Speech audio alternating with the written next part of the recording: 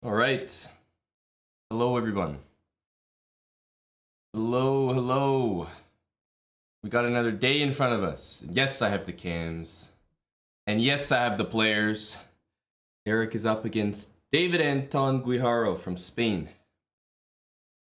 From España. Hello. Gaxi92. Thank you for the resub 19 months. Eric's got the black pieces to start off, and then he'll be playing three pretty strong, young, talented Indian grandmasters. So it'll be an exciting day, I think. We started with knight f6, and I wonder, are we going to get... We actually had something similar last time. I think Eric played e6, c4, and then he did bishop b4 check. Did go bishop to b4 check, which is like, I don't know, it was something like this. You know, you guys remember the game maybe against International Master Mittal.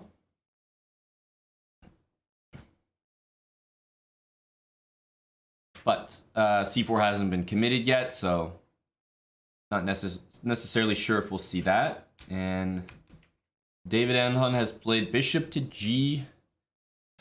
Not quite the Trumpovsky, because you'll see that d4, bishop g5 straight away. The inclusion of knight f3 makes this a Tory attack. Hey, Kevin Richardson, Dr. Questionable. Thanks for the 8 months, Kevin. Tier 3. JK Casey, 22 months with Prime. And Eric's replied with c5, which is interesting.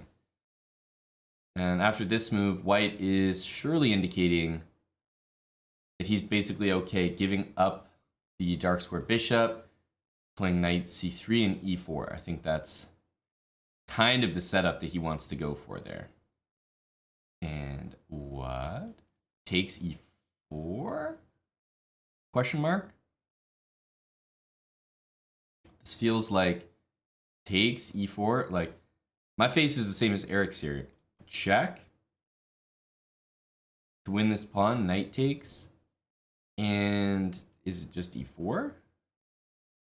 If you go back here, then like, you know, basically e5, knight d2, knight c4.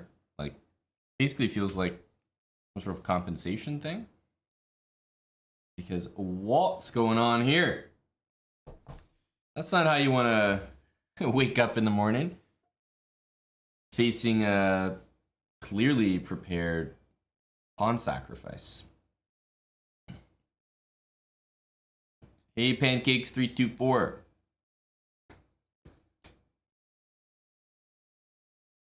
Hello, buddy. It's actually kind of hot in the morning. I'm gonna take this hoodie off for now. Oh.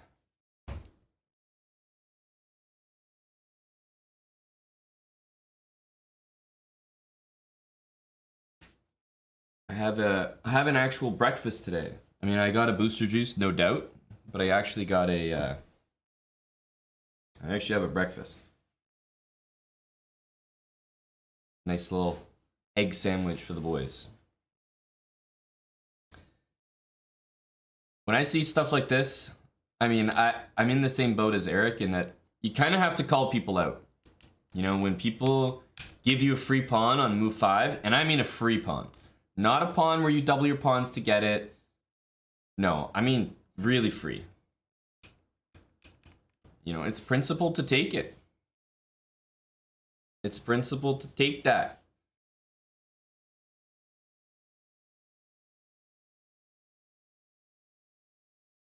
Did he mouse slip? Certainly not. D5, definitely not a mouse slip. Also, take a look at the time as well, right? 15.5 minutes. Eric's down to 12.5.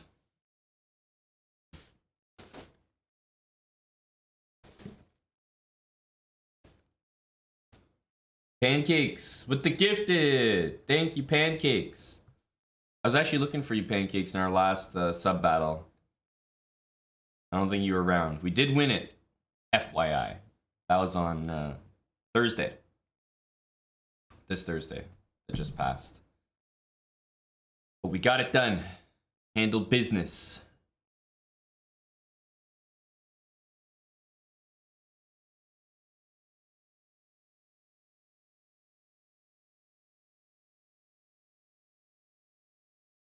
Yeah, I think we can all be scared of this. If knight here, then queen c7.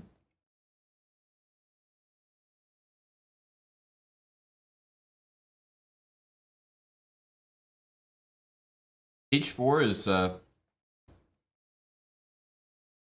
let's say it's often a move when you see the knight there.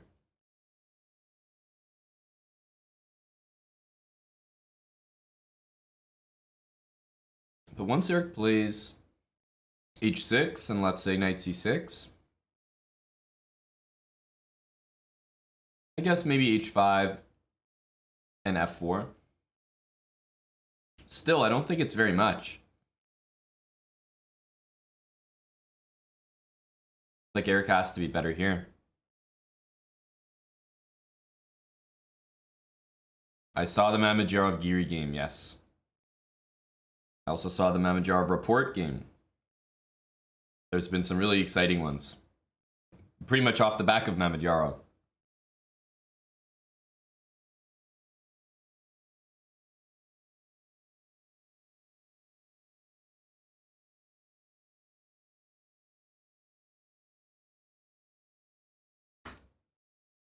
Dr. Feroz, thanks for the 7-month resub.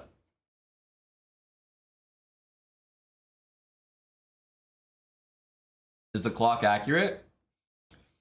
You can assume the clock is actually dead accurate.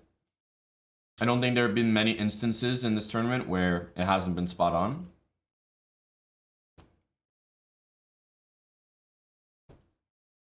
You're welcome, Mizo. Eric played a game against Magnus where he was down to 1 minute. I think Magnus had 12.5 or something. Time deficits like this will open up against strong players.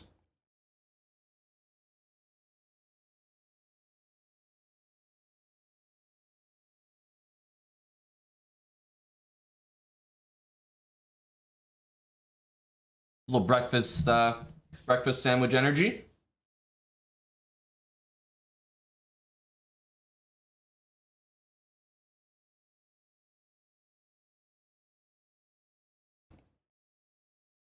Thank you, Sornik.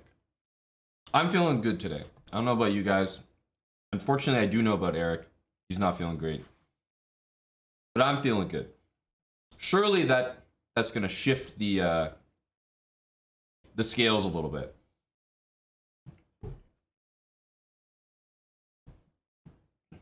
If I'm feeling good, the games have to go well.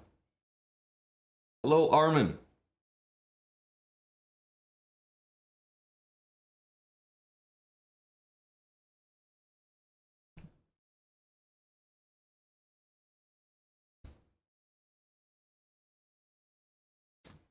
You know what this reminds me of? Won't be surprising.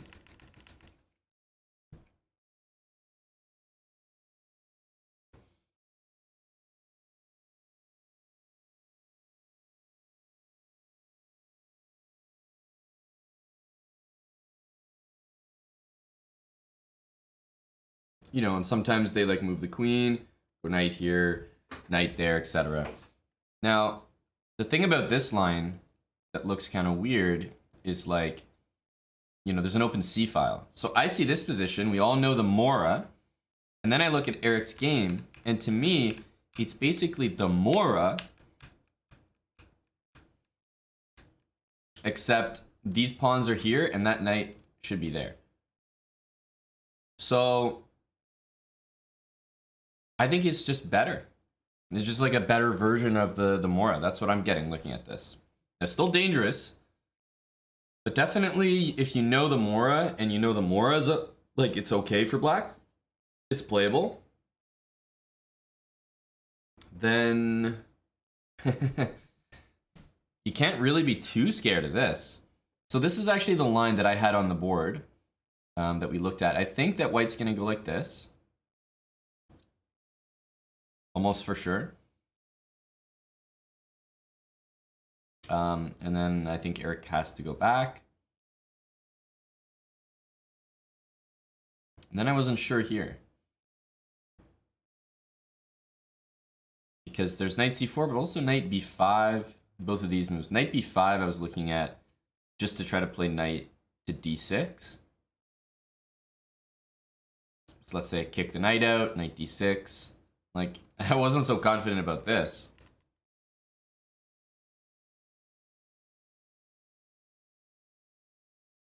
So this is kind of the line that I got to. And I was like, I guess that's kind of a very likely scenario. There's no knight g4 there.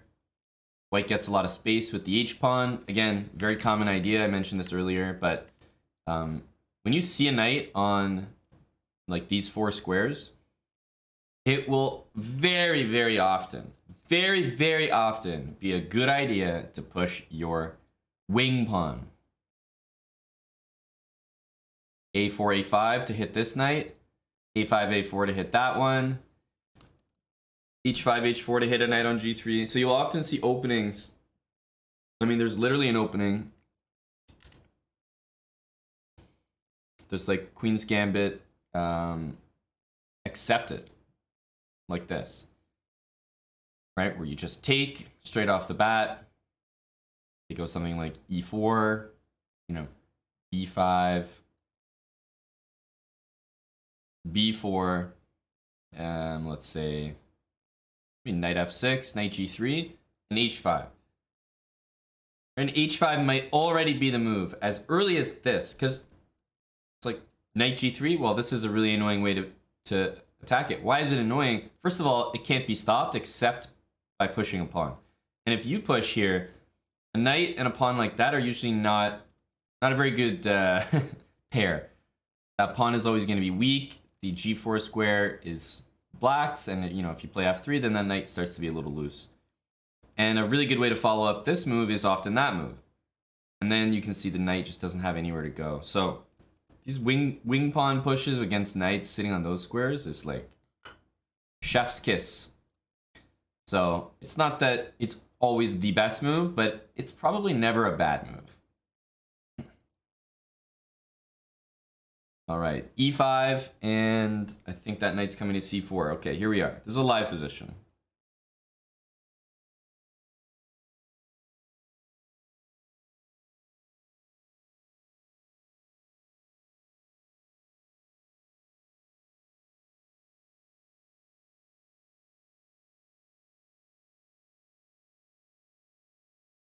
Hey, Juice Master 13, thanks for the resub. Daryl, what's up, buddy? 26 months. That reminds me, Daryl. Tomorrow I'm gonna be visiting the new place again, but some good stuff to report. I'll let you know. But some good news. Big Chesticles, thanks for the 20 months. We also got TH Toaster in here for 2 years with us. 2 years on the dot. New sub badge, tier 3.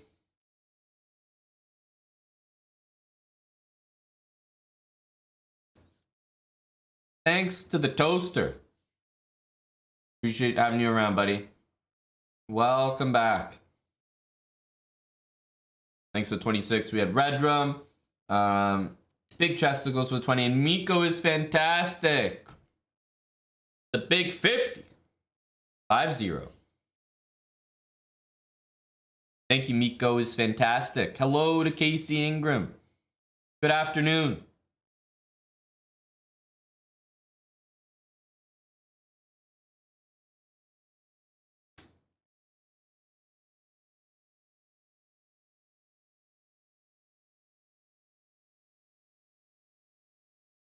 Hey, Grey Knight. Congrats on your Bruins yesterday, buddy. Started out well. Got a little sketchy. And then finished strong.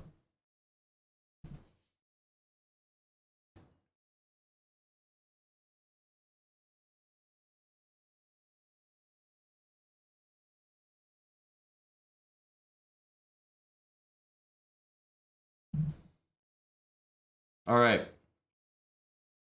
Done my breakfast sandwich.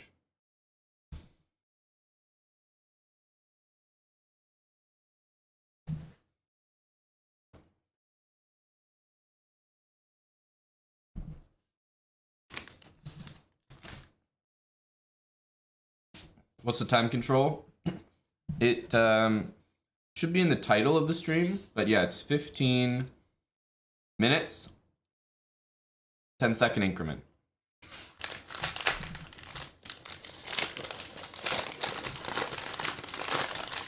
Fishing ain't easy, 32 months. Thank you, fishing. Okay, what's really going on in this game here? This looks like a very typical, like, kind of rapid blitz game. More blitz, I would say. Where you can't help but be annoyed looking at Eric's position because you know you must be better. But at the same time, white might long castle, put a knight on d6, and let's say you played like this. You know, even though you're up a pawn, well, first of all, this might just be a better move to play queen takes, but you get my point, is that queen g4, pretty nasty move because it kind of intends knight d6. So white doesn't even have to castle here. Right, knight d6 takes, queen takes g7. I'm already hitting the rook and then threatening to take back. So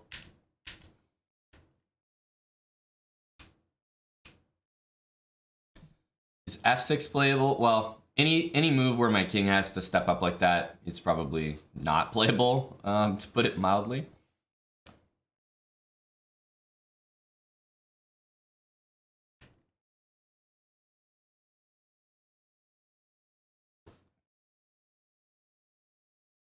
But like, what am I supposed to be doing here?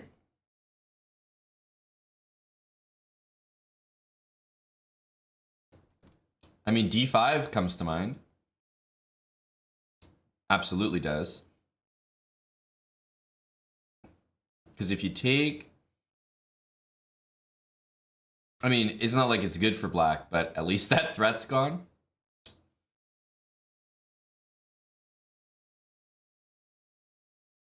This move feels very strong. I mean, rook g8's no fun to play, but I guess you can play it.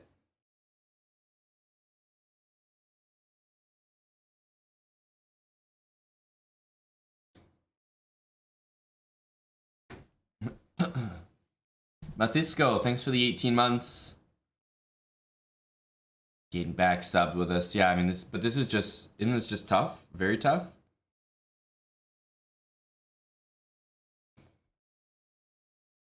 What to do?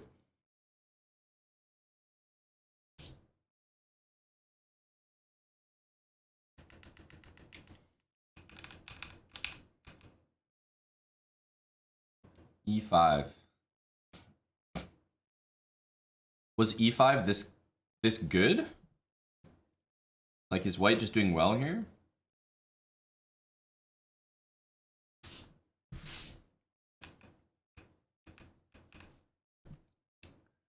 If I'm not playing D5, this is already a threat. Queen C7 here.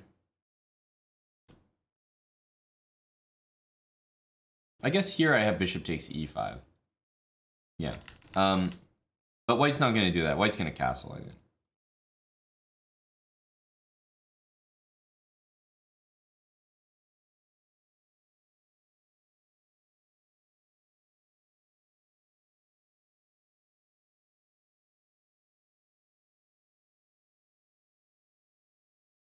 And I mean, this is just crushing. Maybe bishop a6.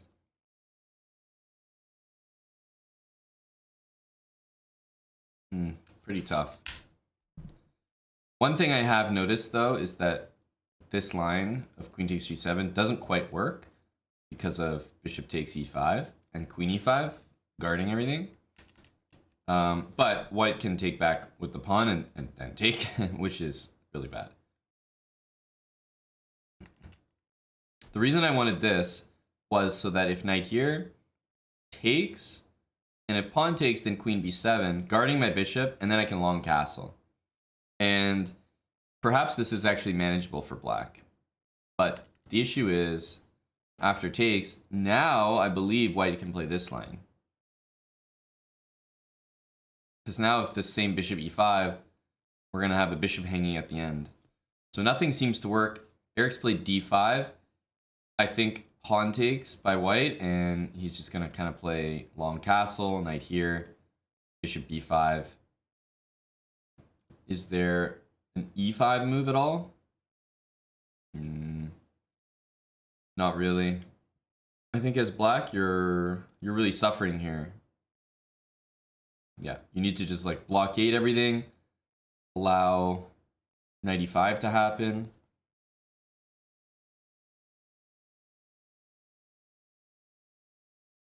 Let's say castles. Well done, J89. What move would you have played? I didn't see any, like, the result of my calculations here was not finding a move. It was actually finding no moves.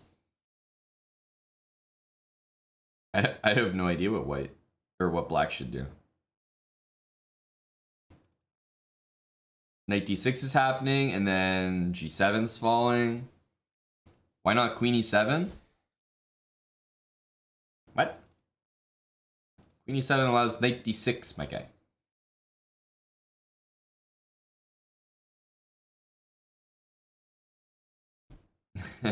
Well, I don't think queen e7 allowing knight d6 is ever gonna get the vote of confidence.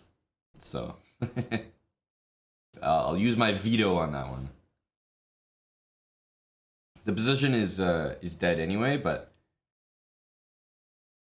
d5 is definitely the move that makes the most sense when you think about, oh, d5 actually lets the other pieces join the game. Queen e7, the knight goes on d6, and your entire king side, including your queen, is trapped and can't move.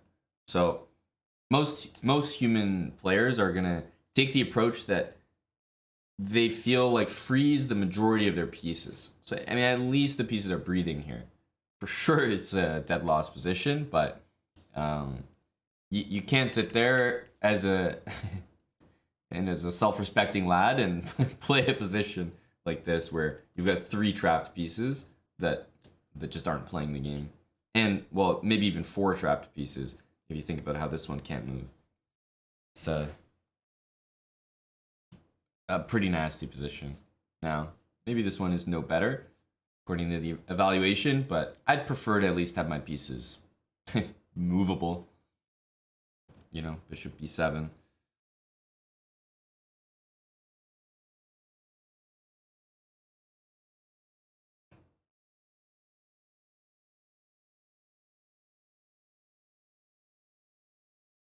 And like I said, I'm feeling great today, but I also know that Eric's not feeling great. I mean, I knew yesterday, but it seems to be getting worse.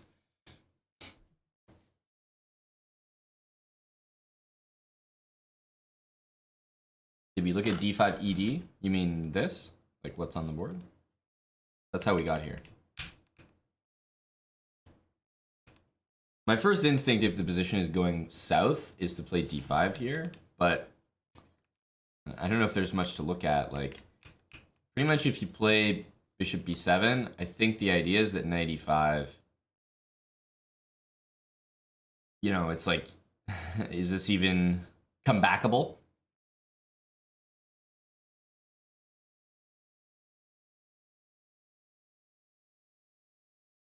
The pieces can move, but, you know, that's a pretty strong pawn, and obviously the bishop is trapped there.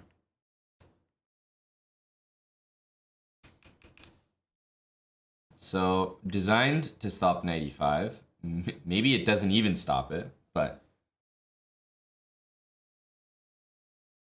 I'm trying to think of the setup here. The bishop is still trapped there. So white might be interested even in things like a4 or bishop e2, like slower moves.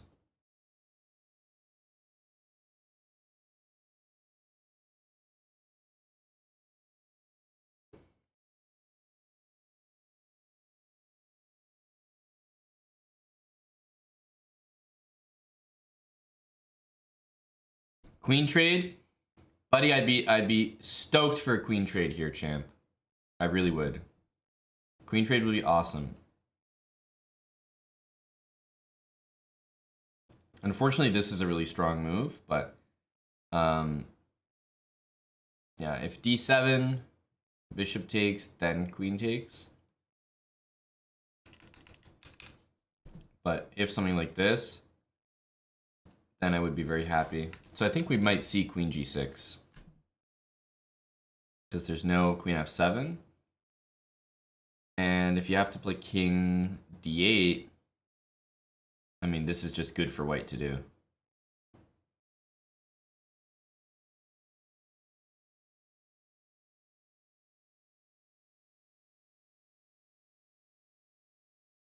I think white will play this.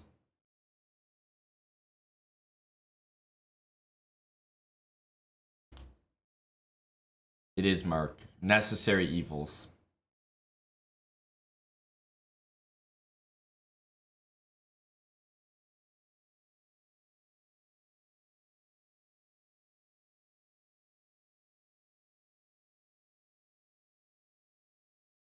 When you play f6, you're dealing with one issue, but obviously you're creating another. There's no chance in hell that Eric's king makes it to safety.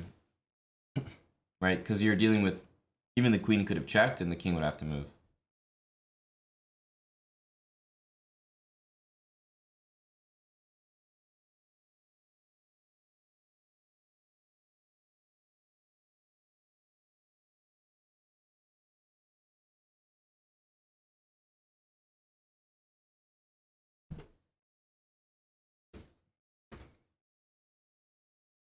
Probably not, Farty Party.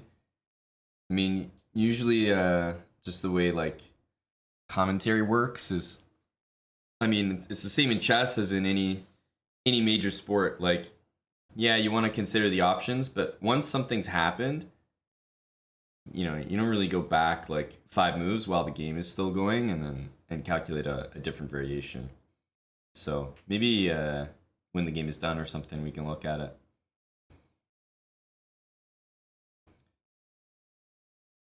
But I tell you, this is going to be a rather depressing post-mortem. A lot of lines are just not going to look good. And I think it's the case of just choosing between, you know, bad and worse. Unfortunately.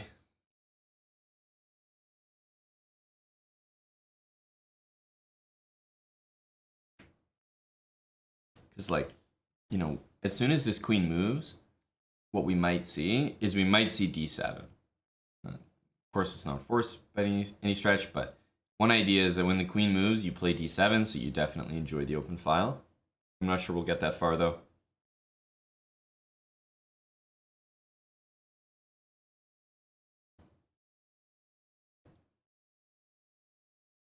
I don't have many moves here.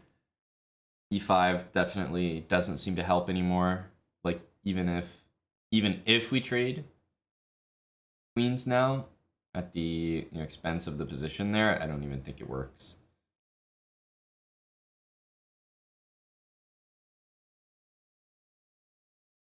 Okay, we got some of the chat saying Gukesh is beating Carlsen. We got some of the chat saying Magnus is in bad shape to Pragnananda. I mean, guys, which Indian is he playing? All right, let's make up our minds. Which strong grandmaster is he playing? He can't be losing to all of them at once.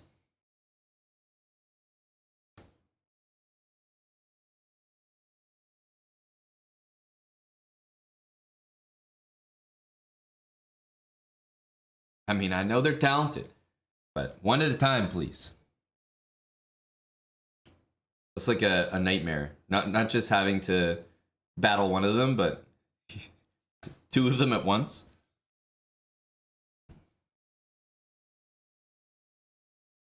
Simster, this is the first round, so you're looking at it, buddy. Eric trying to put up a real fight here. Because the thing is, at this point, white can play stuff like this.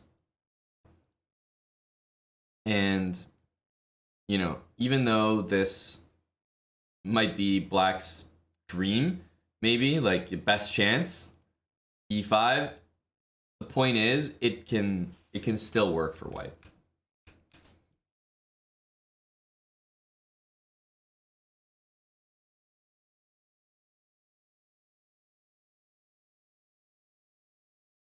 I'm really, really unsure what the correct way is to play against the opening. Always weird, right? They just hand you a free pawn. What eval would I give here? Probably. Well, I actually think Eric's position has arguably improved over the last couple moves, but maybe like +6 or something.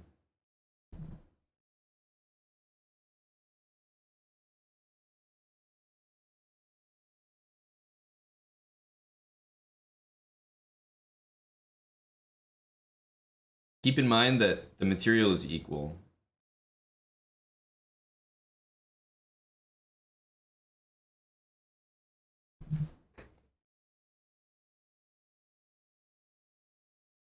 But I think the position, like that knight going back to a3, I think was a little low T somehow. Yeah, well, wild hacks, I think you'll always choose the rook, for the most part. I mean, it depends on the position, but it'll almost always facilitate two things at once: getting off the diagonal and bringing the rook here. I mean, a6 is very static, and then you still will probably have to bring the rook there, or maybe do this. But when you're in a worse position, for sure you're playing this.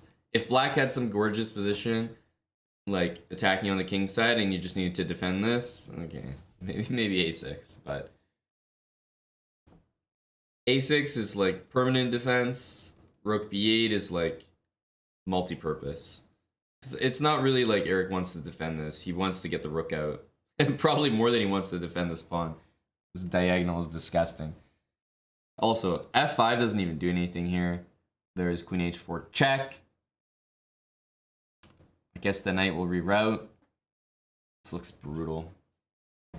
Hey Andy, thanks for the 16 months, buddy. We back in here. And there's the more precise reason why rook b8. So knight takes c4. I think it will be played immediately. Takes. Maybe bishop a6.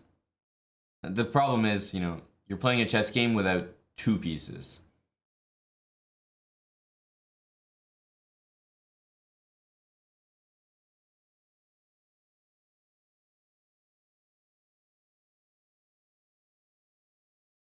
Togo, thanks for the 29 months. Trash Lord, 20 months. Okay. Is this gonna be my d7 move that I was talking about, or no?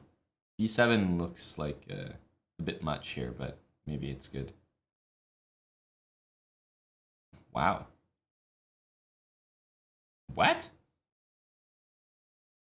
I mean, again, this is the situation where I know for a fact that what white is doing is still enough for him to be just so much better here, but I still feel like that's definitely not the best way to do it. A little weird.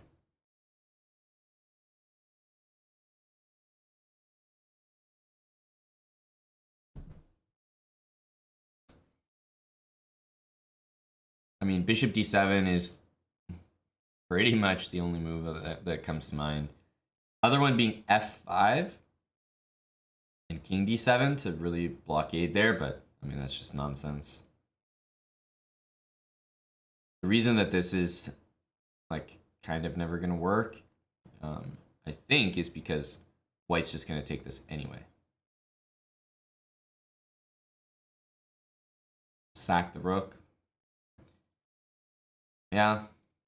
I mean, bishop a5 is sort of a move, but I mean, sacking the rook doesn't really make me feel a ton better about the position, because I feel like white can still sack here, but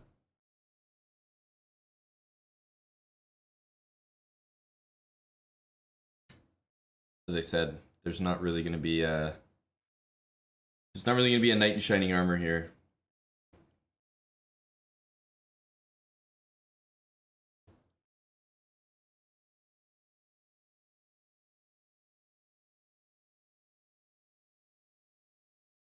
F5. If you take, then you're just kind of handing an open file over, which is what he wants to say. However, if you play E5, either knight or queen takes on C4. And here's the thing. Now that you've sacked your rook, this is why I was saying I wasn't like super keen to sack the rook, because now, you know, he won't play this, but let's say this, and you don't even have material in your favor. You can't even say you're equal in material. Now you're actually down material, so it's probably lost anyway. Yeah, bishop takes f5 there. I mean, actually, he might play that. To be fair, even though you take on f5 here, your bishop's not playing the game, so there's no way to hope that white has a playable position. Or sorry, that black does. Eric surviving this would be impressive.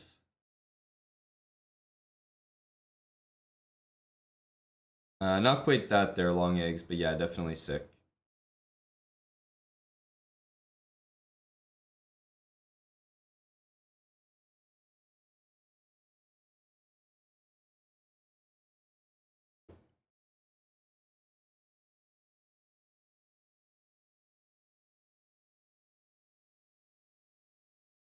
Again, you know, you take that rook, you slap it on b8, totally different story. Eric is battling here from what I would have called horrendously bad position. Like, I wouldn't have expected him to make it this far, honestly. Yes, I definitely know I wouldn't have made it this far.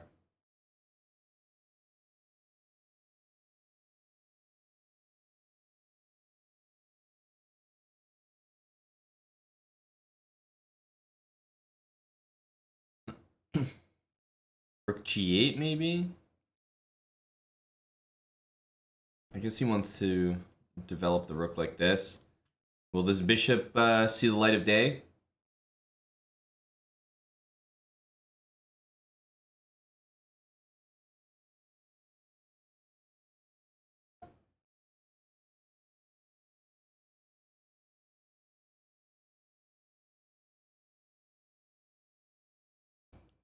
That's right, we have, for better or for worse, we have had the bishop pair in every game.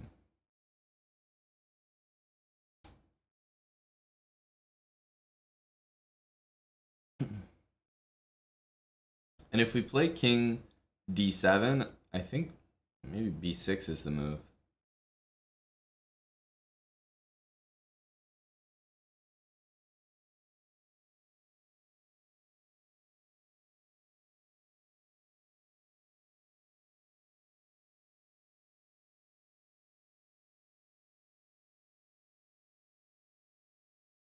Because I want to play king d7.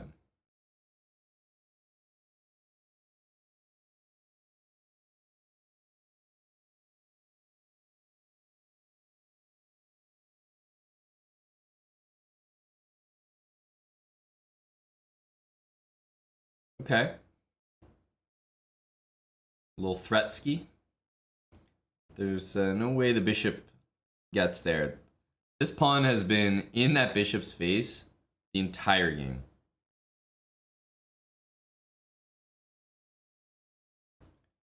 Bishop f4. Obviously, you gotta try.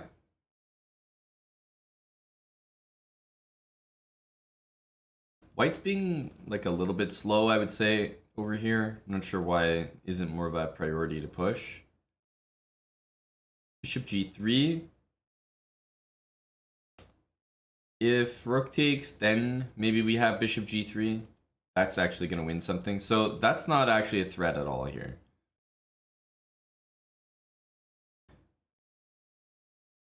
Okay, after that. Bishop g3 again. I know we lose the bishop, but bishop takes f2. Of course, white's never allowing that.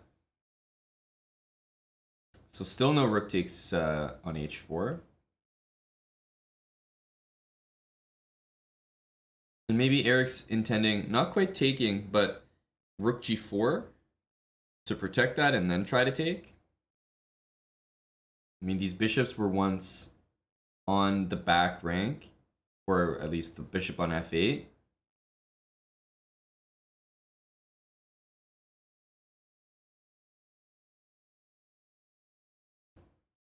Brace.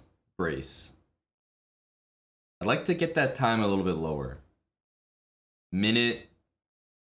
Maybe put that down to 30 seconds. Position is improving, I think, a lot. But it improved so much that he went and did this. He sacked the rook, took on h4. Annoying, because if you play f3, yeah, it doesn't quite work. You have to play rook f2, right? Only move. If you lose your pawn, you still feel like you're going to lose the game.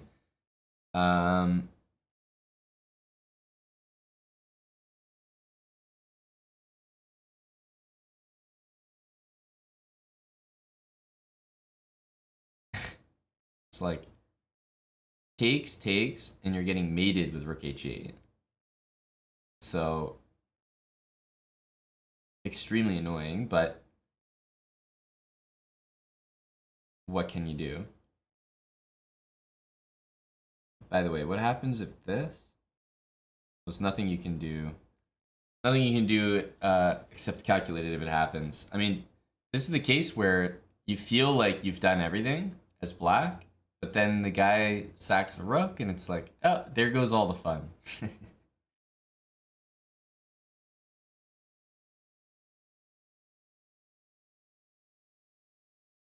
Now b7 is happening.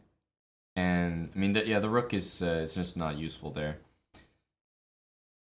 Dude, so annoying, these games. These games frustrate me often the most, where you feel like your opponent has actually made a lot of serious errors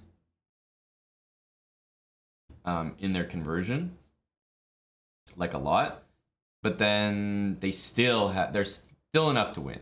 It's still enough to win. Because definitely whatever happened here was like not not the way to do it.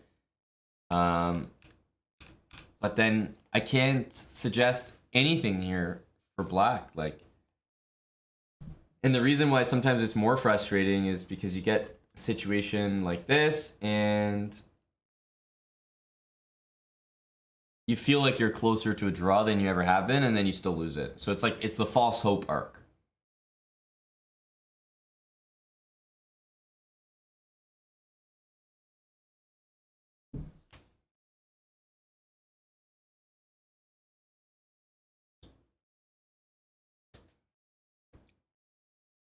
I don't know. I don't know. Yeah, large margin of error for Anton for sure. Like, how bad was the eval? That I don't know.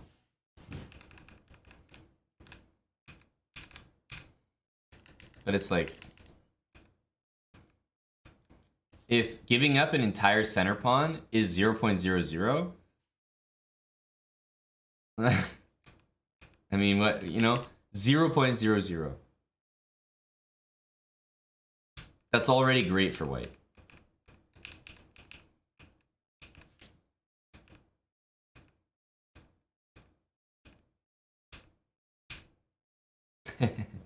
Well, somehow my concept of I think it was right here. Someone said, what do you think the eval is? And I said +6. I definitely got that one right. It it definitely comes from my experience playing maybe the French, or maybe just getting rolled by stronger players. Oh man, it's dead even material, but like, yeah, it's +6. It's a nasty position. So that's why I was I was literally just sitting back watching, totally impressed at how Eric managed to take a +6 position, 6-7, and turn it into what I thought was manageable. So I mean, we're getting up there here, right? It's like +9, whatever. Okay. Okay. This was clearly helpful. Takes.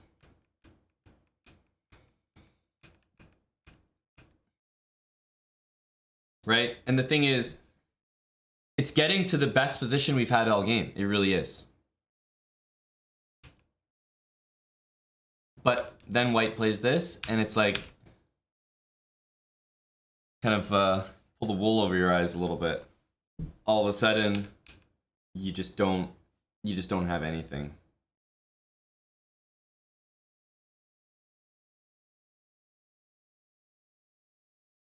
Because now the dust has settled. There's you know, a pass pawn coming here, still there. Rook's covering f4. If you move your pawn, then you drop the bishop and you're not queening. And if you don't move the pawn, well, then you have to protect it. Otherwise, white just takes. So it's like a lose-lose situation, unfortunately. So that's why I was like really disappointed on Eric's behalf, because I feel like he fought so well to take this nasty position back, but then white just has a nice sack at the end and still winning. To Anton's credit, he never really let it slip. I mean, he pounced on the position right from the start. I didn't know anything about this. C5, D5, and C3. And I always say this, but if there's ever a situation where you're sacrificing and the engine gives it 0.00, not a repetition, but like just equal, you always want to play the side who's sacrificing.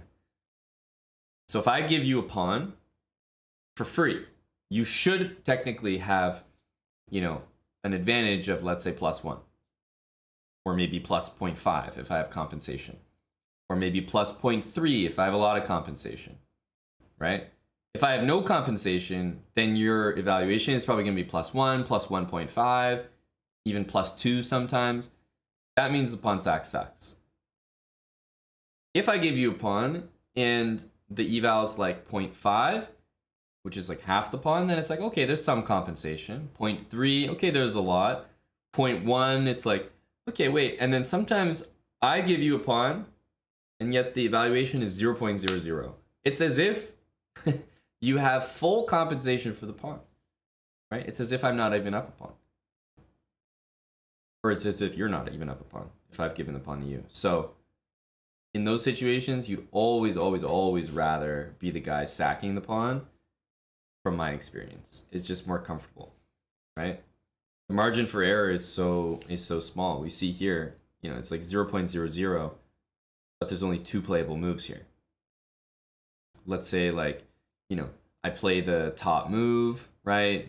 It's like, you know, e5. It's like, yeah, I'm a little bit better, but I'd rather play white. And by the way, this is if black plays the absolute best.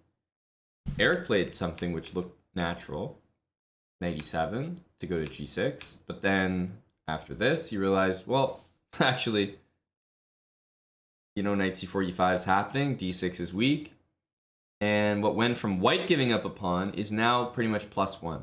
So white doesn't just have compensation for the pawn, he's got more than that. And it's like a very scary spot to be in the opening. Howdy, Darkbone. Yeah, we did drop the first game here. That was a pretty nice line by David Anton Guijarro, I have to say. This d5, didn't know about it.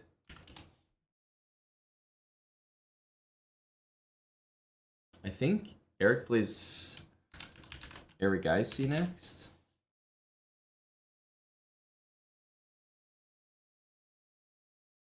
In 10 minutes.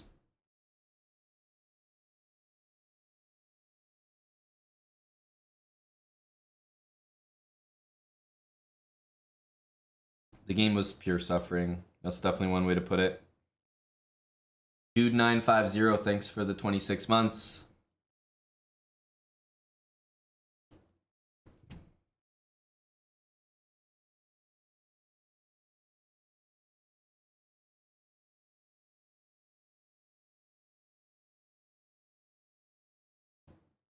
Yeah, games start on the hour, so 10 minutes. All Indian Grandmasters from here on out, at least for today. And yes, Aragaisi is the next opponent.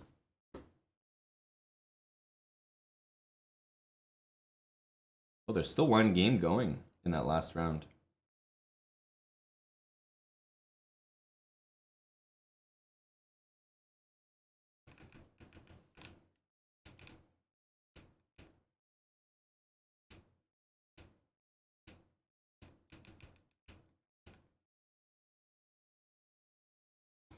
Well, that's going to be a mate.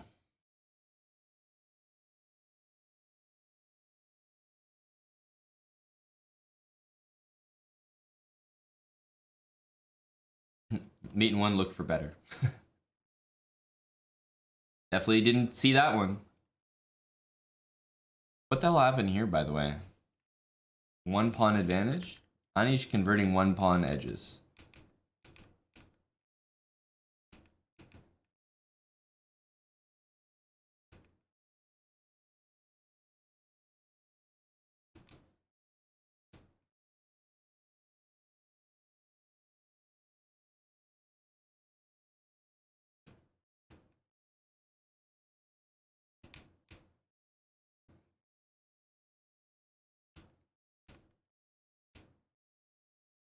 I feel like white must have a better move here. I think white should be okay here, but king takes g3 is definitely not it. King g3 is a really poor move. Must be.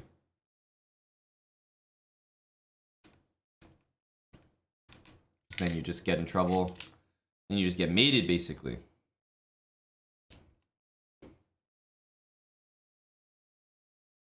All right, we're getting ready for the next round.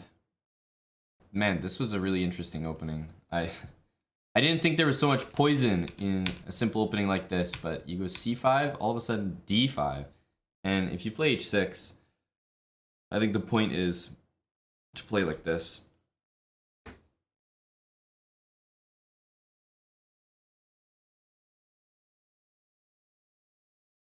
Oh yeah, that's right.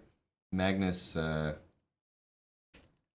but dude, is this the French? Really? Magnus played the French? I have to see this.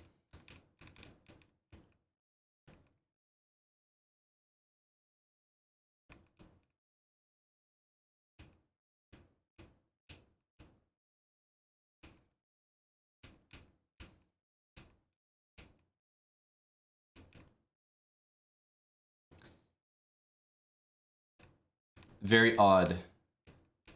Very odd for Magnus to blunder like that.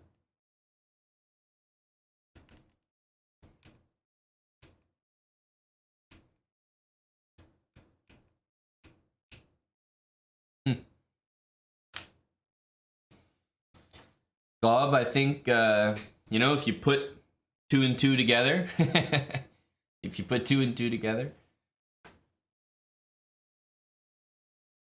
the Chief is sick. El Magneto is sick.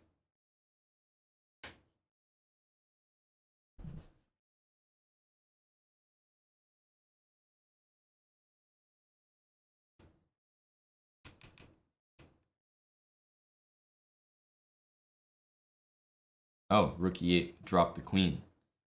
That's a weird situation. Does it drop the queen, though? Doesn't black have so many moves like f4 or d4 to save the queen?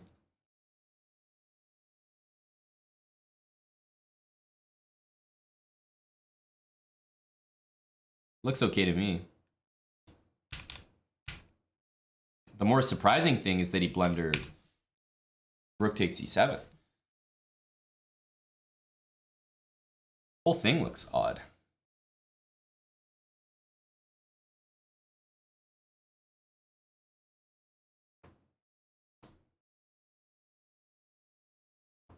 I know you guys are mostly memeing, but in case you're not, Magnus does lose a lot of games in rapid chess and blitz chess. He doesn't lose a lot compared, to the average person. He really doesn't. Hardly ever loses. But compared to Magnus, compared to him, he loses a lot of games in Rapid and Blitz. And what it takes to beat a strong player in a 6-hour classical game is so much different than what it takes to maybe beat them in a Rapid game. Case in point being the fact that I wouldn't stand a chance against Magnus in a classical game, and I've drawn him in a Rapid game. So it's very hard to put into words properly, but definitely what it takes to beat someone in a classical game is astronomically different than maybe beating them in a Rapid game, or they're messing around with their openings a little more, whatever. It's a lot different.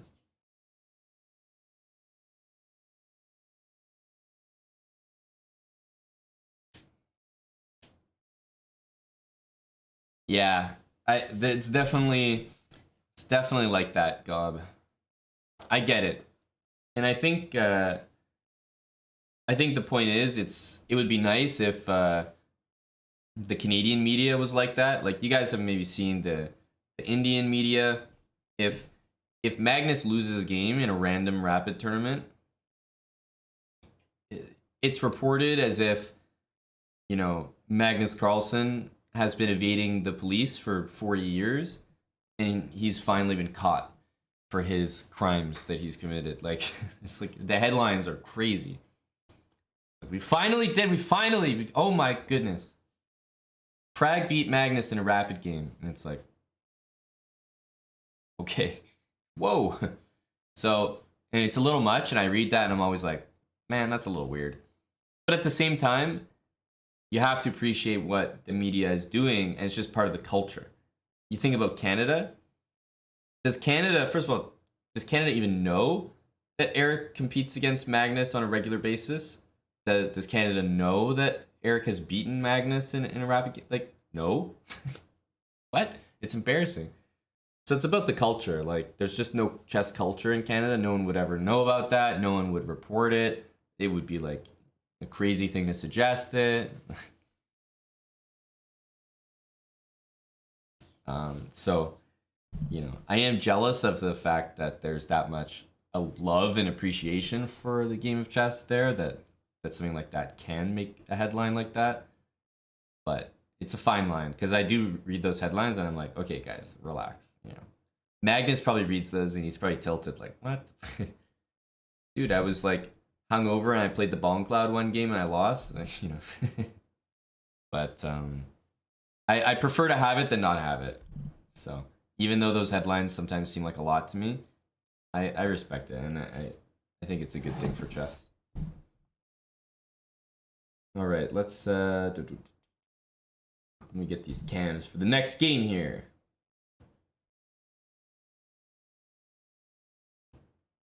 Erigaisi.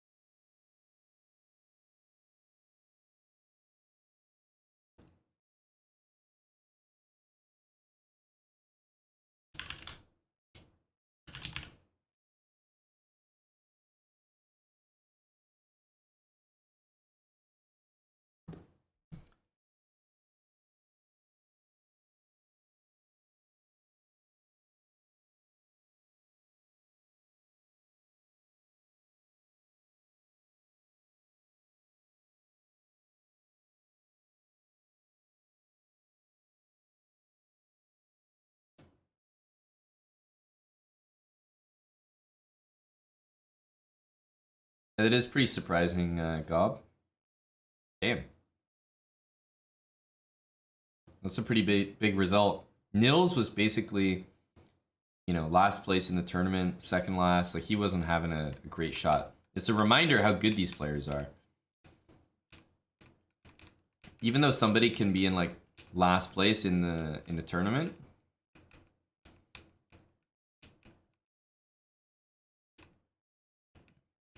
Like, they're very, very good players.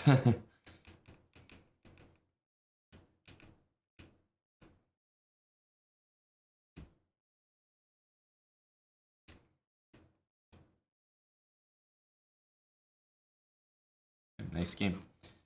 All right. Things have started.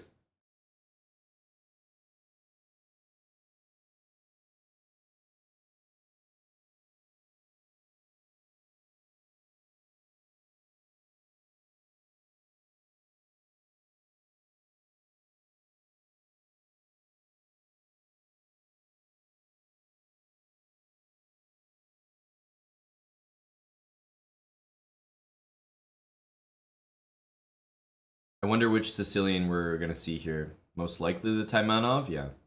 However, no queen c7. Knight f6. As you can imagine, lots and lots of games here. However, queen c7 is the main move, so this is definitely a little bit different.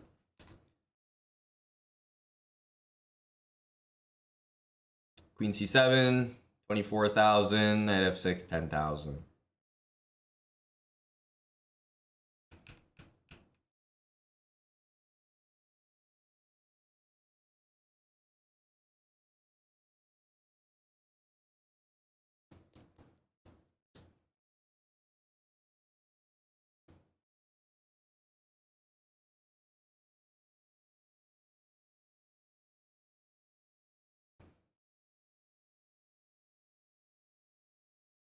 This is a real classical setup here.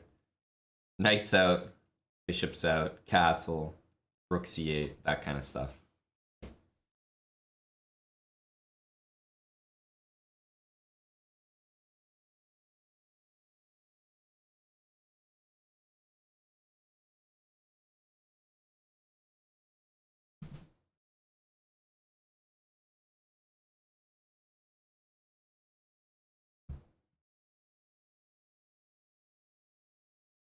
Okay, I mean, when you see this setup, first thing I think of is long castle, g4, moves like that.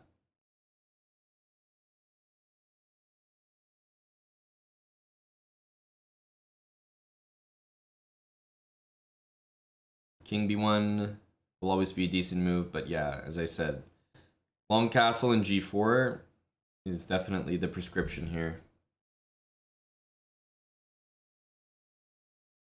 Hello, buddy Pranav. Eric's playing 3 Indian GMs. He's playing Erigaisi, followed by Vidit, followed by Gukesh. And pretty soon I'll probably be saying Pranav's name here as well. But not quite yet.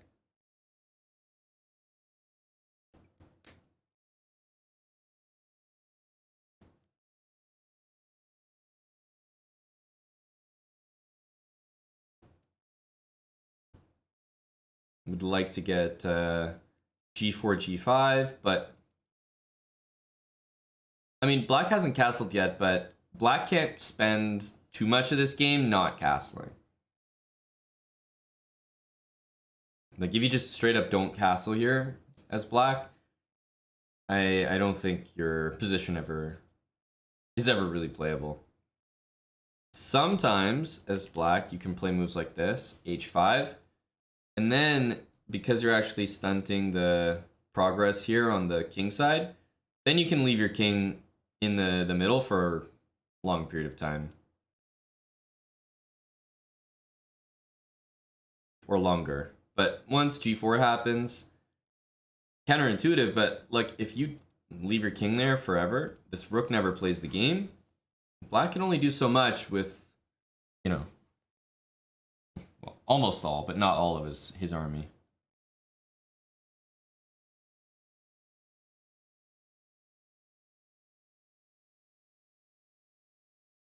I've watched Erigaisi play quite a few matches. He's definitely got that that like untiltable sort of demeanor. He definitely looks at he definitely looks at the position as if it just doesn't mean anything to him. Meh. Another day at the office for Aragaisi. Truly the ideal way to approach chess. Completely emotionless, not attached.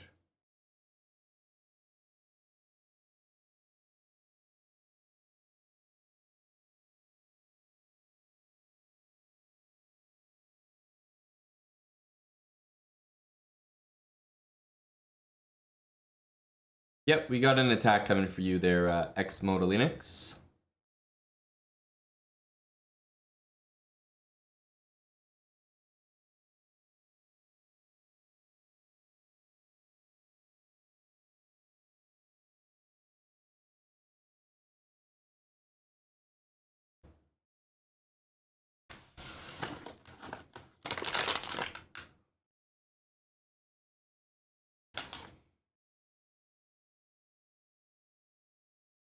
So lo and behold, we do see short castle. All right, who knows the attacking ideas here for both sides? How does black continue?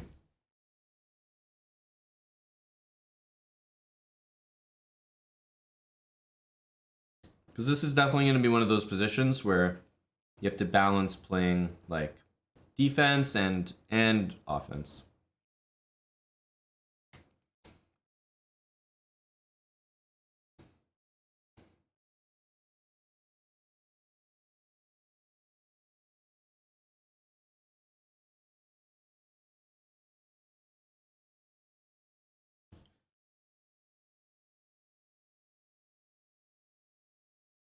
That's right, Salty. Important to start with the H-pawn. You play this move, then knight H5, sometimes annoying.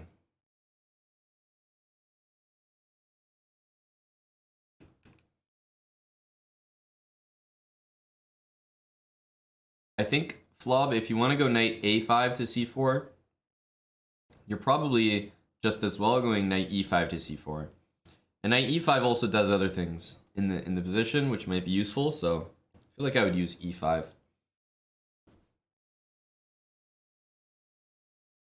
Definitely B5 though, and I like B5 before moving the knight, because maybe in some cases you might want to do this.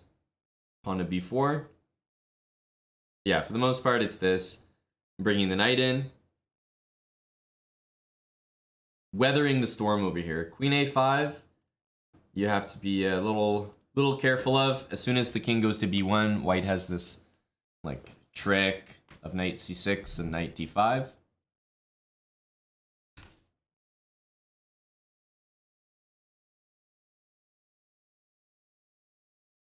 And you're hitting the queen there, and you're hitting that. So if you ever try to take this knight, well, you just lose the queen. And if you take the queen, then you lose the bishop. And then you're down a piece. And in order to deal with both of those things, you have to go back.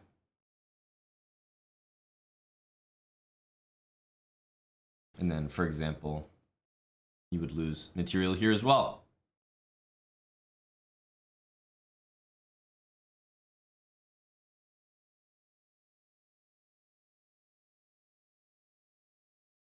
Do I want Popeyes fries? Wow. Lethbridge Chess, you ordered Popeyes at 1 p.m.? You're a beast, no?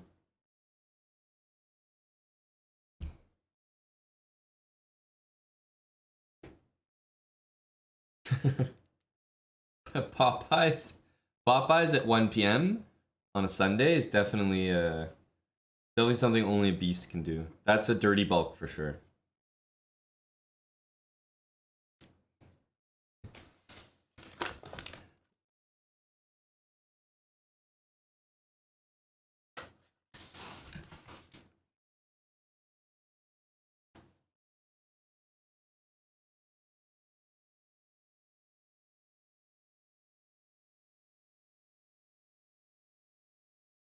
I am, Tommy. I am dirty bulking. Are you Myron, Tommy?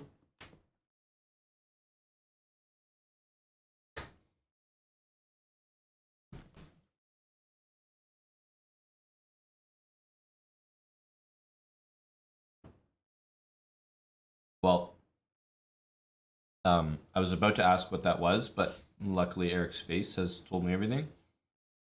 Mouse slip? But like a weird one? I don't know what it is. I don't know what he was doing over there.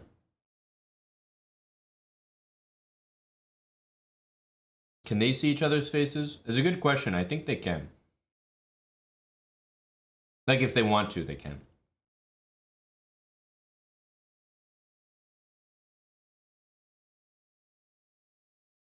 I think if you want to have the call open, you can.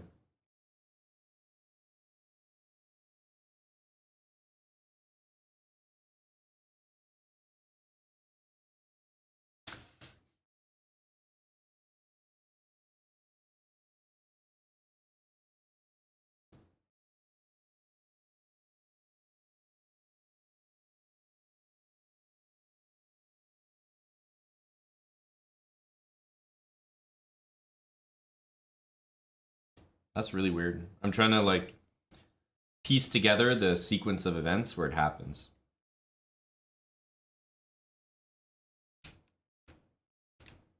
Because it's either that this move happened, Eric was like, oh yeah, I'll take it back and then go h6, and then played h6.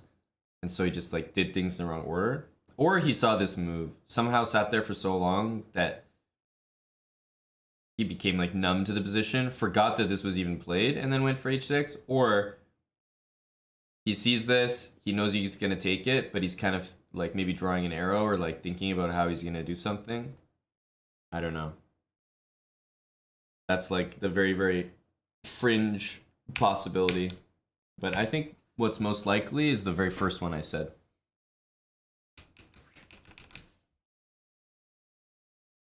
Somehow this isn't completely lost. It's both dead lost and playable at the same time. You know, we can play this move, we can play g5.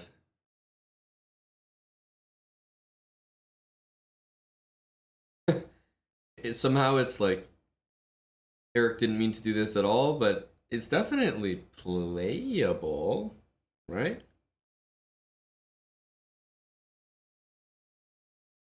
Well, that's why I said it's both dead lost and playable at the same time.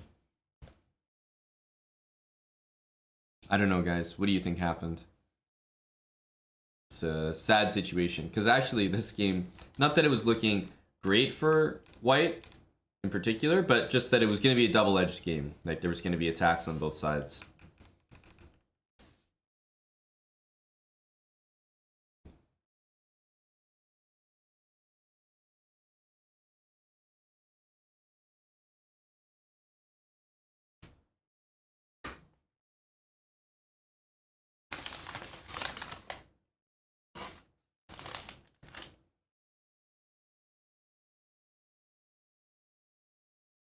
He can win the exchange, Andy. I think you want to be calculating a little further than that, but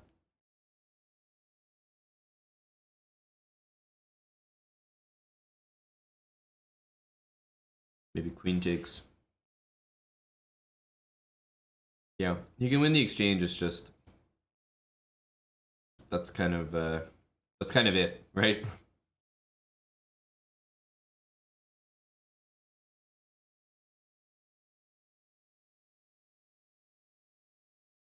Four pieces, great space for the knight. Knight on c3, kind of a sitting duck.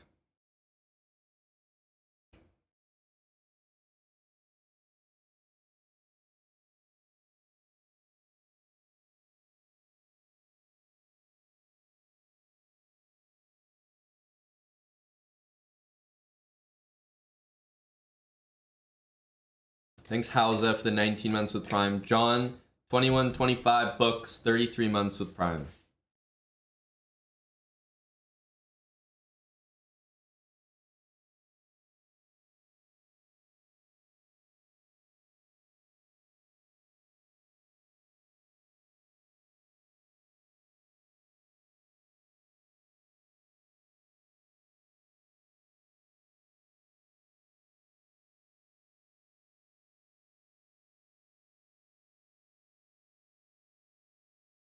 So, I mean, it's pretty much got to be g5 here. Now, this is good. Like, this is a good pawn, for sure. But, knight g8. And then walk. Because you can put a lot of pieces here and do a whole lot of nothing, right? These are all defended.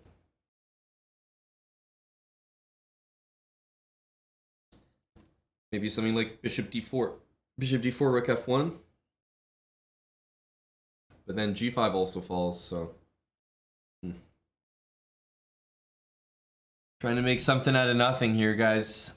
Obviously, this is not a thing. You know, knight takes knight, h6 is not a thing, so... We're playing catch up here. You know, they did have that event, right? The Oslo Esports Cup that Eric played in person in Oslo. And in that one, they played on computers, but they played in person. So because they could monitor what the players were listening to, you were allowed to listen to music. That was like a cheat code. Being able to listen to music would be a lot. It would be awesome, actually. I wish.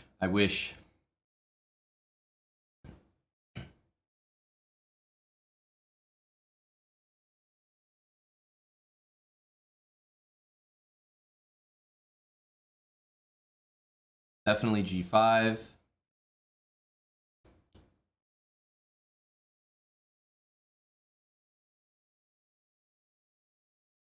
I'm expecting knight g8. I suppose knight e8 could be playable, but knight g8 covering h6 and f6 feels more correct somehow.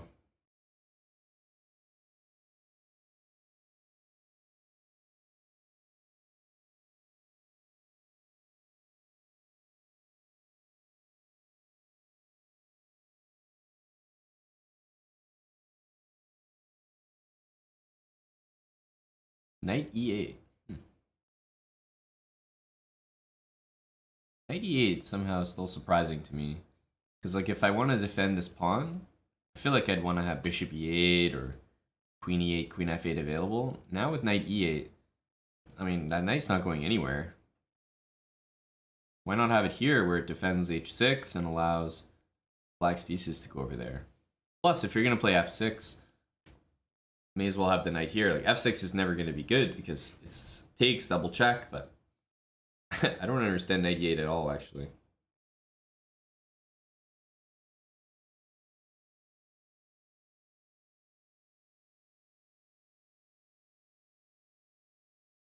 Again, it looks so strange. Knight g7, but it's going nowhere. It's like a fianchettoed knight, rook in the corner, trapped. The knight can't go anywhere. So this is the difference between myself and Mr. Airgeisy. You guys are watching it play out here. I tell you, these moves don't make a lot of sense to me.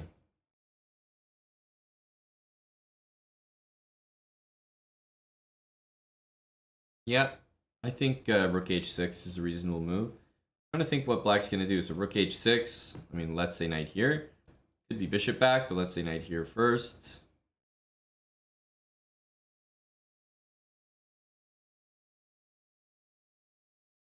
I'd love to use this knight somehow. The thing is, realistically, if I'm black, like I'm maybe taking here and going queen a5. King b1. King to b1.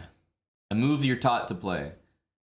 Well, the other thing about king b1 is that now a move that I've thought has been decent for a while, bishop d4, can actually be tried, and the g5 won't be falling with check.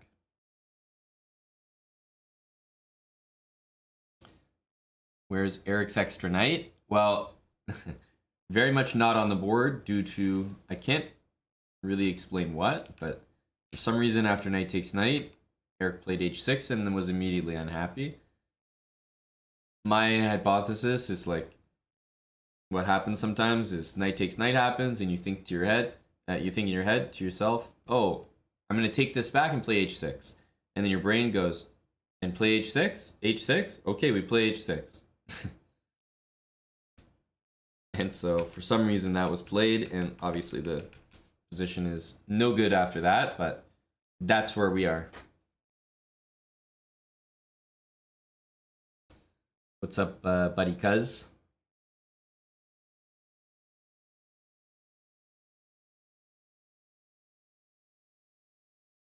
One, we wish to, and then three. So maybe one, bishop d4. Black's knight made it to g7, which is a kind of strange defensive thing. I think black can also play a5, b4, and launch a pretty effective attack of his own.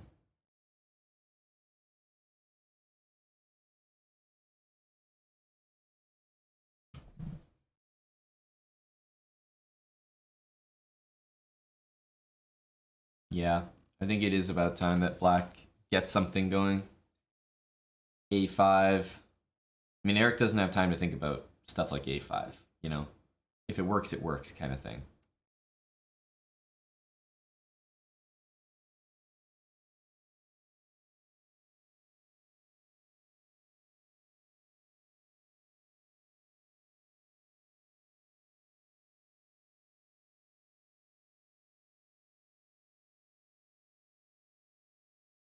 I think it's just slow. Rook h6. Like, you need rook h6, then you need the next rook, then you need the queen. It's like 3 moves.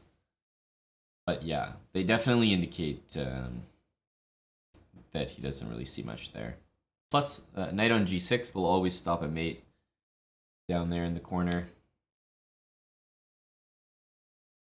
So I don't know. I think he just picked a plan and went with it. His plan was bringing the final piece into the action.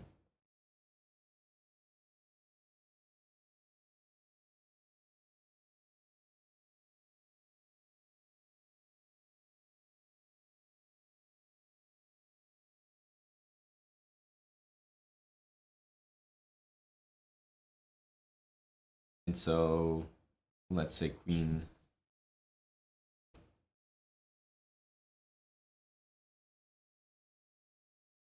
Queen f2, but these threats seem easy to deal with. Like if black plays bishop e8, I don't even see a single threat.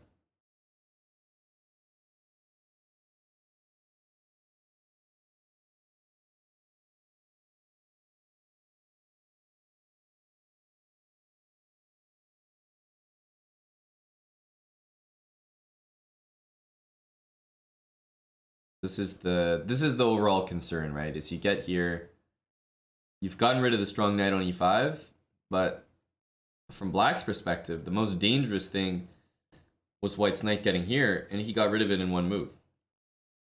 Whereas white played 1, 2, 3, 4 moves to set it up. So I was thinking bishop e8, and there aren't really any serious threats after that. But I think he'll try bishop d4.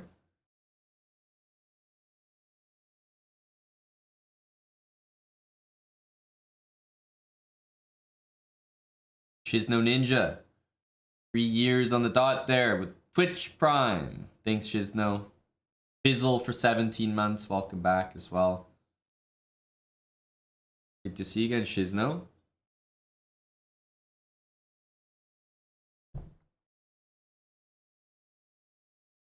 Now we just need Arjun to think, okay, so I defend the mate in 1 and then take on b2.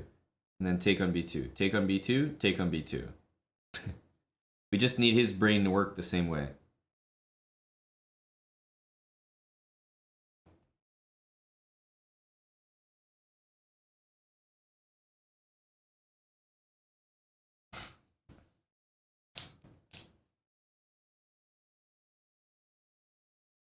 Triple stacking the f-file, indeed. A reasonable suggestion. Something like rook h3. let's just take this for now.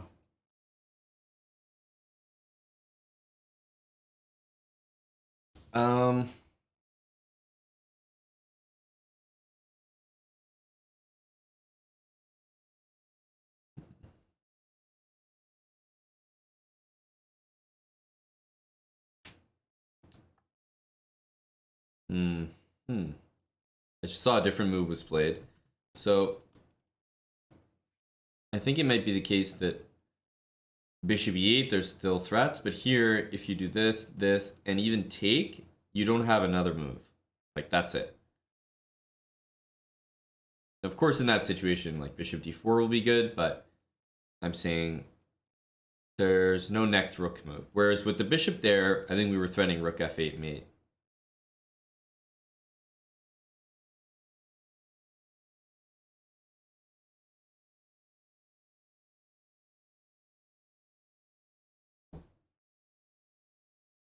If the e-pawn moves, then black will be lost.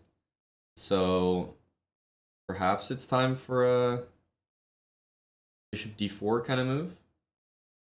Because then e5 can't happen. Like, I get that black's position is supposed to be better here, but I will say that the way that the knight got to g7, king g8, rook h8, somehow it just feels so strange.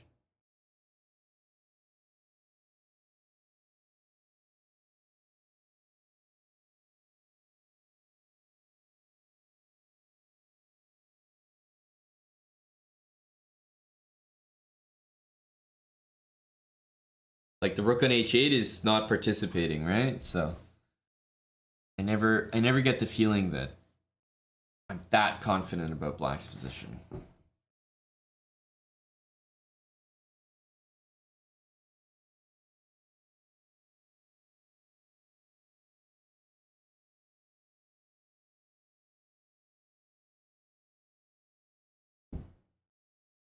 The other thing I'm looking at is the idea of like putting a rook on f6, because if you take, that's the worst.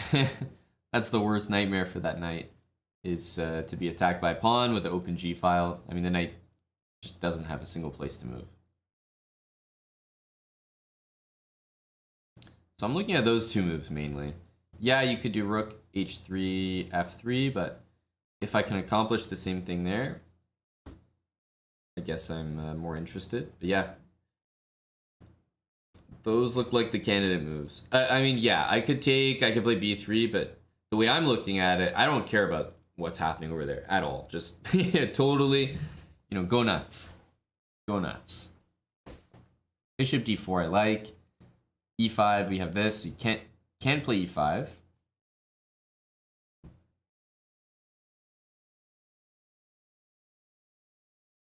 Hello to Omizi Malik.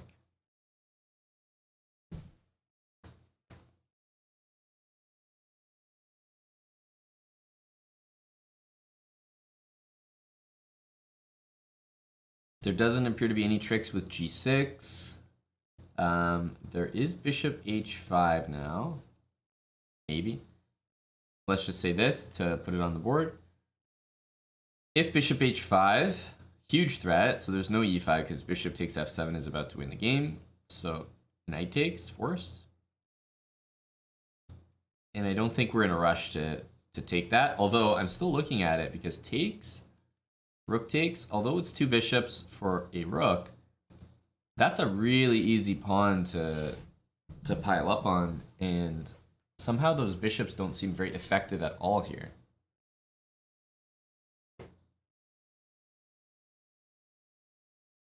So I'm looking at bishop h5, also rook h6.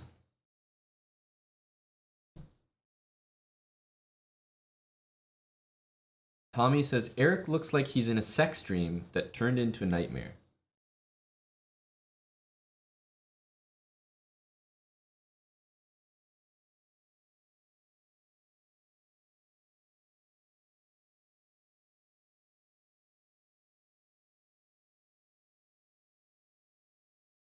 Definitely Hausa. I think that's true.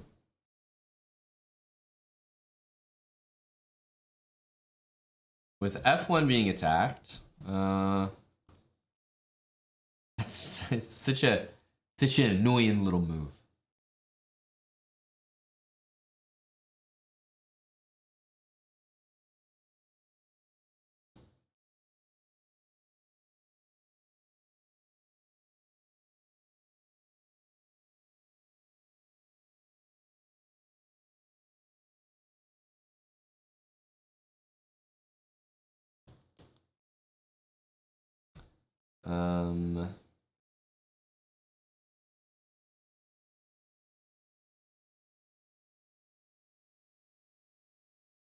Boy, I really want my rook on f1.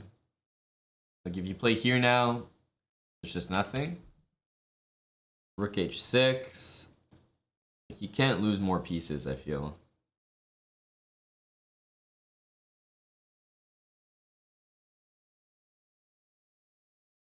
I think it might have to be here just because I don't think I can lose the rook. And if I'm keeping it, rook g1 seems like the best square.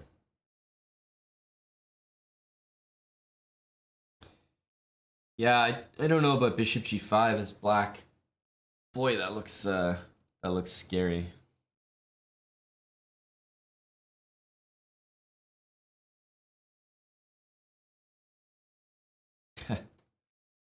Yeah, because then you get in the territory of like h6, rook g5, bishop f7, rook h8, queen f7.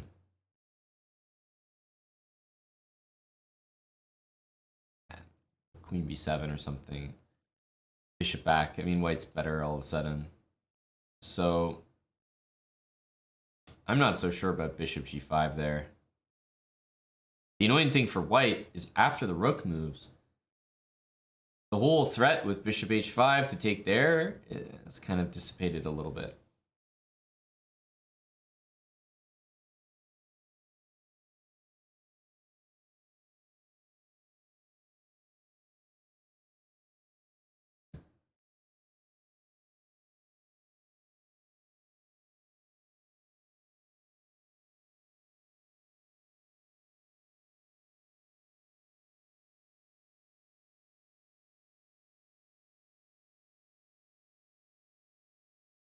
e5. Okay, so rook there, e5 played, and let's say Eric moves this bishop. Is it going to be knight e6?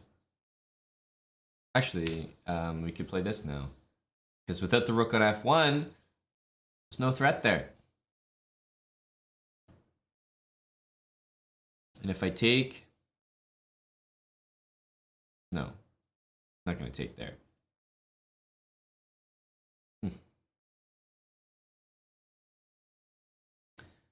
Okay, now the thing is though, I think this has worked out really well for black because I think now he's going to take here.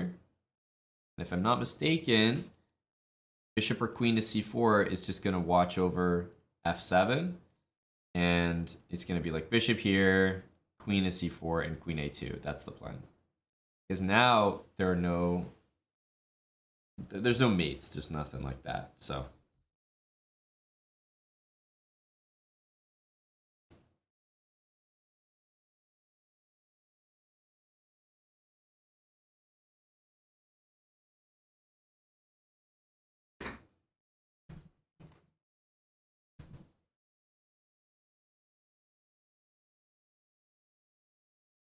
Pavlikov, thanks for the Prime for 8 months.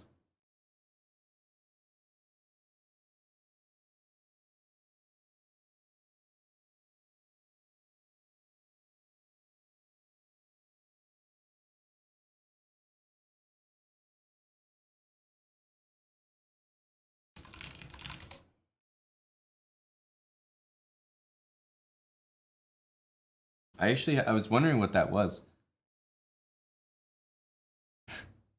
I'm taking down everyone. Brain exploding face. Mind blown face. Arena Kings. It took me a while to realize what emoji that was. It was a cute title. I'm taking down everyone. Mind exploding. Arena Kings.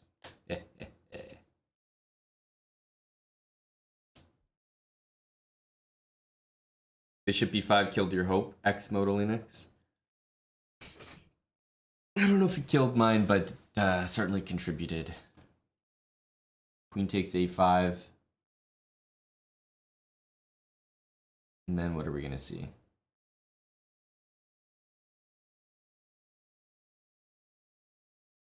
Is queen a8 really a threat? Not really, I guess.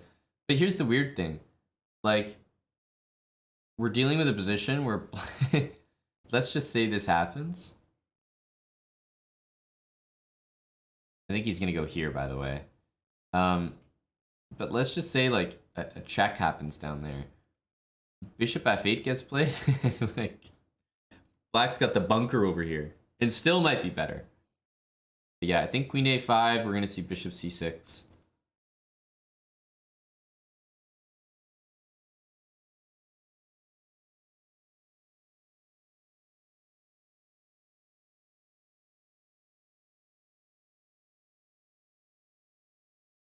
I think we're going to see bishop there. I don't know. This move feels very logical to me. Rook h4. Then maybe a4. Thing is, you really don't want to let white's queen just kind of bounce around there. But if you go bishop e6 now, then queen a5 covers checkmate.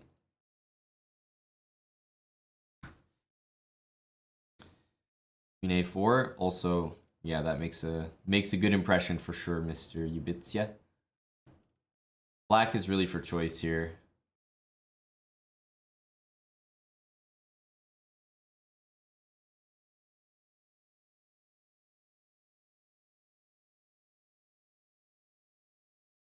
Exactly, because there's no knights for white here, so attacking the black king is extremely difficult.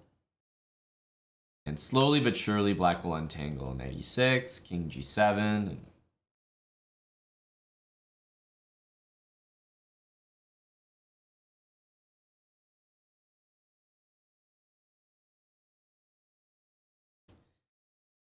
even queen b4 appears to be decent, although white should take that for sure.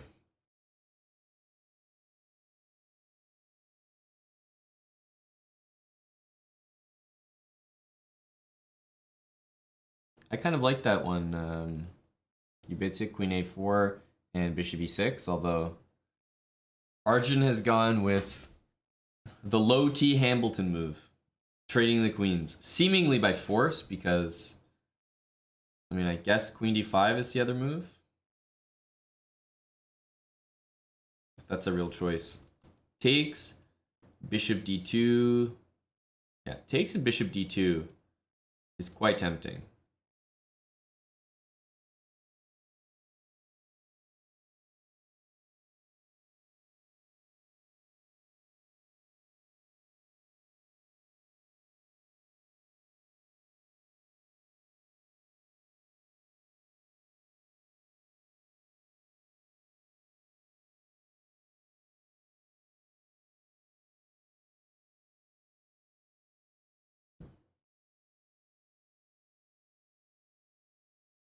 Bishop to b5. Oh, this looks like bishop c4 is happening. If you played bishop there, I guess it's for this. So if here, queen check. I mean, look at this weird position. g6. g6 you want to do, maybe, to play like rook f1, but you can't even play rook f1.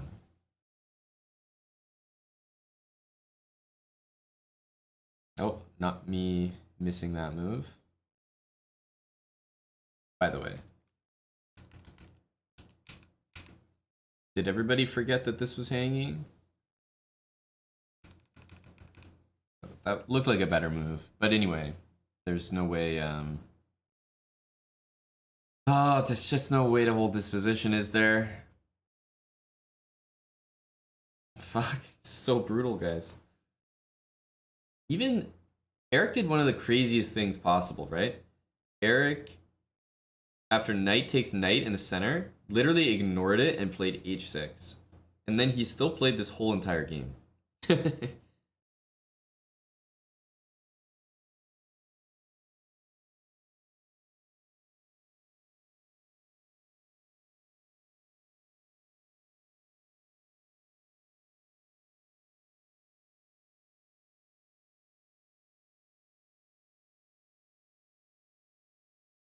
King g7 looks simple enough.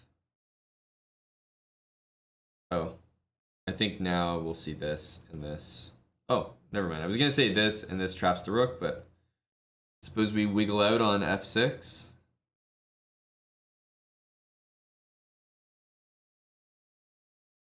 Oh, well, I just looked at this. I was like, oh, he's definitely gonna do this. And e4, but then of course this rook back to f6. No need to get too fancy now.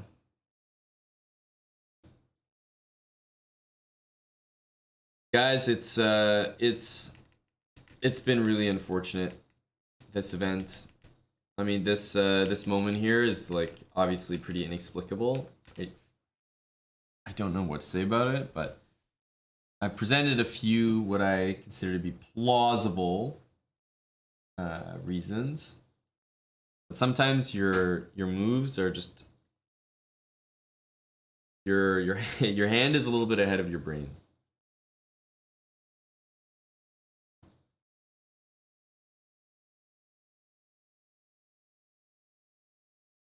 That is GG indeed. Indeed, there's I mean, it's kind of surprising that it went on that long. I'm curious about this knight maneuver that happened here.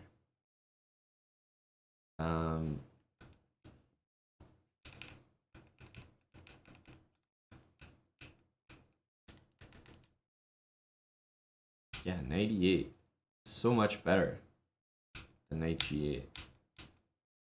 It was weird, although it was weird, although it was like a completely trapped rook on h8.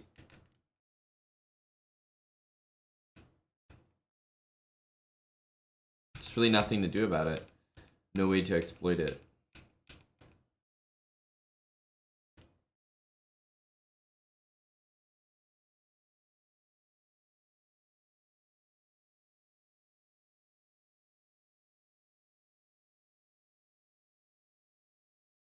Geez, these guys all play so well. A trademark thing though is, if you remember in this game, right when Eric was trying to, make a small comeback at the end, I think it was important, this moment here where, like, a strong player, when they're under duress like this, small comeback, maybe it's slipping away, they all have a really good compass for like when you're supposed to sack back, and that sacrifice just basically won the game for white a couple moves later, even though it looked like Eric was making progress. Same thing for this game. Black wasn't afraid to play e5 here, and after bishop takes, just take back. It makes the position easier to defend. This one is a more obvious sacrifice because black was actually ahead in material, so it's more obvious that, okay, I'm comfortable giving some back. But still, they always know how to give a little material back and just make the task so depressing to like playing on is just pretty much impossible.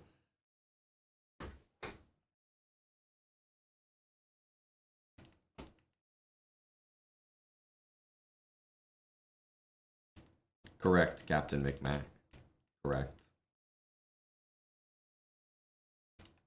Still though, I would have played probably knight g8 here instead of knight e8 and had obviously much trickier time defending. I was thinking this makes more sense, but yeah, the more I looked at the way Arjun played it, I was like, yeah, actually, I guess knight e8's a lot better.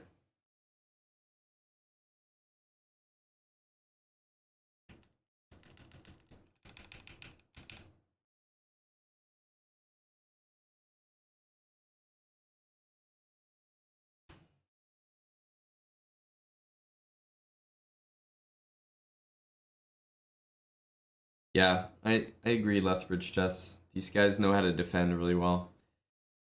I mean, I'm not gonna sit here and praise someone too much for defending when they took a piece that just wasn't recaptured, but still, you know, there's definitely moments in the defensive process where I would have defended a lot differently and had a harder time.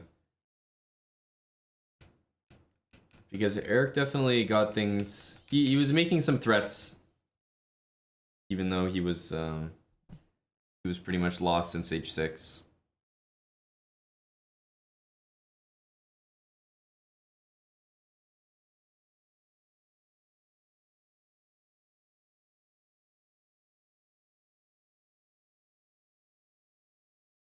Well, I think I presented what I thought were the two most plausible solutions.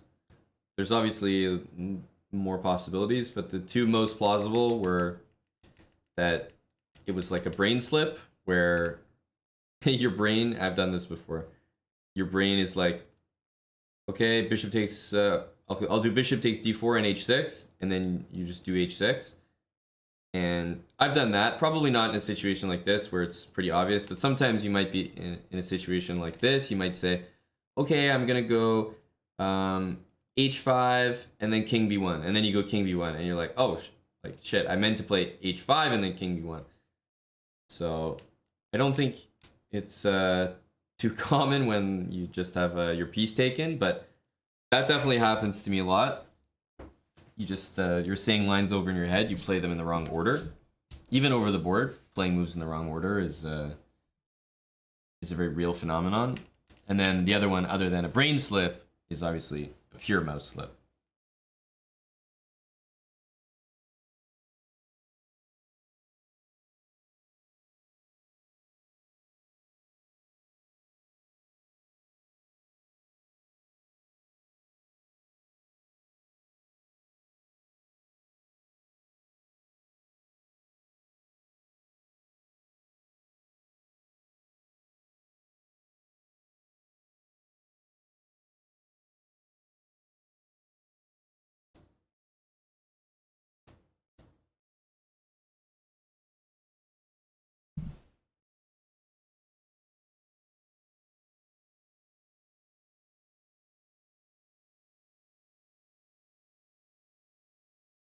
I don't think so, Captain Mouse. I mean, maybe if you're in a situation like this where it's happening in important moments like a lot, then maybe. But no, that would. I feel like the time you lose every single move, like you'd have to be able to toggle that setting on and off like instantly.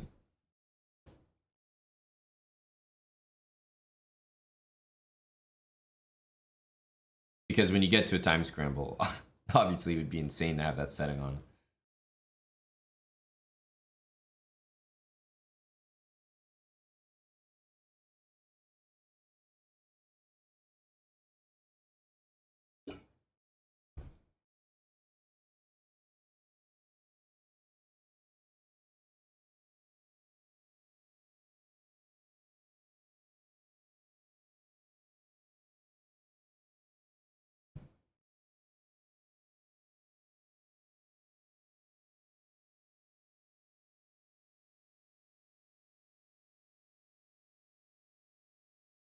I think slips happen OTB quite often. They're obviously different, but brain slips, forgetting things, hanging pieces, those are all like slips over the board basically.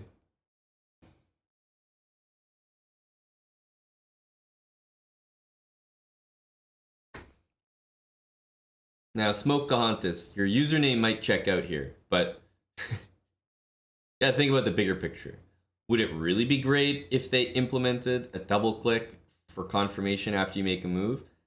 You're gonna have to click like 1,000 times just to make a legal move or something.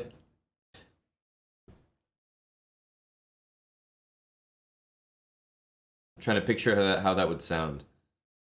A time scramble would be like 500 clicks for 10 moves.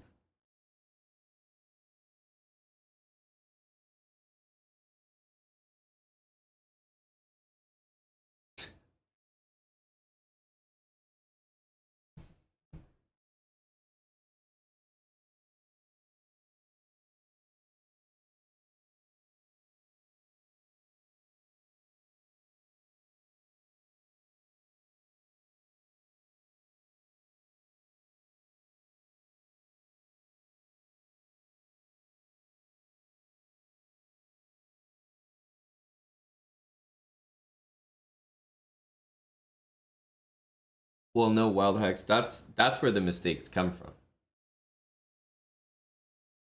It's the exact opposite of what you're saying. People mouse slip because they have click on, not dragging. Because you're not gonna mouse slip pawn to h6 if you have drag enabled, because then you're gonna have to pick the piece up, actually somehow hold it in your mouse, and then actually hover over h6 and let go. That's a lot. But if you have the click thing, then all you need to do is click the h pawn at some moment, and then if you're just hovering around thinking, and then you accidentally click the h6 square, then it will move to h6. So you'll you'll definitely mouse slip way more using click.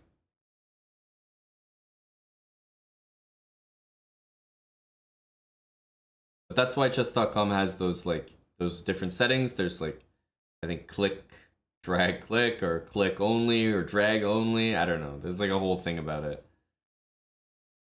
But I think drag only is the one I have.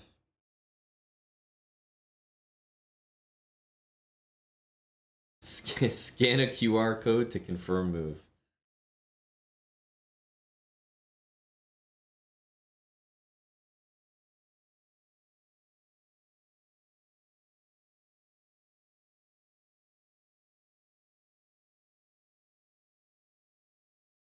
I think they have 3 settings. Let's see.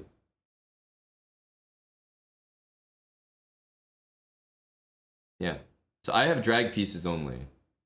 You can drag pieces, you can click squares, or you can drag pieces only. Now, when you have it set, I'm pretty sure when you have it set to drag pieces or click squares, then it will still allow you to do the other one. But drag pieces only is, I think it's the safest.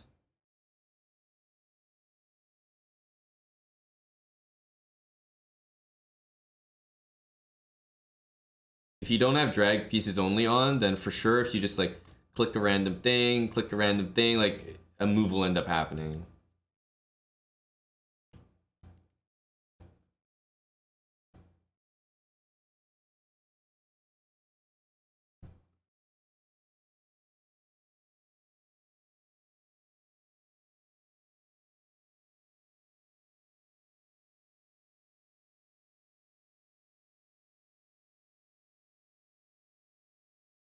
Is that a new setting? Drag pieces only? Not too new. I mean, new as in maybe like this year new, or this year, last year new?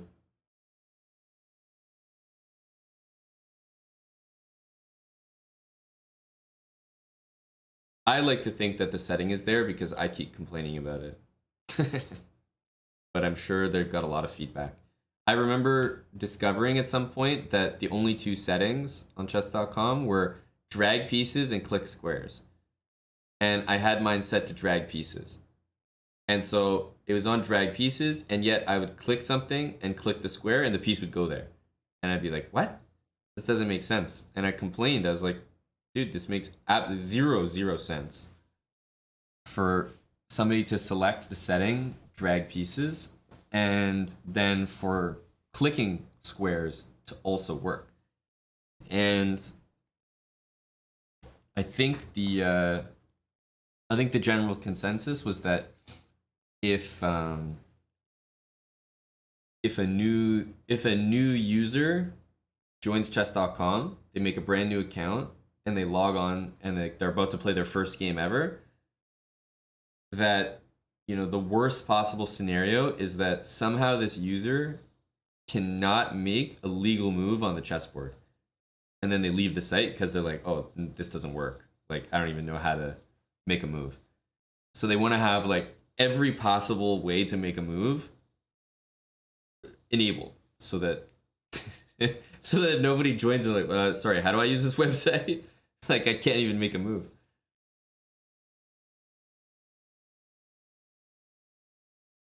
But then I was like, okay, yeah, that makes sense.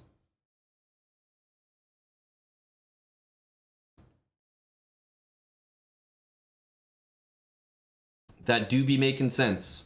if you're trying to pick something up and like drag it to a new square and it just doesn't work and you're like, sorry, how do I play on this? How do I play on this website?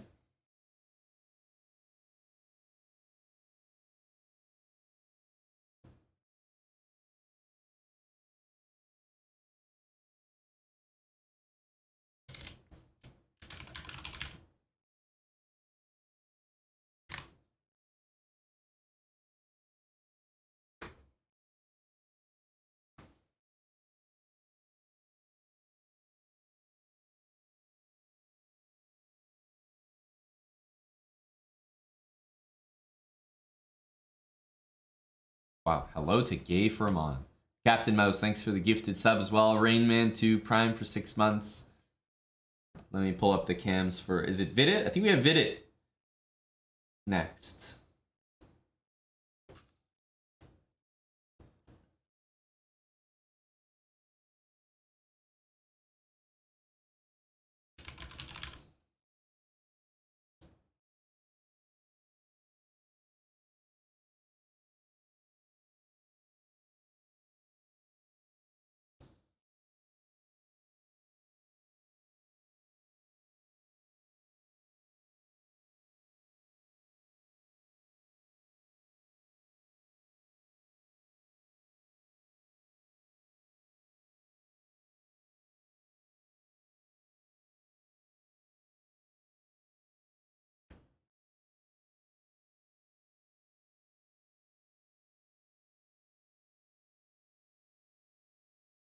There we go.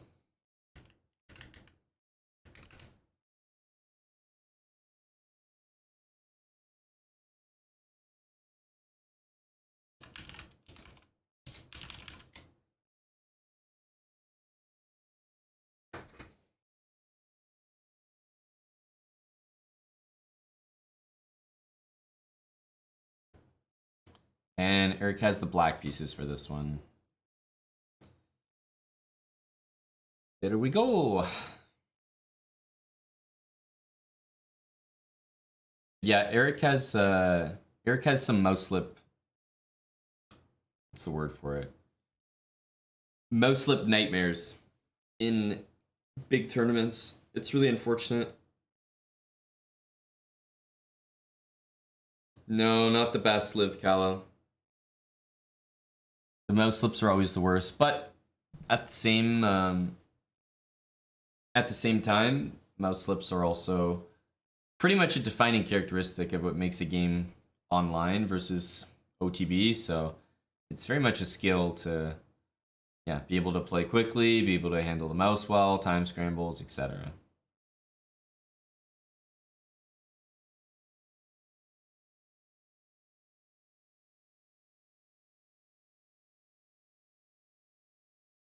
Thanks for the 5 months, Gay Firmon. Hello to Big Gay.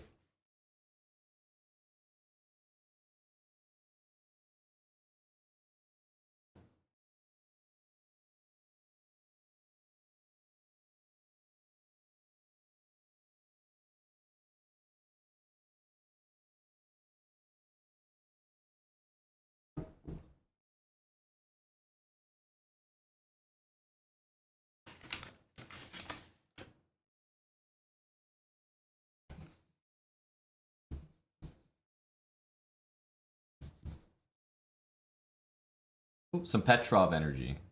Maybe the old Stavsky.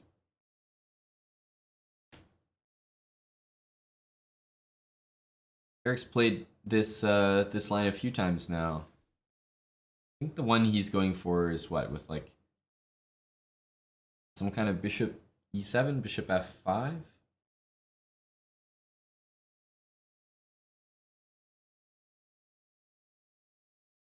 The Petrov, by the way, the Petrov, I have to say, when you face it with white, yes, extremely low T opening, and you're like really annoyed.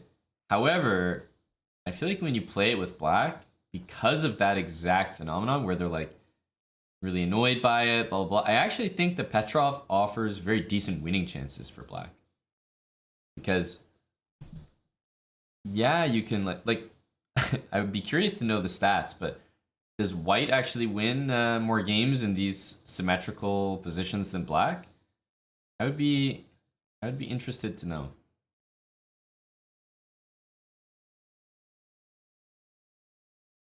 It could be just like the frustration factor.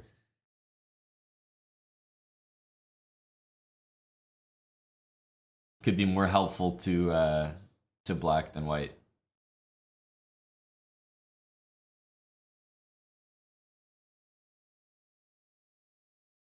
I'm not sure about the theory here, Wild Hacks. There's a bunch of it, and boy, do I not know it. But knight d7, knight f6.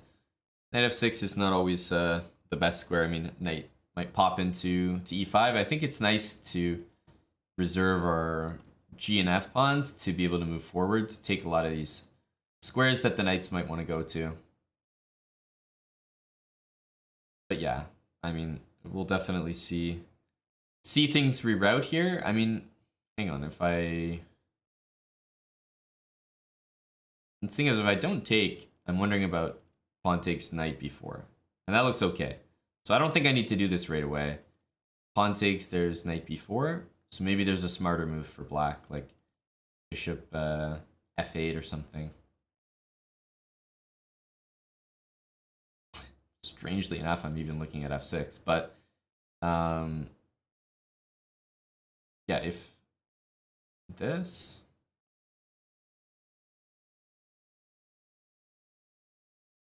Stopping knight b4, then maybe knight c7. Because then I look at c5. Maybe I look at c5 right away, actually, I'm not sure. But the move c5, when this can be taken, doesn't make as much sense, so...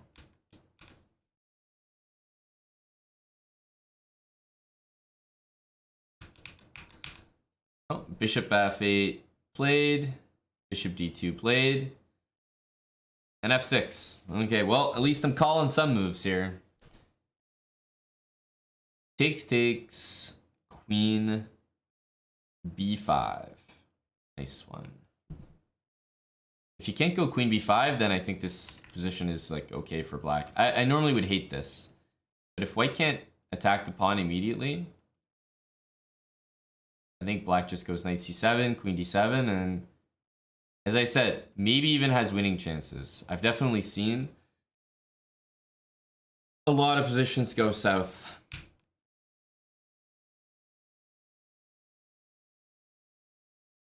I know that white's doing fine here, but every time I look at positions like this, I'm like, it's not that bad for black, you know?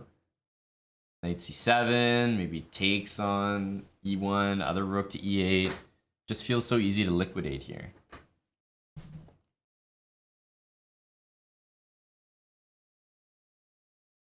MicroP69, thanks for the brand new sub. And the Great Baiter, thanks for the brand new Prime. So we got a new Prime, a new tier 1.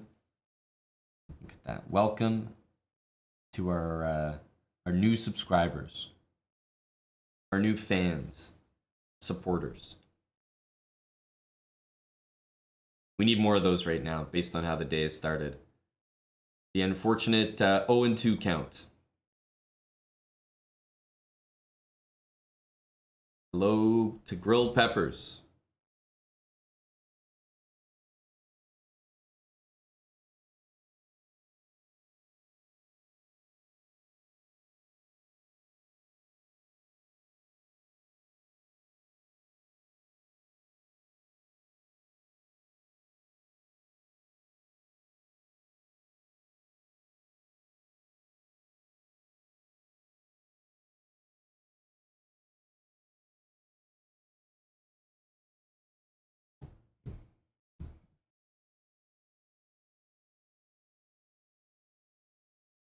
Here come the rooks.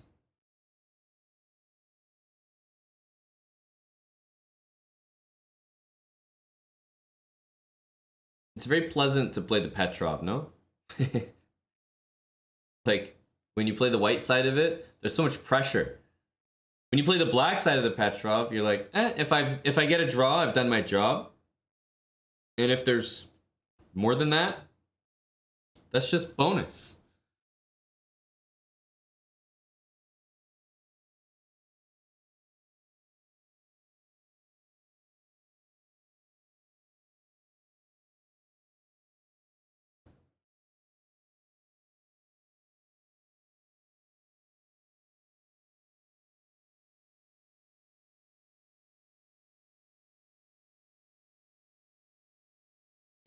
Takes knight f5, you know, g4, f3. And of course, the pawns can go over here. So white has tons of space. Definitely better.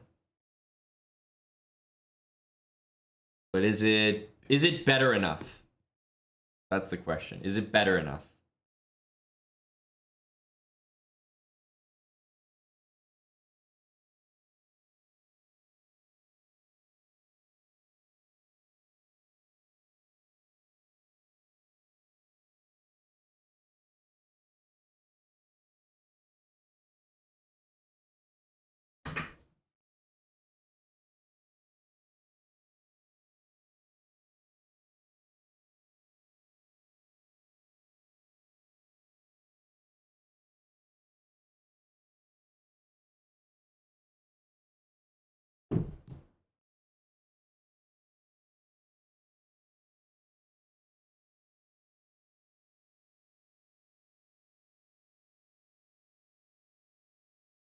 There you go, bogus. That's an interesting stat.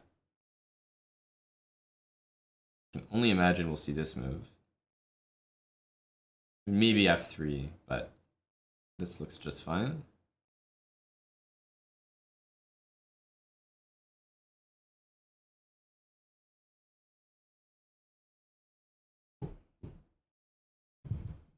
Yeah, that's why I was maybe thinking about f3 to stop queen e4, but am I really concerned about this? There's no way. Queen g3. And even just queen takes could be fine.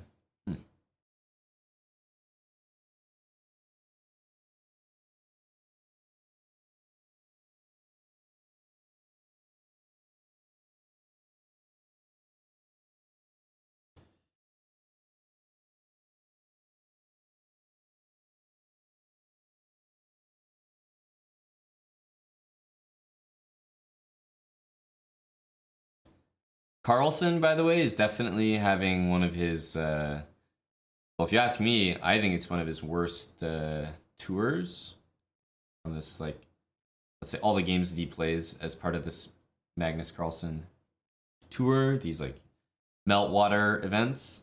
He must be having one of his worst ones. Like, he's currently 5th place, and he's only like a couple points off 8th place. And 8th place is the cutoff where you have to be top 8 in order to make it to the next stage.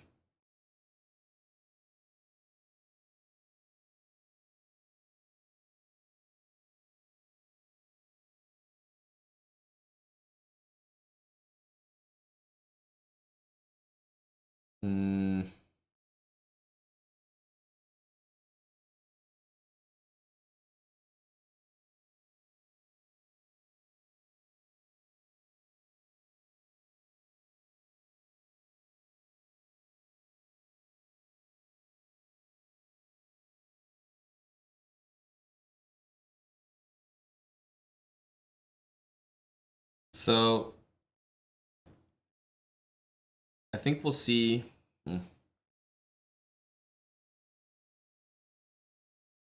Stuff like this, it feels at first glance like you just want to avoid it altogether. Really what I want to do as blacks, I want to play g6. If I can play g6, I'll take control of this square. Of course, easier said than done. That's like absolutely not just going to happen. If black goes knight here, I think that white is going knight f5.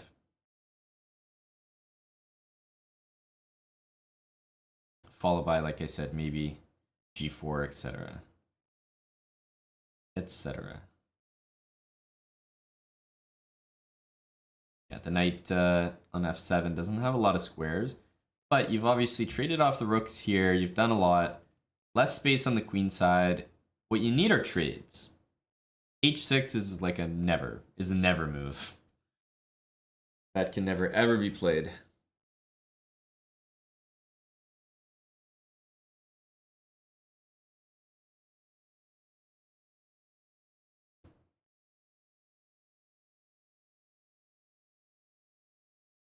Definitely the more I look at the position, the more I consider an HE5. It doesn't have to be taken, but it looks logical.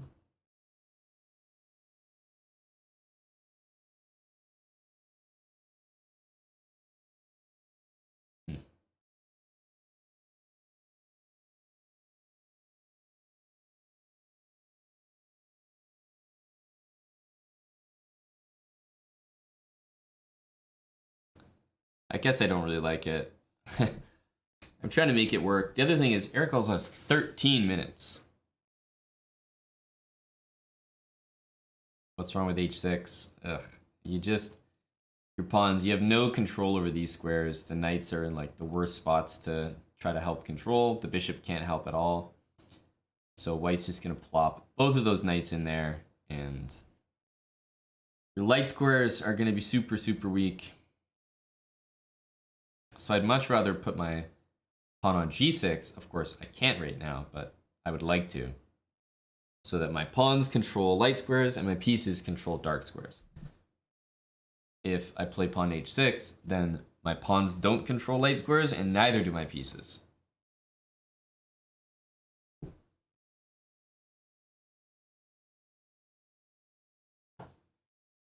Thanks, FTR Dota 2. And then 9 months with Prime and Micropiece for the gifted sub. Getting subbed, already gifting a sub. Why, thank you.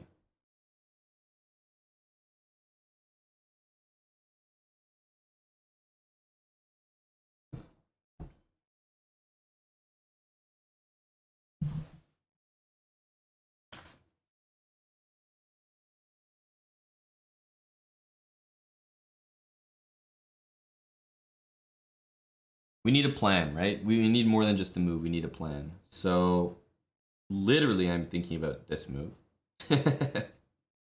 Except I'll get laughed out of the room. I can't suggest this one. I need to pretend. Wait, one sec.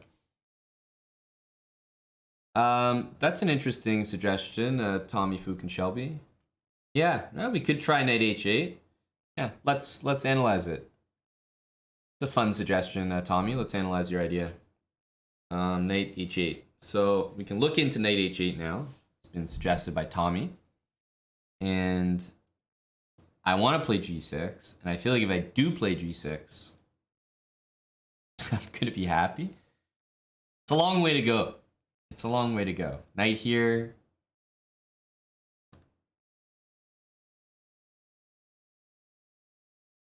Right? I think this is me happy.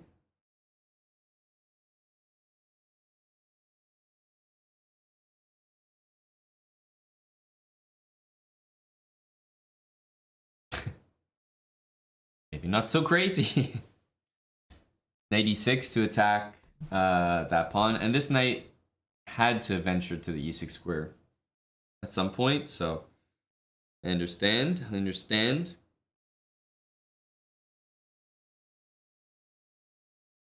Maybe queen e6 next. So if this knight here, then we go g6, right? Or wrong?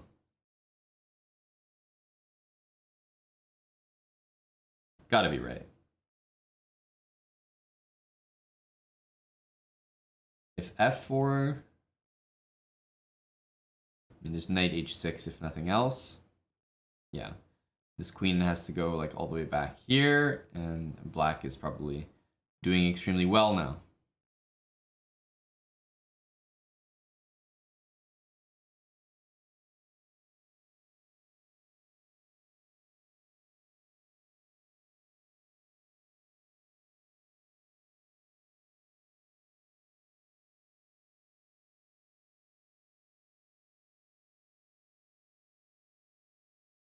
Knight g5, bishop takes, and queen check. Well, I assume you were talking about it in the previous position, right? Focus, because we were looking at knight g5 here. But the same thing applies to this position. It's just that now I don't think we necessarily would take like that. If the bishop took on g5, I think we would just take back with the knight. And yeah, we could throw in a queen check first. I don't particularly like the queen check thrown in first, but with the queen on g4, it's more tempting, isn't it? We actually have a threat now. I'm just so worried, Bogus, about like the queen coming down here and pickpocketing everything I have. So I kind of want to leave my queen at home. Okay, so wait, knight there was played. g6. This was a line that I was just putting on the board here. And I felt like this was okay. So maybe you don't take. You don't have to take, that's for sure. There's no knight d6. You could just go back now.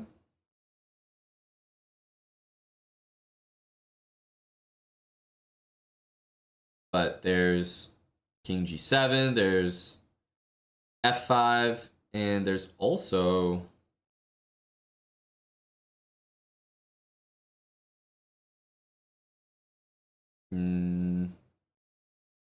I mean, there is knight h6. I'm not sure about that move immediately, though. I liked knight h6 after f4. But with the bishop here, I don't know if I want my knight on the h6 square.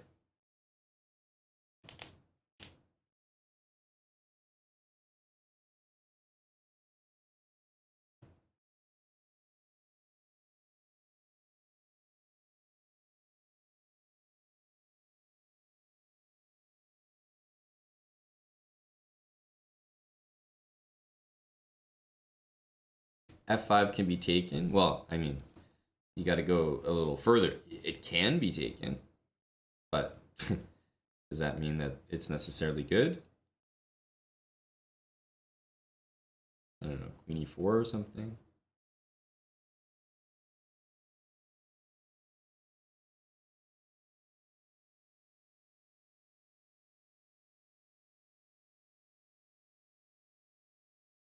He decided to take and play knight h4. And I realized something before my move f4 in this line is that white is most likely going to take, right? And then go f4. Queen e1 now is just silly because you drop stuff. And now if knight e4... Okay, there's a few things to calculate now. I guess queen to queen h3 I can take, and there's no knight check that's particularly scary at all. Knight here on f5 though, very concerning.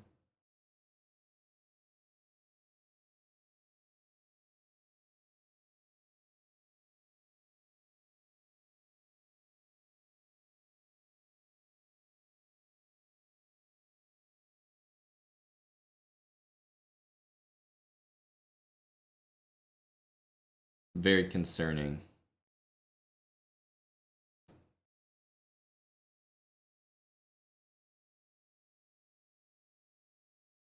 So this is the current position, knight h4.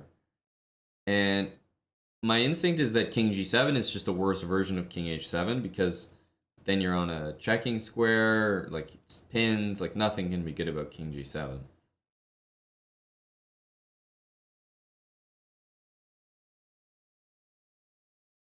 Now that I'm looking as well, f4, you don't have to play this right away. You could go queen e6.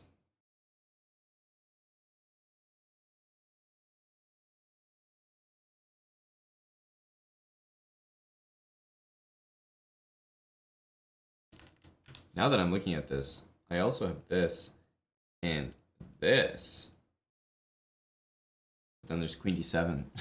Meh.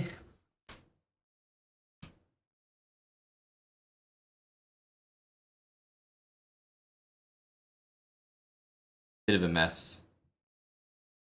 Well, knight h6 is not Not the favorite move, but let's say we play it. Knight h6.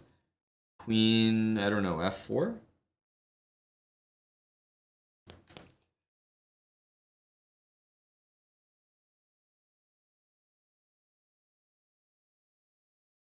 And then just bring the knight back. Knight h7 or something. Guard this. This is protected. It's probably okay.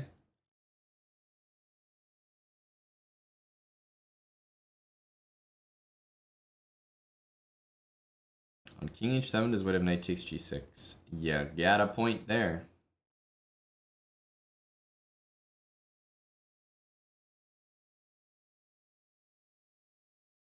If this check and this check, I feel like this is not enough.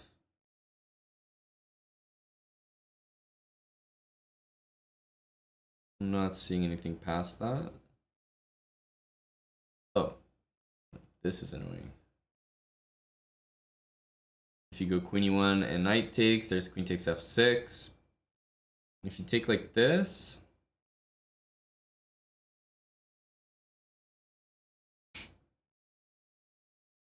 are we kind of surviving here? We are, right? It looks like some kind of draw. Like this.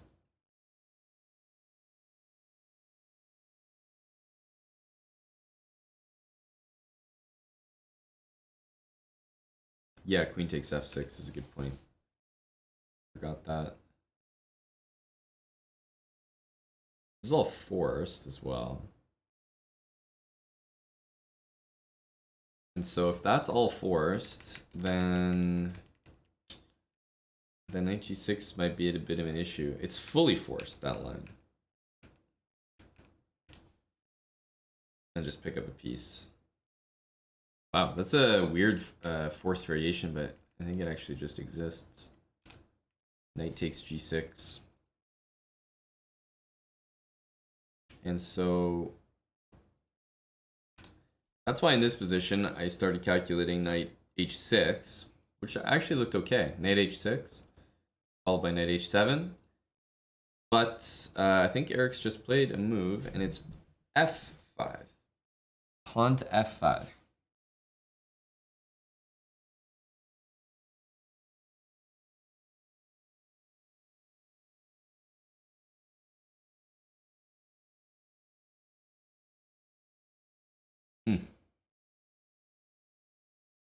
So let's look at this.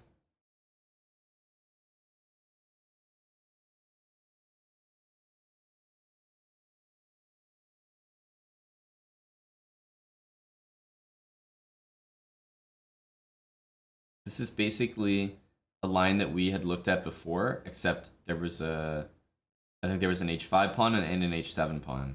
And I said, okay, black after f4 has king h8 because it's pinned. The interesting thing is here, we don't have that. So the queen can slither in.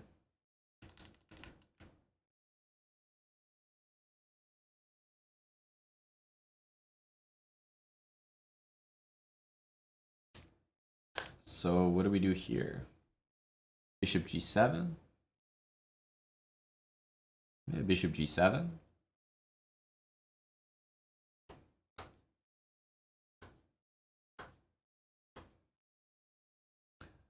Oh, hello, Yasser. What up, what up? It's been another tough day for Eric, yet it's always take every game one at a time, so we're here in game 3 against Vidit. After f4, bishop g7. We agree. Agreed, Yasser. This would be a nice line for us to have on the board. After f5, it does appear that knight takes is a bit too forward. So I almost like queen d1 better than queen f4, but let's say queen f4. I feel like black's gotta be okay in most of these lines. Knight e6. I mean, black's winning in this line, right? I have f4 here. Maybe not winning, but I'm getting something. And if you can't take this pawn, then you've got to play queen d1, right? And this certainly can't be right for black. Or for white, sorry. Queen e6 or something.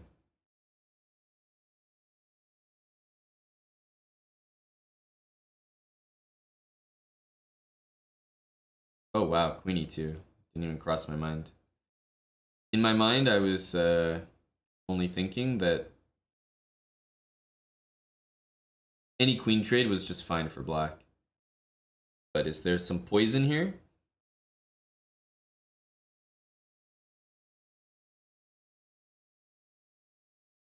Should be okay. I mean, I have g5. I feel like it should be okay here. Worst case, knight h8.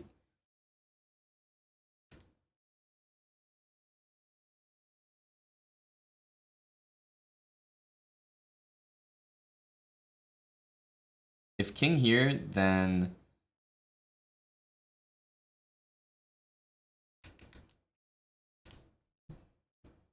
oops. King here. I can also try bishop g7. Although perhaps knight there, knight g8 was all right. By the way, we had knight takes f5.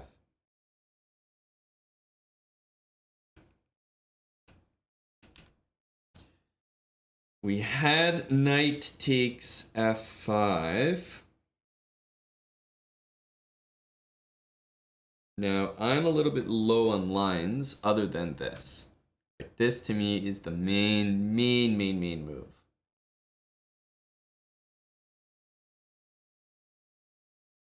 Because, okay, clearly we have a hanging piece and this is an artificial way of defending it. After this, bishop f4. What? Intending f3. And then bishop takes. Or something. Or something.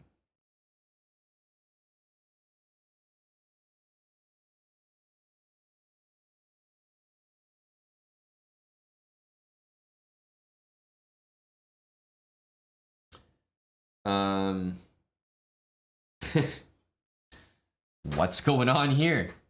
Hey, you know, I got one line for you. F3 takes king h2. Queen takes f.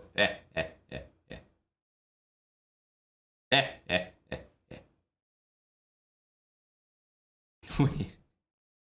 Have to make sure I'm not losing my knights. King g3 and my knights are lost. My stupid knights. I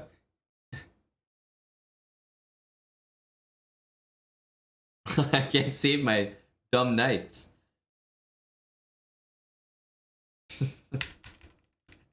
Who's laughing now?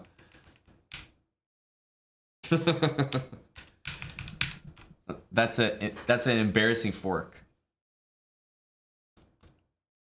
I mean, still completely okay for black. You know, if I can try to get this pawn, for example, but oops. My knights. Okay, we played bishop g7. Bishop g7, I think, has been the move in every line. So I think that's a great place to start.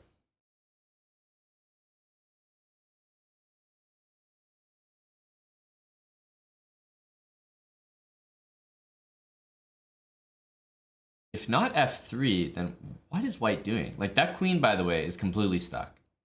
There's no... I don't think there's any other tricky moves. 96? Is that a move at all? Let's also keep in mind that if black, for some insane reason, needs a draw, like, it's always there, which is just a nice thing to tell yourself. Just a nice thing to know.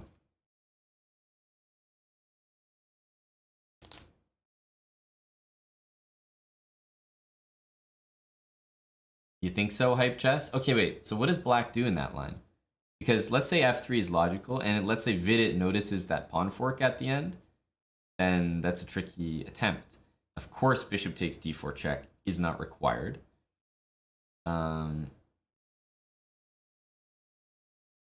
know, there's probably other moves here, and we don't have to even take on d4. I think if we get this far, though, we might be a little bit committed. We might be a bit committed.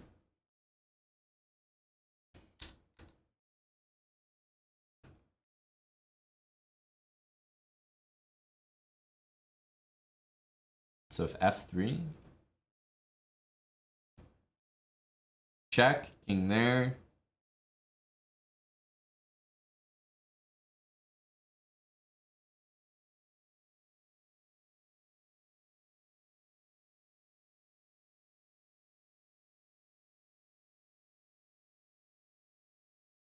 I mean, yeah, there's 96, but that feels a little bit slow.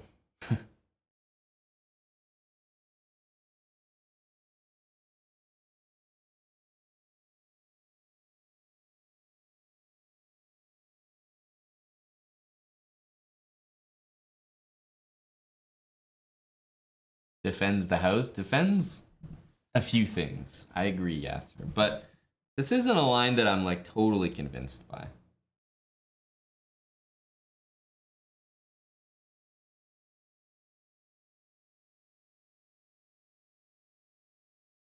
King h2 straight away. Perhaps king h2, guys, baiting this.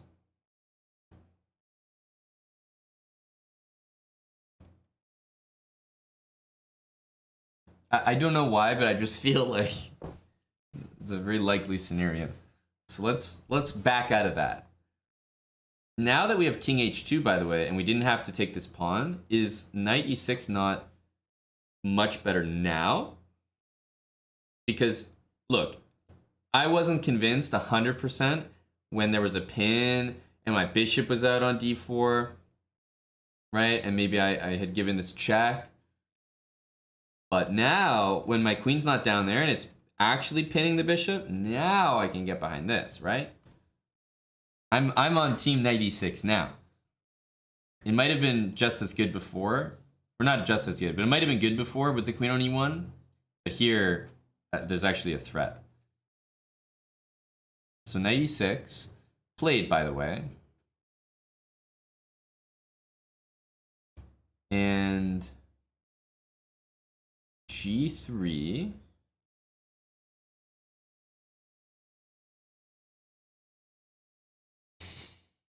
Is it time to move the king?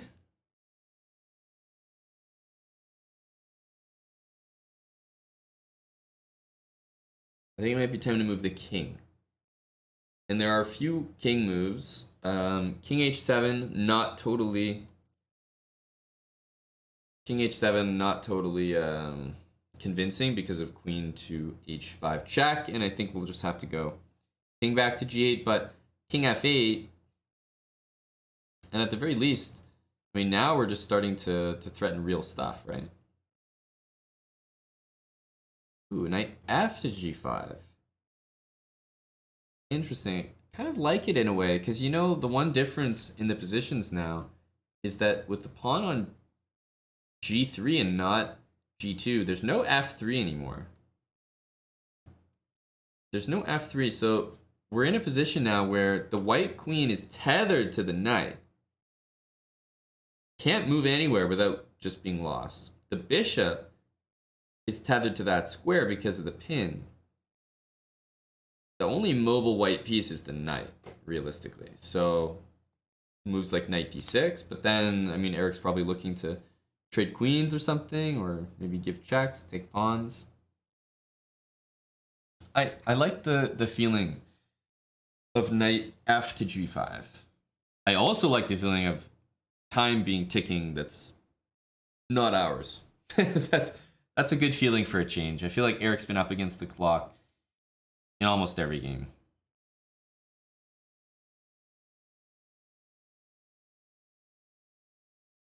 it was an interesting spot for white to sacrifice a piece there because it seemed like black only had one defensive idea or plan, which was involving queen e4. And Eric just played it pretty quickly and hasn't looked back. Knight takes f4, by the way, looks like an idea. And just replace the other knight on e6.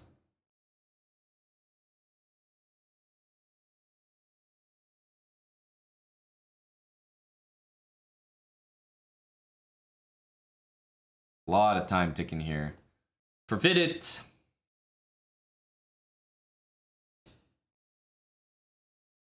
But we have to play the board, not the clock here. So what's it going to be? Knight f3 check. My first thought. Knight f3 check. And if king there, we go knight e5 and win. If king here...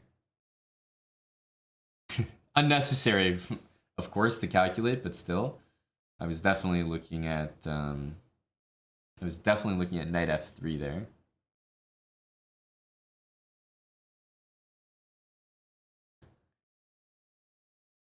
Yeah, f4. So you can't actually take the knight. Queen f3, f5.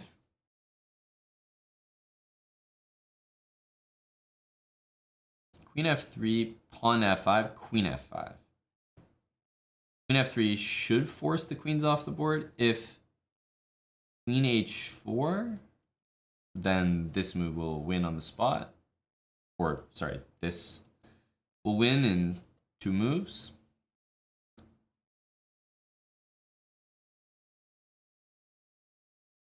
f5 just takes. And the nice thing, okay, I think white has to take this. But then you could, yeah, you could just take the bishop after. 1, 2, and 3. 1, 2, and 3. Attaboy. Attaboy. Let's go. Let's get something here. That's the first win. Let's take something. That was a good one.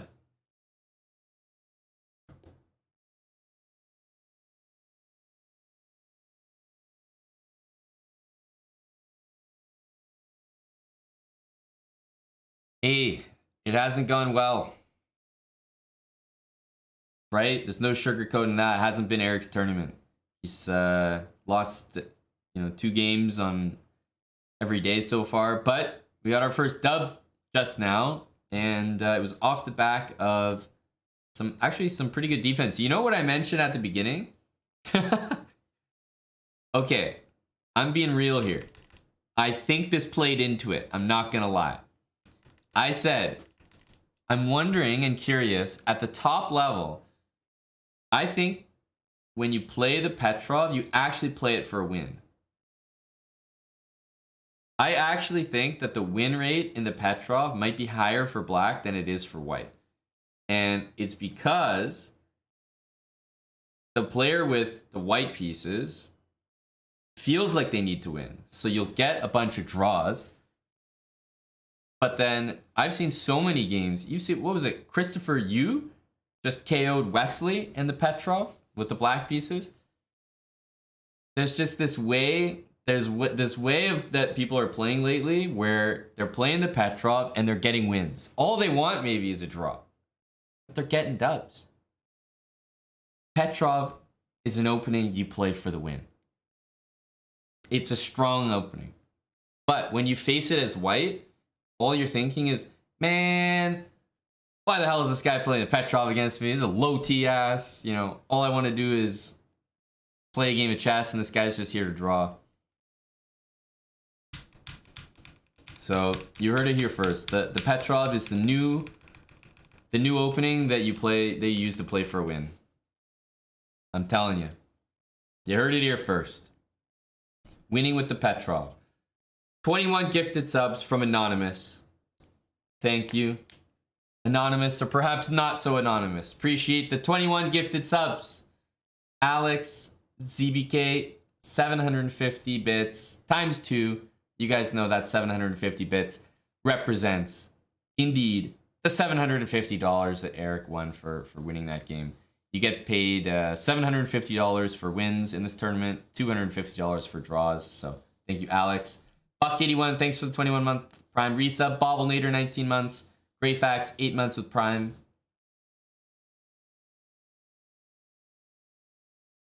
And Kilimanjaro, 500 bits. Race for the prize, 10 months.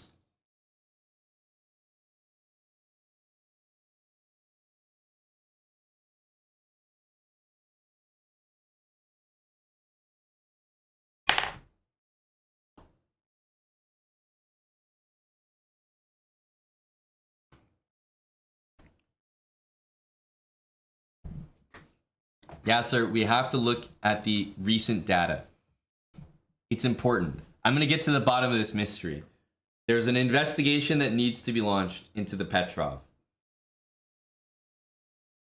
Recent stats and stats at, you know, the 2650 plus level. I need to get to the bottom of this. For example, take the statistics as of, you know, 2 minutes ago. It's looking great for Petrov players worldwide, right? It's all about how you frame the stats.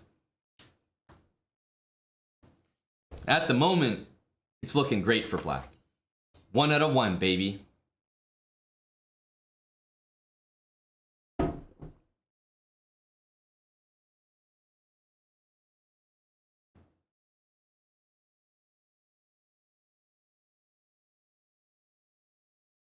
Chess Voodoo, thanks for the 7 months.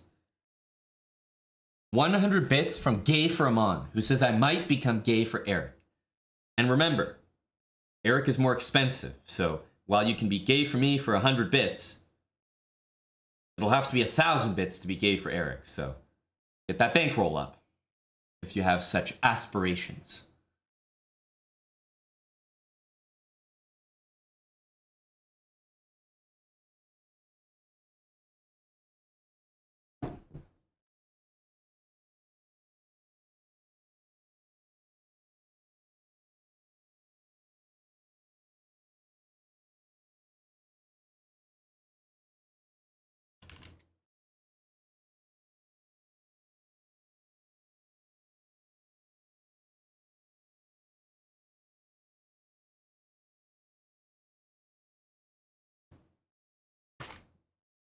You checked, Tommy? But how can we filter? How can we filter this so that I'm right? What stats can we use? And I just want recent games, you know? We need the opening explorer, but only maybe for the last couple weeks. Somehow I'll be correct here. Master games, but I don't think... Does this let you... This doesn't let you filter by years, does it?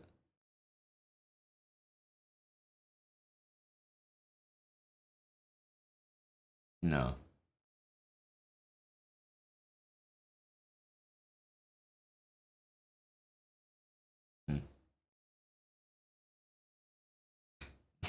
It's not, I can't use this.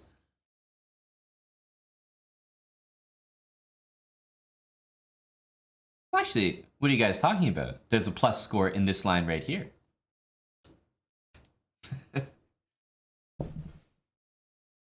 Wow, these are some beast lines here.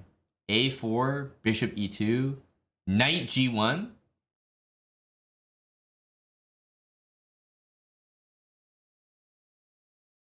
Now, I wonder, when there's 150,000 games played with knight G8, are we counting transpositions here?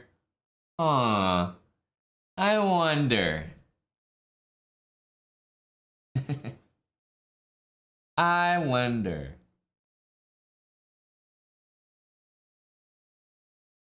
Knight F3. Knight F6. Actually, knight G1 has 1 game. But now it has 150,000.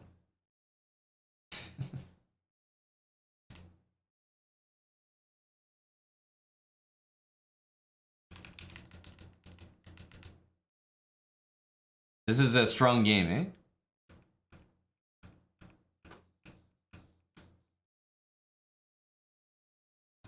The reason that that game showed up as a transposition is because of this position right here.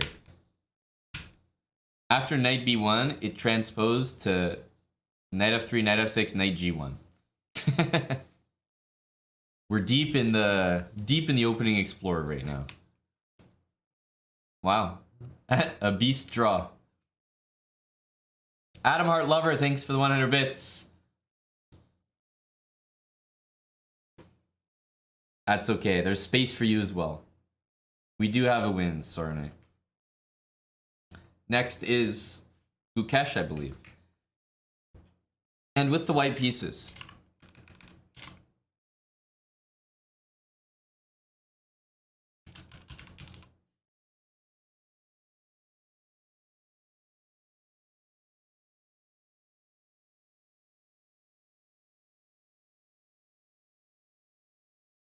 Gukesh just beat Mamedyarov. Scary stuff.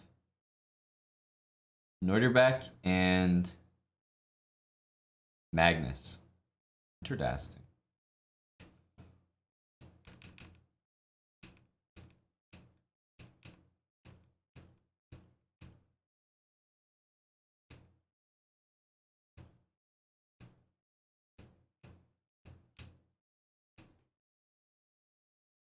Magnus appears to have been out playing in the last little bit, but at the same time,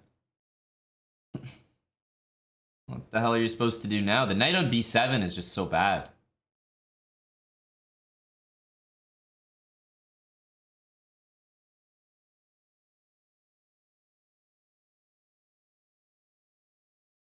Wow. e2?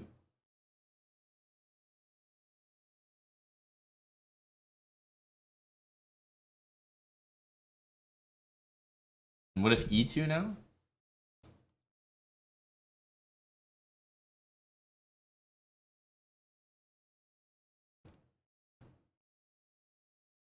e2, bishop d5, then just go take it and queen.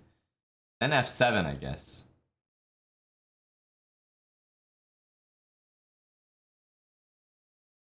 Ah, but no. You want to try to check here.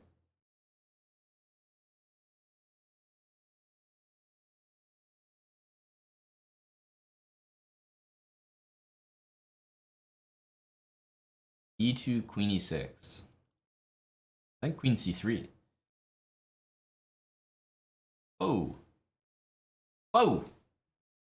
What's this? In a GM tournament, e4, knight f6, e5, knight g8, white started thinking. Arbiter came to make sure the clocks were working, took the e5 pawn and put it back on the starting square.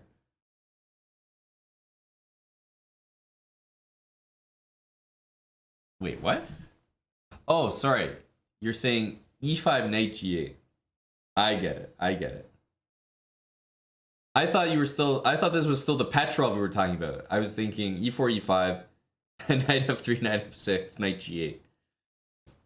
This is the Aljochen, as the good people say. I have to put that on the board to accompany the story. It's true, Yasser. I'm guilty. I did do that. That story is best told with a chessboard.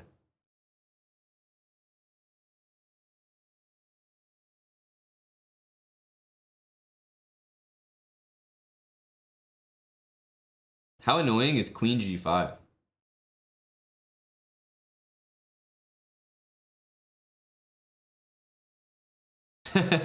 Queen g5 is damn. Damn.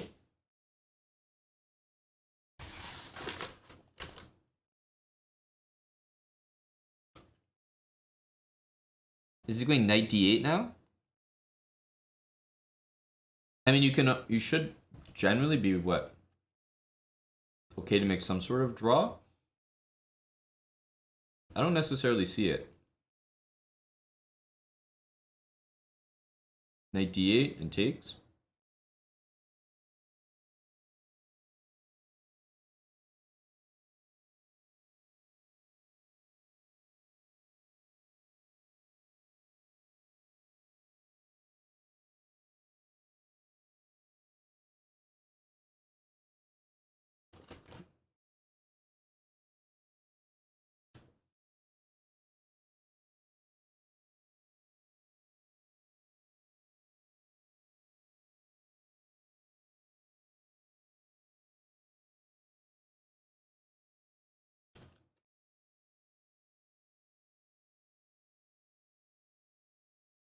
It's so hard for black to do stuff when they've got this damn knight.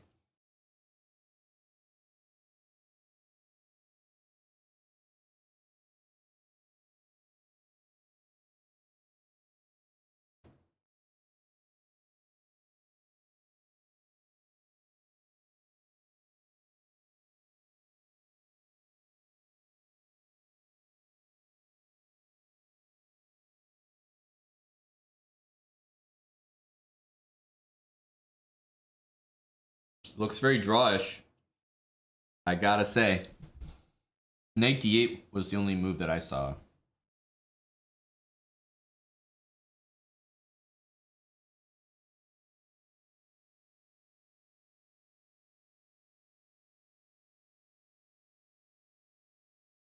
Draw?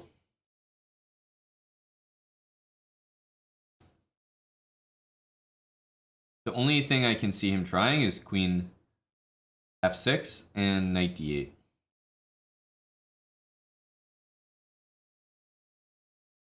That's the one trick I see. And I think that's why he just played king to c2, to not allow that.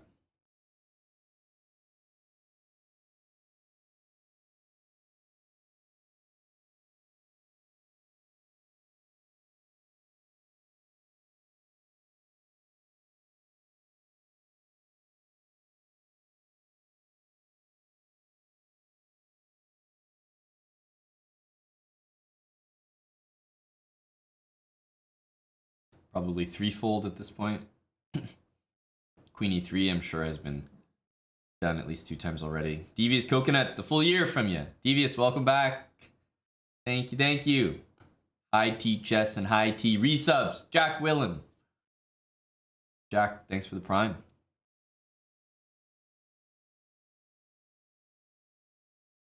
Well, you can always try knight d8, but with the queen on f6 is particularly effective because then you just win the pawn outright.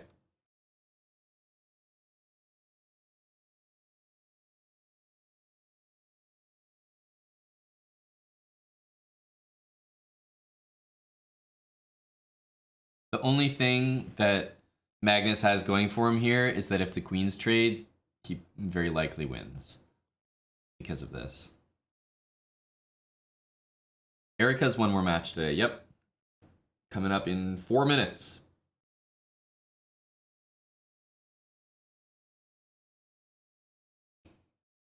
And yeah, it's very hard to imagine anything happening here except a draw because I don't know how black is even going to try to force these queens to be exchanged.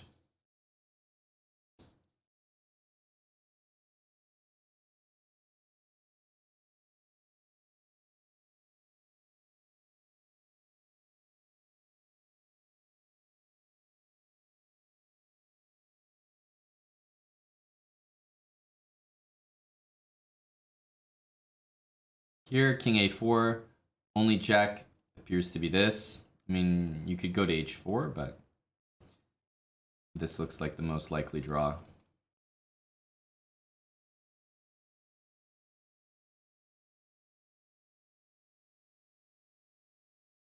And there it is. Jeez. Eric gets the white pieces in the final game for today. There's still 3 more games tomorrow. But Duda is leading the tournament. You got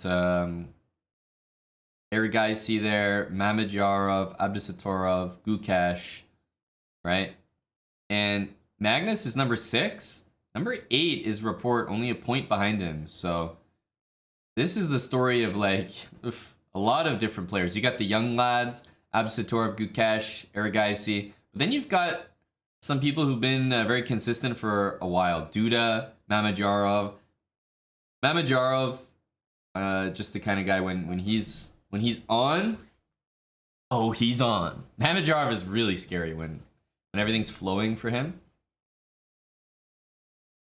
But Eric got a win in there, and I can pull up the cans for the next game.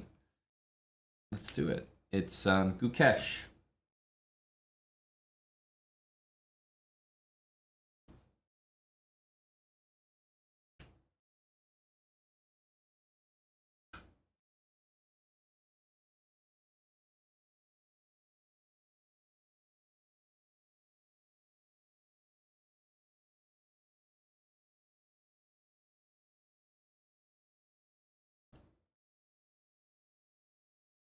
All right.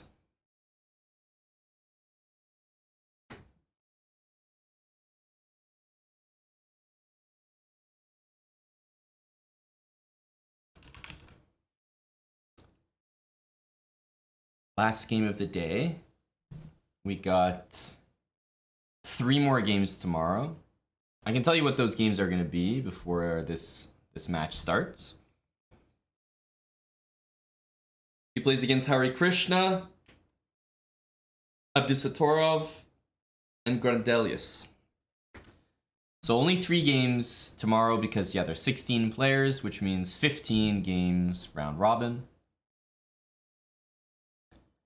You can't play versus yourself, so the final day has just 3 games. Still same time control and everything. That'll be at 12 p.m. Eastern time. But yeah, at this point, Eric's played against. He's played against the field, right? This is everyone. So apart from those 3 games tomorrow, and right now he's playing Gukesh. He's played against everyone else in this tournament. A pretty stacked list.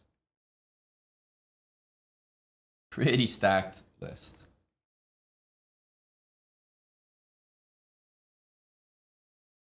And so, here we are.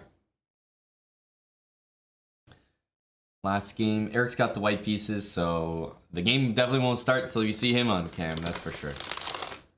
That'd be some spooky stuff otherwise.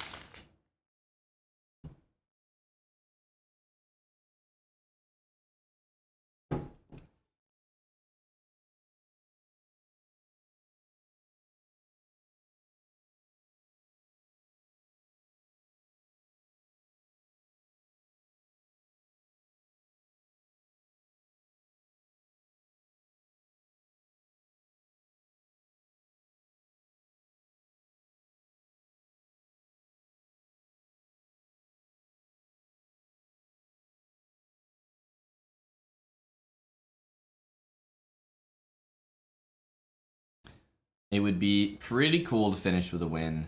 2 out of 4 on the day. We lost to David Anton Guijaro. We lost to Arjun Erigaisi from a rather unfortunate position where, you know, a mouse slip pretty much cost the game.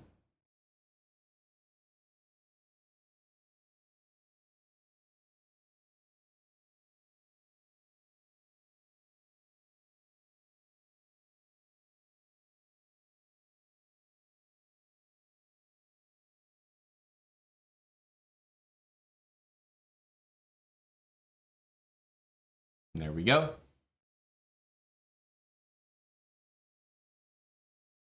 Yes. The fated Caro-Kann. Eric's played a few different lines against it. The advanced, the 2 knights, also d3.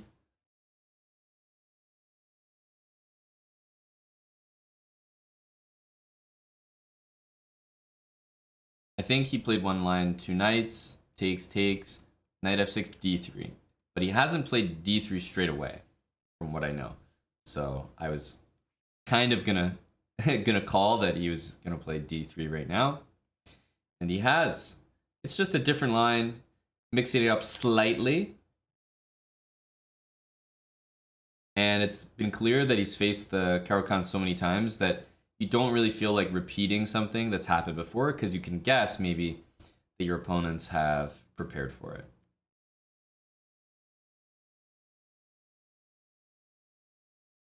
Wow, Lethbridge Chess is really jokester. Really haha.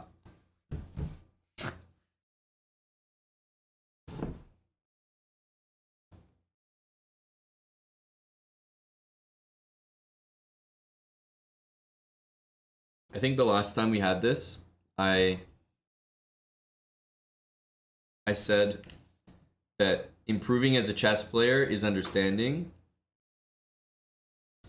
This position is actually better for white. Maturing is realizing that that position is actually better for white.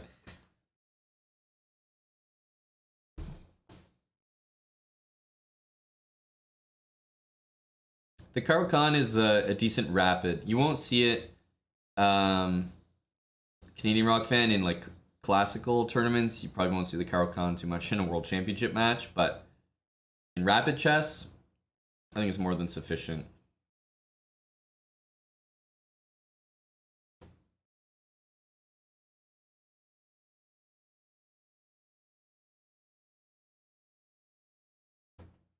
Another day, another bishop pair. Another bishop pair for Eric.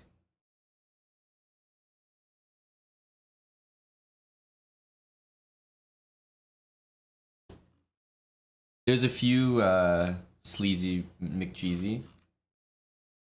There's that one. There's also this one.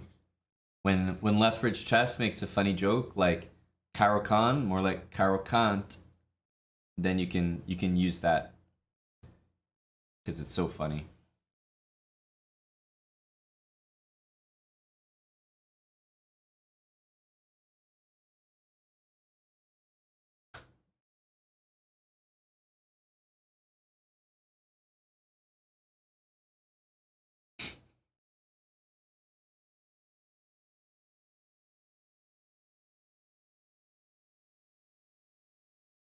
It's actually very much an idea to not play d4 because to me, I look at this and I'm like, okay, hang on a sec. d4, right? Here, maybe c3. Black is definitely going to play c5. But like, how is this not good? Right? This knight looks just so bad on a6.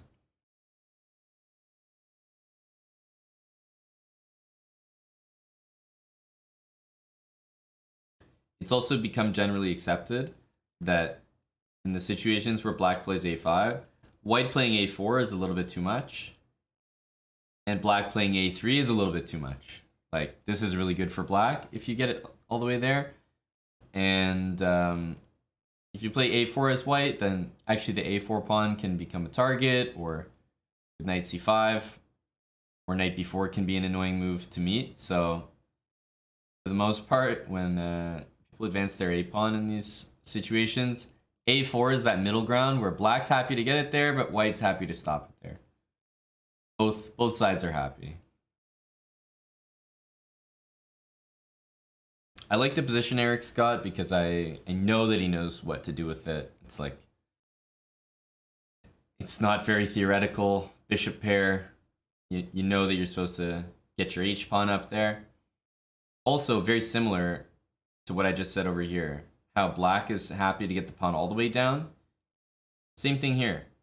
If white plays h4, black's not really happy playing h5, because that pawn can be a weakness. Now, if white plays h5, white's extremely happy getting the pawn to h6, but black's really not. So when h5 happens, you'll probably see h5 or h6 from black.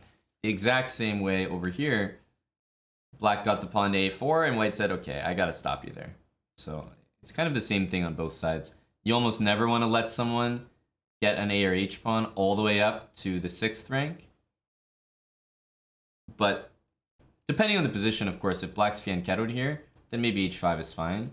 But a lot of the times when there's no reason to play h5 or a4, you'll let them have one more step, but you'll never let them get to the 6th rank.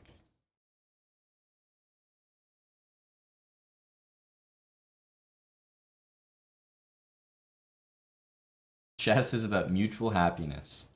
Sure, we could say that, Yasser. Yeah.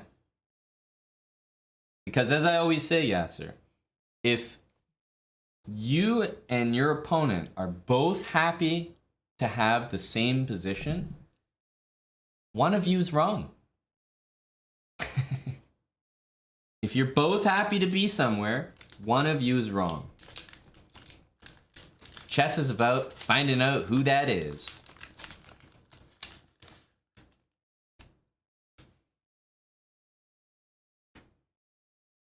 Hello to Dr. Usidik.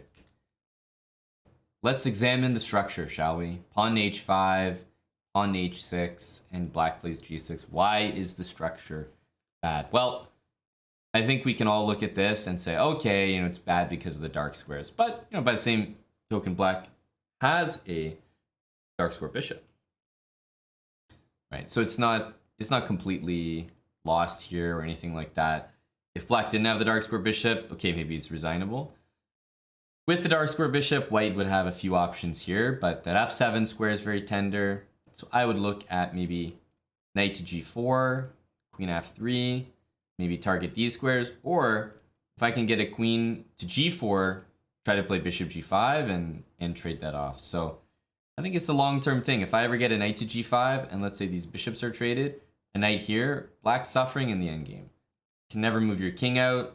You're stuck defending this pawn. The same thing for white. If the pawn got to a3 and white played b3, it looks like you've dealt with everything. But then all black needs to do is get a knight to b4, and you're tying down pretty much an entire rook to the a pawn, or an entire king to the g pawn. So I would look at moves like queen e3, queen f4, maybe intending knight g5, knight h2. But I feel like after this, black is only dealing with a weakness on f7, a weakness on h7, even though it doesn't look like it, but it will be attacked, and just dark square issues. And there we go. We see the move h6. We see the move h6. White didn't even have to play h5 for this one, but it was because the knight was making some threats. Queen h5 was coming. A little knight h5, queen g4 action.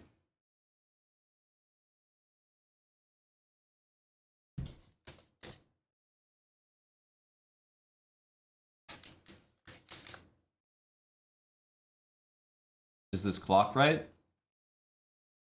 It's never not been.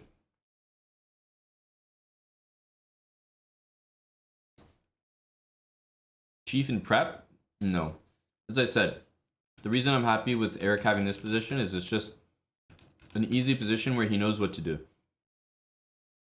He knows to play a3, he's got the bishop pair. Eric knows exactly how to handle the bishops. And he's seen these kind of ideas before, like position's not unfamiliar to him. I'm sure he's probably played it a bunch in Blitz.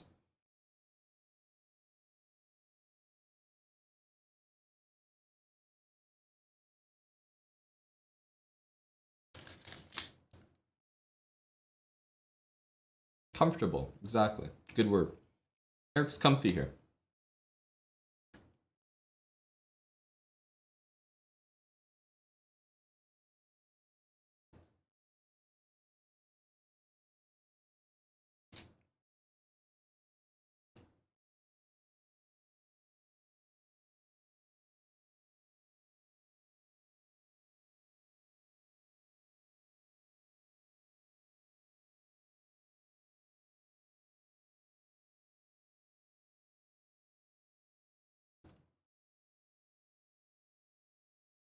Knight h5, queen g4.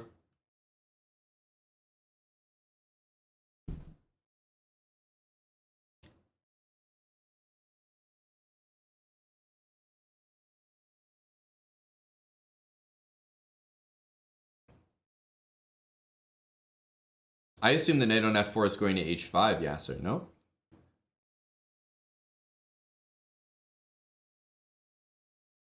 Isn't white trying to do something like this?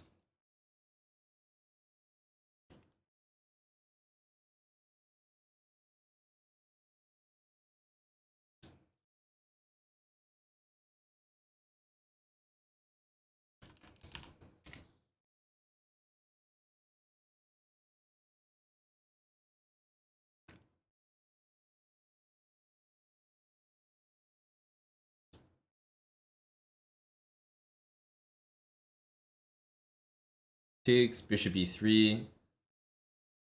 Rook comes to c1. Black will get their counterplay with b4 though.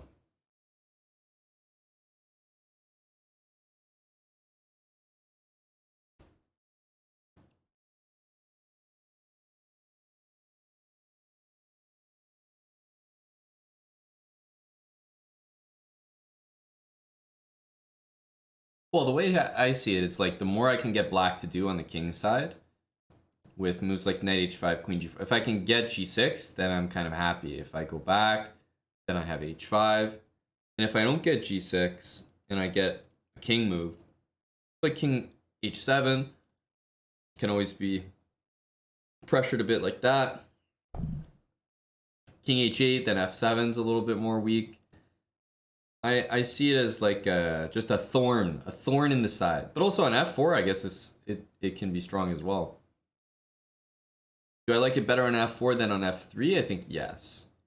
Where would I put this knight in a perfect world? I mean, I guess it can springboard to the queen side as well.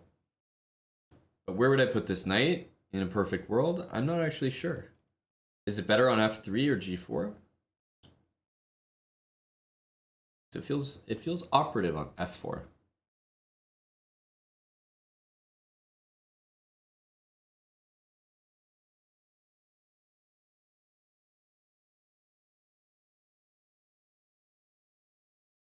Yeah, Eric is very much married to this knight h5 idea.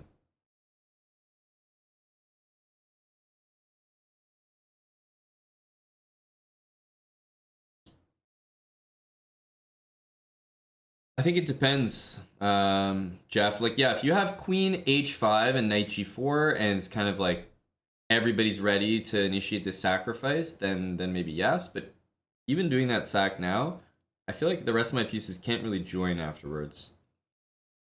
So knight g4 is really only good if I can make a real threat to take on h6. I kind of like what Eric's doing because it feels like he's not compromising his structure at all. Like, it's the same good structure. The pieces aren't placed where they exclusively attack. And by the way, I always find strong players do a good job of this. They're able to somehow attack you, and then if their attack doesn't work, then all of a sudden they're able to just pivot and just play a positional game or play an end game. But they're able to attack you in a way where you go all out trying to defend, and you're like, aha, I defended the attack. But then they're already switching to a different game plan. Strong players do it really well. If you, however, play like, g4, g5, of course, sometimes that's a super powerful attack. But if you do that, it also means that if they defend the attack successfully, then they're probably going to be better at the end because you've compromised your structure. Yeah, knight b8, good call if you saw that one coming, but it really wasn't going anywhere from a6. So yeah, needs to get back in the action. It's slow, for sure. I mean, in this game, think about what Black's done. He's played knight a6, knight c5, knight a6, knight b8. It's going to be knight c6 and probably knight a5, and then into c4, b3. That knight's moved a lot, right? If you think about the journey, the steps taken. So either you leave the bishop here and you're all in on actually stuff like this, or you slide this knight to h5. Okay, we'll be threatening bishop h6, so this is a clear idea. Let's say knight here.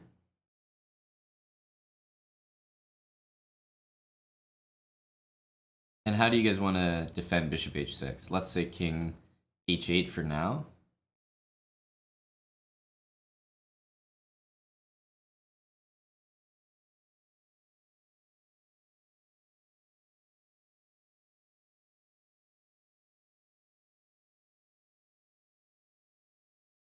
I mean, it's weird as black if you have to just keep shuffling.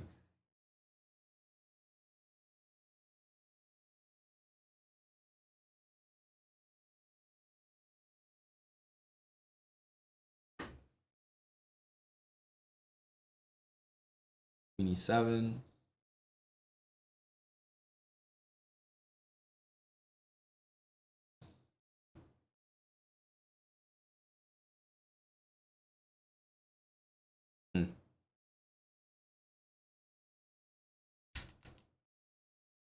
Maybe just rook b1.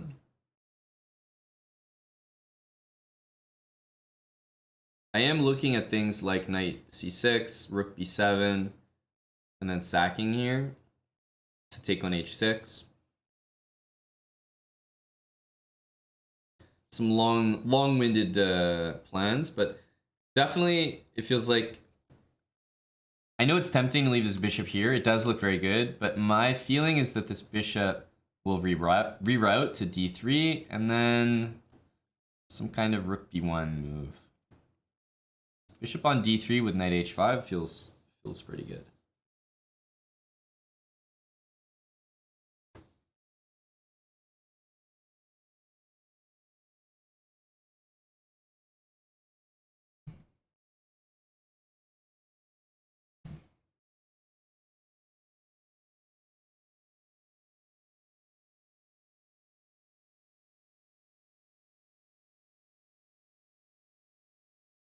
Yeah, I felt that knight c7 b5 was a little vulnerable because I thought that after this, that white had not only this, but this, which looked like two logical moves. And then black, you could get in your own head for sure that there's a situation that might occur where you never get to play this or that. Like after bishop f1, and if you're so reliant on this move happening and somehow it gets stopped, then your position might just be hopeless.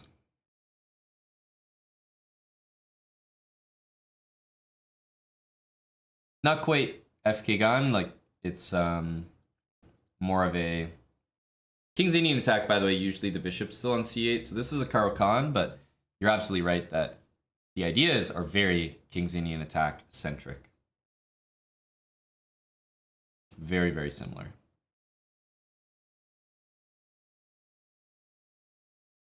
So yeah, I'm in the bishop f1 camp. I also like starting with knight h5.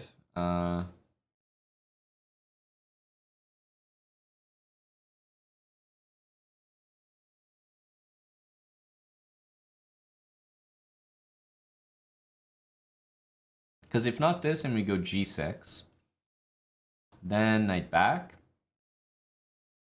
There's no h5. Okay, black can do something.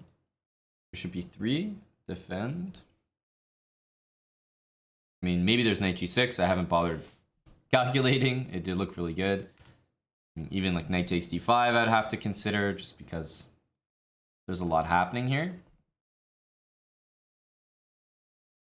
This is kind of a funny line. Knight e7, bishop takes f7, check, and takes, and the rook's actually trapped here.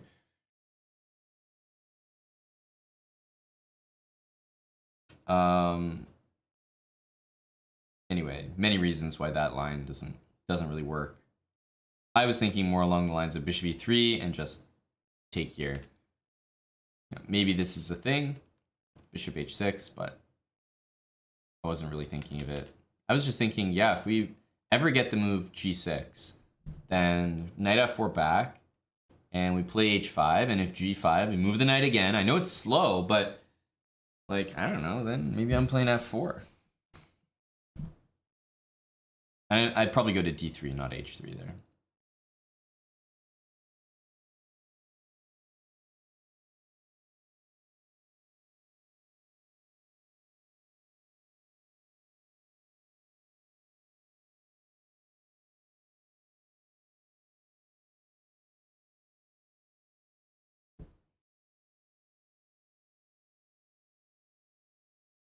Naroditsky and Geary with the early draw energy.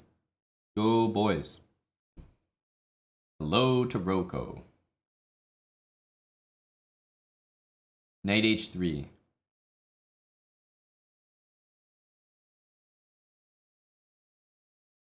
Are we getting...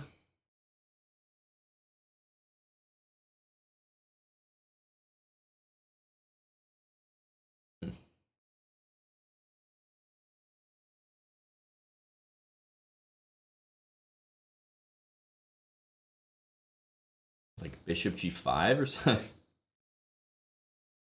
I guess it could be f4. I didn't really think about that. Could just be as simple as that.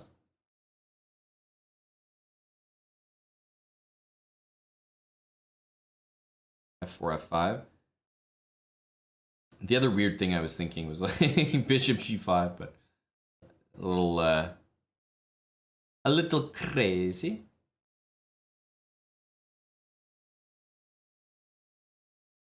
Something like queen here.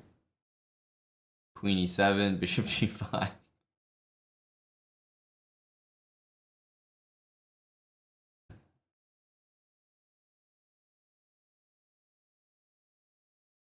Queen h5 hitting this. And bishop g5. But bishop g5 doesn't really do a lot either. If the queen just moves now.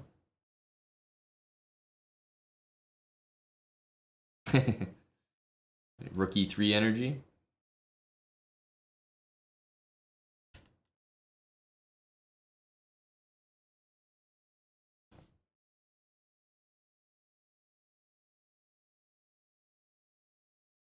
Queen here.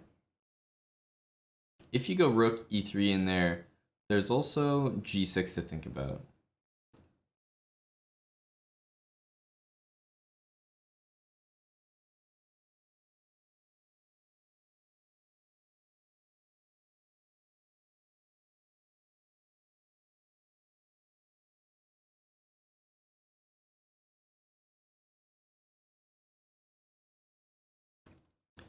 No queen moves.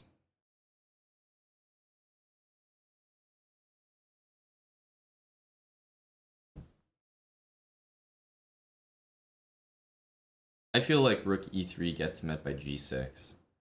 Either way, I feel like Eric is attacking pretty well. g6, queen f3 will happen immediately. And this is why I wasn't so keen on rook e3, because if this happens, then I don't really necessarily want my rook on e3. So it happened right away. Queen back. Now is it going to be king?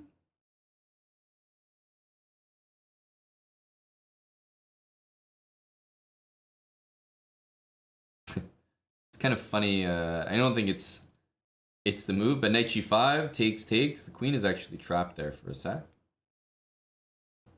Eric's really an annoying bra. Well, f4. That's the move, right? Queen g4 in order to thread that. And if f5, the knight on h3, it kind of sucks there. Like, I wish it was on d3. But I'm not sure we could have made all these threats. We couldn't have done all these moves, these threats, with our knight not on h3, because it needed to jump into g5 in a lot of lines, so.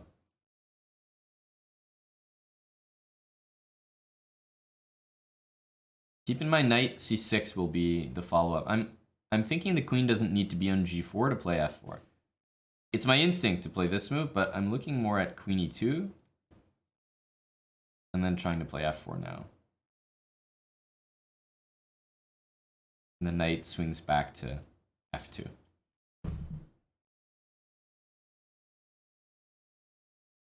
Bishop f1. I like this idea. It's just I need my queen.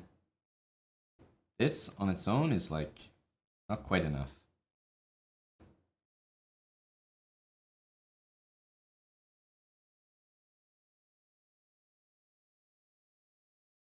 Something about queen c3 feels very elite. This move feels like a strong move.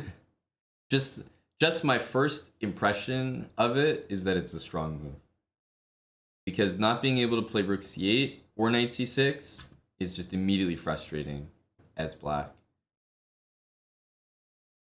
And I truly don't think I would have considered it.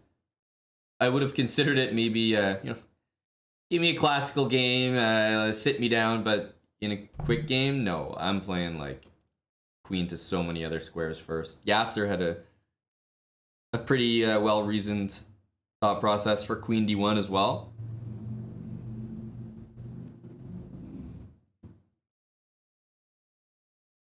f5. So I think it's the case that we have to take it.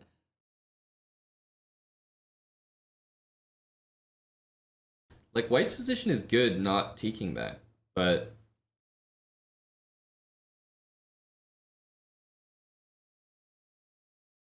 the only thing annoying for white here is it truly is the knight on h3. So if we get a situation where, yes, it's like this, it's like, okay, black's position is no good, but at the same time, h5 is falling, and the knight on h3 can't join the game again.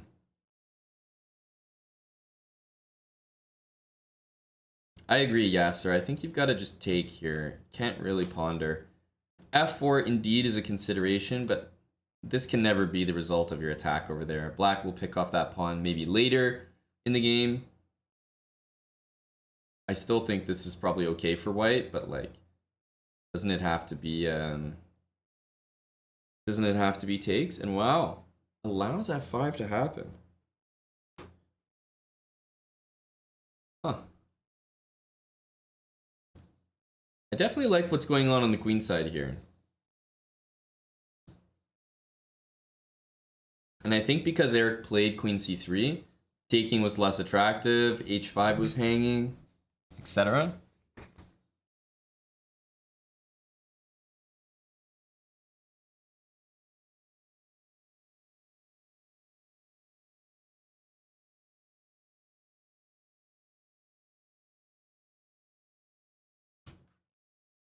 Eric is really saying hello to these knights. Look at this knight. Can't move at all. Look at this knight. Can't go anywhere. Eric is trying to say hello to these trapped pieces.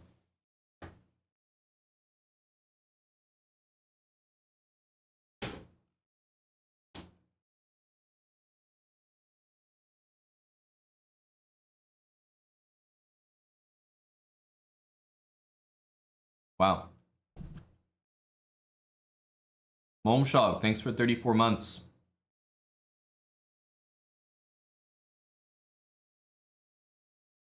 Okay, we have the first threat of the game. Guys, black is threatening to threaten one of white's pieces. First threat of the game, huge.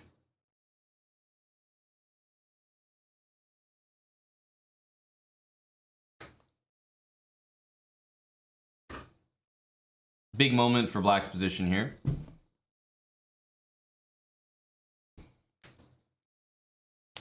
Yep. And immediately after you make this move, you're probably going to have to make another one because bishop a5 will be happening.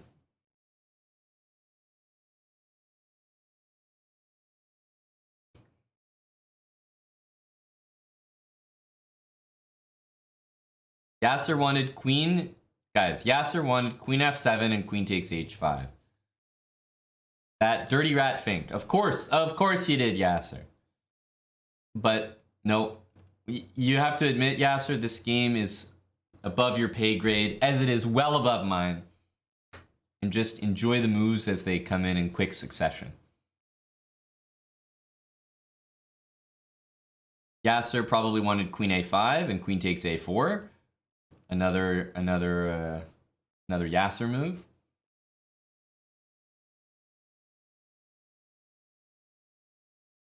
Rook b5, sadistic, bro. No knight can move to no square. Rook b1. Bishop starts saying hi. Rook b5, rook a1. Interesting. My issue with playing like this with white is it's so enjoyable that eventually you're like, I think I've stopped everything my opponent can do. And as soon as you slip up once, you feel like, you know, the floodgates are opening. Like, you know, the gates of Troy have opened up.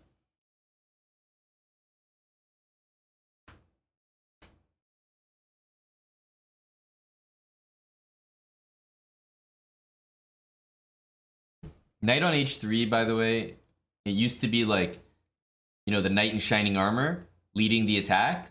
And now it's like just this beta piece sitting on h3, literally trapped. It's in the Medicus.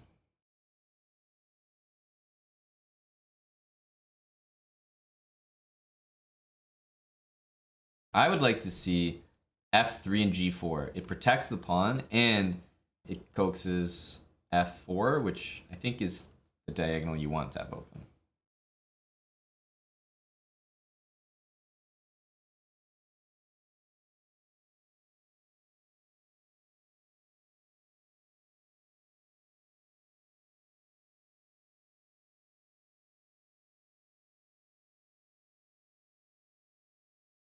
I don't think black is defending this pawn. FK gone. I think this pawn is a goner. Like, there's a lot of ways that I think white can pick that pawn up. I don't think black is going to full commit to protecting it. But white has the same issue on the other side of the board.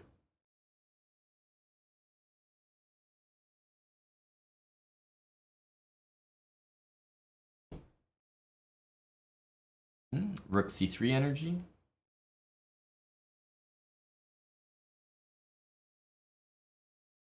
Rook c3 and rook takes a3. So Eric is going to go queen d1 and we try to take on a4. Queen e8, yes. Multi-purpose, because if rook takes a4, knight e5 actually. Ooh, knight e5. A tricky hickey. And bishop is now, so if you take, I mean, knight e5 is one thing, by the way, but knight c5 guarantees that you win something. Did Eric notice this? I don't think he noticed it. He didn't notice it. I just saw his reaction. He definitely did not notice that. Because queen e8 looks like a good enough move, even without the threat to the rook. It's covering the pawn, it's hitting that. It looks good enough on his own. Don't think he saw it at all. But like, didn't I just say this? This is what happens. Whenever I try to play this style where you feel like you're like alpha zero, like, oh, I'm just going to restrict everything my opponent's doing. As soon as you miss one small thing, it's like the floodgates are open. Now you're down a piece and like black's army is coming. Oh no, this is like exactly how it happens.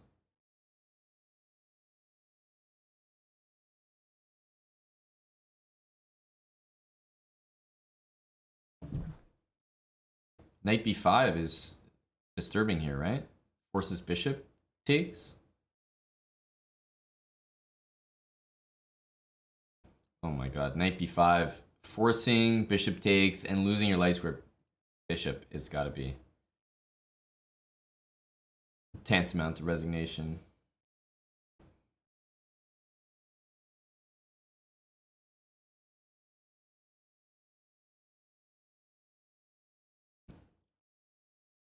If here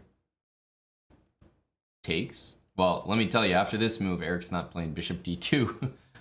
I'll tell you that one.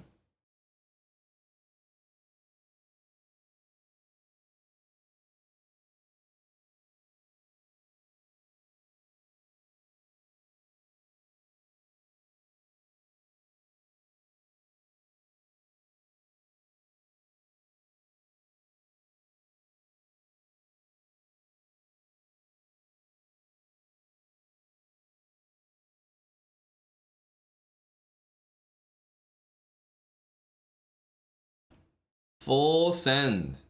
The problem is black's rook and other rook can swing over to these soon to be wide open files very quickly, I feel.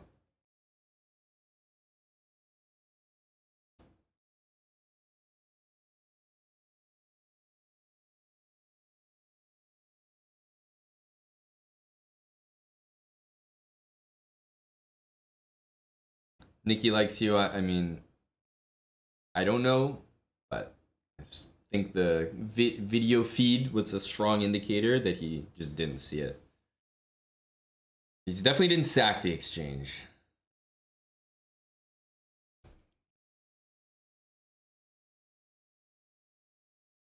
Yes, if he wins, it will be a sack. The Iceberger, thanks for the 28 months tier 3. Welcome back, Aiden.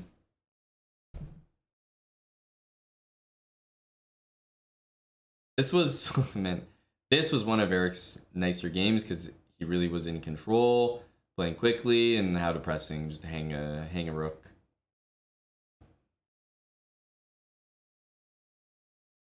Knight takes, gotta be. Knight takes and plop that sucker in. You know what black wants to do is that he wants to go here and here. And that's just depressing. That is just depressing. So there's a reason that Eric took there.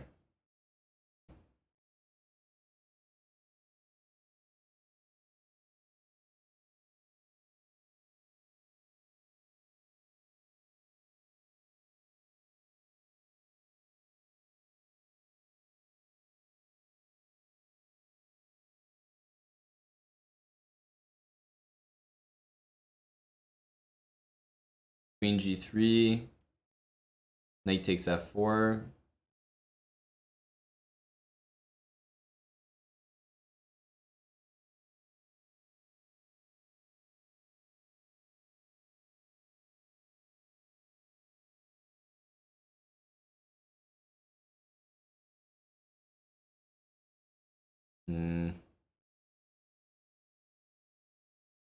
Brutal. Brutal. Queen g3 and rook's down somewhere. It's going to be decisive, I feel. Plus, if this file opens up, rook f8, it's going to be crushed. Yeah, well, Eric let it slip this game. He forgot about that. Although, to be quite honest with you, like, yeah, Eric blundered the rook there after queen e8, but queen e8 it seemed like a very good move to me. It watched a4, it hit h5, and it threatened the rook on b4 with the bishop.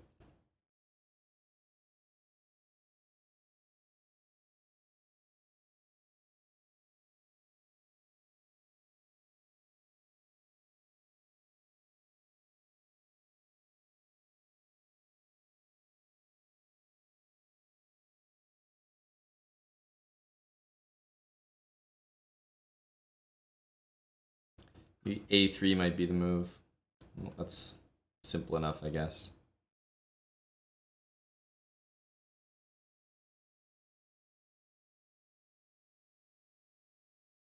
Rook g2 and then e2.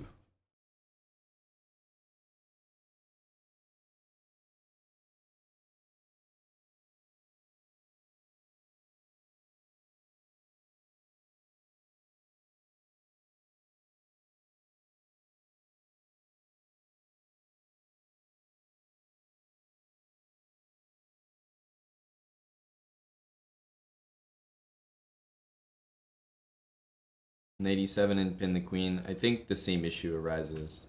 e2. If you take with the rook, then you're not doing anything. If you take with the king, you lose your rook. You take with the queen, you get mated. Or you lose everything.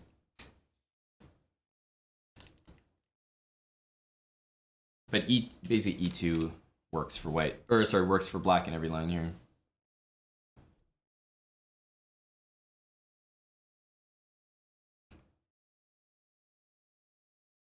I don't think there's anything to find here, unfortunately.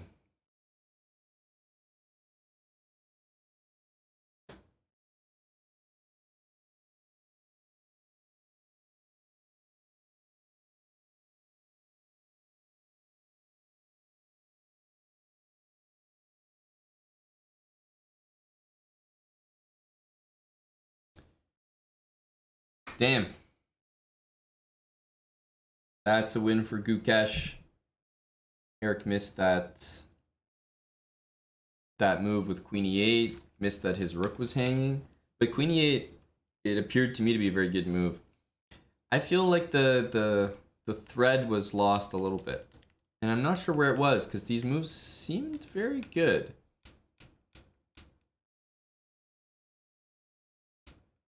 Maybe it was rook b5, I don't know. But rook b5, queen e7, rook a1 also made sense. Maybe it was the move rook b4.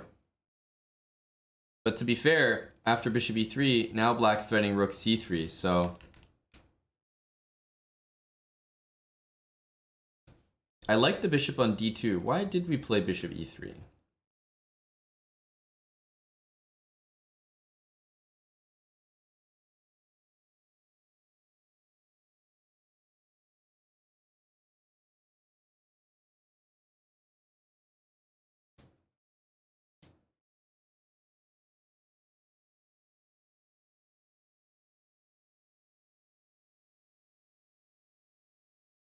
En passant earlier for sure is an idea.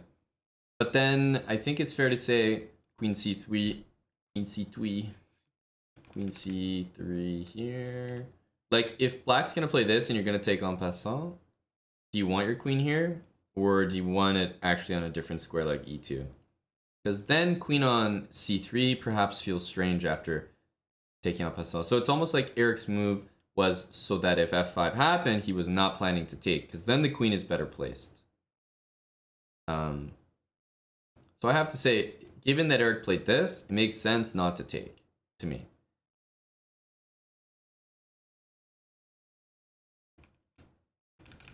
But I thought the bishop e3 move was, I didn't get it fully. Whereas I liked the fact that it covered all these squares, including c3.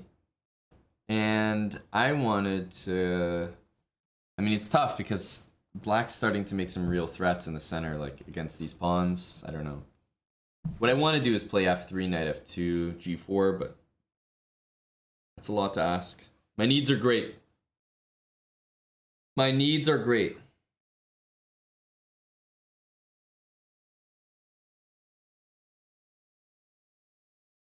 Oh yeah, that reminds me. Yasser's story. Yasser's so good at telling stories, he can tell it through Twitch chat. I'm the vessel for Yasser stories. So, what was it? It was, you know, a tournament game, tournament situation, right? And you have the following. e4, knight f6, e5, knight g8. Black started to think the game was underway. Or sorry, white started to think the game was underway. Peculiar choice by the opponent not to play knight d5. Not sure what's going on here. Right? Knight g8, odd looking move. Let me have a think. It was at this moment that the arbiters were coming by the boards. They had blitzed this out really quickly. The arbiters were coming by just to make sure that all the games had started on time, that the clocks were running and everything. And the arbiter sees the current position on the board, picks up the pawn from e5, puts it back on the e4 square, and he says, "Gentlemen, no joking around, please." And the guy with the white pieces took the pawn from e4, put it back on e5, and said, "I'll have this, and it's actually my move as well. Thank you very much," and continued the game. Just imagine that Yasser is the one telling you that story.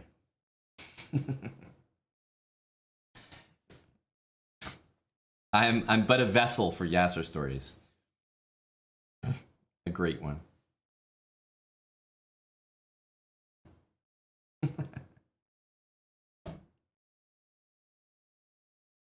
And it's my turn.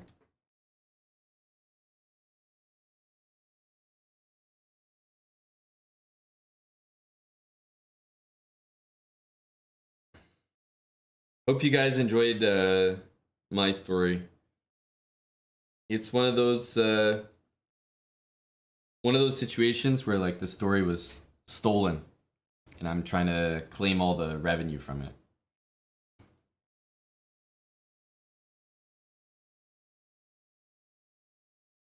And thank you, Adam Heartlover. Thank you, thank you, thank you. Yep. Appreciate it, buddy.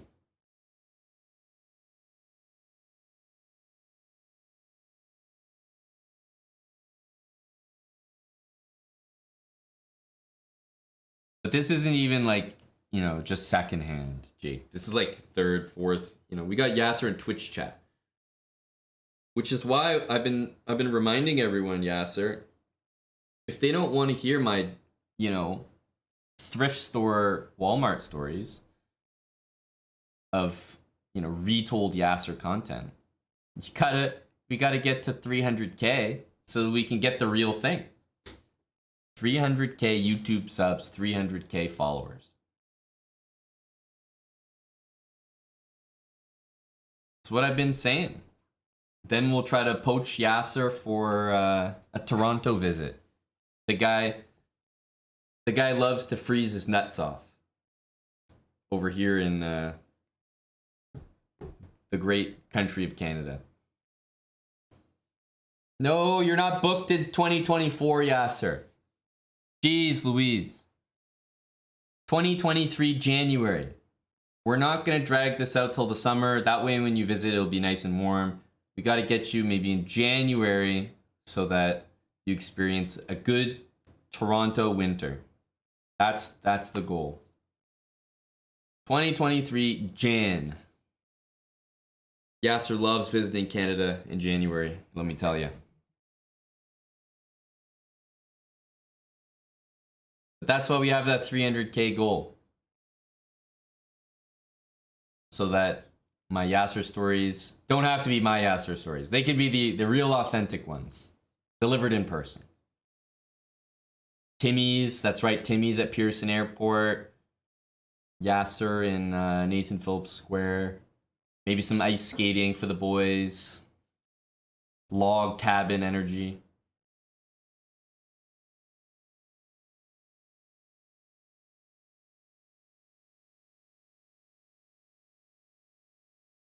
Bouldering with Yasser.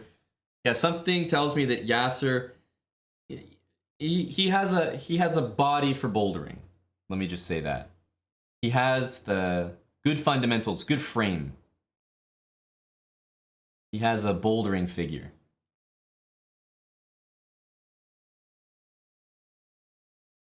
Maybe some boxing, you know? Get Yasser in the ring, as he likes to say, throw some patties, right? A lot of I've got so many activities planned, Yasser, for you and I in Toronto.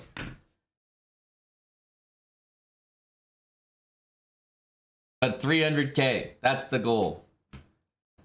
If there's one thing I know about Yasser, he likes to see the ranks swelling.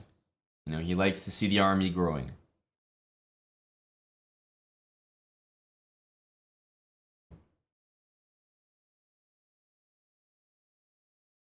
We do T for the win. We do.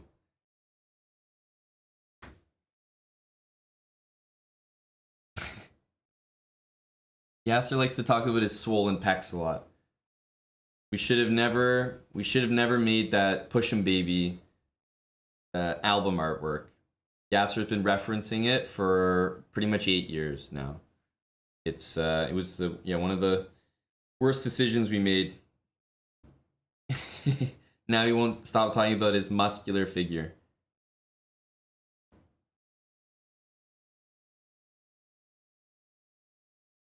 We certainly added fuel to the fire there. The day is over. Eric's got 3 games tomorrow. Thanks for dropping by, Yaz. Thanks for dropping by. This is our schedule for tomorrow. Hari Krishna, Abdusatorov, and Grandelius to finish off this very stacked event. So I hope you guys will join us then. I'm not wrapping up the stream right now, but wrapping up the coverage for Eric's Rapid tournament. But stay tuned, stay where you are. We're not going anywhere just yet. It's a very sweaty tournament. I mean, yeah, look at the players we got here. All right, so we'll be back 12 Eastern tomorrow. Hope you guys will join us. There's only 3 games. Yaz, thanks for hanging out, buddy. All right, but speaking of hanging out, that's what we're going to continue to do here. But I'm going to take a very short break. I haven't taken a break today, so give me a little bit here. Take a short break. Stay where you are. Just got done another 4 Rapid games. Eric must be exhausted. These games are brutal. But I'll be right back. That's right, Salty. We might have to really get find the right music. All right, see you guys in just a little bit. All right, BRB.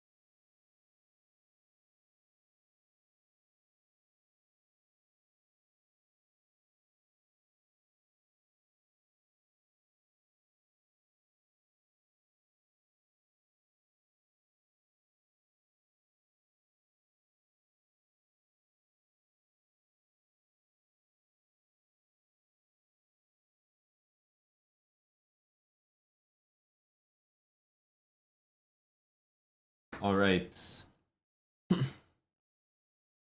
Hello.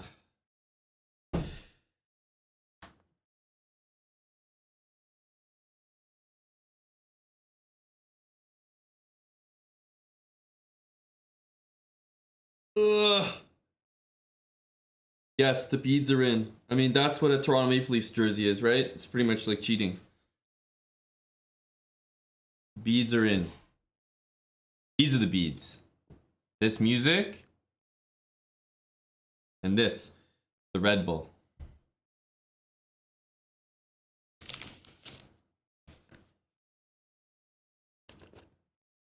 We're playing OTB tomorrow. First time since before COVID.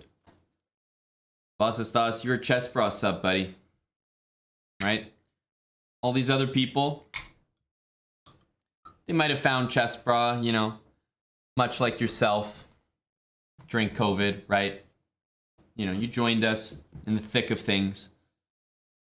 But the thing is, Vasastas, you're going to have a clear edge over a lot of your opponents. You're going to OTP. It's your first time since before COVID. But what have you found during COVID? The last time you played OTB, you didn't even know about the Chess Bra channel. Right? Just think of the timeline. You found the Chess Bra channel during COVID. You haven't played a tournament since then? Buddy, you're going to blow them out of the fucking water. I'm telling you. However good you thought you were before COVID, you found the broad channel, you've been immersed for 2 years, you're solid. I'm not concerned. Dubs tomorrow for sure.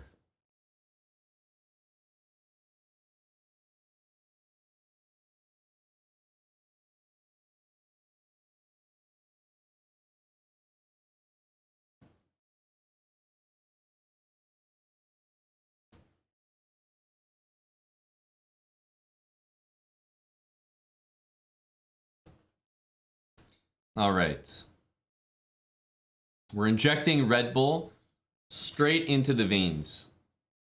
This Leaf jersey, I mean, it's never failed. Only dubs in this jersey, except for the actual team itself, but you know, everything I do in this jersey, untouchable. What do you recommend, Nose Knows All? There's some nice hippie alternatives these days. Maybe some Monster for the boys. All the strong players are in Eric's event. They're not on chess.com playing right now.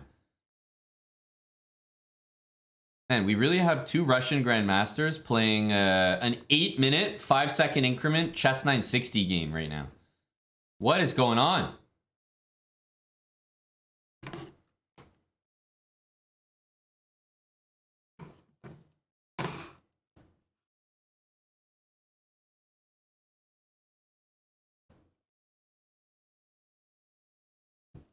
Really knows all. I thought Austin is full of hippies these days. Isn't that trending?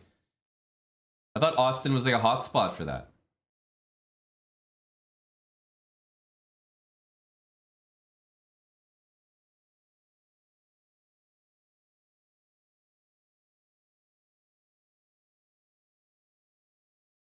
Yeah, 960 champs should be soon. Indeed. Little attack ski.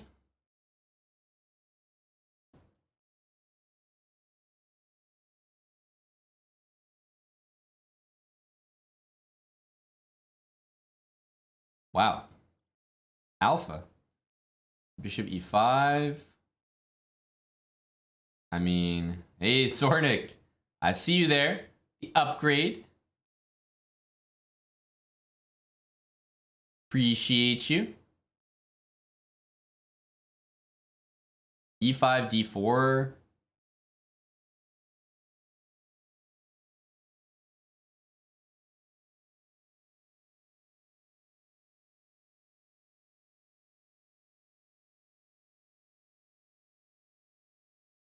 Okay. Sure, we'll start with that.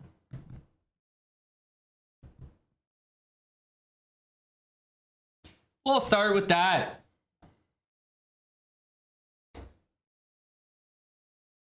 We gotta take every KO in sight.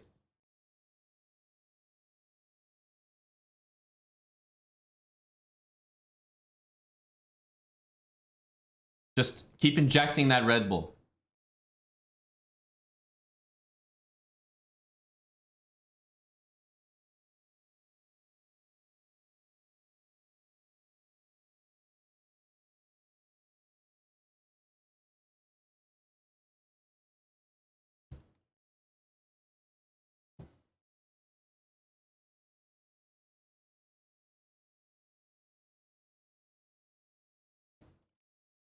Here, we'll push.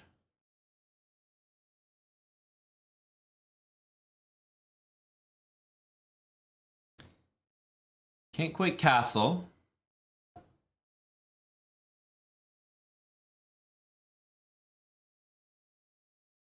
Whoa! F5. What the hell?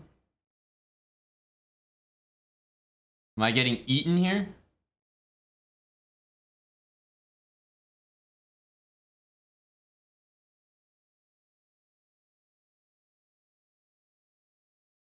I find it hard to believe. If I take here, though, it's going to be queen takes d5.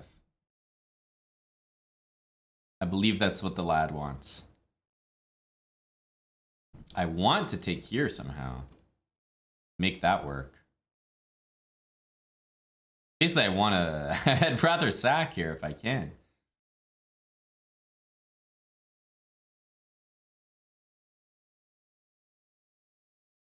Hey. You only live once. I gotta do it. For the boys. Takes, takes, takes, takes. Takes on f5. I'm gonna have at least 3 pawns here.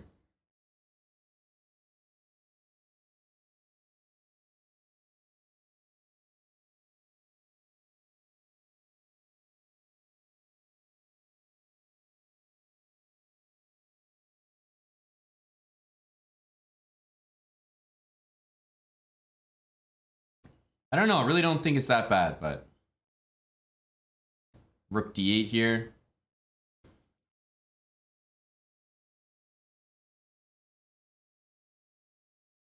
Wow. What?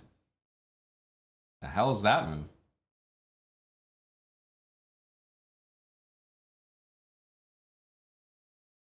Eh? This threatens me?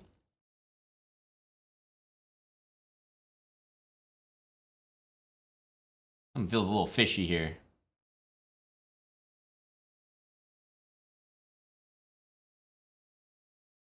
Rook there, check, takes, and takes. Bishop f8 was one of the only moves I saw. Then I'll just take a pawn. Keep it moving. Keep it moving. Takes, I have rook c7. I'm not going to try to be too fancy here. Connect the pawns like this. Oh, I thought I had this. He has rook c8, I guess.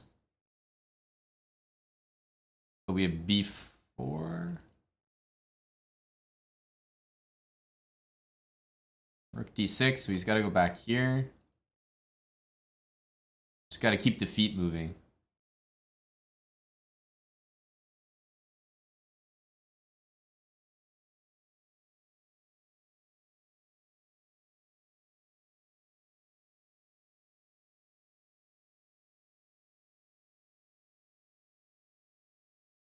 Don't love my move a4, but I didn't really know what to do. I think there were some better moves to play there. Put it that way.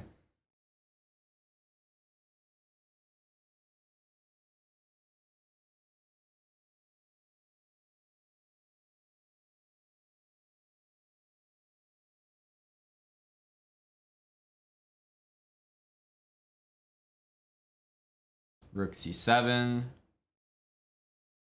Rook c7's a big move. I mean, I have pawns here. Can't complain too much.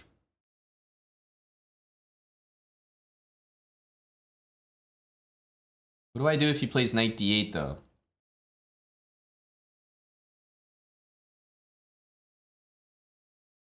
I don't know.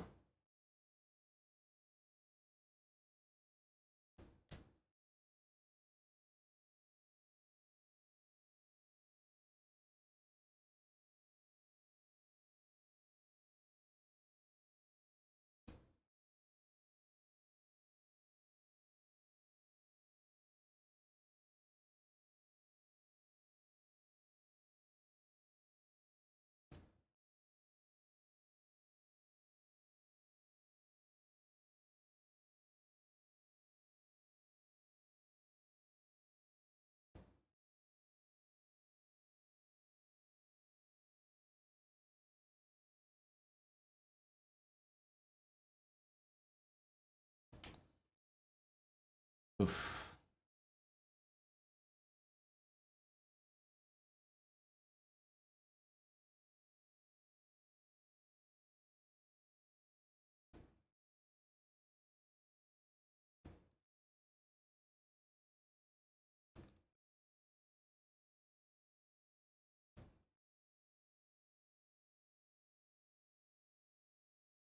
Doesn't matter. I've already got my draw.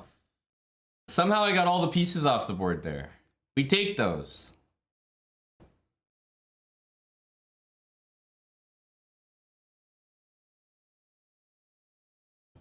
I will be officially KOing draws. Yep. Anything but a loss for me is a KO. Boom. What an achievement.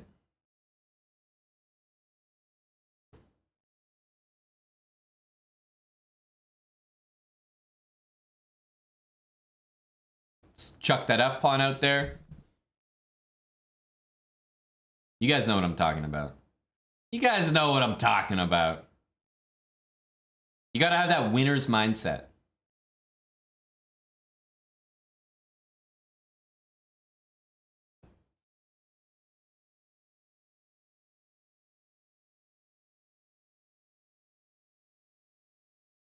E5 for the boys. For the boys. Takes and we'll... It's as if we played d4, e5. That's the same way I'm going to recapture this pawn. Oh, stop that. That looks annoying. Hey, cut that out, man. Cut that out, boss.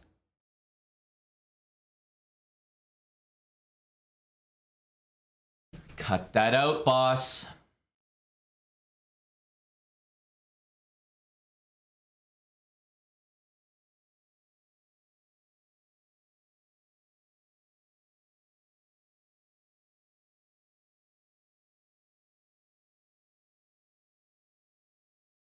Takes, bishop takes is mildly annoying, isn't it?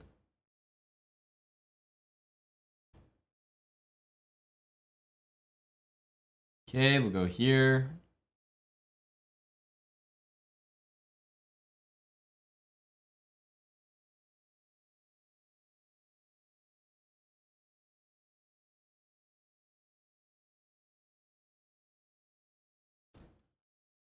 Here, knight takes.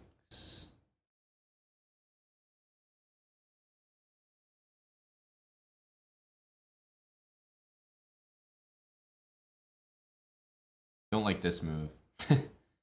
Just in general.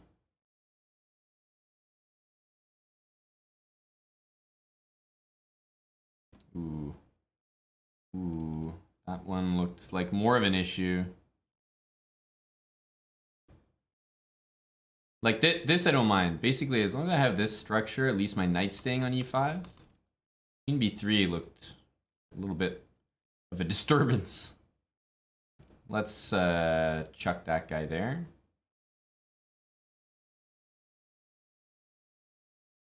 Maybe this move on the last turn was smart.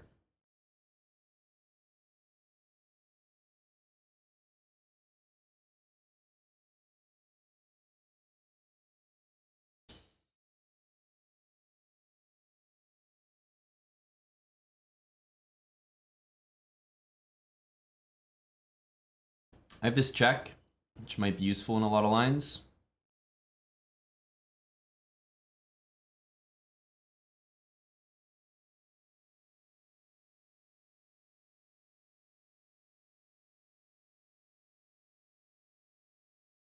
And now I don't have this check, which would have been useful in a lot of lines.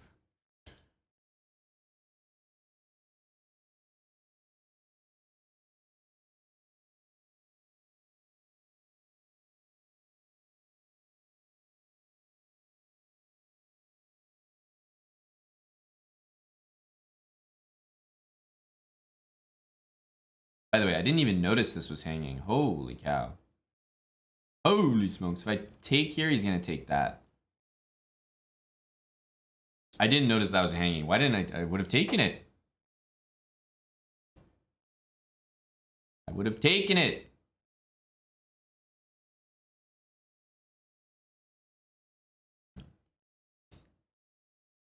This is done. This is done. This is really unfortunate, though. Why wouldn't I play knight takes c2? This move is like crushing. Yeah, pretty much knight d6, and we are KO'd.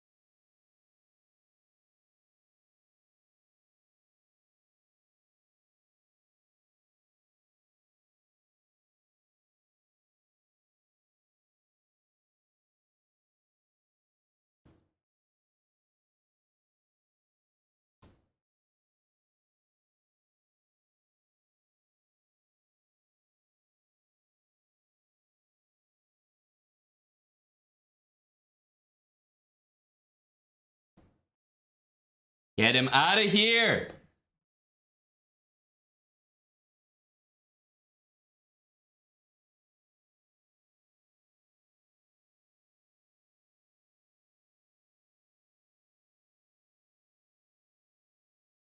Get him out of here.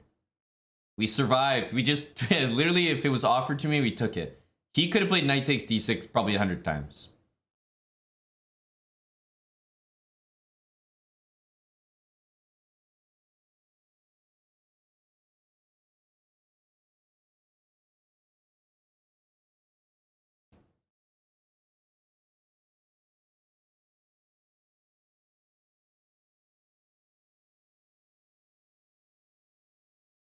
He missed some big time moves, I would say. H6 is interesting.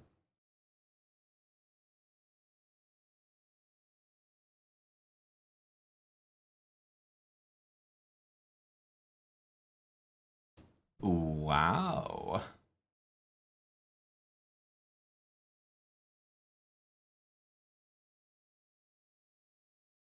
Hmm.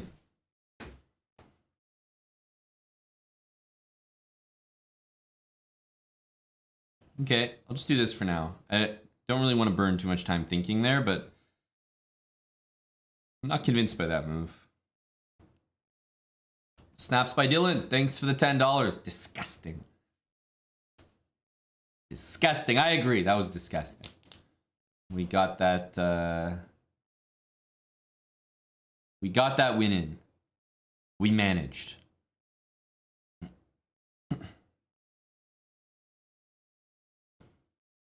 95, probably can throw in. Just because he might play that, he might play that. Whatever he does, I think it's better that I have my knight in there than not.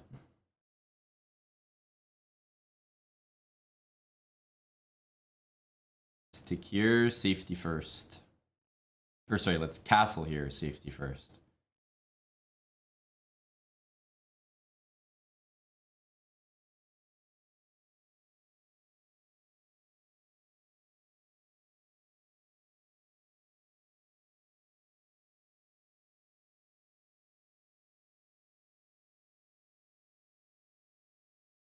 I'm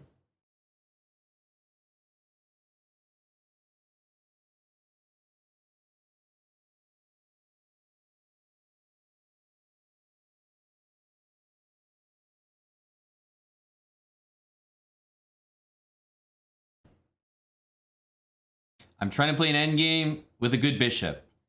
I'm just a guy trying to take care of his bizbob.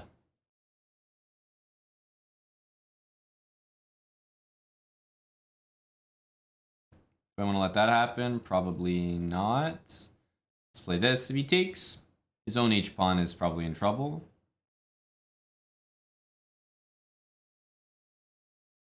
Bishop has to stay here the whole game. I'm obviously going to be a little bit worse.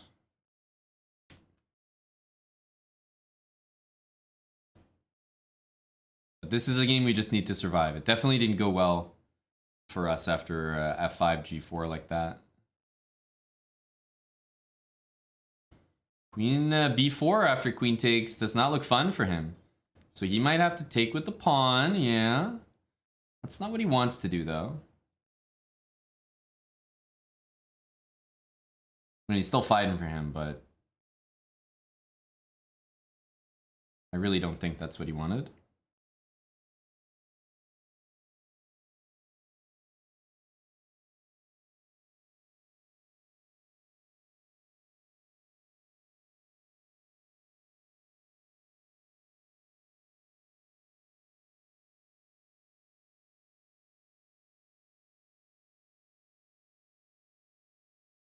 I'm low on time, so I'm gonna pick the move that imbalances things.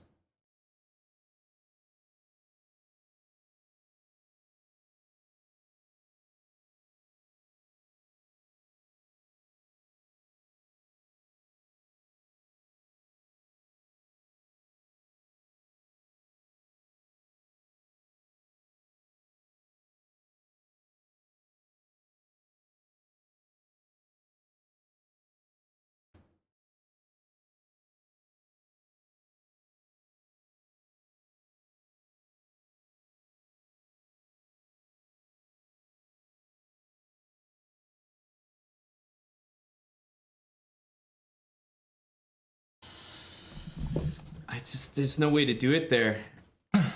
There's no way to do it there. If I don't play that move right away, then what the hell am I doing? I have to play king c3 maybe. Yeah, maybe king c3, but there's no way I'm playing king c3. If I play king e5, then he goes king c6. If I have to go back there, that's a tough move to make with the time. But yeah, maybe king c3 would have held things together. I'm not gonna play king c3 though. What can I say?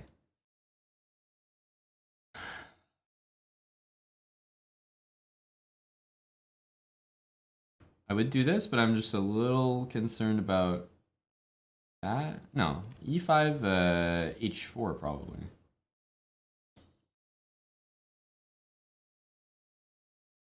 I was just talking about, you guys remember?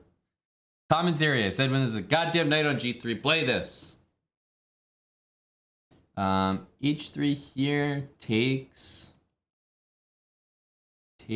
rook g1, I have rook h2, knight there, gets a little sketch.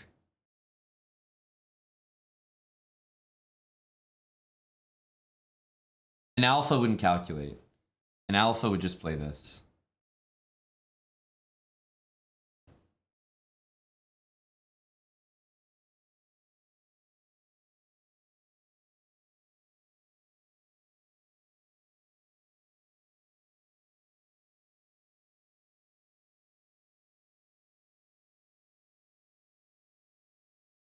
He takes f6. That was the line I was just calculating. I was going to go rook takes h2, takes.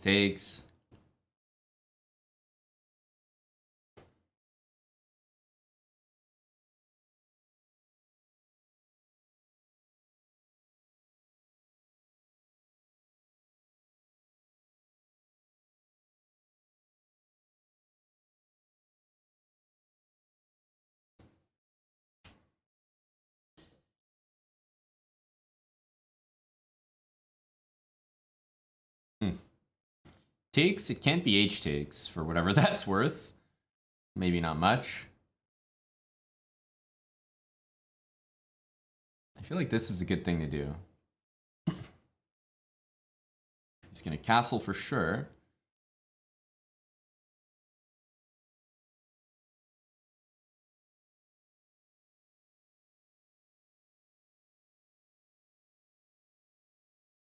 This drops that. Queen takes f7, rook f8, queen g6, knight f4. I think that's the right kind of energy. Admittedly, didn't really calculate this too much. Rook takes, rook g7. Yeah, maybe not queen takes h2. We have the right endgame. We're gonna just have to play it down a pawn, though.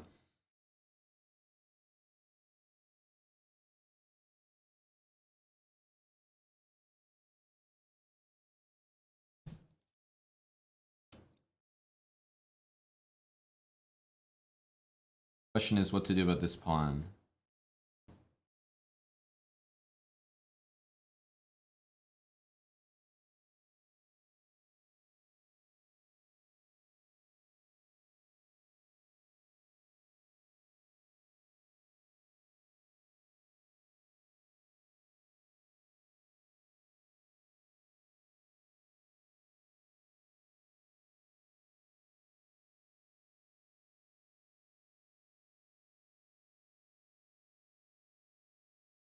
I'm gonna scare him. I'm gonna play this and pretend like I'm gonna trap his rook here. And I'm only pretending to do it until I actually do it. And then I'm actually doing it.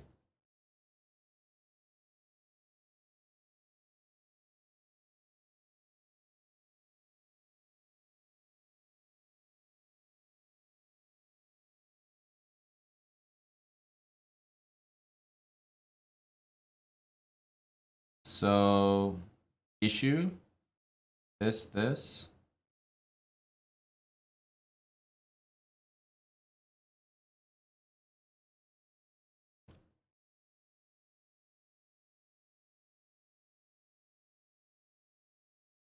I thought he was playing d5 there.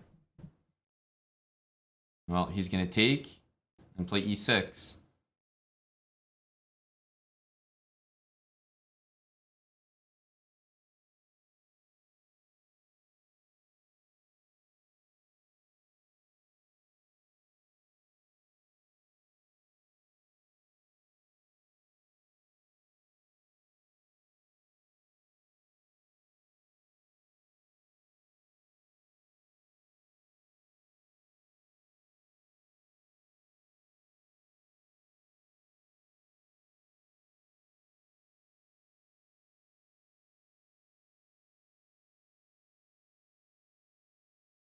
Eight seconds.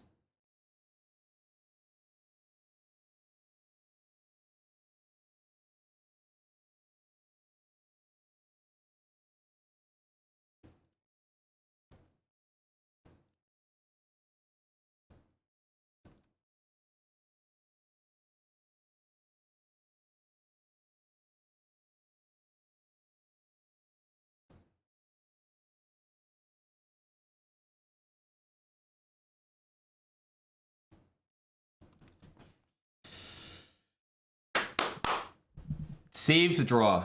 Very tough. But I'm really gotta KO draws. As I said, this is a losing stream, so we KO draws around here.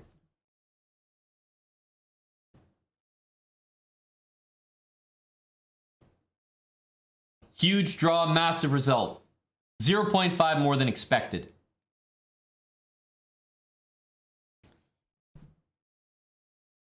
$189 more games like this. You got it, boss. You got it. Let's go here. Alpha.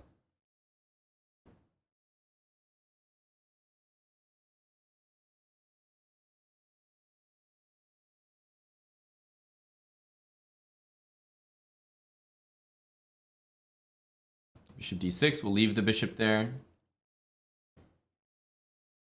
Swole, thanks for the 1,000 bits. Nandu as well for 3 months of Prime.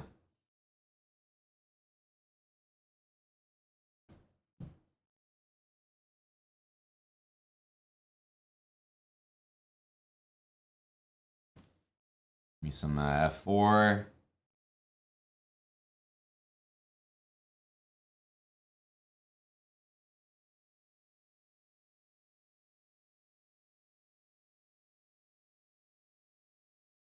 Nice to eyeball that square. There's a few ideas. Here, knight b5 looks quite tempting.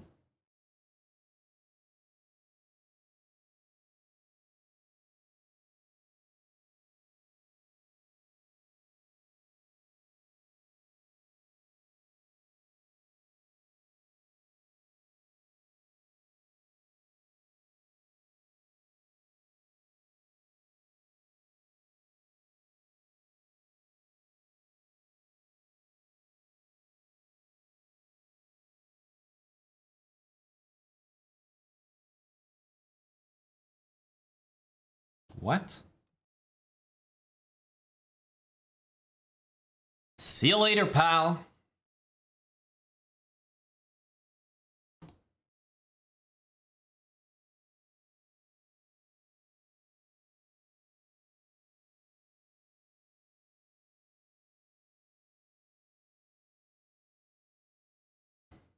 E3, let's castle, rook e8.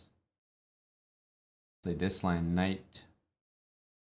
There, okay.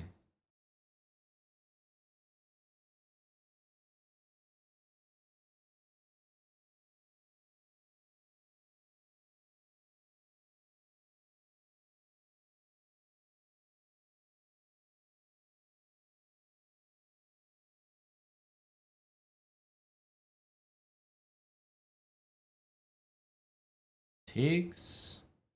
What if I take this?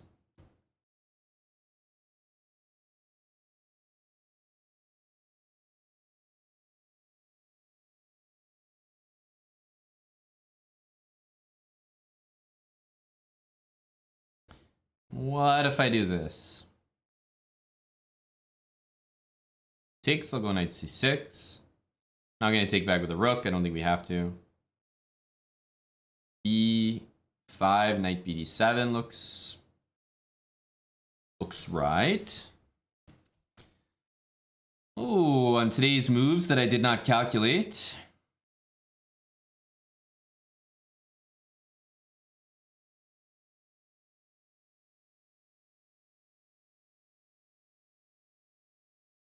I have rook d8 check, and then rook a5. I don't know, we'll just go with that for now.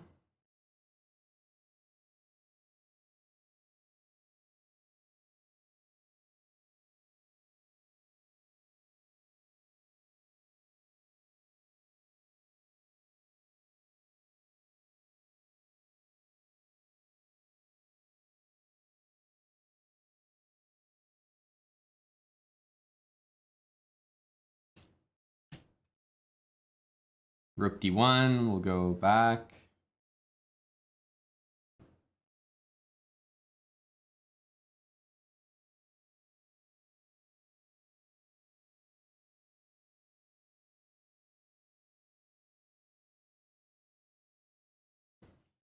We want to go here too. It's probably going to go rook d1.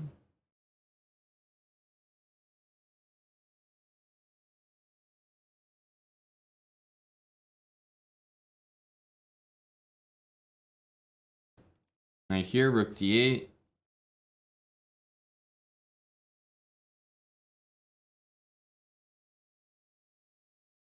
He's a speedy player, eh? God damn. Why can't people be slow like me?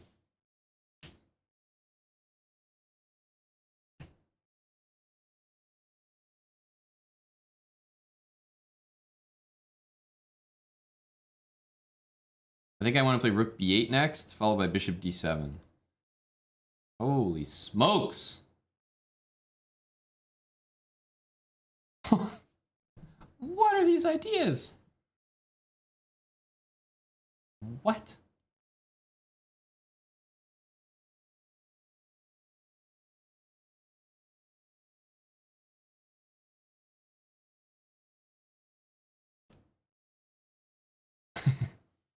G4 and E4. It's like, my god.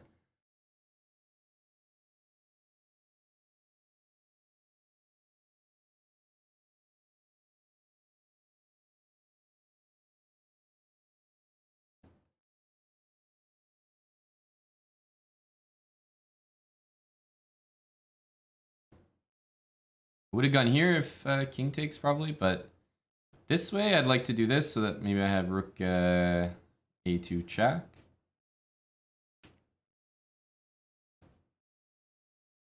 And I am up that pawn from that weird thing he did, so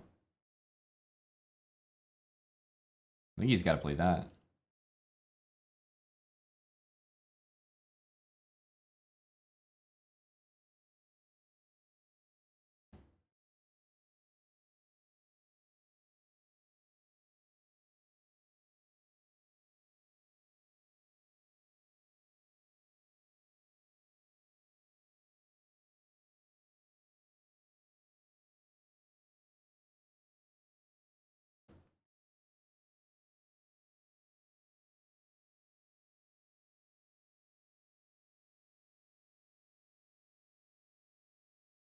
Bishop d7, h5.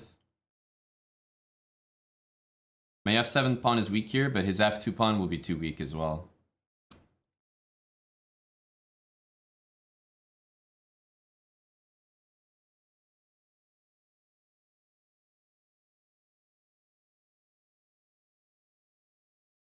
Okay, Nimzo. Nimzo, d5.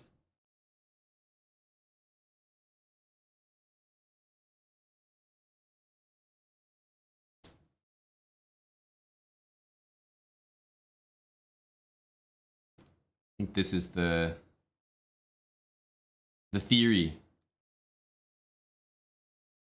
This stuff is always annoying. I don't know anything here. I just know that it's equal.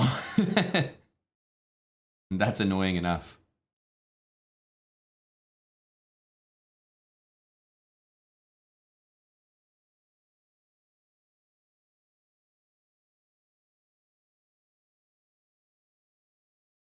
Trying to take this structure for no apparent reason.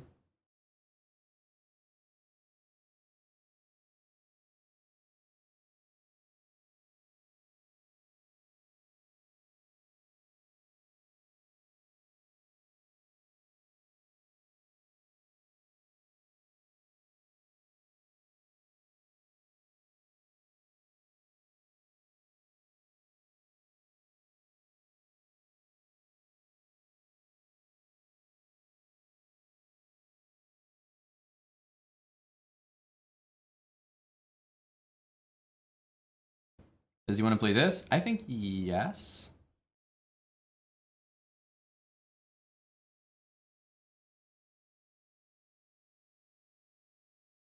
Worth doing that, however.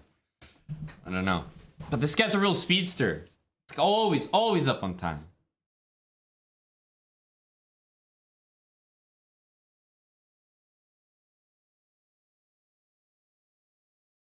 Knight on d4, Ferda. I mean, knight on d4 has got to be exquisite.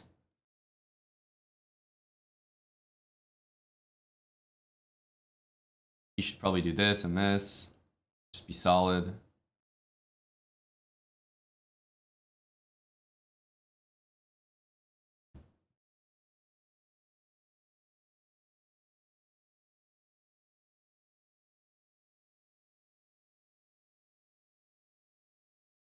Gotta go back there, I guess.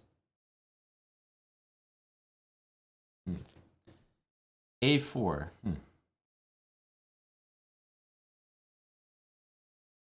Takes. I get that.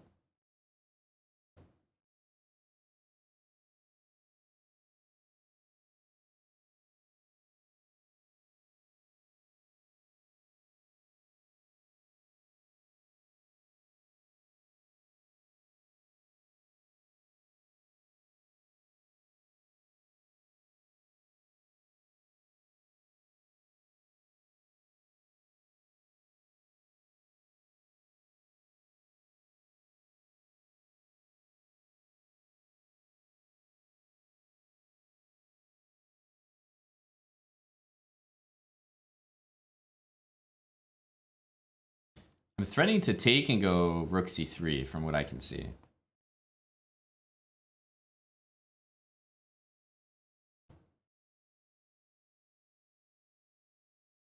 Rook a5 takes.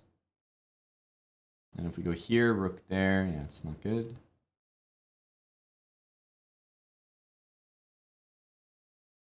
I have rook f1 when he doubles.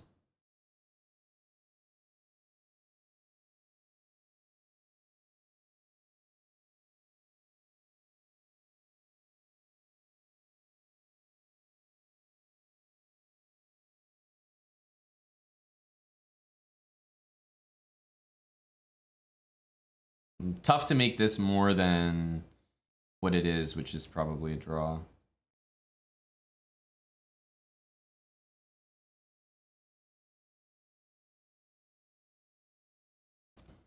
At least that feels weird for him to have his king cut off. Could result in some ideas for me.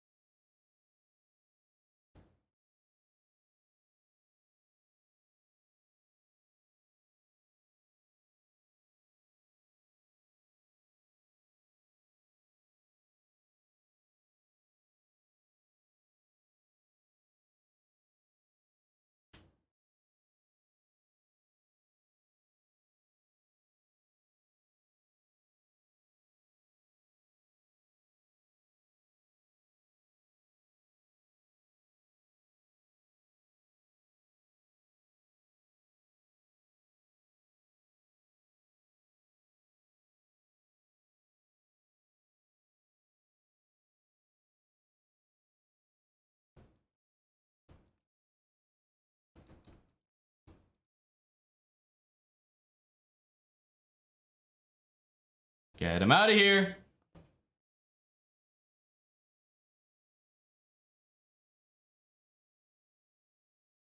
Tricked him with e6. He thought he was the one that could just play and play and play. The old e6.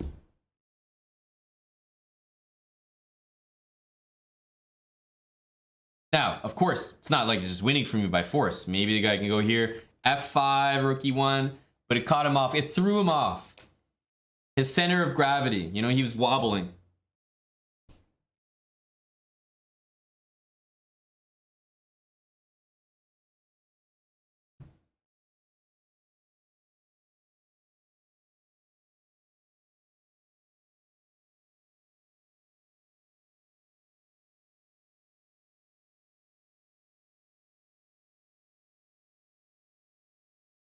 Yeah, there can only be one, Tamenheim. There can only be one.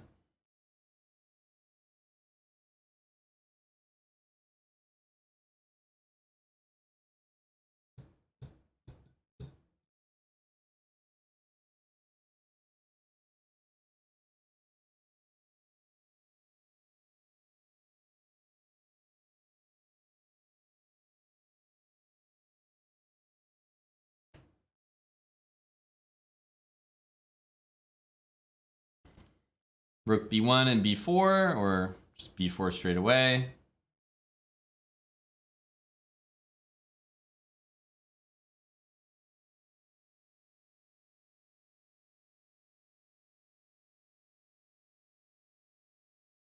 I think this should be pawn takes, so that the knight doesn't jump in.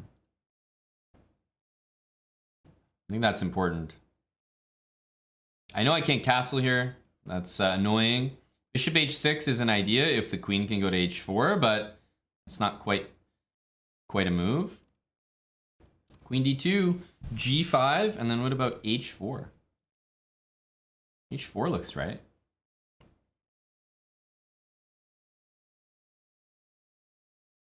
It looks like a kind of normal attack. Oh my goodness. Okay, big fella. Okay, big fella. Start by taking that.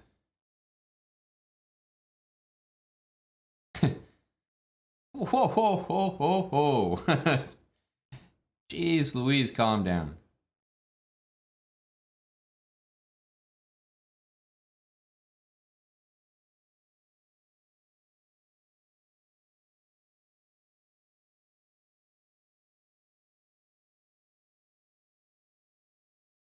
Now, quite annoying this rook placement here, I have to say.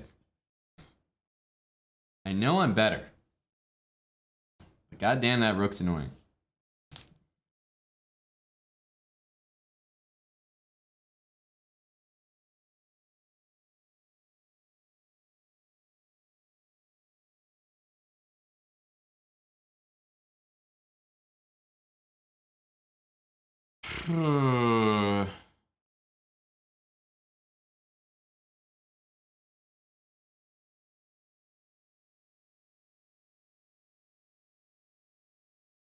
Don't like the way the pieces are coming out here for my opponent. Just looks too easy.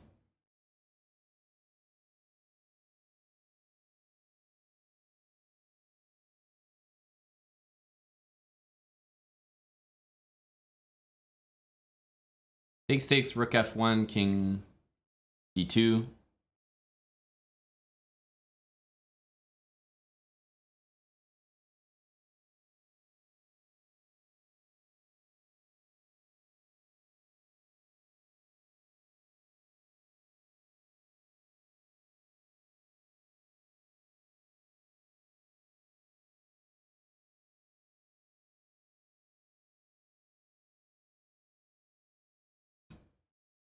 Takes, rook b7 kind of looks tricky.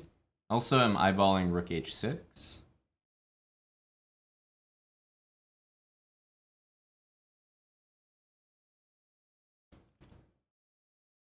If the knight moves, I want to trade and grab that pawn.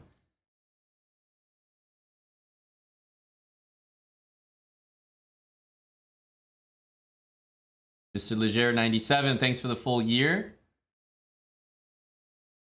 Let's go here, I guess. King up next move.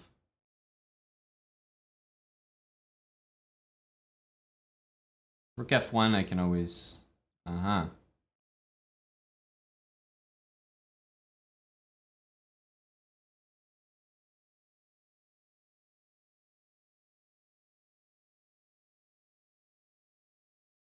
Take with the rook, I guess. Pawn takes, I don't know. Wasn't sure about c4. A king is pretty safe here. Any queen trade I think I want.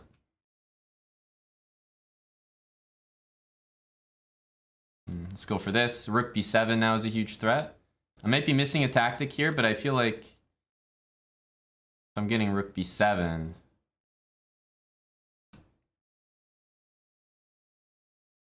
Bishop c2 to a4. Oh my god, it's with check. Oh my god, that was with check.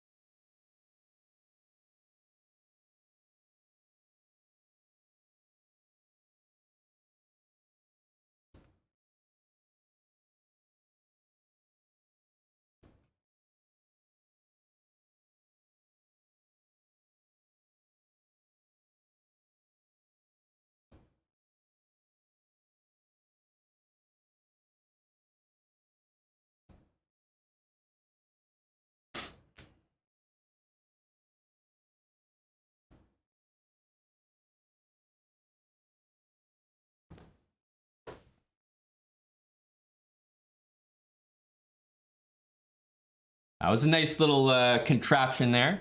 We got them all boxed in. That looked pretty nice. Look at this. Look at this. Look at that. Nature, thanks for the prime for 2 months. Boxing is going well, buddy. I'll be heading there tomorrow.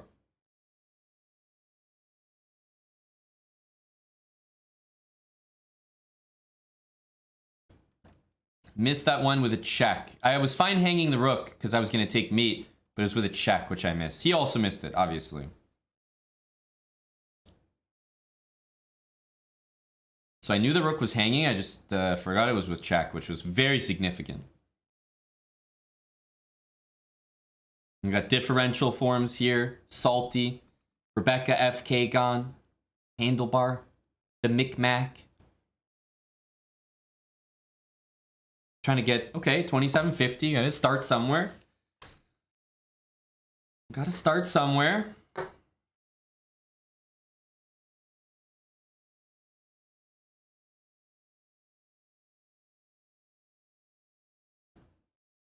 Interesting.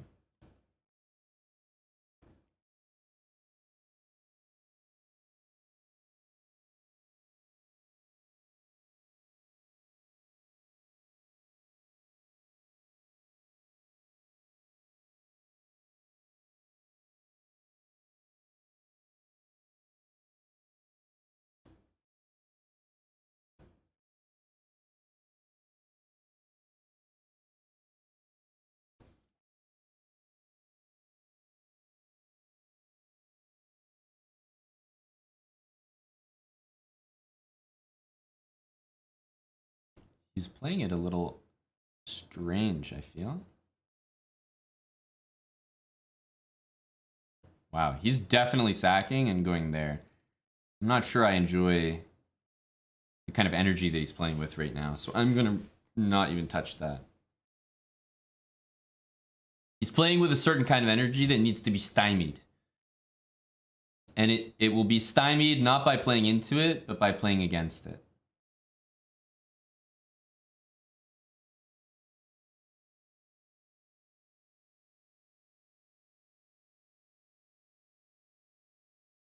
We're going to play in an opposing style.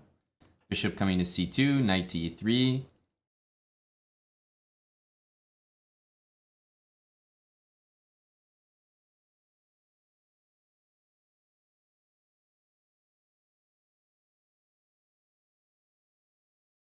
So yes, we can take that, but what about knight here?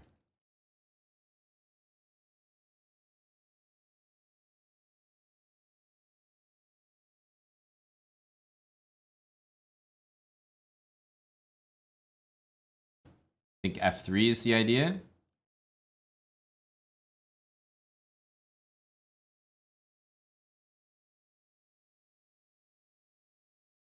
This will take some delicate... it's a very delicate situation.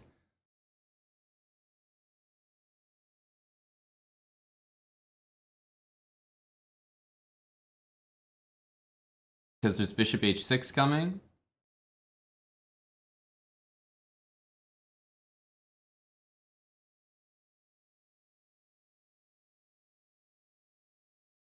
Or bishop d6, rather.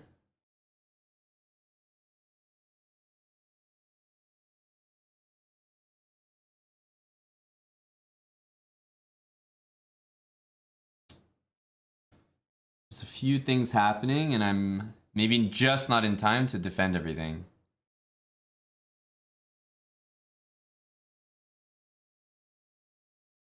I think I have to give this pawn up.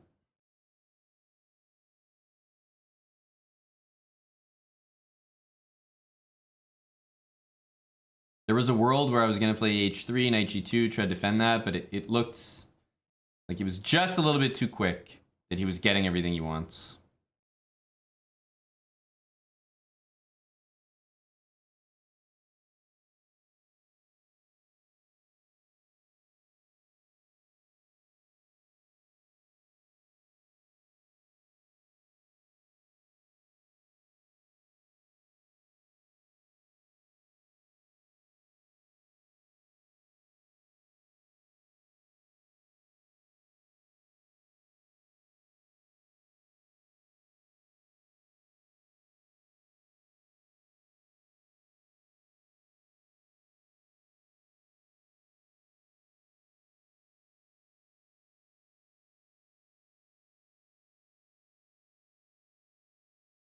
Don't trust the position here.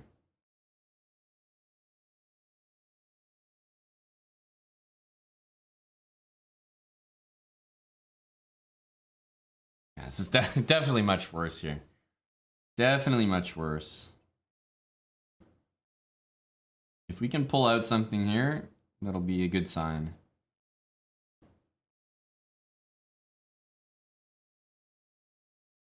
We don't have a position that we can even like kind of pre-move either.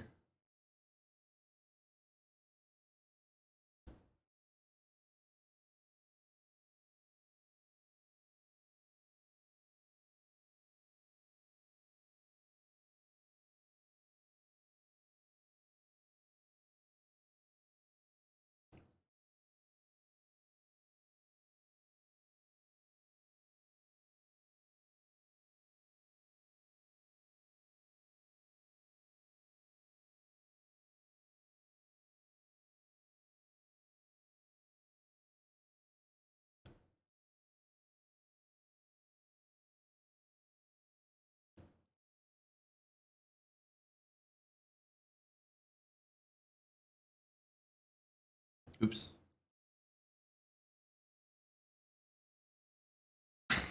It doesn't help. It doesn't help much.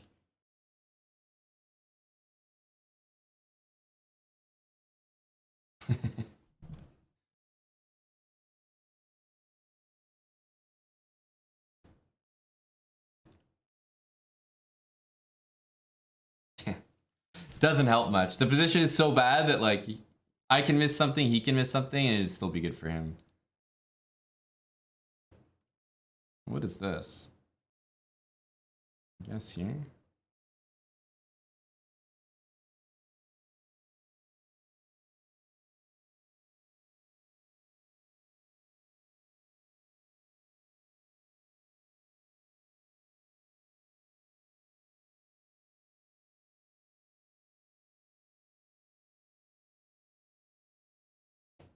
What's happening here? Knight d4 is coming, huh? Eh? Is that the move?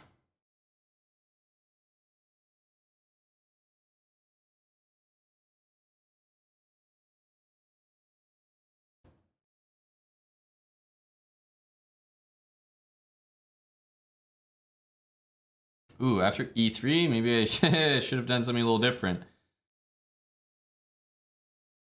All right, well now we're committed to this knight h5.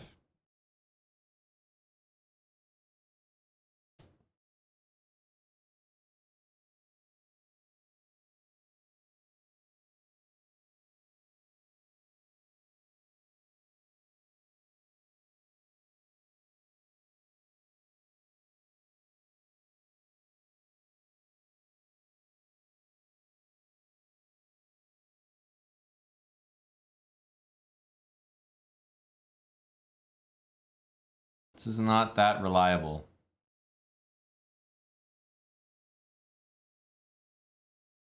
He has an easy position coming up. Very easy position.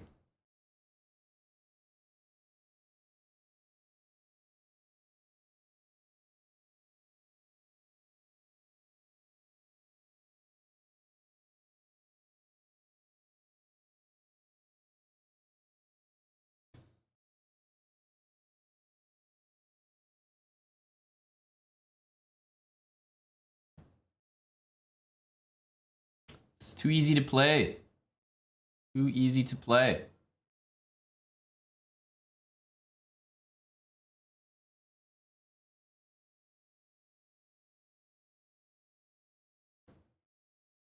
How can I make this even a tad bit tricky?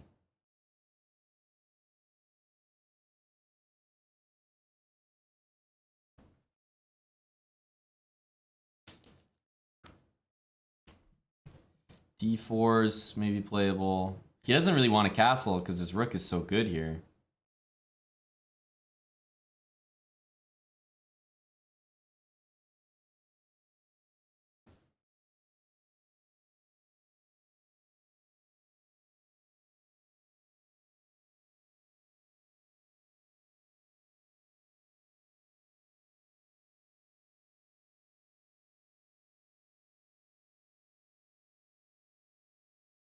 Now he takes bishop g4.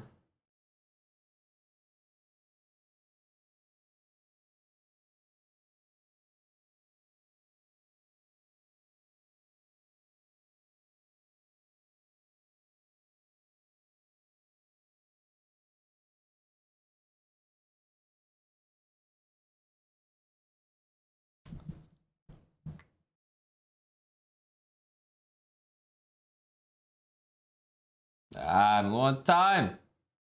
Oh, this was the wrong move. I meant to check first. Oh, at least he played that. At least he played that. Like, I don't think this works, but at least this is what I wanted. Because he can play knight e3. I meant to check first before taking.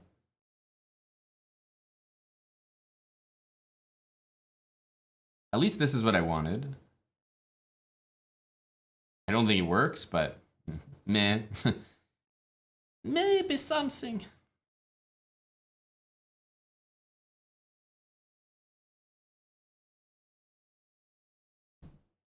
This is my big idea with some checkmate threats.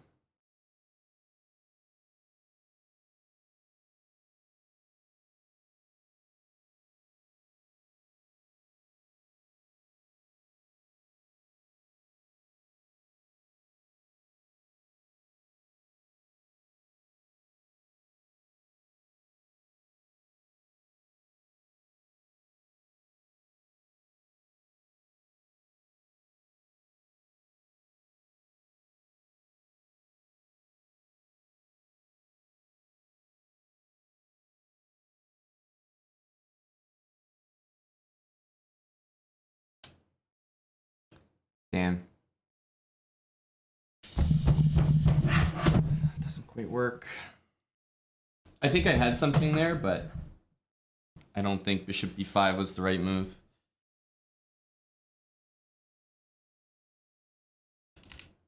Here I definitely have a move, but he defended it really, really nicely. Like, I have a move, but not a move that's gonna get me like a quick win.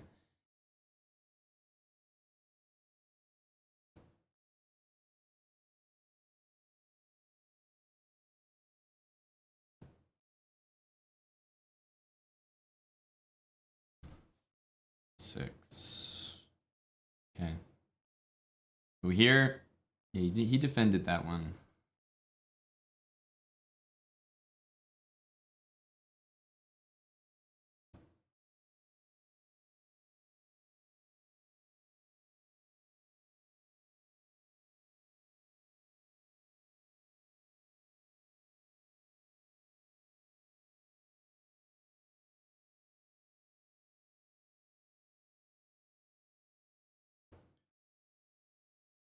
Some kind of bishop g5. a6 is also a move. Like, I think he'll go here and it might get a little messy.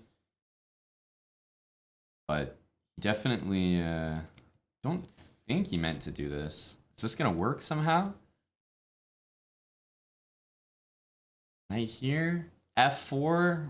Knight takes b2. F4. Knight takes. Yeah. I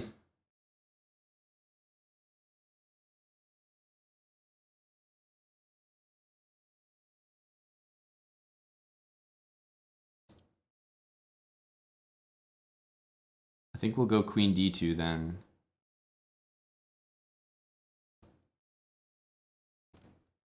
C4 take. Like, I guess he's got to go c4 here.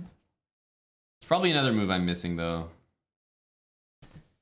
Just feels so damn loose for the guy. I don't know how I'm not getting a good position here, but I will find a way not to.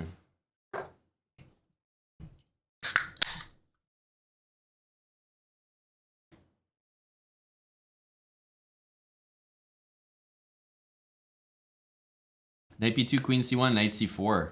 I don't know what I'm doing there. This knight's protected and my bishop's attacked. Here, at least I wanted to take that. But I am threatening this move. So here, do I have b4?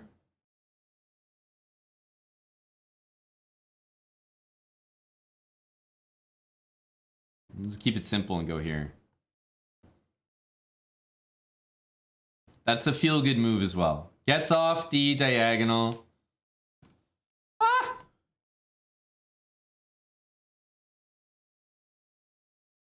Stop it.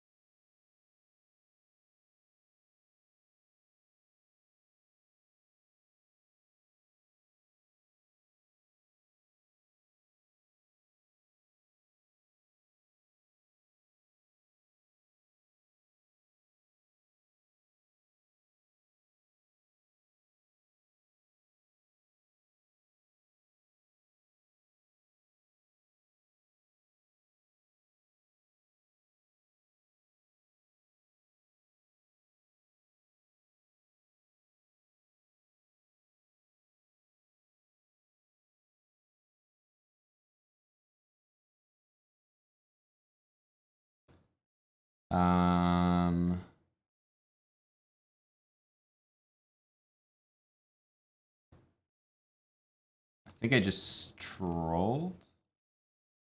I don't know why I thought this move was good. I don't think it is at all.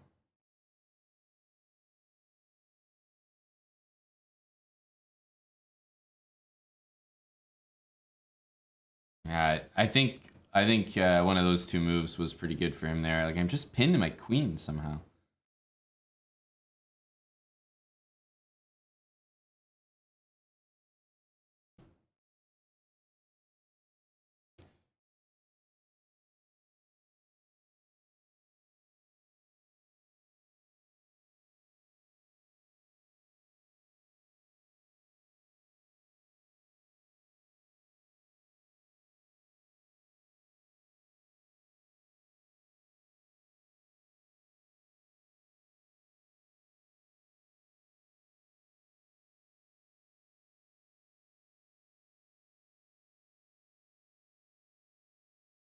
Some nasty stuff happening.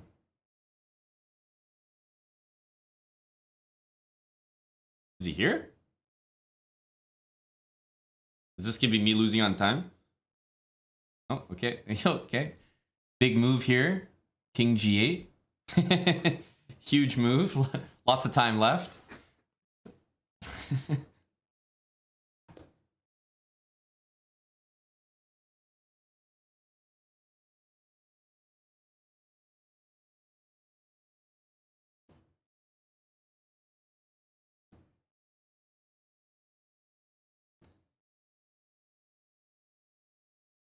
Whoa. I tell you, man. Absolutely no rest for me.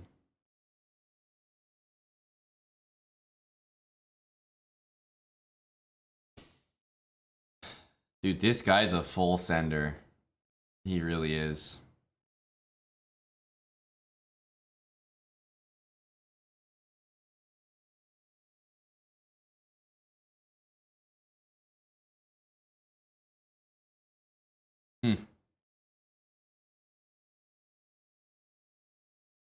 Yeah.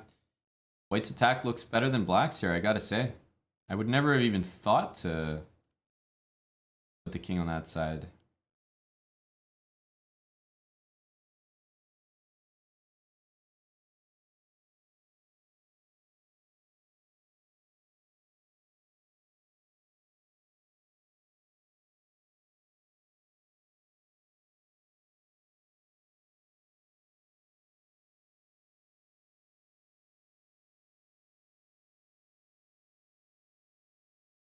Now, this position I don't know about.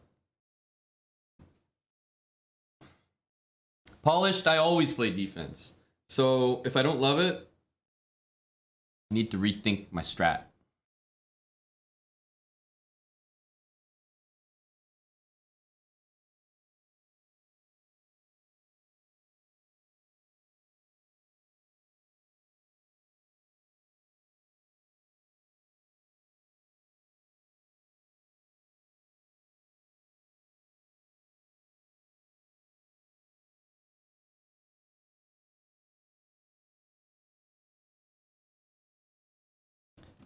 I definitely want to bring this knight into b4. He'll be playing king b1 though.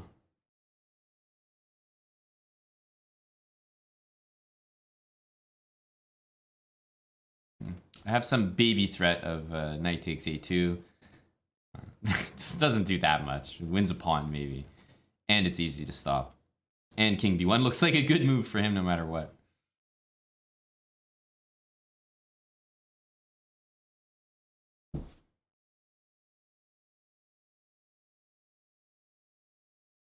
I think rook takes h6 is pretty close to working. Not to mention knight f5. We are in trouble.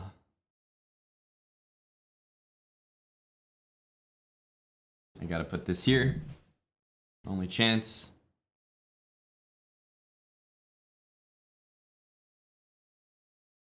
Yeah, it's better to do it in that order. But I think this was cursed. This was cursed.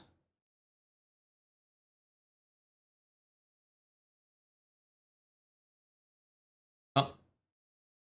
No choice but to try this, I guess.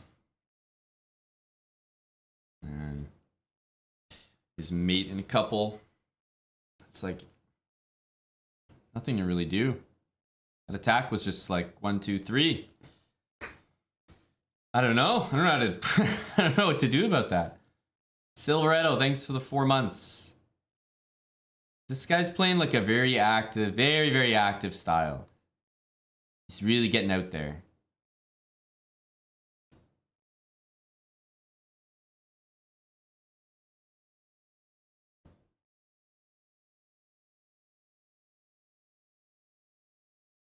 Allow me to improve.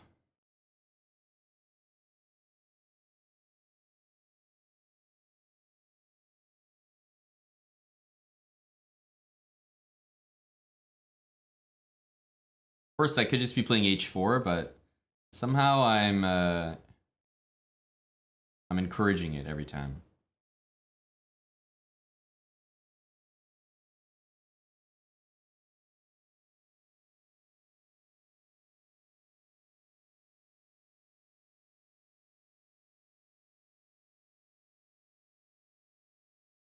Go knight f1 next. Differential forms. Thanks for the 5 gifted subs. Appreciate it, buddy. This move feels normal, but what about that?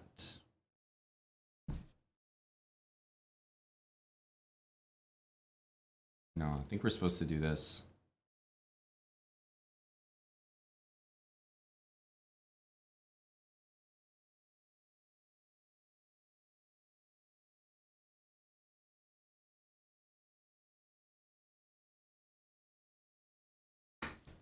Differential forms.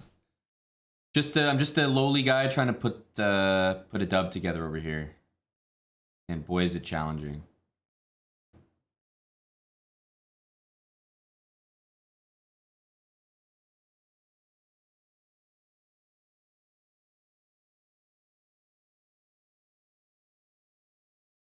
Boy, is it challenging. Like, I'm just worse here. God damn.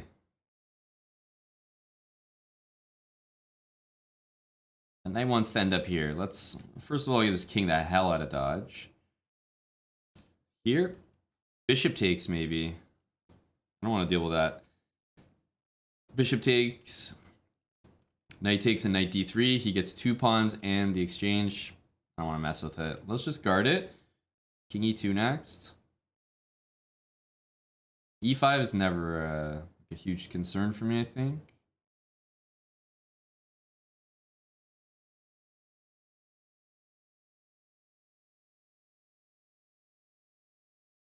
By the way, there was an idea to take here with my knight hanging.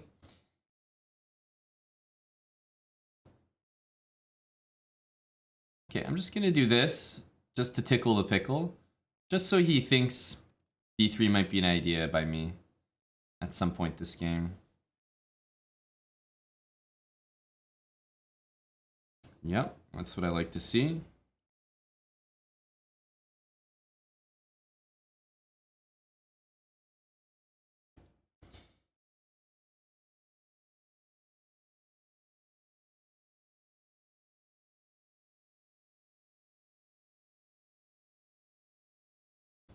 There's no way this is really ever a thing now.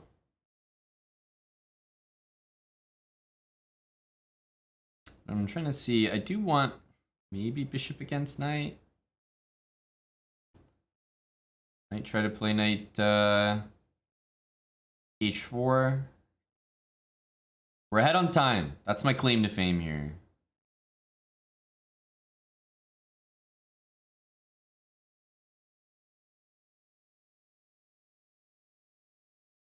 Yeah, this I don't think I ever care about. As long as I have my king ready to go to c2.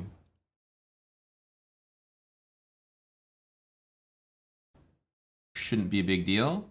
Now what about this? Takes, I'm looking at that. Perhaps a bit too much. Let's keep it simple. I have f3 to stop his knight from ever getting to that square.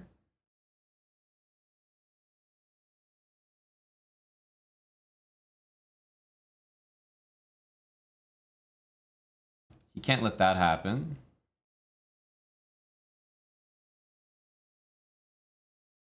Just repeat once.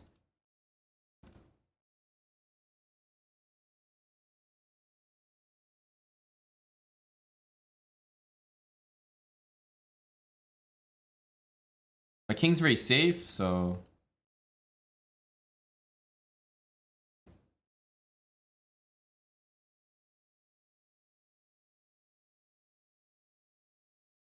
Finally, got something on the board here.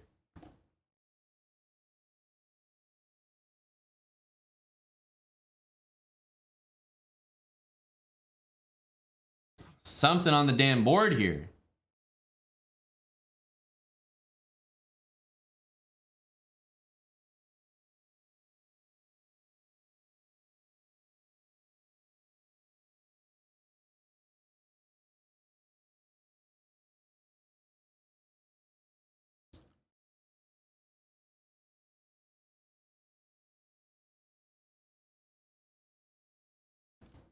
It's a classic idea. So is that. Just two guys playing what they know best. The old hedgehog. Mooseade Apple, thanks for the 18 months.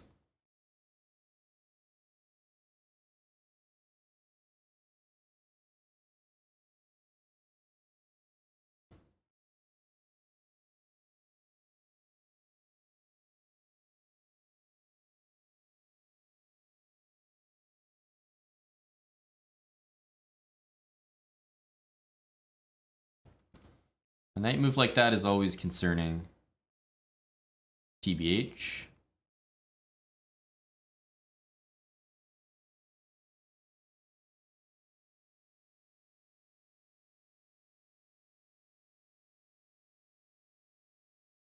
What's going on here? Knight h5. He has to just go back again. Like, he seems to be just a little bit all over the place.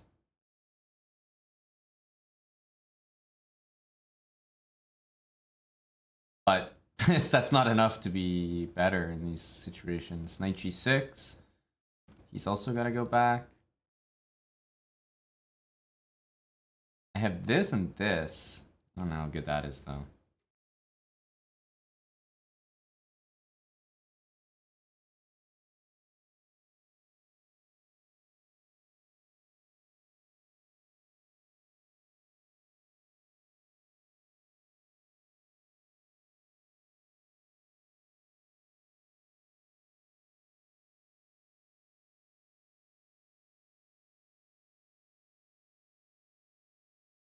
I don't know. I don't know. Don't really like the one I've chosen. Really easy for him to play.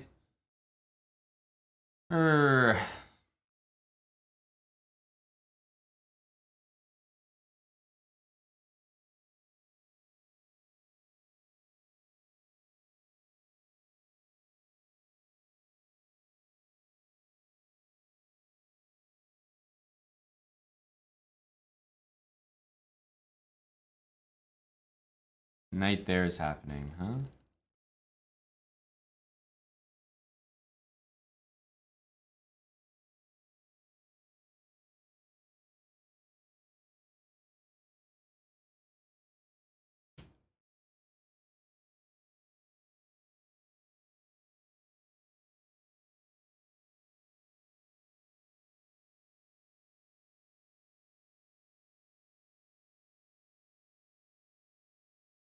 Okay, I'm gonna sack something here.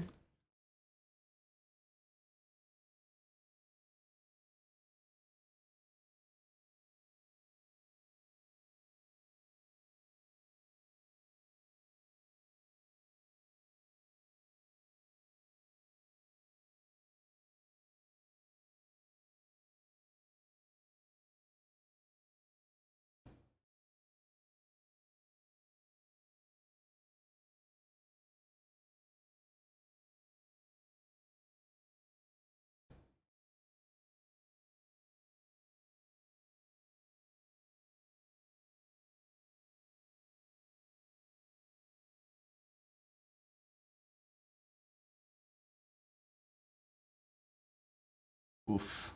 It hurts to give away that bishop. It physically hurts.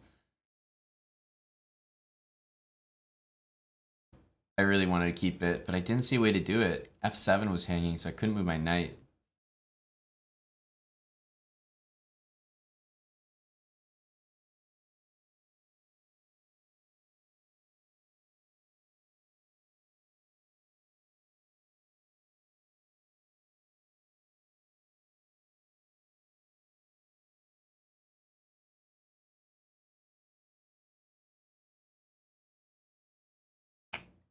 Damn.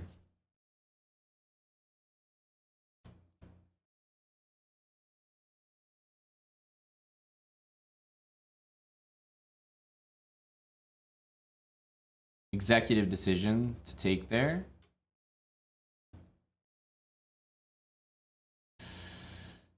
Oof.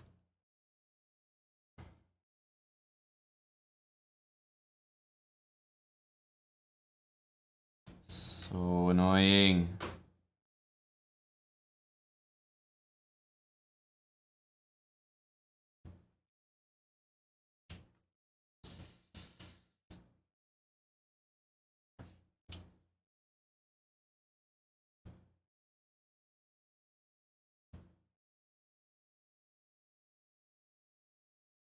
Just not gonna have enough time here.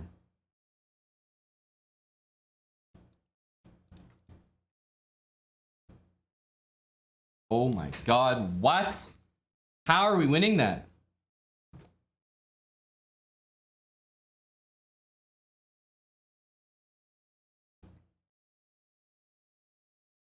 How are we winning that? What the hell? I don't know. He's a fast player. That's like I don't fully get it.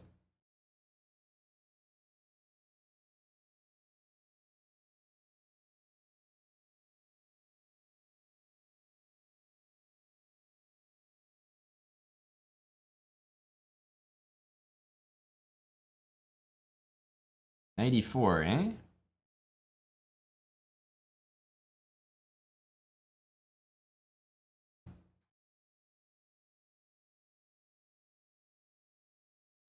I think we have to take to be consistent here.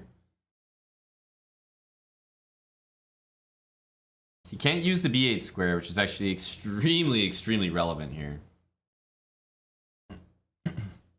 He's still probably gonna go here and try to put his bishop there.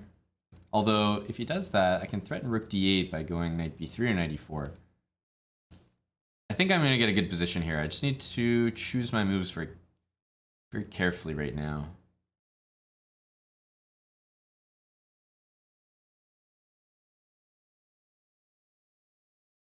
I should be getting a good position.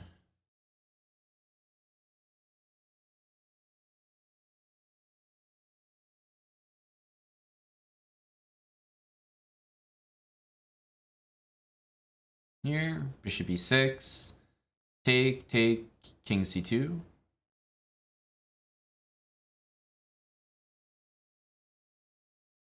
Obviously trying to do this. Bishop here, b3.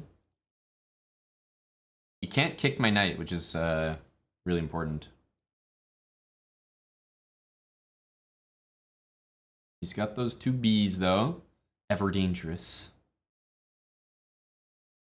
I think he might consider e5 here.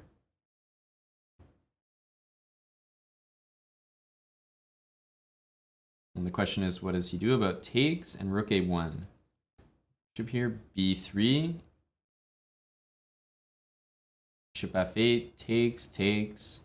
Rook a6. Yeah, it should be better there. Takes f2, takes c5, c6 is hanging.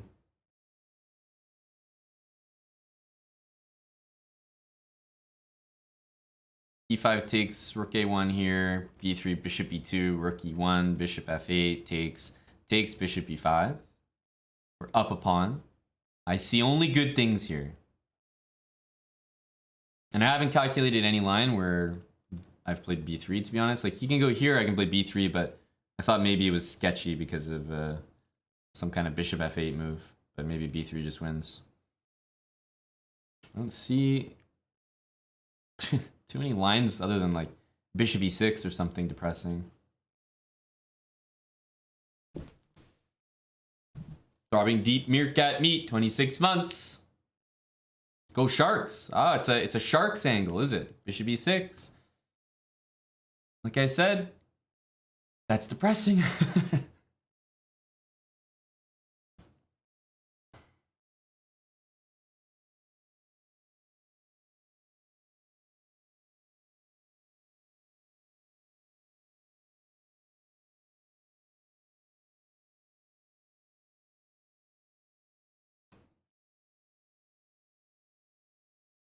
All right.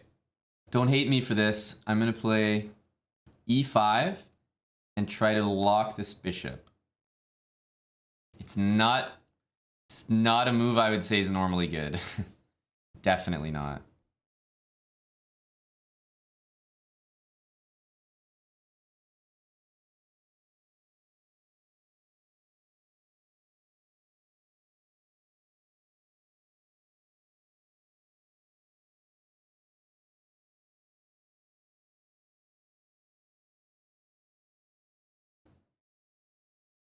And if he plays g5, I play h5. I was ready for that. I was ready for that.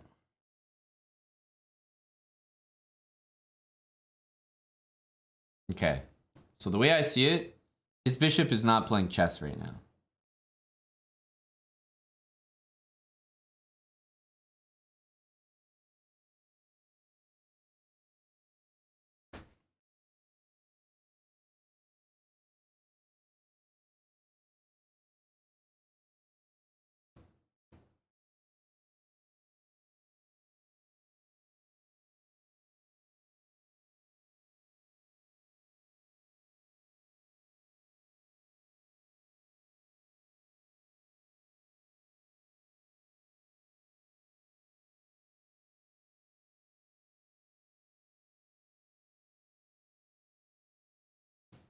Nasty.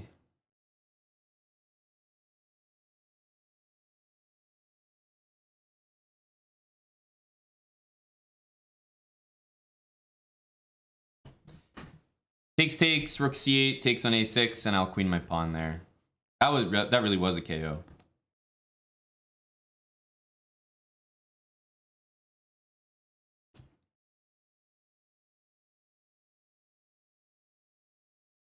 Nitsid Prime. What's up, Dustin? That's a huge resub. Holy smokes. Nitsid Prime, 88 months. 88.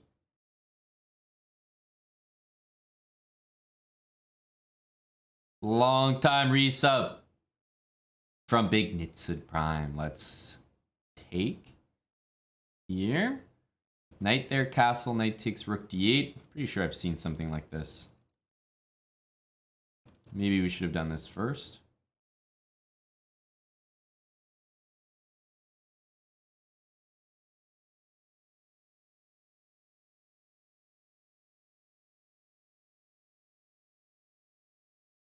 Yeah, takes and rook d8 was definitely annoying. I was more curious if he was going to take that.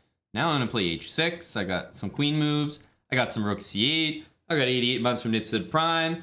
I got the boys here this evening. Let's take that. Takes most likely.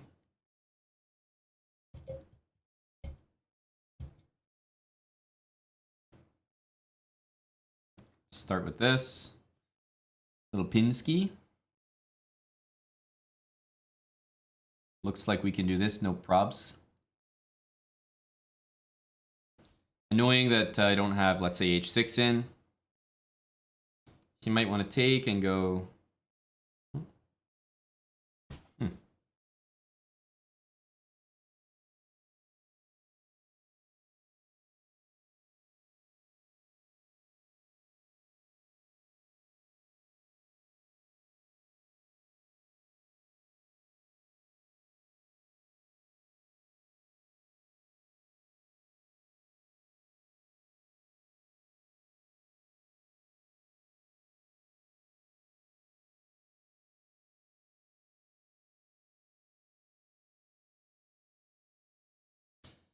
I think not having an escape square is just gonna haunt me here.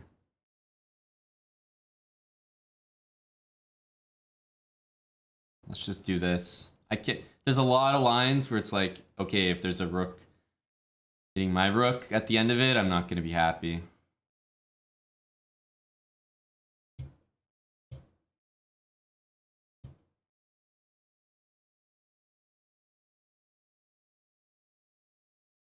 This guy's cranking the moves out, eh?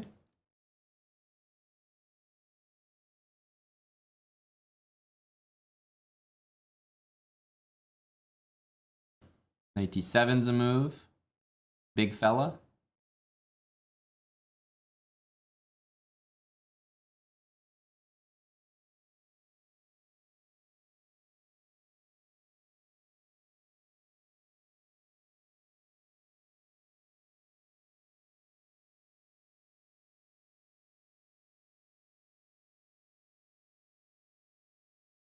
Move your knight, I take your pawn. Here, queen e3, rook d3. What if I just stay the course? I think I win this pawn. That's why I'm doing this. Or maybe not.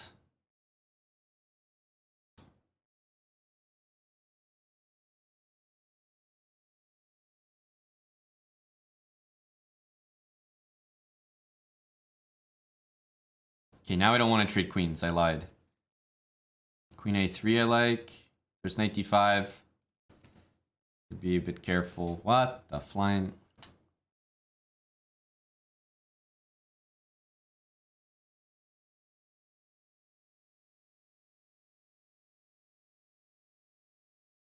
I'll take this way. It's probably not the better move, but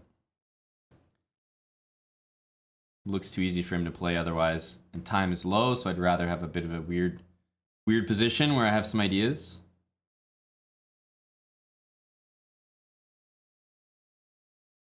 King f2, rook c2, rook e3, queen d4.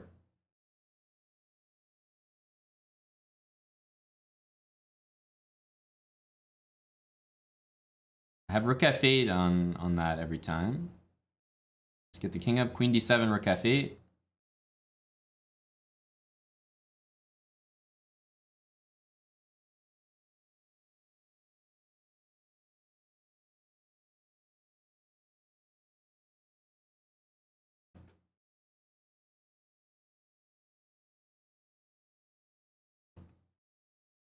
Let's get a little trade ski in.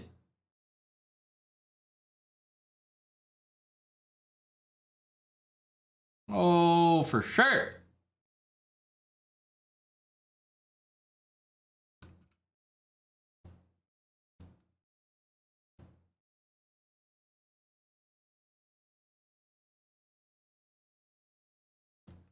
Get the fuck out of here, buddy. With that shit. With that rook c8 shit.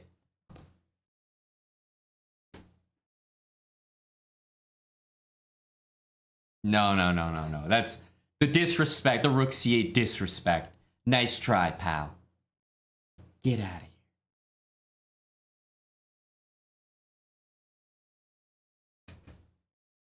You can take your dirty moves and you can get walking. Get going, boy. Get going. We've chiseled off a little bit of the very long road to 2900. Oh, so disrespected, Nimzo Indian. So my entire soul has been assaulted with rook c8.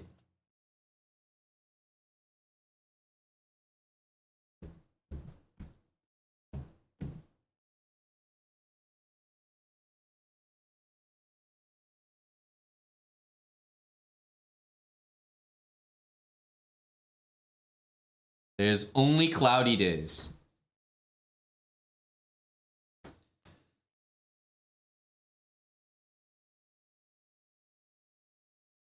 Okay.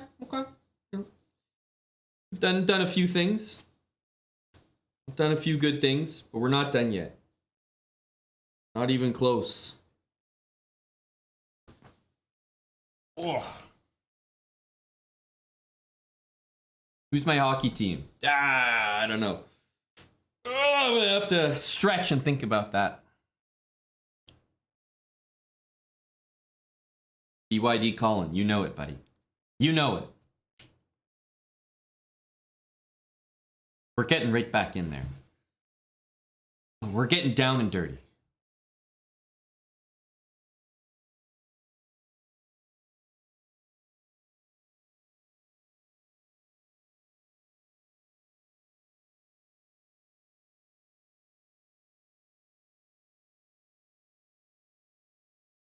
The Oilers? Well, I did watch our buddy Jack Campbell let in like 4 goals on like 6 shots or something.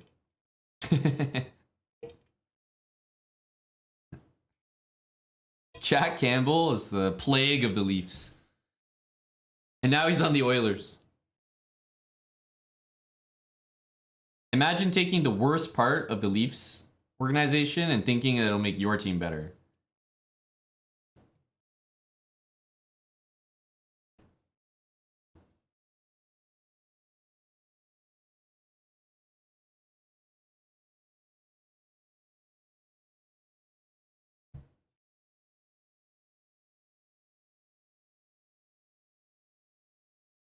Here I might, well, be a little careful there. Here might be bishop d6 time. Takes castle. Bag it.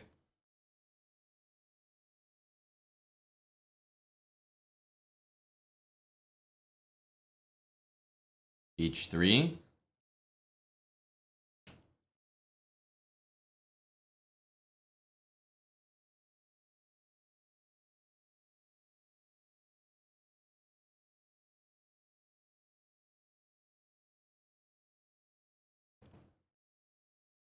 Long castle.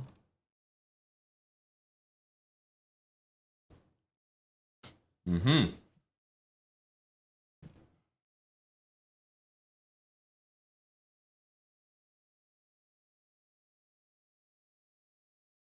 b4. Yes, an annoying move, to be sure.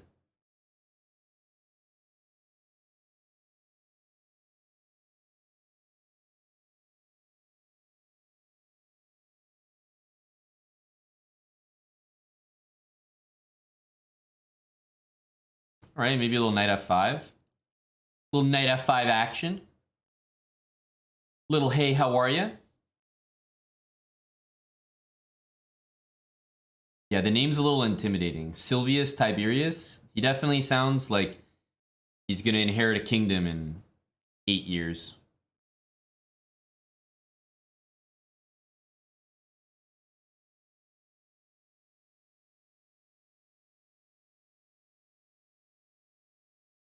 Definitely don't love this.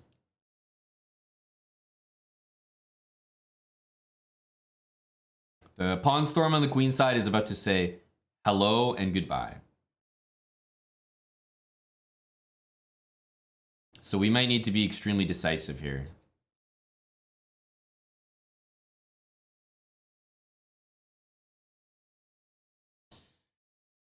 Ooh, I am not sure about this.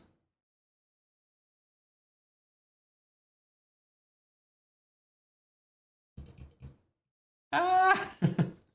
Help!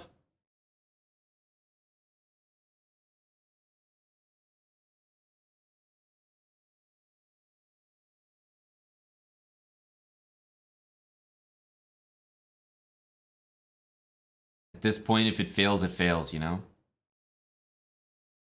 I've just got to get in there. I was not expecting that. Holy smokes. Takes knight b5. Takes? Does this knight have anywhere too dangerous to go? Can always play king b8.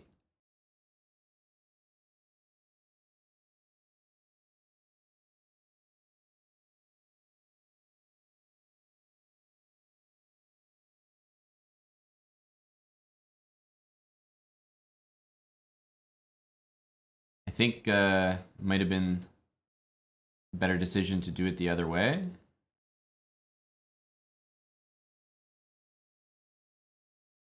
But hey, here we are.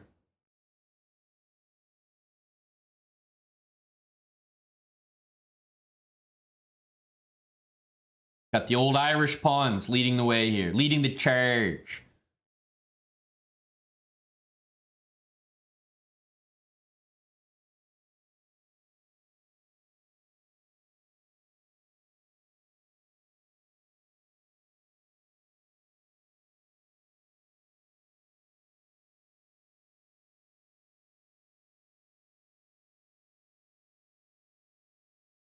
A4 takes.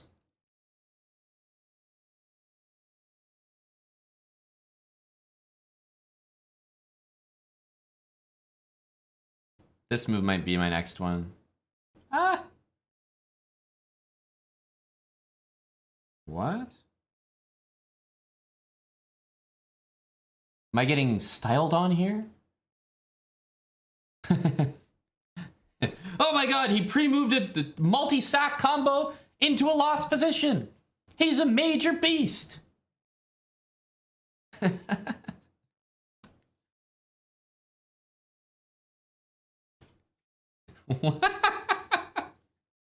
Oh!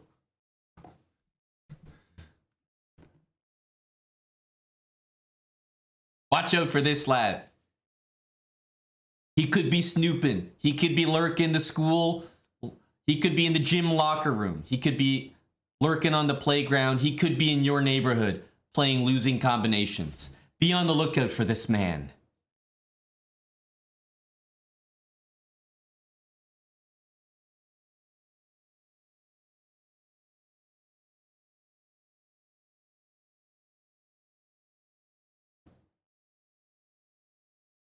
Boom, boom. Cranberry Canada Dry. You know it, my dude. Takes. Ooh, I was gonna go knight c6 and take. But he has queen c7 and takes. Okay, that's not too bad, though. He can't go here. We'll play a3 to take care of that square. We'll bring a rook to c1. We'll make Silvius Tiberius respect my isolated pawn. Silvius? Silvius? What are you doing, dear child? Silvius? Stop that.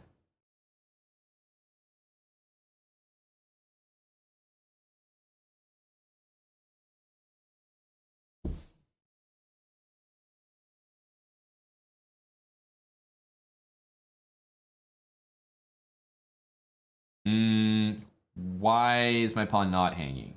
Also, why can't I move my damn rook anywhere so that it's not attacked by the knight? Also, what on earth just happened? My entire queenside got fleeced.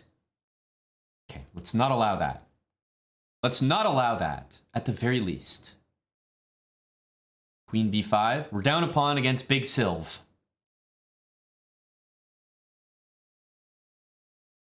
Knight e4 coming next. Not gonna lie to you there, Sylvie.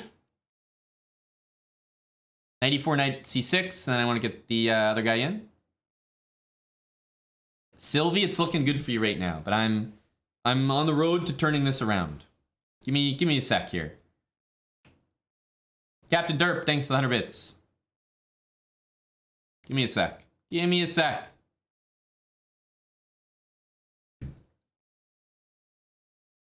Tiberius, it's not your throne yet. You can but play with the crown.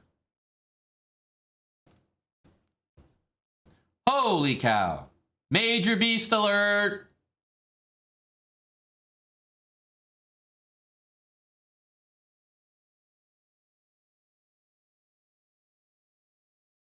Major beast alert.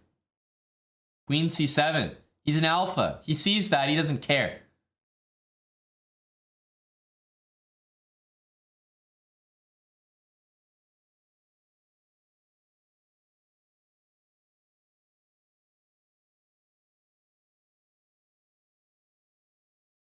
What? Tiberius? What's going on, my child?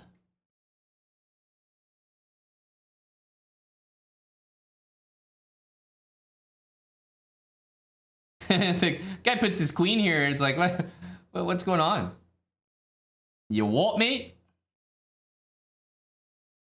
Say goodbye to Big T.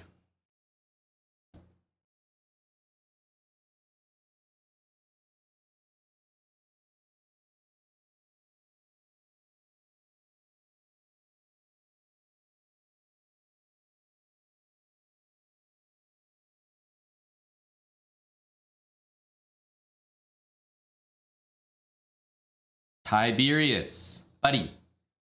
Let's go nice and easy here. No sudden movements. You know, let's keep it real controlled.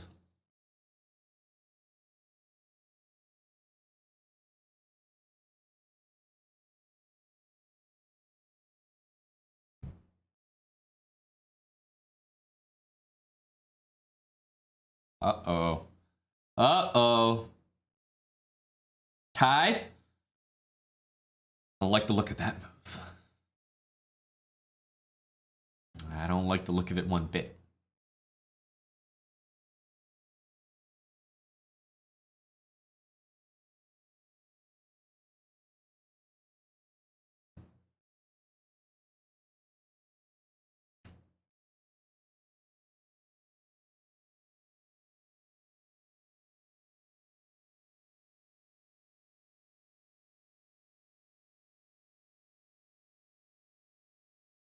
Tiberius, I'm playing f6. I'm doing it. I'm doing it.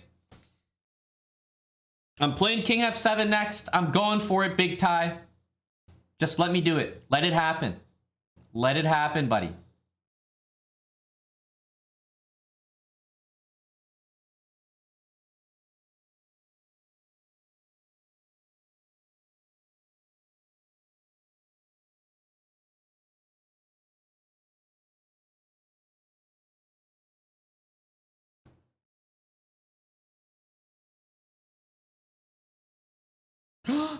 We lose a pawn. No, it's the worst news possible. Let's go here.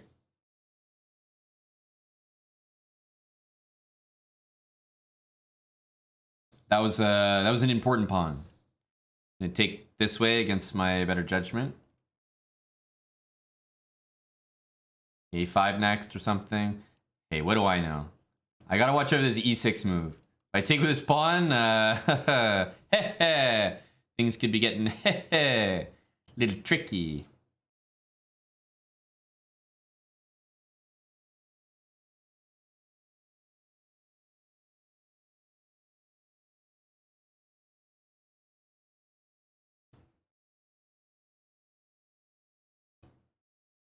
Oh boy.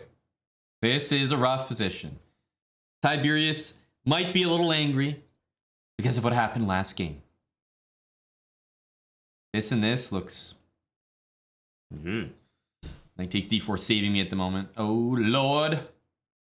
Tiberius.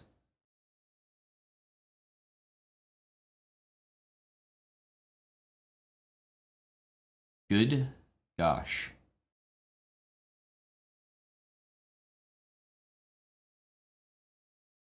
I'm not liking this position, Tiberius. I'm not gonna lie. I'm taking here, Tiberius. I am taking here. I'm taking the plunge. Queen a7. I'll trade queens, and I plan to sack my rook on f3, Tiberius. I'm just letting you know now. Ah! That's not the one I wanted to see. Dude, quit that.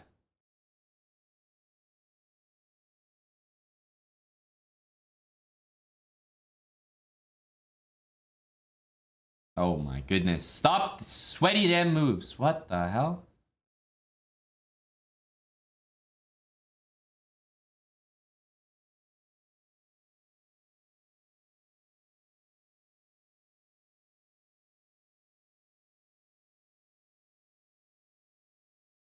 Queen c7, not very trustworthy. Takes.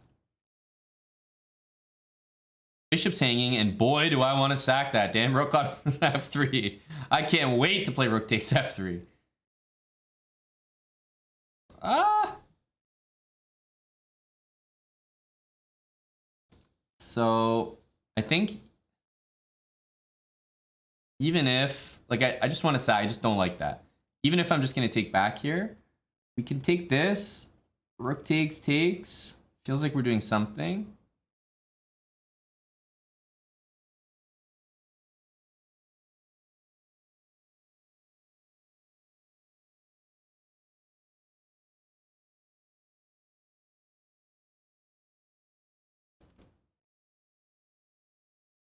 Oh my god. Oh my goodness.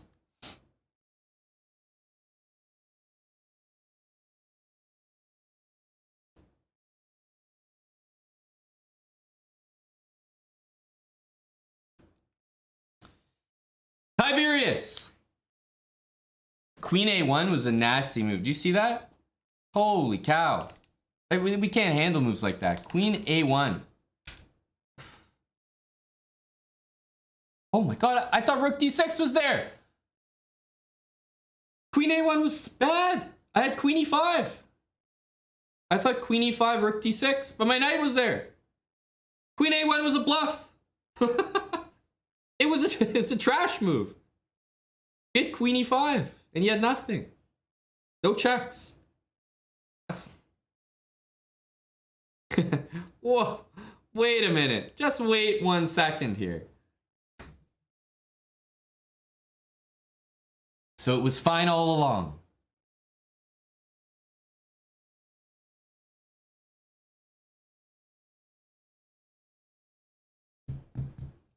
Damn. Penguin Seducer, thanks for 22 months. Avi8642. Thanks for 70 months with Prime. Ruin 22 months and Elxor 7 months with Prime.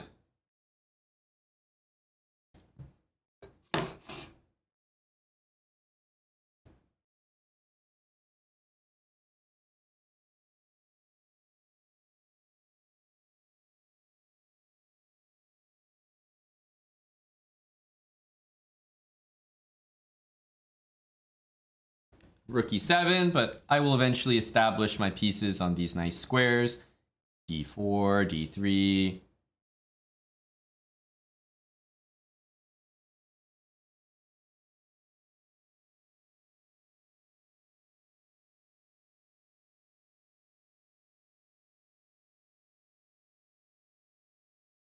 And we're looking forward to playing an endgame against Mr. Tiberius.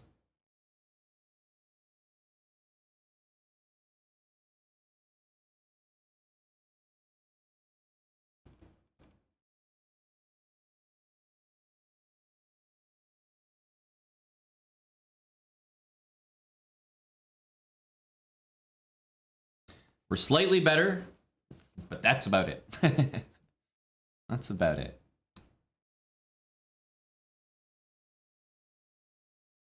All right.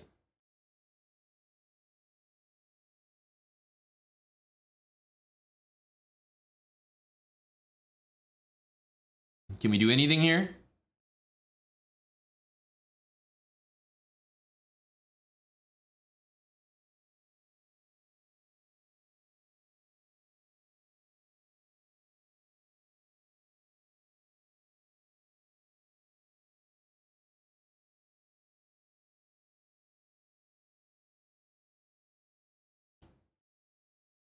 I would trade knights. I don't really want to trade my bishop for anything.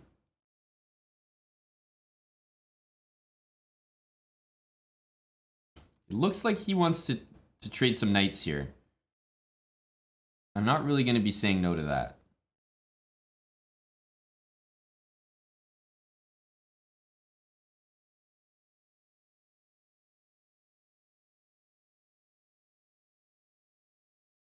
Hey, buddy. Buddy.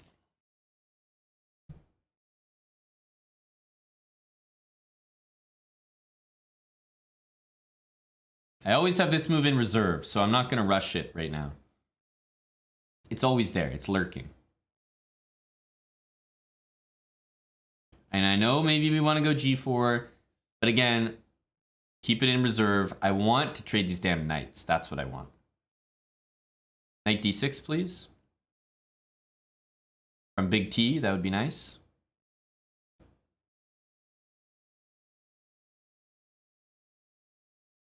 Okay, now we're getting to the point where we're doing a little bit of repeating.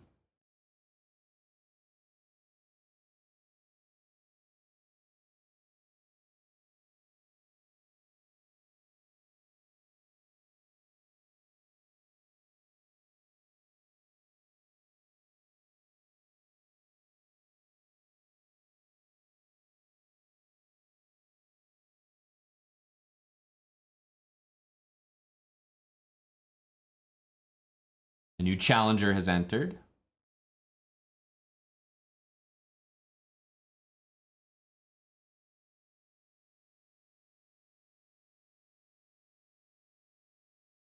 Trade the knights, I dare you, bud.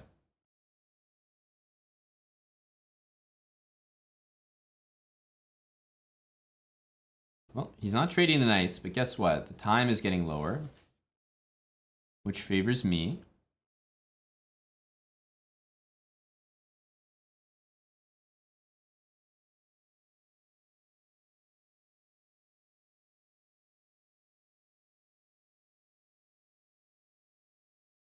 Oh my god, this is almost mate.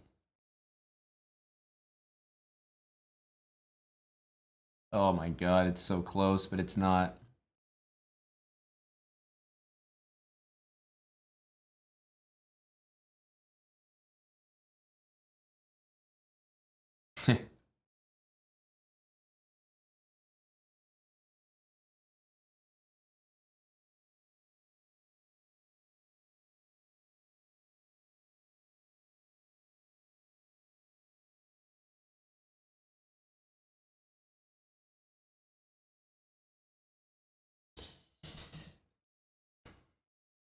At that point, it's just a textbook flag.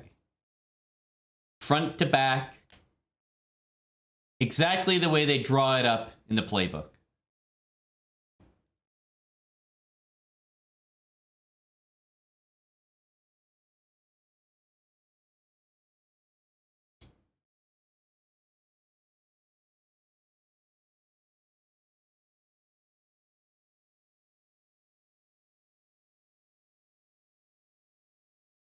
It was close, Tommy.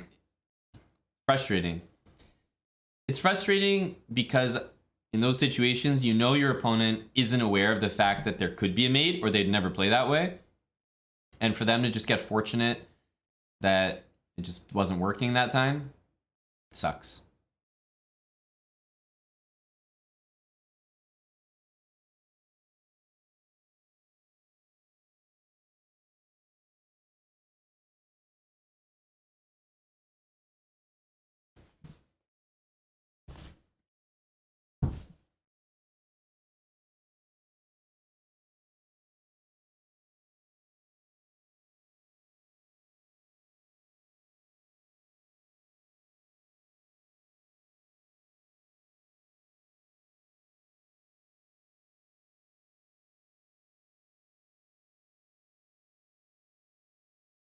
Like, there's knight e5. Of course, we don't want knight c7, but I'm thinking knight d5. Are we not doing okay here? Knight takes c5 next. This is turning into a mess. I don't like a mess. What about a6?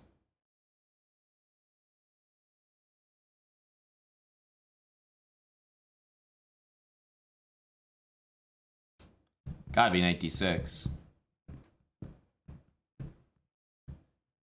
I'm happy to see that one.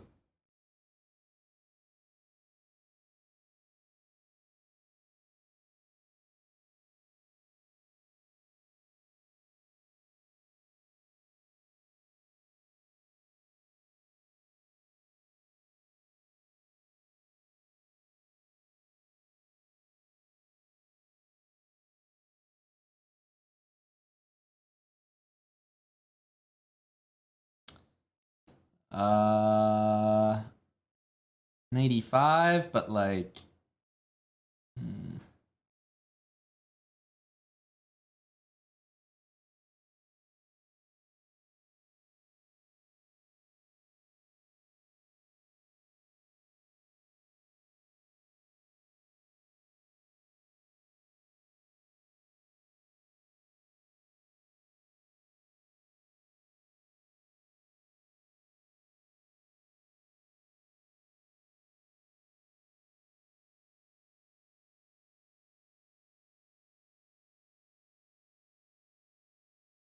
One of these annoying games. You're up a pawn, but... it's not quite enough to feel comfy.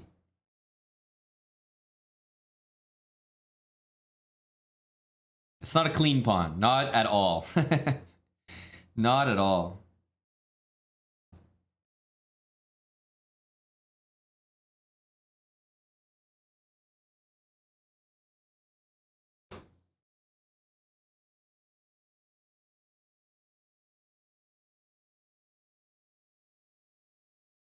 Don't like the look of that move. I don't like the feel of that move at all.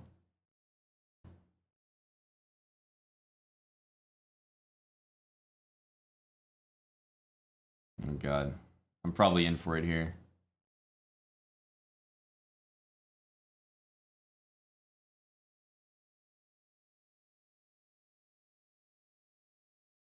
At least if he plays f4, there's always a bishop check somewhere down the line to help me out. Get out of some sticky situations.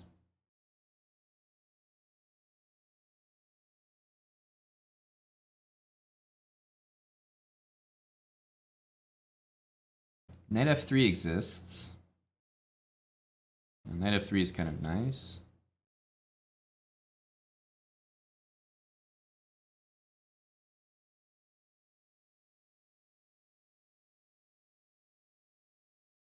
We're untangling here. Now I have knight c4.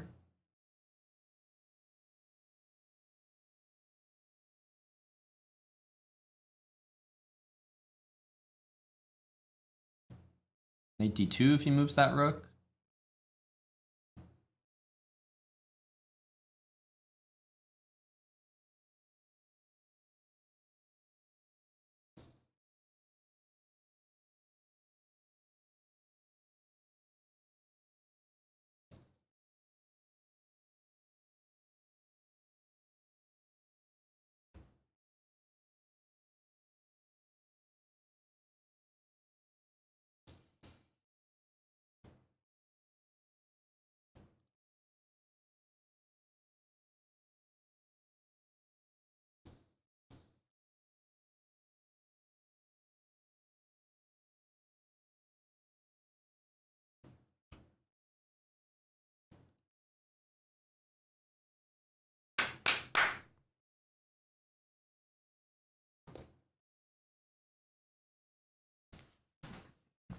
Here we go.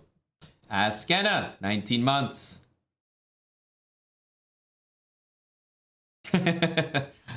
Exactly, Tommy. I was thinking the same thing. So a6. Yeah, looks like it worked. Yeah. Picking up the points slowly. This is like, you know, I'm just establishing the run game early.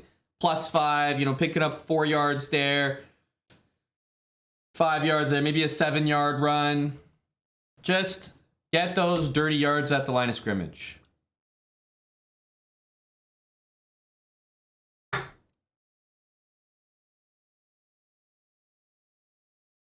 Okay. This is more like looking for 10 yards at a time.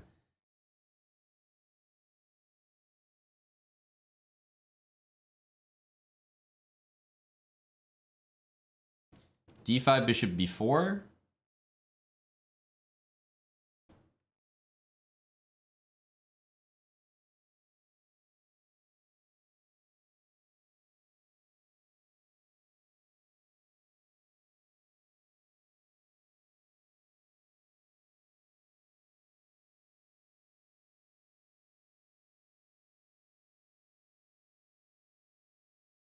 Isolated pawn position, which means lots of stuff happening to my king here.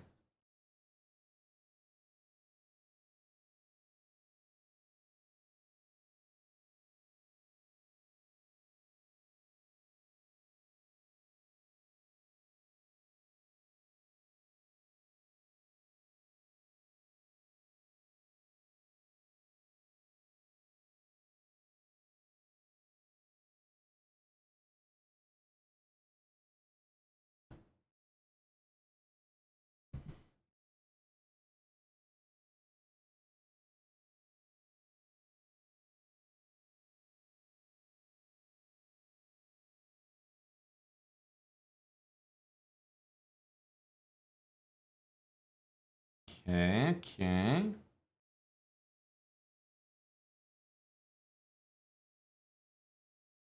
If we move this knight, knight e5 happens immediately. I don't think I want to deal with that. Let's take pawn takes. I can now take on a3. Or so I thought.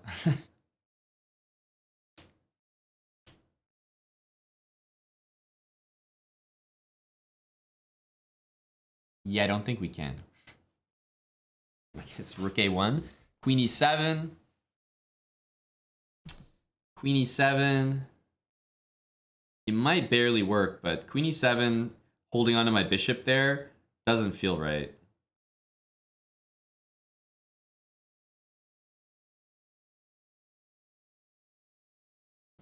Just don't feel right. So, well, safe to say I regret that.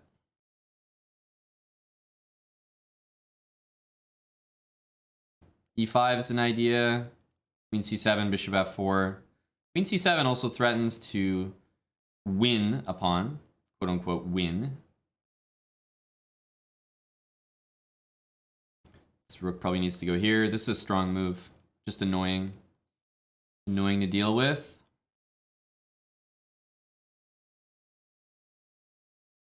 But he's not thinking aggressively anymore, that's for sure.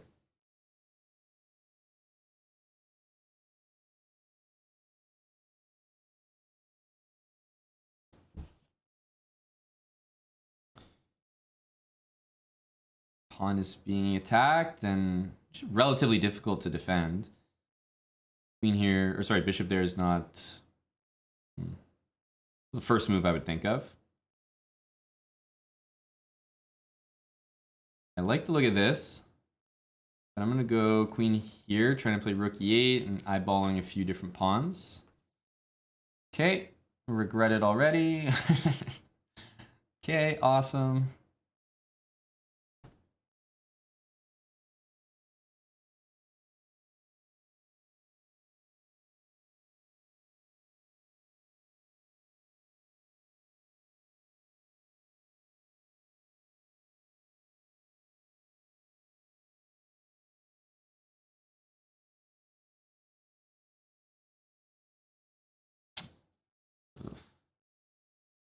That's a disturbing move.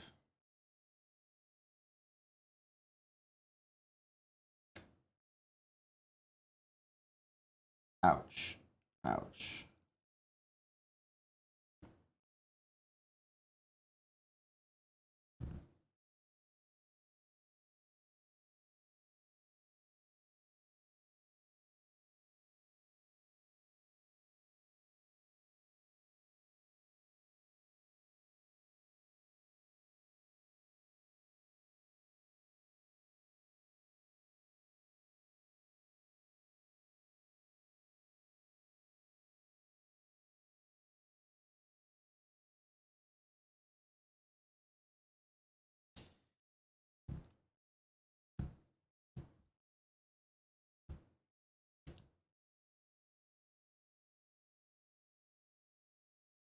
Damn.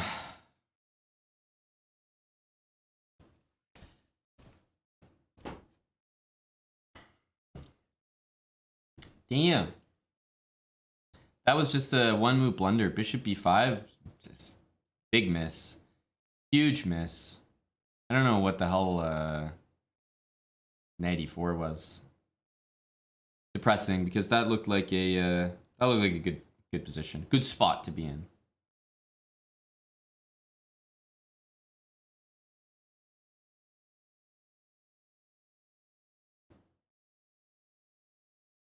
Okay. Right here. Whoa, it goes all the way back. Definitely did not expect that.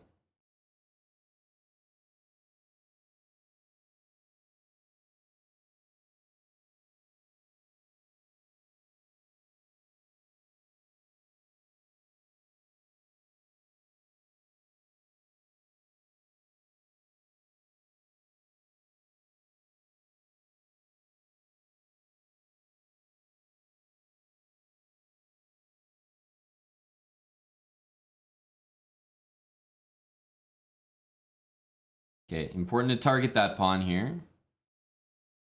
Knight f4 is happening.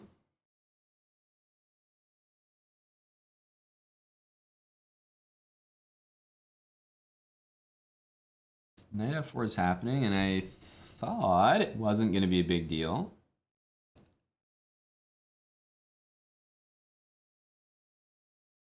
I want to do this and this, but currently wrestling with that. Let's go here.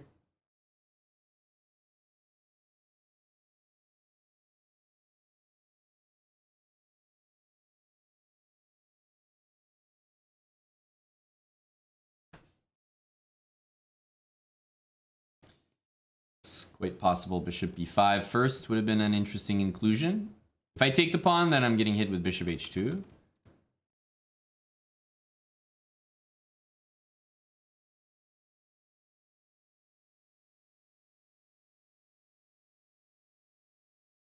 This is a good opponent. We need to put up some numbers here against this guy.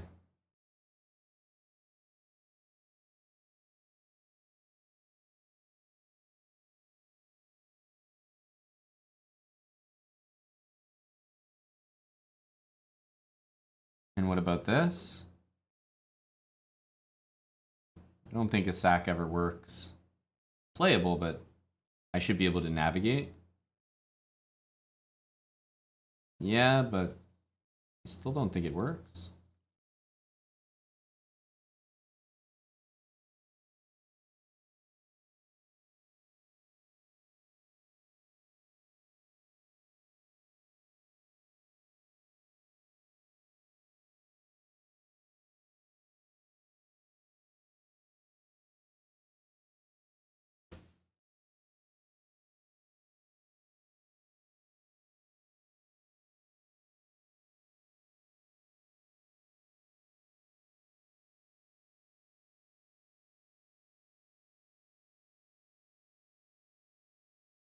he's got an aggressive position. I'll give him that.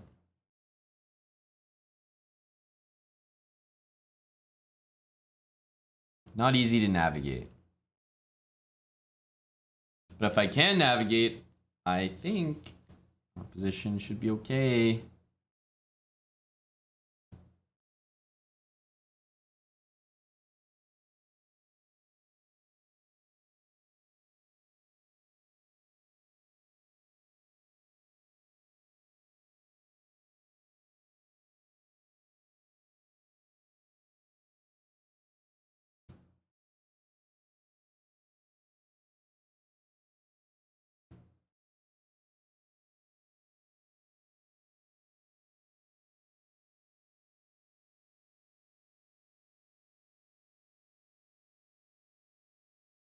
And c5 will take. d5 will be hanging.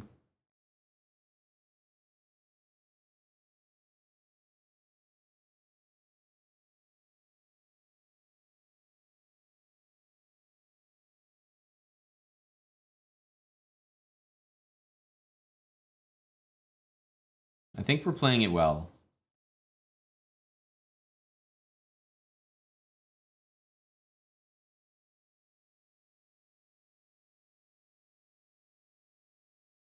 If he does it again, I'll take bishop e4, which I missed last time.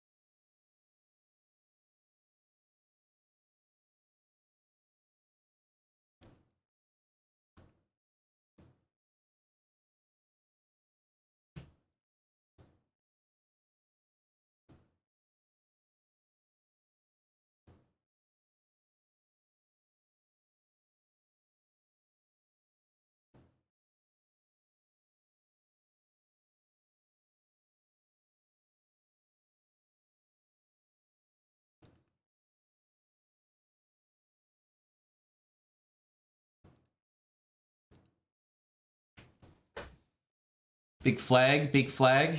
Nothing too crazy. But at some point, I stopped counting the pawns and was like, okay, let me just make sure to stay ahead on time against this guy.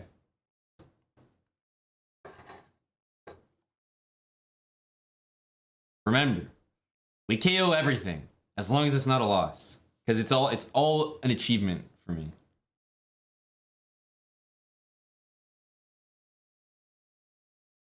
Let me jump to. Here we go.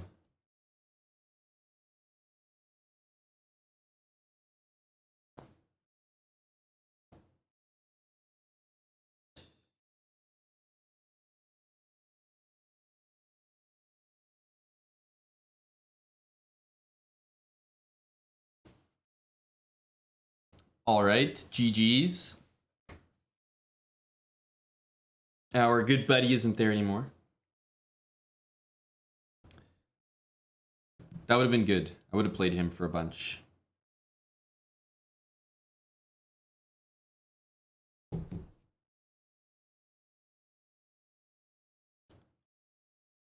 Okay, we have to handle like just a few untitled warriors. Some jailbait warriors.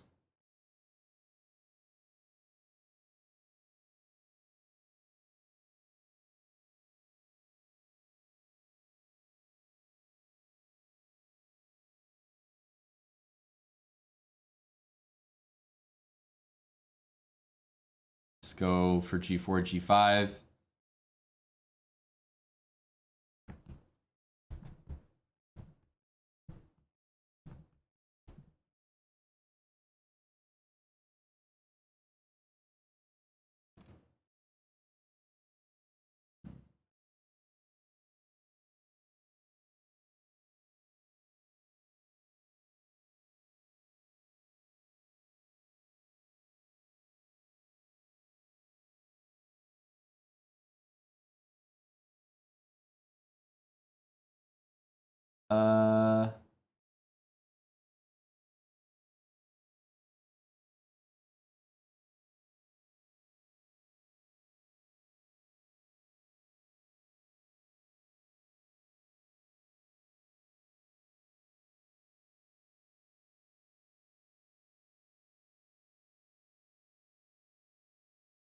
Uh,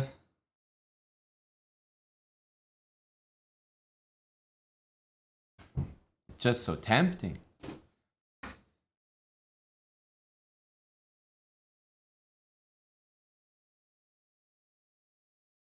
It's just so tempting.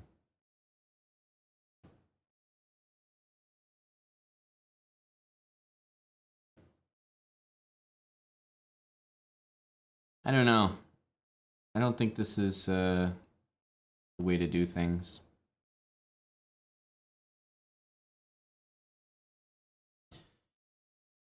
I really don't.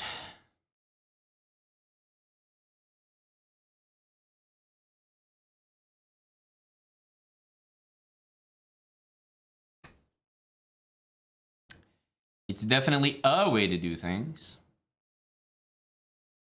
Rook here, king back. I'd be hard pressed to find my win, won't I? Knight f3, queen here. I think rook here is interesting now. Secures at least a draw.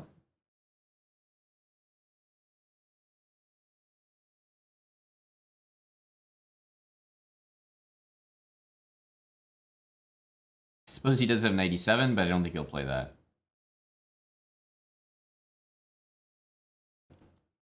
That's another move he has. Just realized now, yeah. That is indeed playable.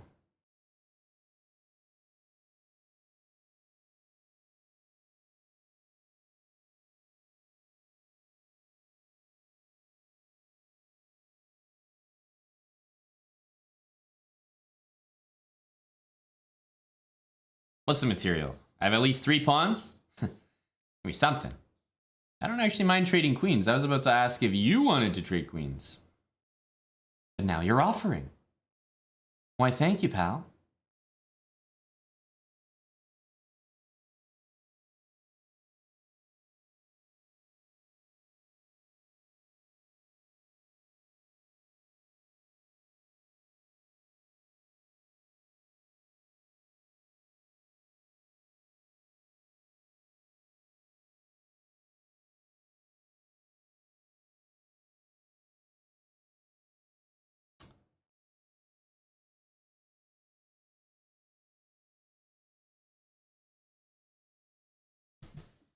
Oof.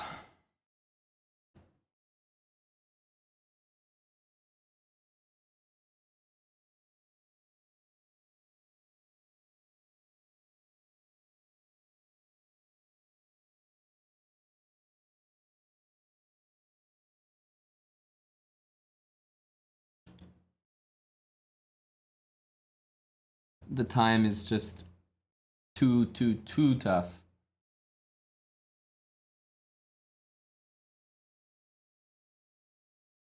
Ugh.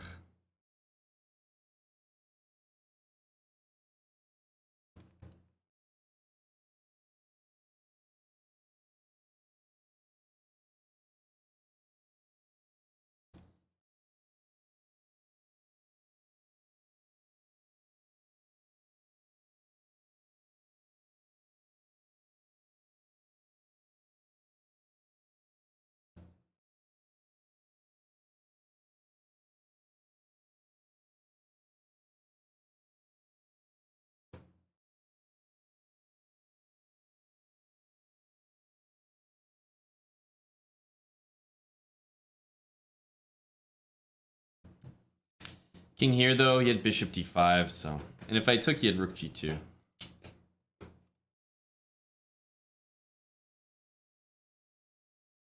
Damn, this time is, like, I was thinking that I'd really break through there, but I guess not.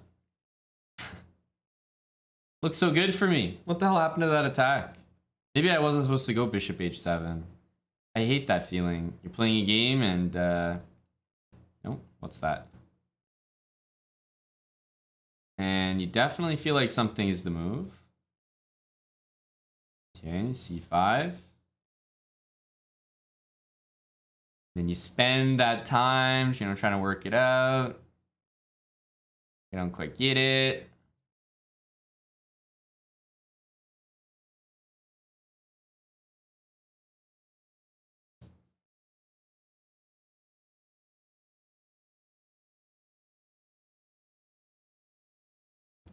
Some sort of knight maneuver or what?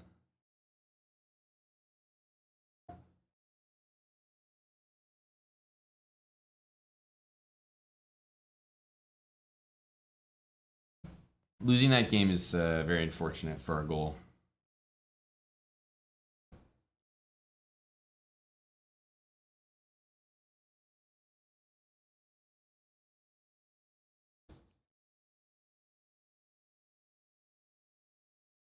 Very unfortunate.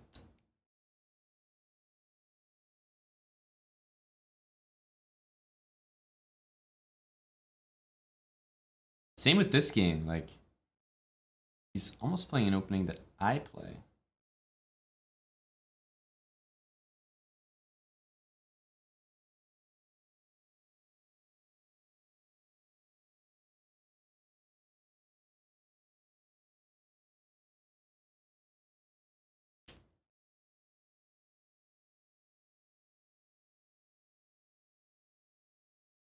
But it's just like, it's just working. It's just working. How is it just working?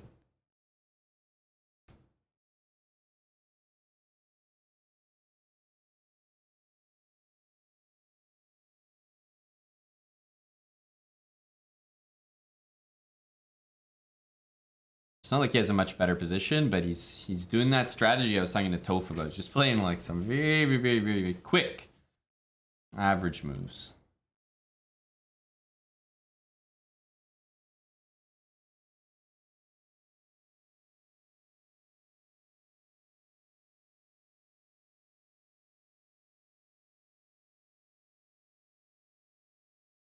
Maybe that?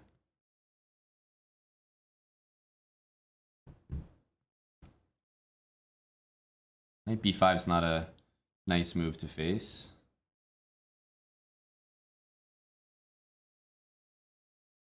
Wow, he doesn't care.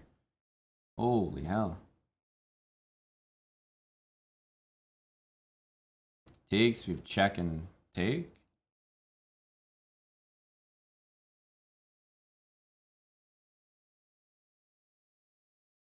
The guy's just playing like insta.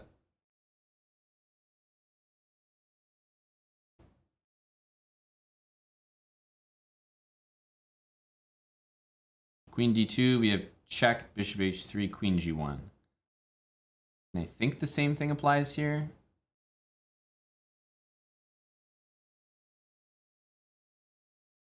No, this is just simpler.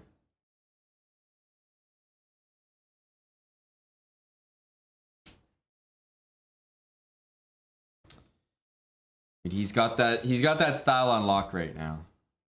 The quick move style.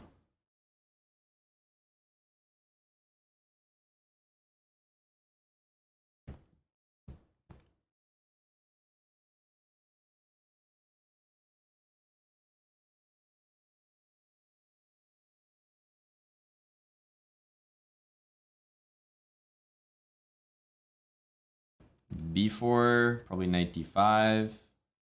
I'll just do a little bit of sending at the moment. Just a wee bit of send.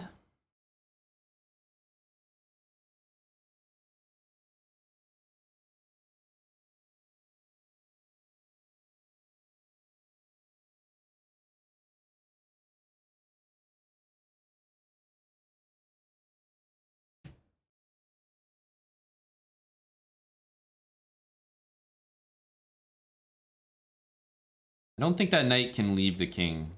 Or at least that's what I'm counting on here.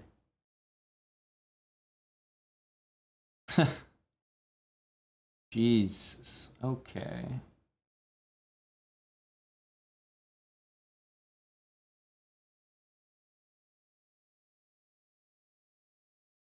not even sure if that's the best move here.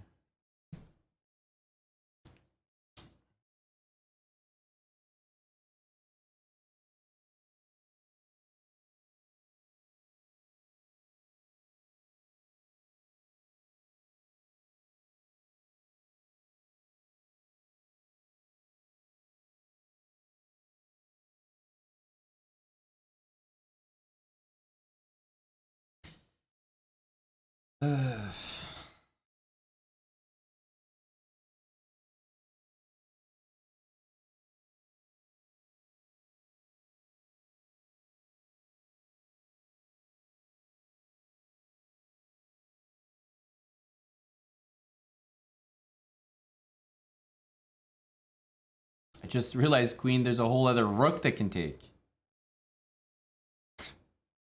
Not even thinking. Holy smokes, that's bad. Yeah, I mean, we're in very bad shape now.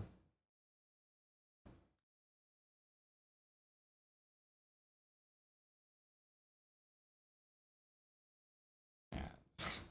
Of course, though, it falls apart. We're in very bad shape at that point. What the hell? Like, I thought queen f8, I take, rook takes. And at least I take this pawn. Nope.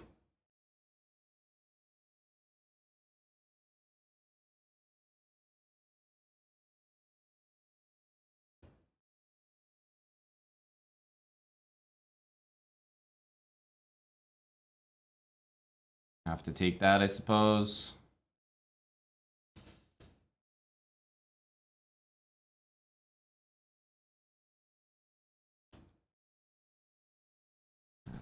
Not much here.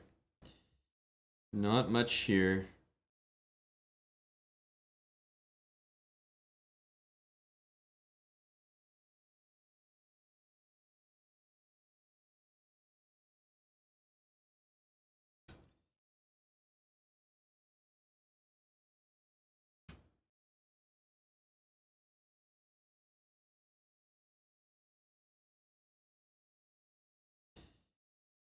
He even has d5. Like, it's crazy. Nothing works.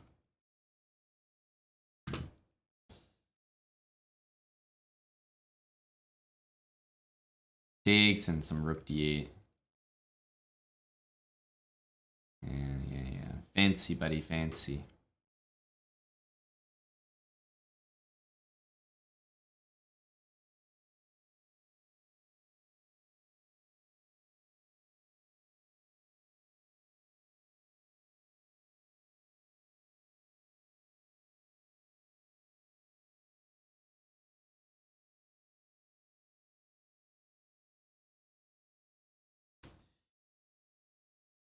Uh,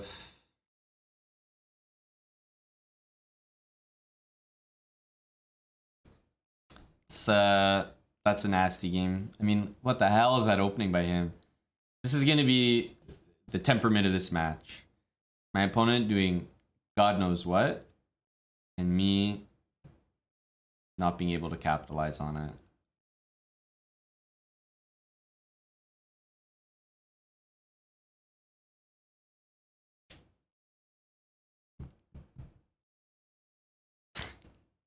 What the hell is G5?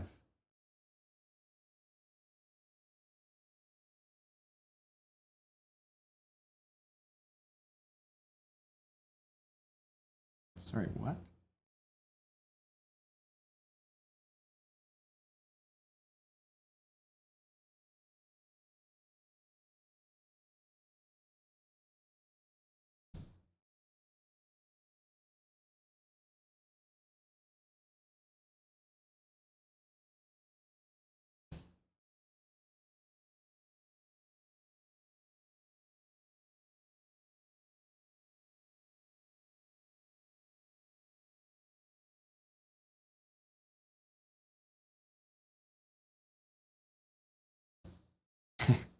Me pretending to understand what the hell is going on.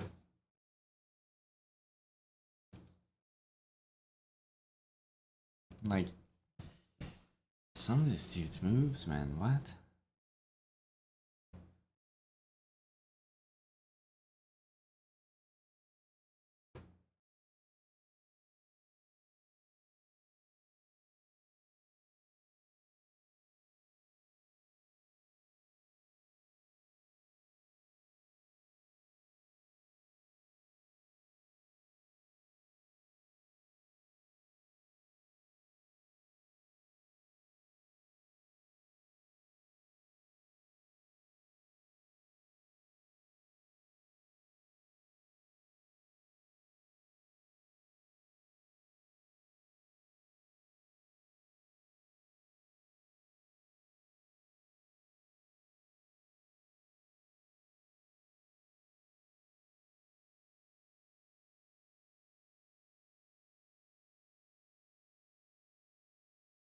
It's just every move. Insta, insta, insta.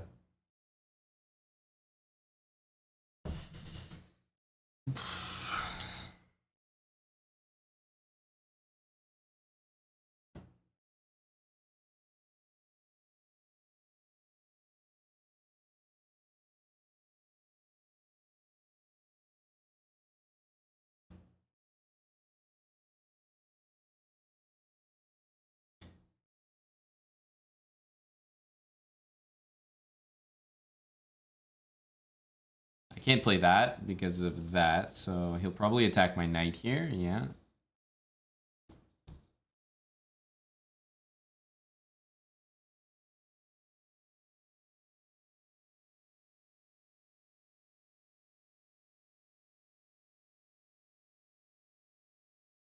We have to be very sharp this game.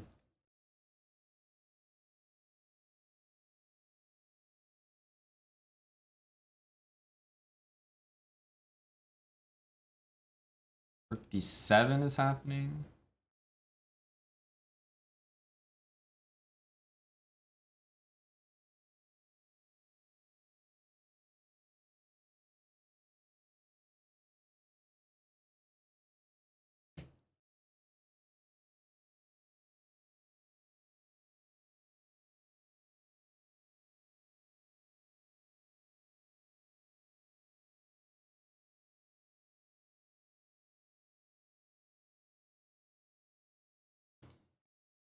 I actually meant to say we need to be sharp this match, not just this game. Like, I feel like this whole match, I need to be very tactically alert.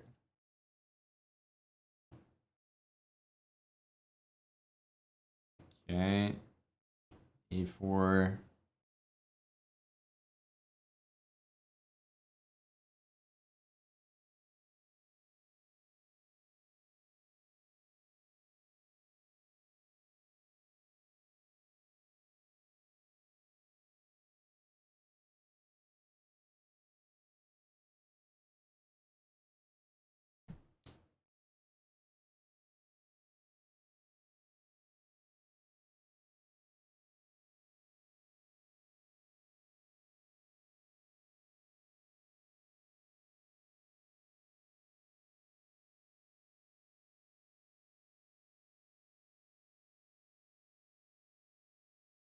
Knight here. Is there just A5?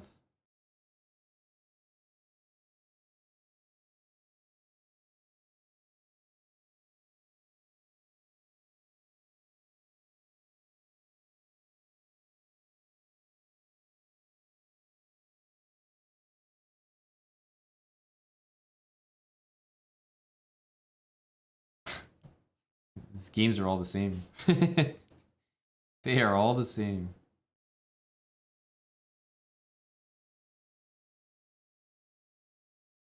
I don't love that move.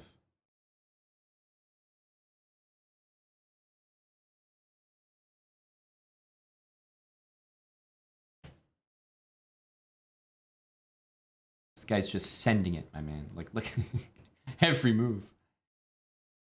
He's sprinting.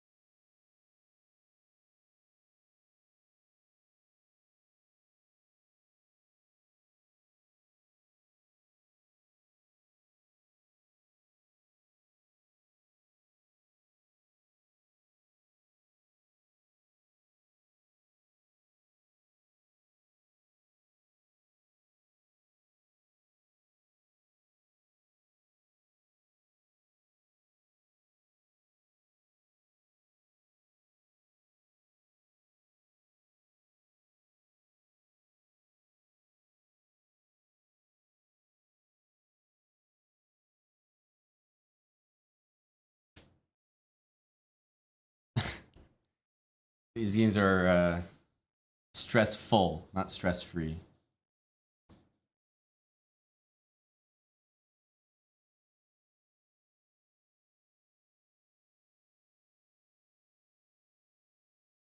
I'm trying to get him pinned somewhere. Bishop b5, queen d5, rook c5.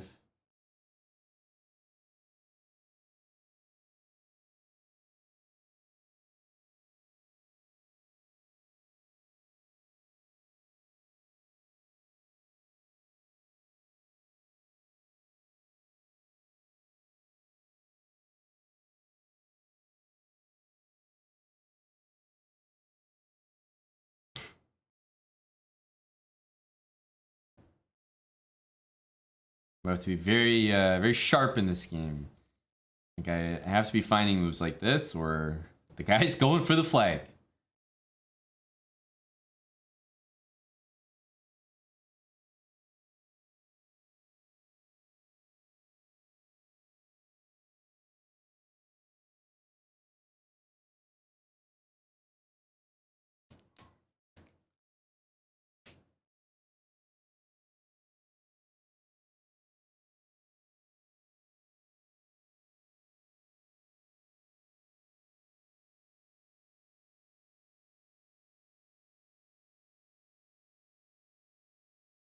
It's stressful out here.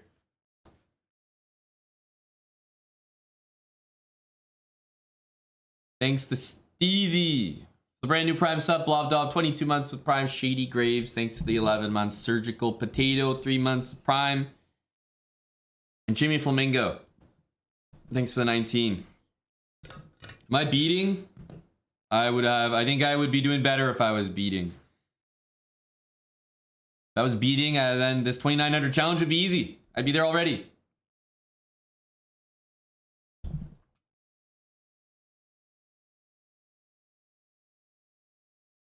Okay, we got this guy again.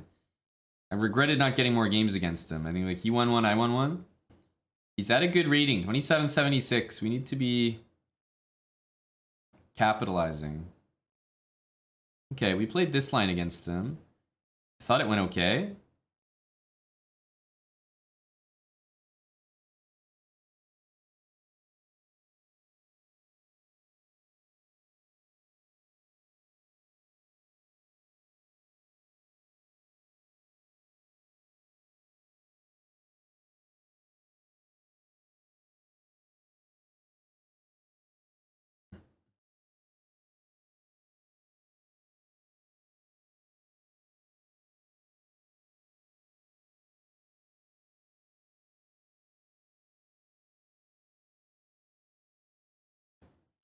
Queen here, knight f6.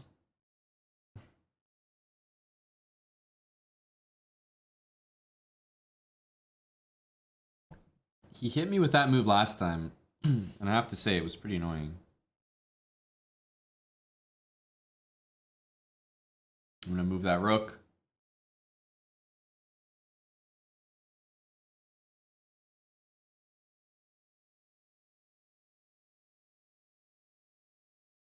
Trying to keep up the speed here.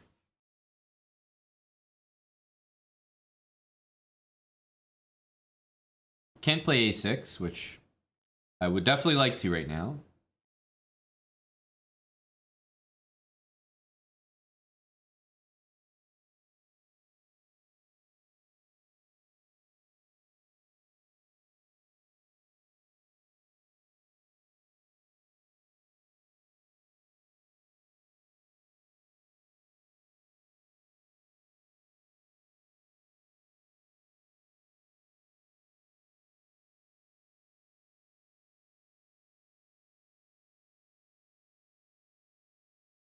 Might be an idea to go queen a8 here.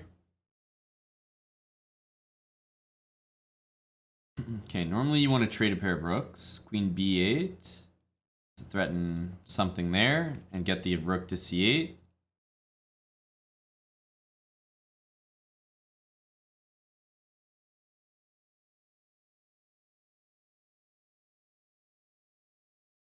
What?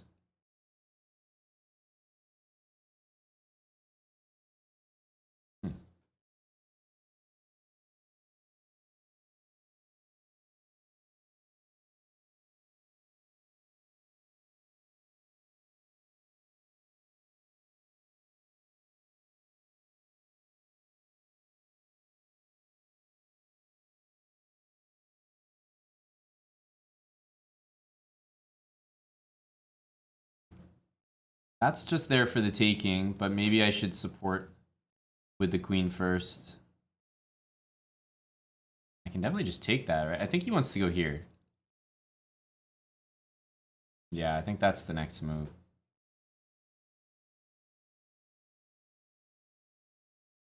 That is 1000% the next move. What am I doing about that?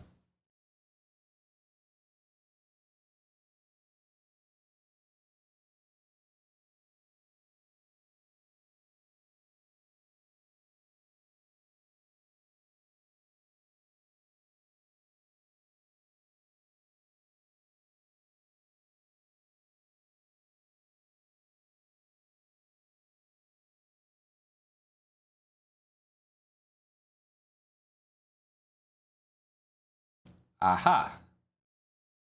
I did not expect that. Because we can't go there because of knight d7.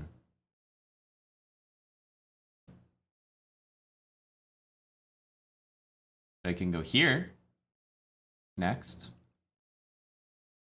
I don't think that move was good by him.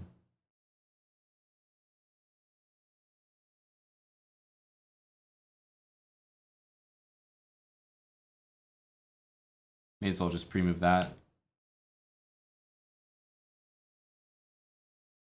The queen g8 next is a good looking move.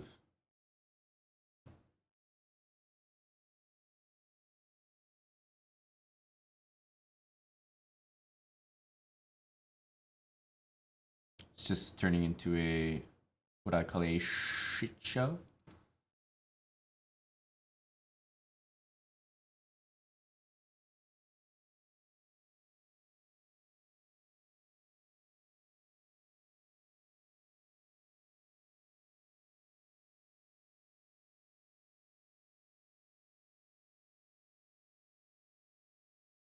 We're finding some really good moves here.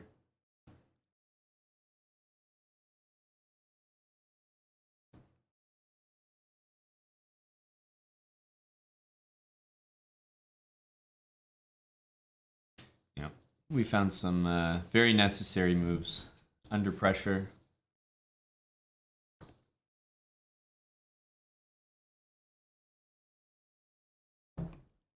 It was the queen g8 resource of sliding that queen on the from b8 to g8. That saved us there.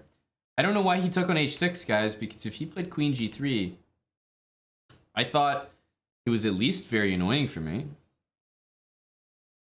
Like, this move is by far the best one. This one, I think, just hands it to me.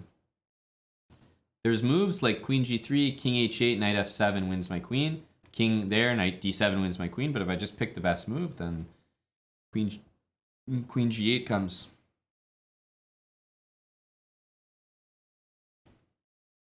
Damn, he only wanted one game again, though. An NM at 2780. I feel like that's pretty decent juice for the squeeze.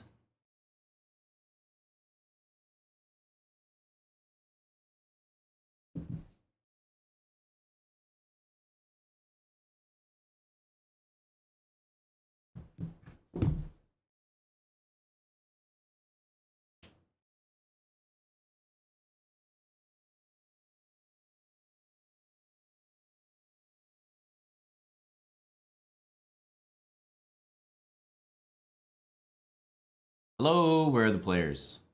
Where are the players? Oh, we got him again. Why doesn't he just rematch? I don't understand. Such weird NM behavior. Actually, I don't want to play you again unless we're forced to play each other.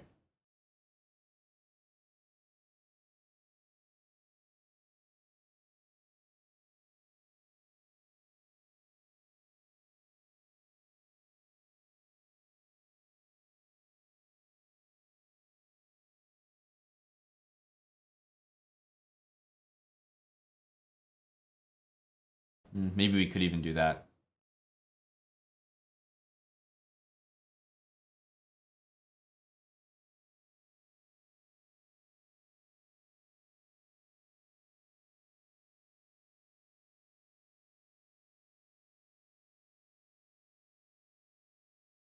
Okay, d5 is loose here.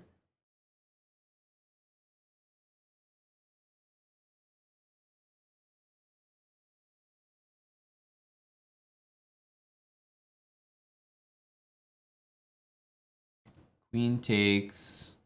Yeah, there's knight takes. And if knight takes... I mean, my knight is hanging here. Of course, knight f3 is just the simple good move.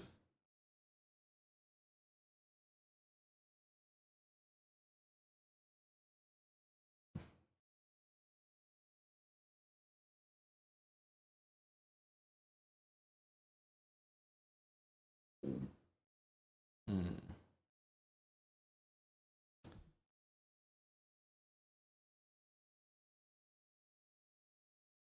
Okay, I mean, this pawn is hanging, so let's just do the simple move. Think later.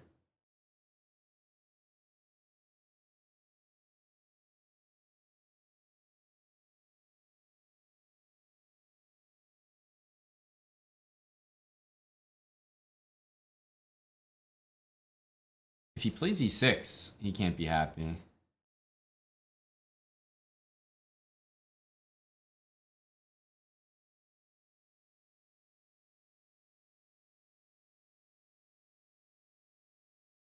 Takes, he's got to take with the pawn, but I think he's planning to do that anyway.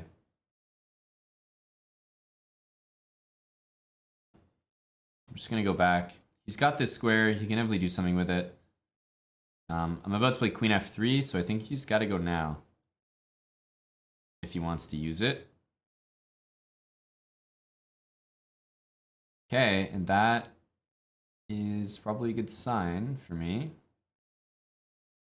Now, maybe look to get our bishop there.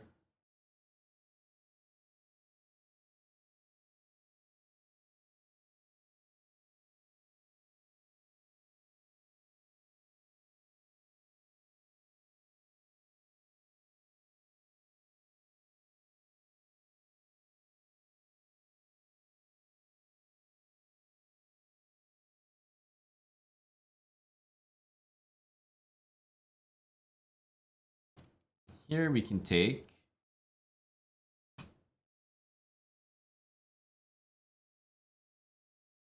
Knight f5, we'll take it. Play this knight against bishop position.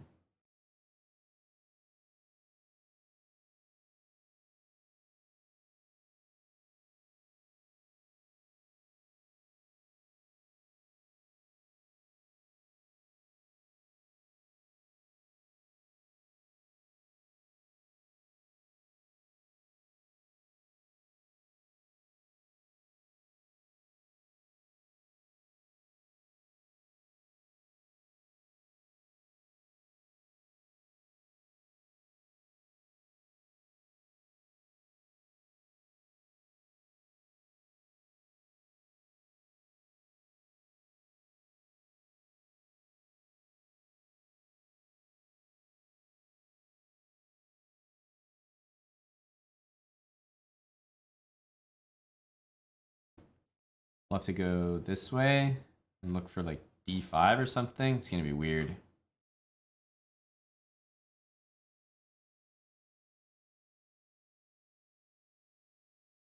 Yeah.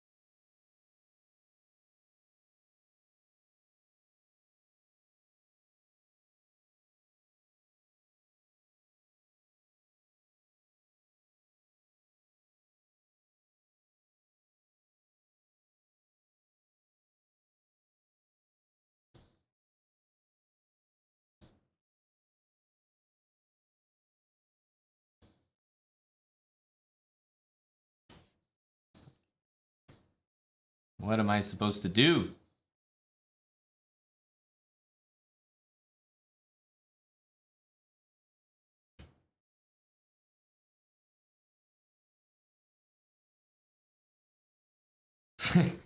Can predict almost every move.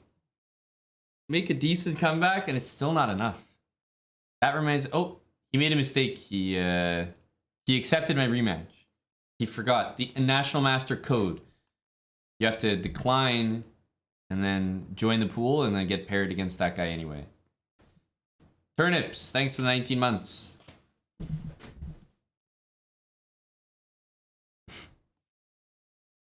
Beating these people is so satisfying because eventually, like, you want to make them crack. What they'll do is they'll play one game, win or lose, they'll never rematch you. But eventually, if you beat them every single time you play that one game, they will get to the point where they're tilted enough that they'll rematch you. And when you've broken a user on chess.com, it's a nice feeling. Okay, well, we have a 2950, which means our rating is going way up or way down. There's no in between. Oh, that's a sweaty move already. That's a bad sign for the home team.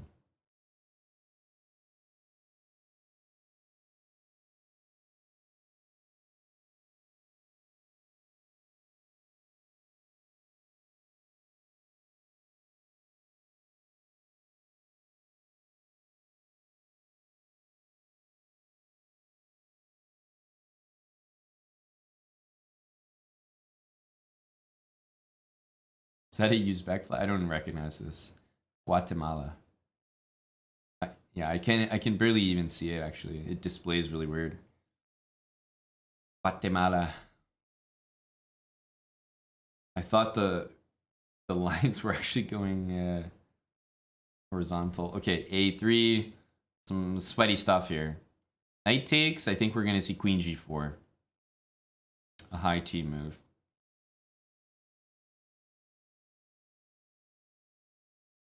Yeah, A3. A3 looks like a very good move. Takes Queen G4. And I've got hanging pieces I can't save.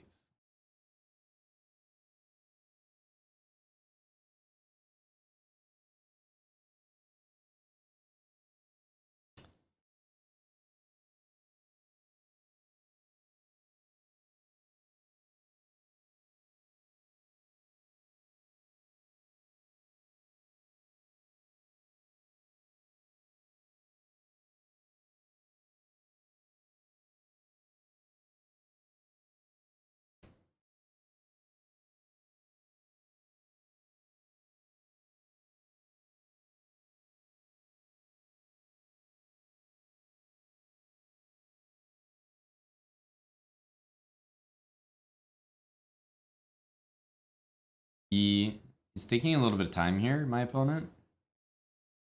Probably more than this position warrants, which makes me like, I don't know.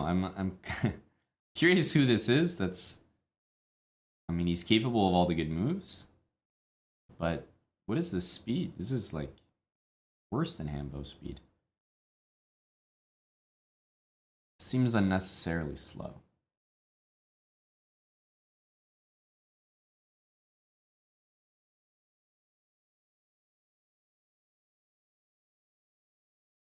H5, H6.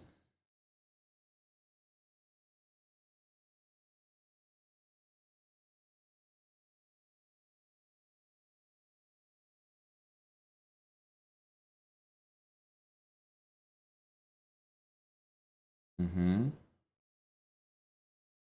I think he wants to take that.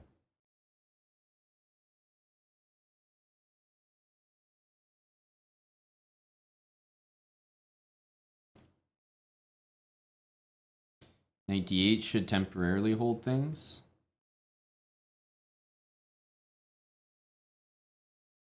Wow.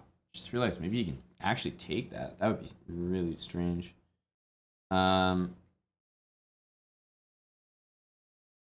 should be threatening G6 here, so he's got to move the knight.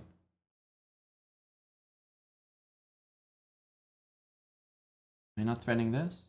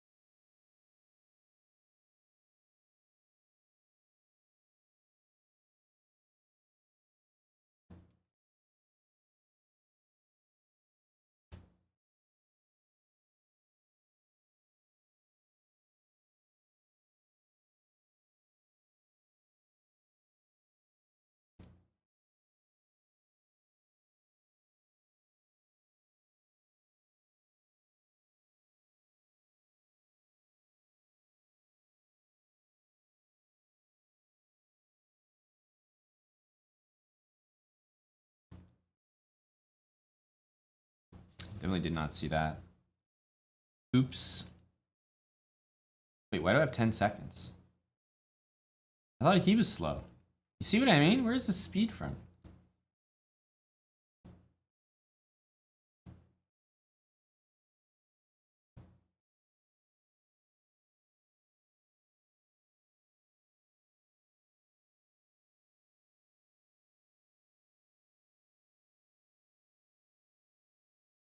Queen takes f8.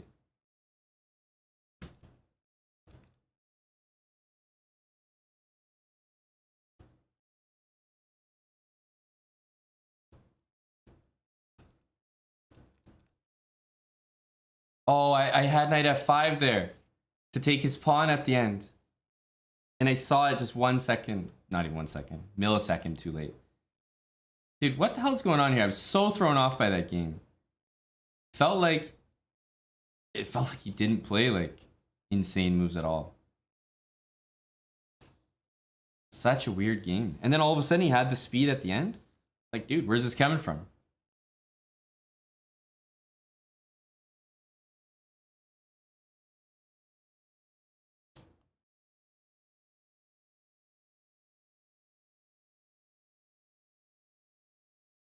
Like this move. What are we thinking about here? Like my dog. Let's get a move on.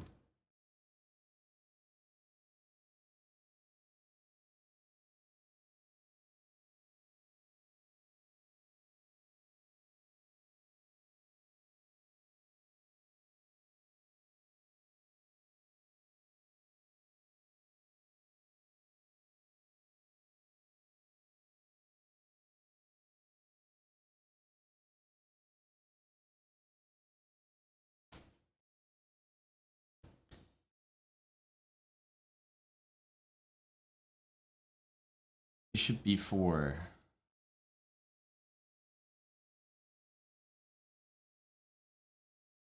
I guess we'll have to go here.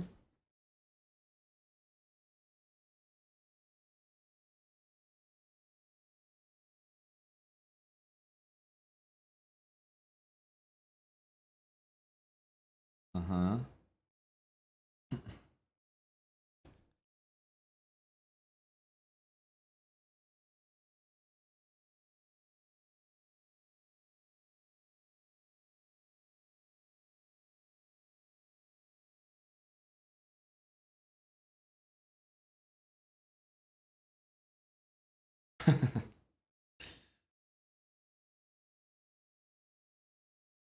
And if I was going to defend this pawn, why not do it with the knight? Regrets, regrets. That should be there right now. Ugh, we're going to be so much worse in this position. Because I kind of have to play here.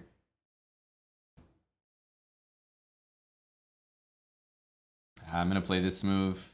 It's really not what we should be doing. He's got a rook check here.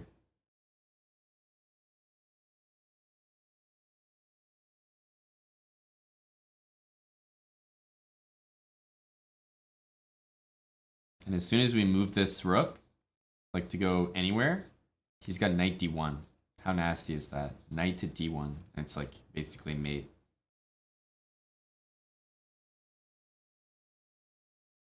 So I'd have to sack my rook.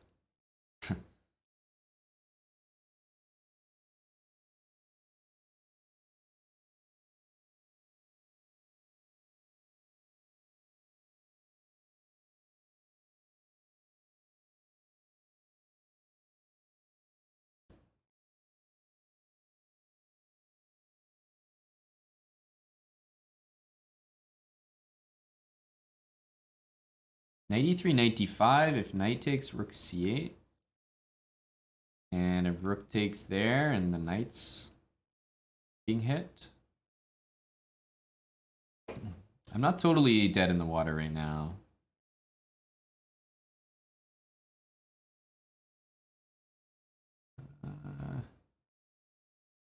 Knight e2. It's very impressive. Very impressive.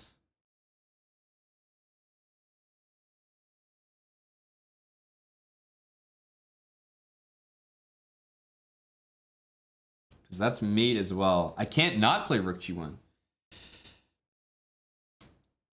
I can't not play rook g1. It's crazy. This line just wins on the spot. What?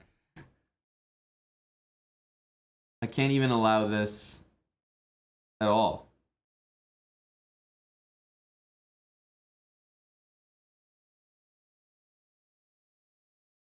Jeez.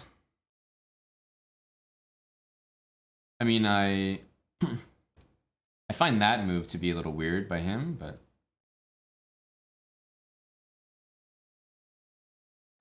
should have played rook there. Actually, no, would have made a difference. How does he calculate this out, man? This guy's got it all worked out to one move. What a beast! Because my king's on the last rank, so I'm getting hit with a check. The last game was like, I don't really believe things after this. He just calculated that really sick. I mean, this was nasty. Dude, only 2 games. Like, come on, man. I've never really played a match with like a 28, 2900. People on chess.com don't want to fucking play, I'm telling you. I'm sitting here every day willing to play a match with pretty much anyone, except a no avatar untitled. But what am I saying? I play matches against those guys all the time. I just complain about it. But none of these guys want to actually play. I think, when's the last time I played like a long blitz match? It's been ages. Ages. Gotta go to the bathroom. This is fucking so annoying. Can't get a match going. Ugh.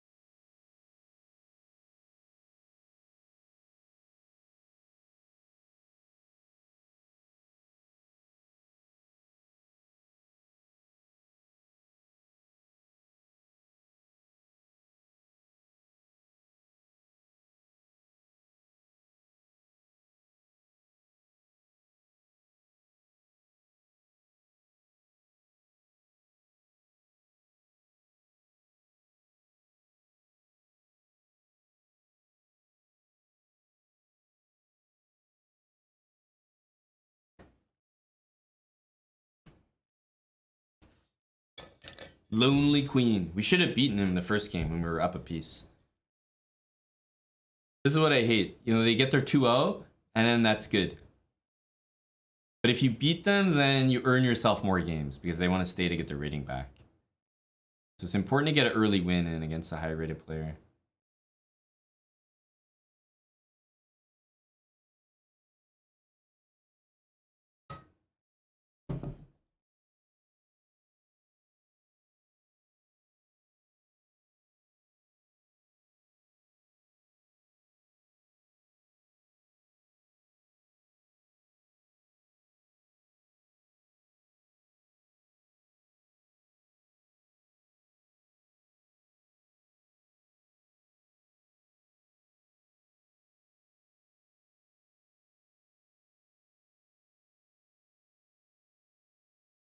Alien Cowboy. I feel like we played a bunch. Me and this lad.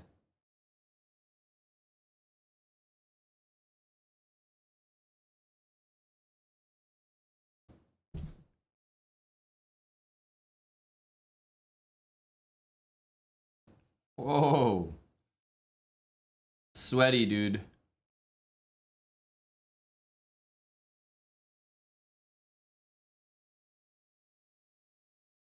You are a major beast for that one.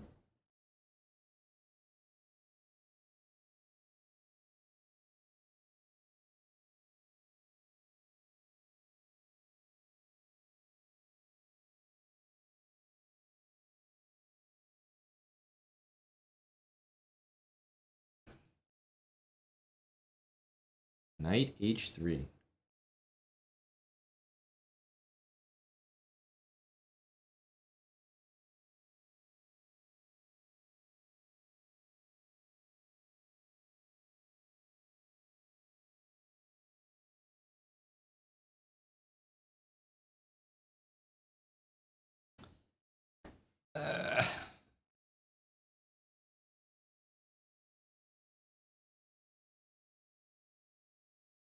I don't think I can play these moves. Not with a clear conscience.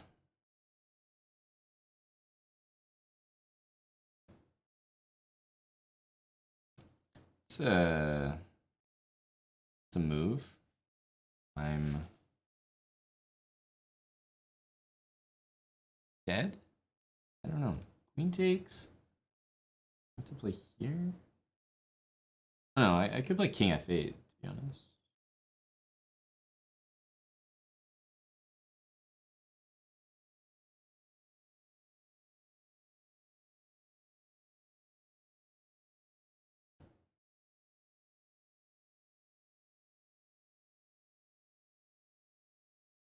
Queen takes, I have that. I have this in a lot of lines, so yeah, maybe he does have to just take.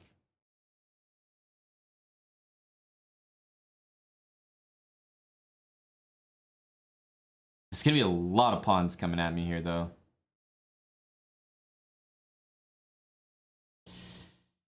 Oof.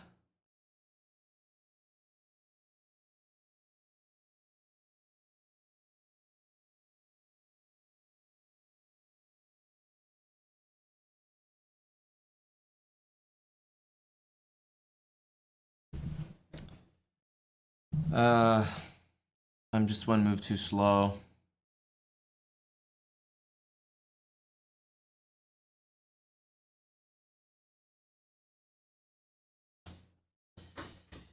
One move too slow, never lucky.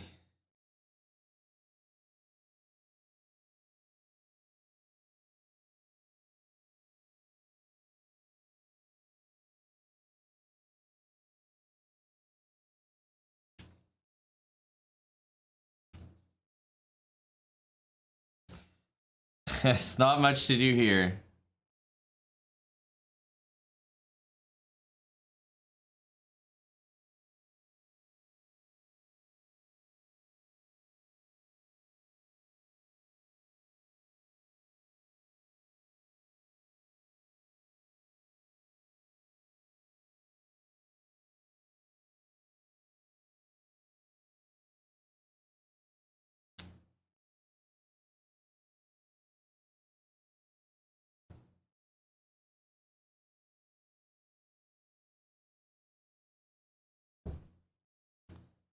Yeah.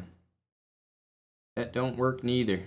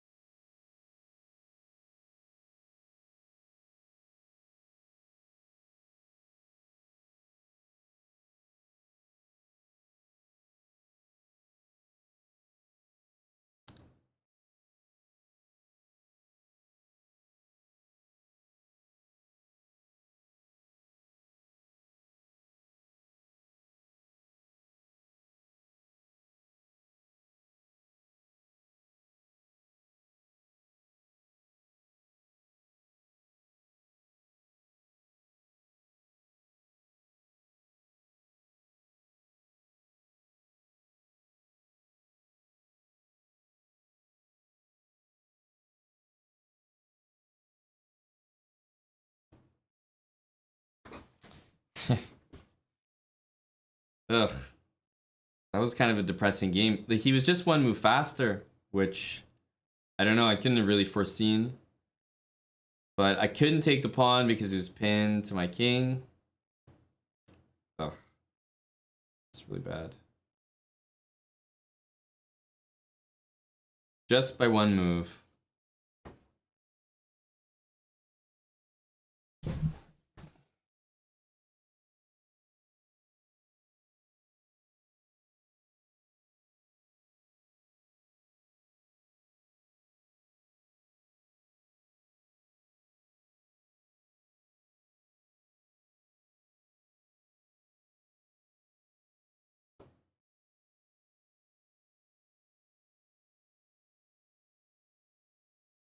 Alien Cowboy. Oof. Losing to this guy is really bad. This is where the night unravels. If you're not able to beat him, this guy's like a gatekeeper. This is not the guy you should be losing to.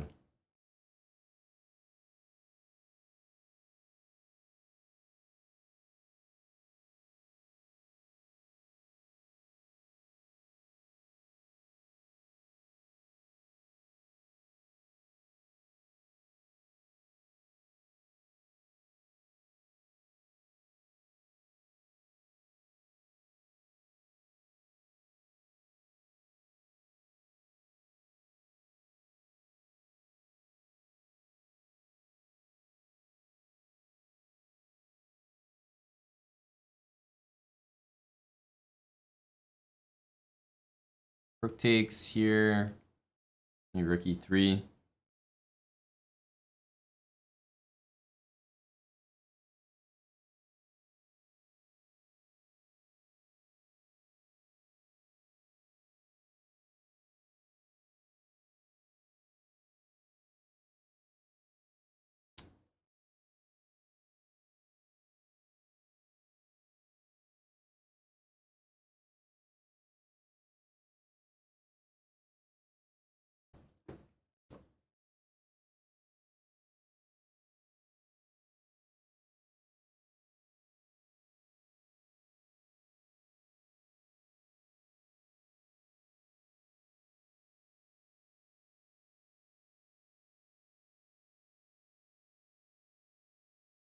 Oh, he just takes it.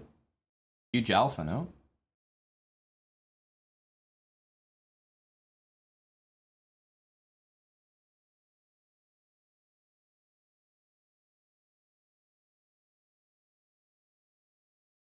Huge alpha.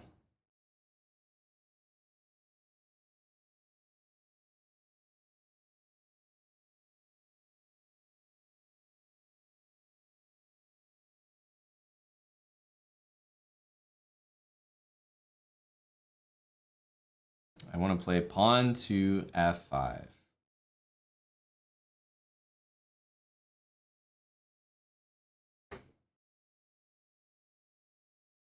FK gone, I'm the 2400 gatekeeper. Don't get it twisted. I gatekeep a far lower level.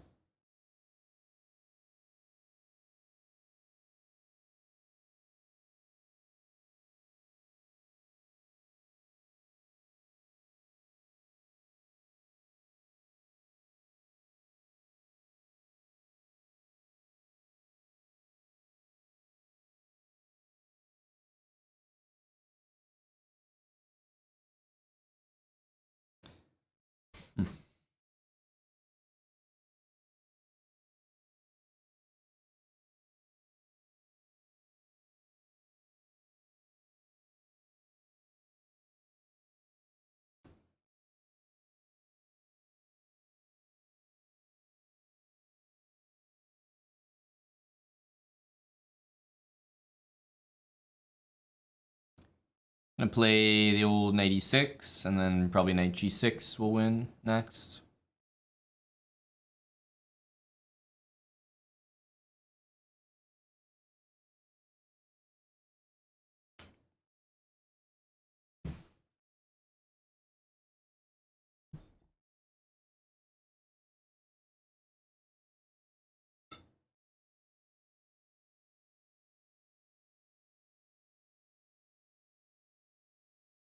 he might just be like 100% tied down here. I'm just gonna make some moves. I think this move wins, but he also just can't move.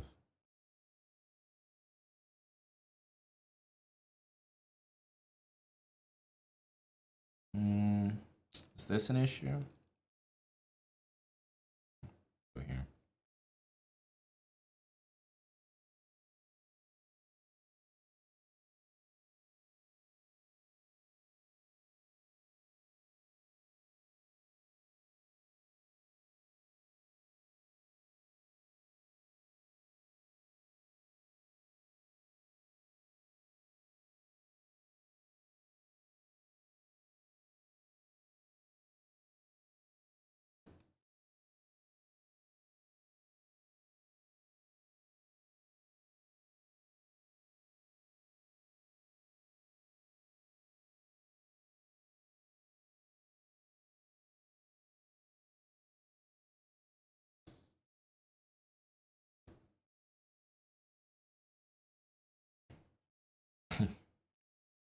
Convincing. Convincing. Never in doubt. The better player won that game. The better player won. That's all that matters. At the end of the day, the better player won. It's the way it should be.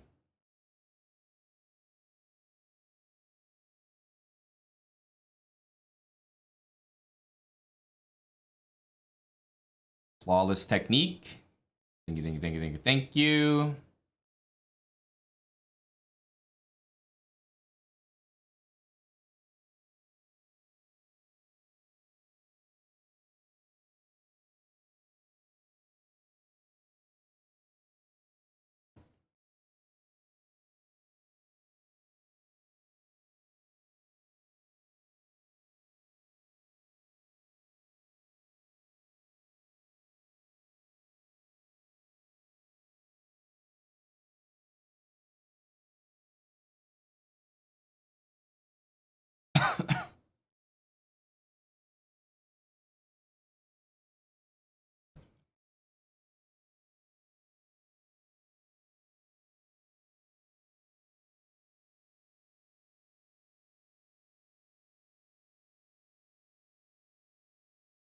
Maybe even bishop takes.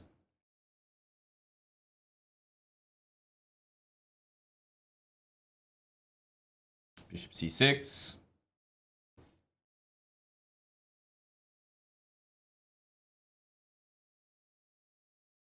Fool's Ghost, thanks for the 4 months with Twitch Prime. Like, if we can't beat Alien Cowboy, boys, the stream's in trouble. Big Alien.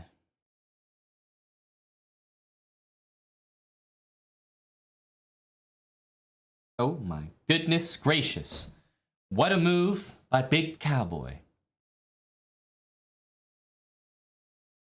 Bishop a6 seems to be sufficient here.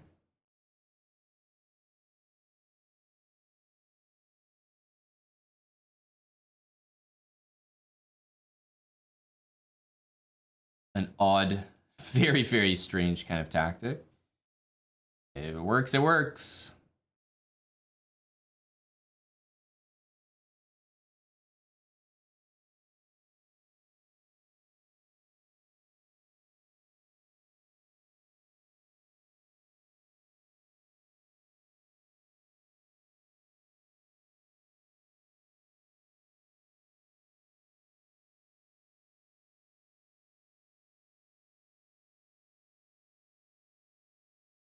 Yeah, bishop e4, rook b1. If here, we'll see that move most likely.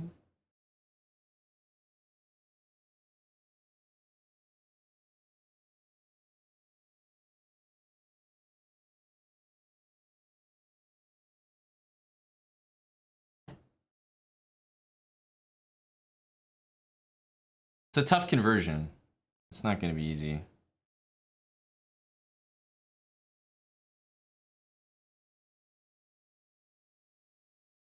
Can't play that.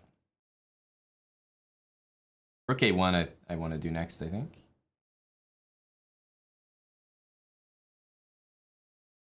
Just make my life easier, especially with low time.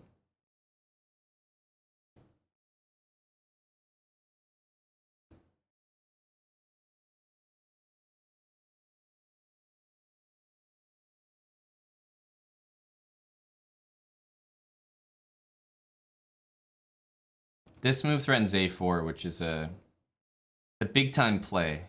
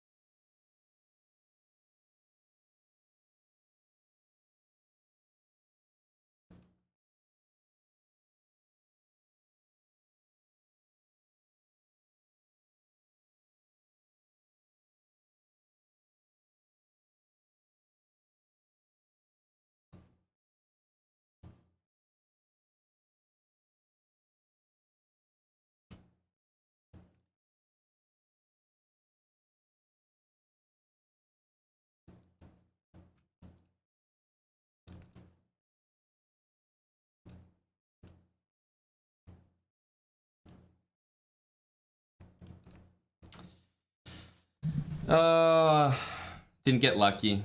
You have to just get lucky there. When you have less than a second, can't actually do it by pre-moving, so need to get a little bit lucky.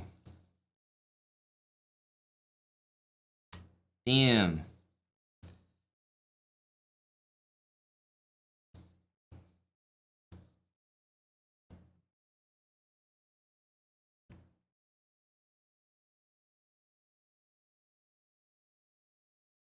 Waiting for this move.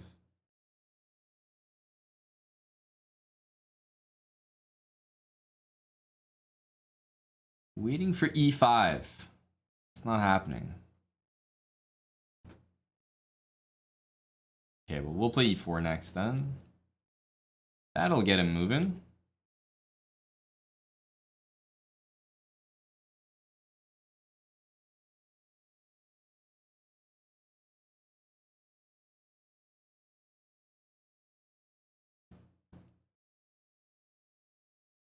Knight h5 is a very typical idea here.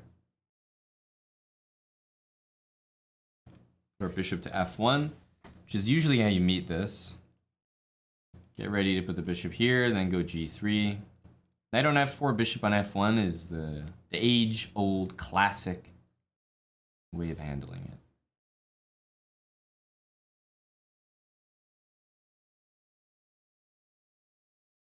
Bishop can also go to c4 here. c4. c4 and f1 are the best squares. Like when the knight's on f4, that's where you want your bishop. Just 2 squares away. Okay, let's go here, because I do want to play g3.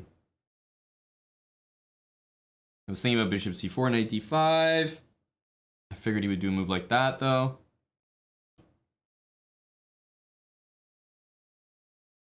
Okay, I can take this pawn, so I'm actually making a double attack.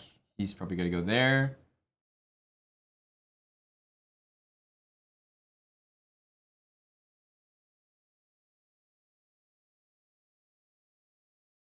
Yeah, I'm trying to think of ways I can actually prevent that move from happening, and I ain't seeing him. I ain't seeing him. Let's go here, so maybe we can play knight a5. This isn't that great, but we do have a d5 square here. Taking that bishop doesn't look overly impressive, but to be honest, neither does this. He's got a pretty compact position. I like it. I ain't gonna lie.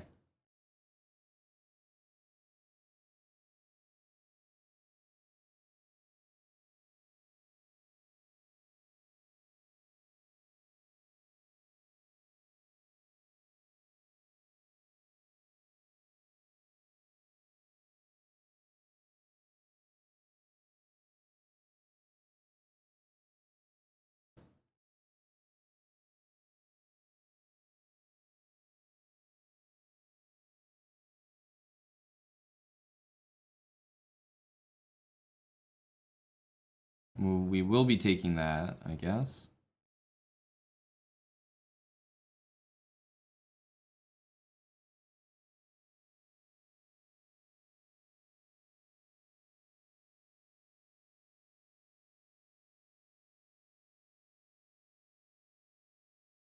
Knight d4 looks like there's no reason not to play it. Put it that way. My b4 pawn is gonna fall now, and my position is gonna fall apart.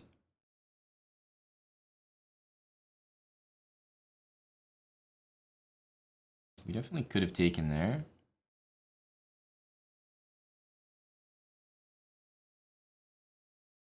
Okay, knight on c5. That's something. Also, h5 loosens up that knight. That's not nothing. Bishop there, knight f6.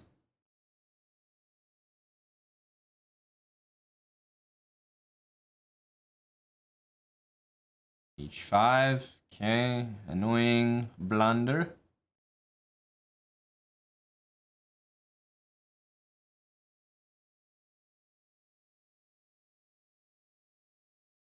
But I'm hitting this and I'm threatening d6. I don't know how good d6 is, but I'll probably do it if I can.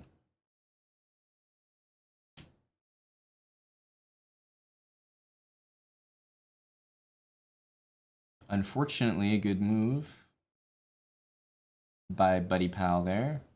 Yeah, I don't have much, so we'll throw the old g4 in.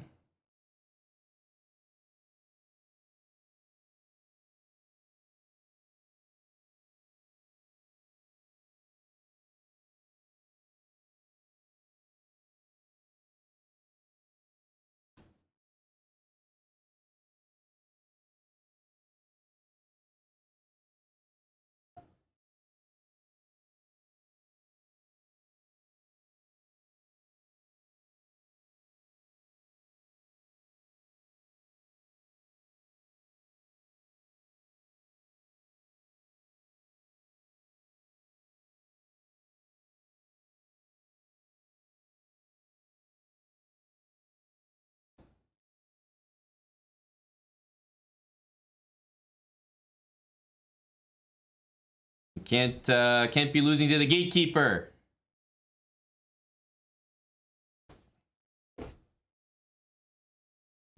Sticks, thanks for the brand new sub, buddy. Sticks. What can I say? Welcome.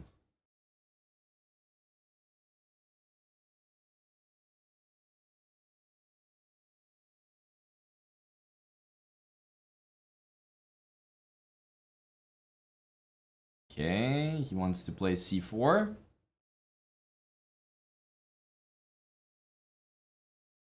I'm guessing.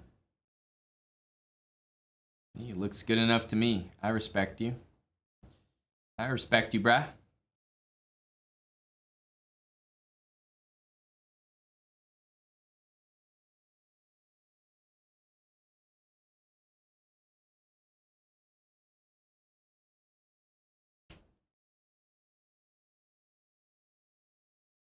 I have to take it. I have to take it. Ugh. There's some things we must do in life. Currently doing one of them. playing this god-awful position.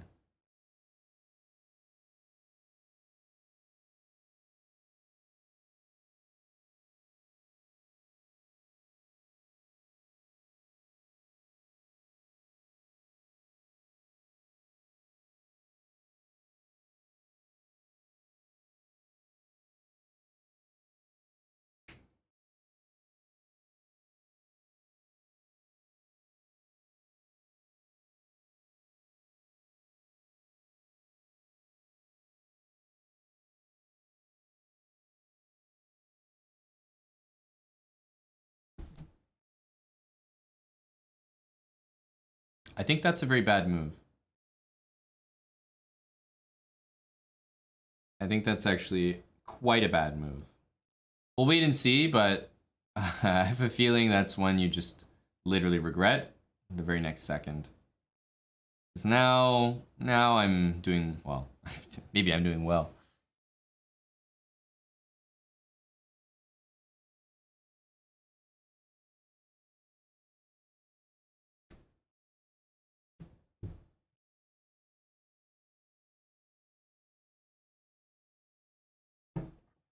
Meanwhile, we have queen takes c4 coming.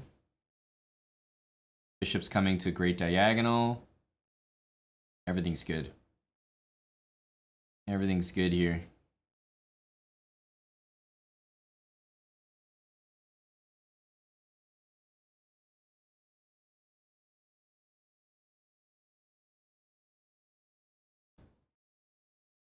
He never really wants to take, so I think he's just much worse now. Let's take here. I'll go a4 if pawn takes. Rook takes, we get our queen in. I think he's in serious trouble now.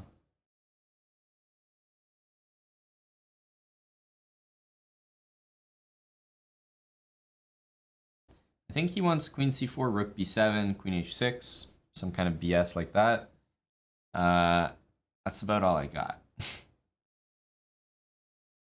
So let's set up this. Queen b7 on rook a2 and check, and queen b2 wins material.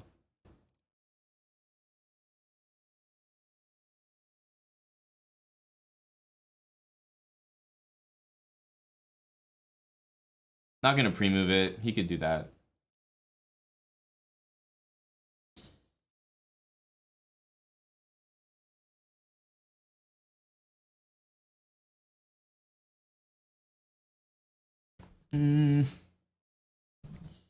I thought this was winning. Is it not? Wow. I didn't really consider this move to be playable. What did I miss? Check.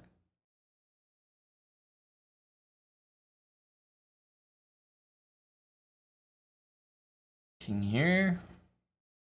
What? Bishop c4.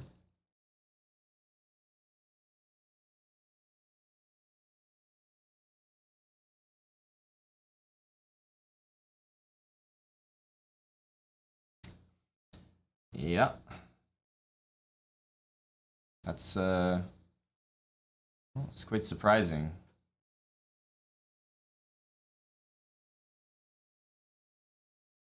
Jesus.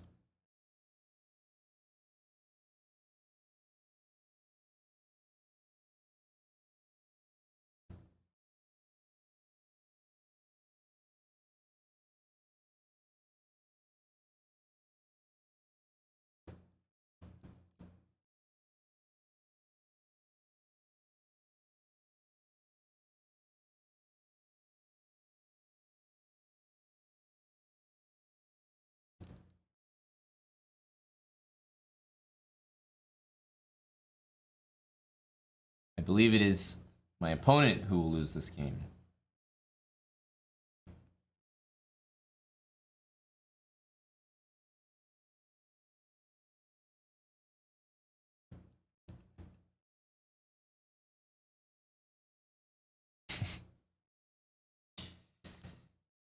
Hello, Moist. Am I betting on the Cowboys? When does that game start? Yasser likes to bet on the Cowboys, so I might bet in honor of Yasser.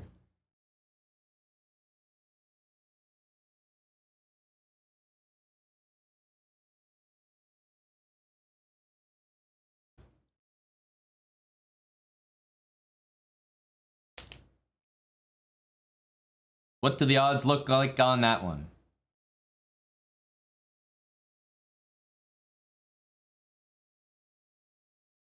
Bishop d3 next. There's a pawn hanging. It's a funny move. He wants to play c5 and be a cool cat, you know? Set up his little pieces like that.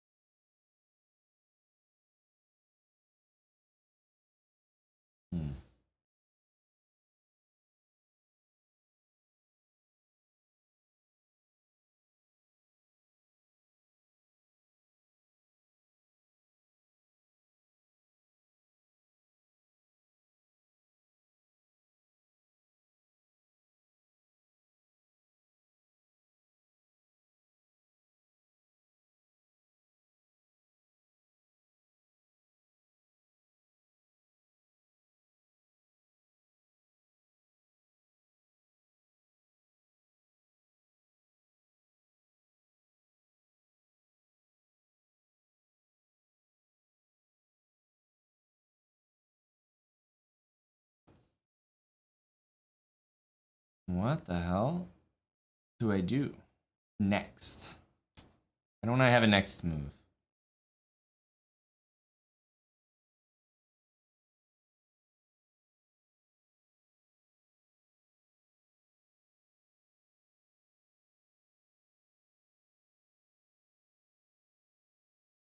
I don't trust knight c4.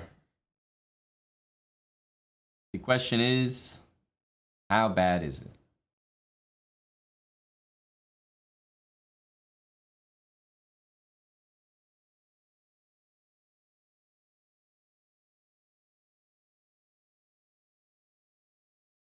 This move is, of course, the move that that bothers me. So many sacrifices here. I don't even want to look. I don't even want to calculate them. If they work, like, good job. Then I've got nothing. I want to play d5 and really lock this down. Damn it. That's the move I didn't want to see. Takes queen g5. Yeah, there's nothing to do there.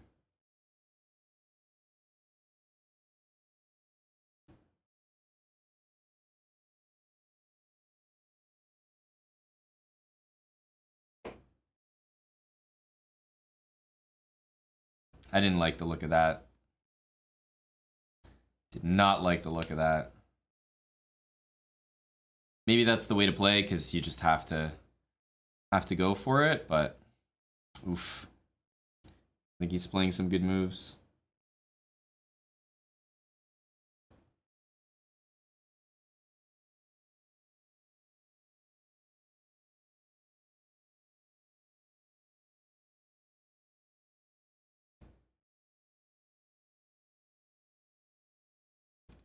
I need this to happen. Damn it. Damn it! That is a hot looking move, pal. That's a good looking move. Ugh. I think it's nice enough to play it out. I'm gonna give the guy his mate there. Knight g4. KO.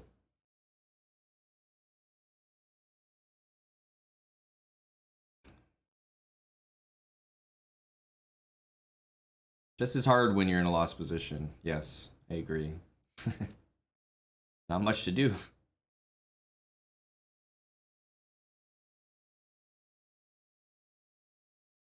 Let's try f5 this time.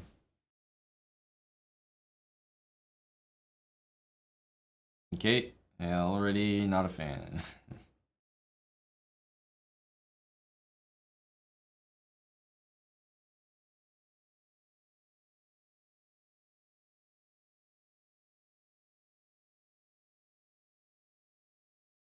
Knight d5.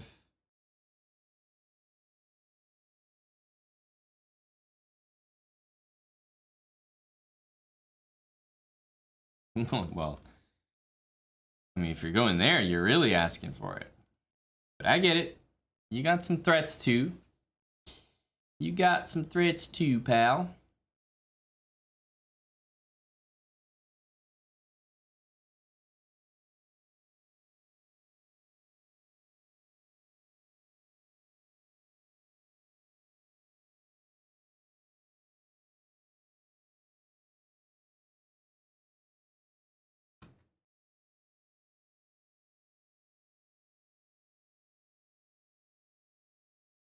C3 looks almost necessary.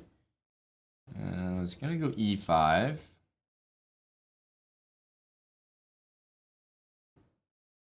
Gotta just take. My position is looking pretty rancid, but gotta just keep grabbing.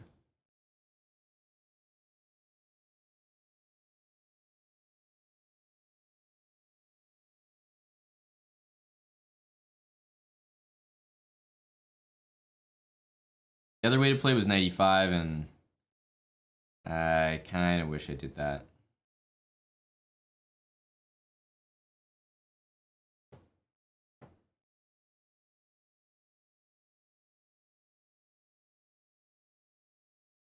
Yeah, let's go here.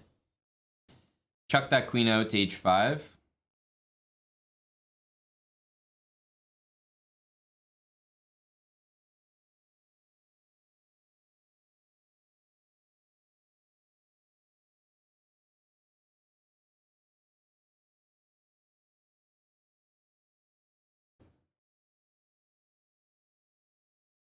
Some squares. Trying to say hello here.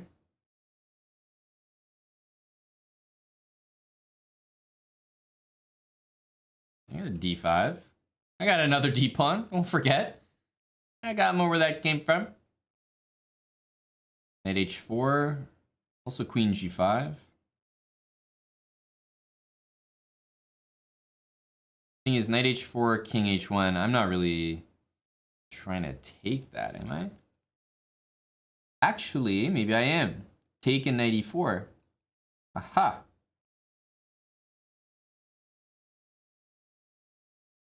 Let's do it. It looks scary to do, but I believe it's good. Or Knight G4 maybe. But yeah, Knight E4. Then I'm threatening Knight takes G3 and mate. So he'll probably go Queen B3. This one.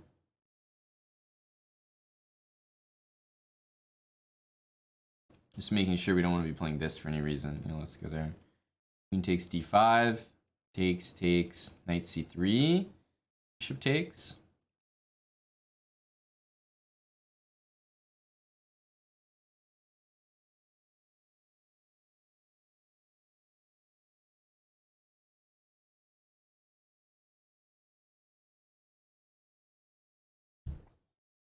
At least things simplify here.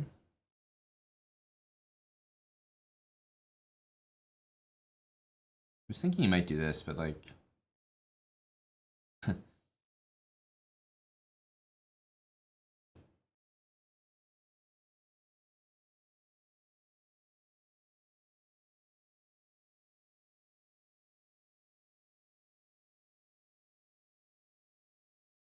Hope I'm not miscalculating.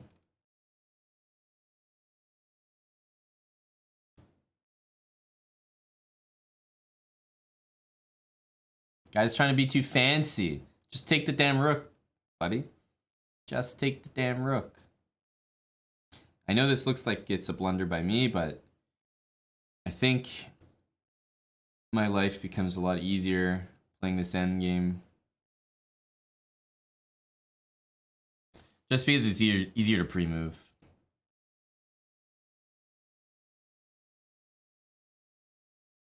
So I'm probably going to start by not committing my pawns anywhere, just...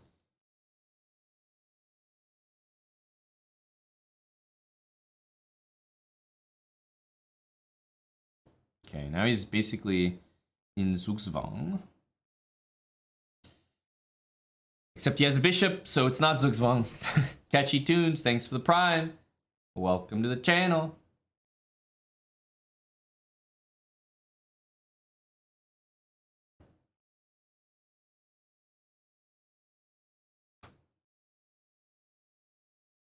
Hey, what's up? Yeah, 928. H5. Good lord. Alien Cowboy. Just coming out. What the hell is that move?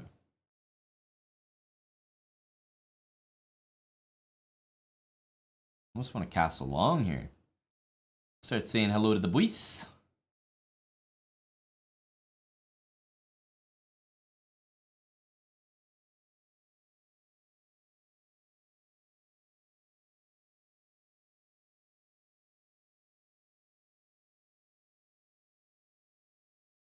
Okay.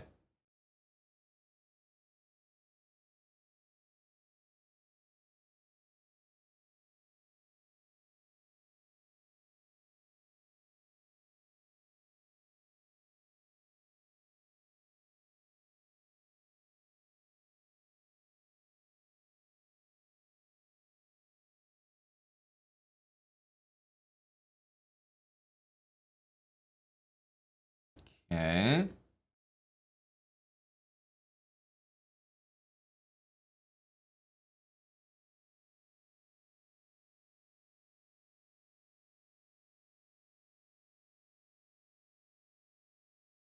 Knight b5 or something.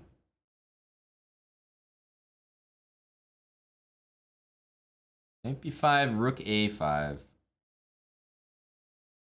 That's okay. We'll just go back. Alpha.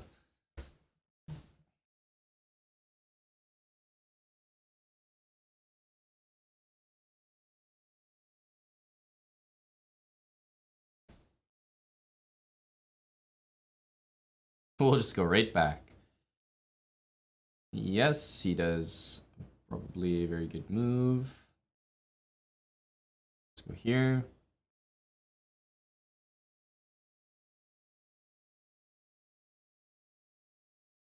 Again, rook a5. Just knight back. Bishop b2, I can take it. Knight d3, it's covered. So, what are the tricky lines here?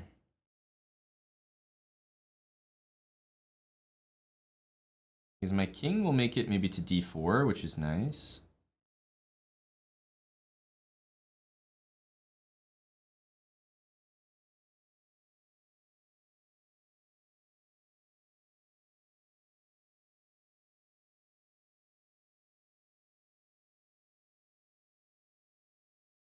Let's get a little bit more speed.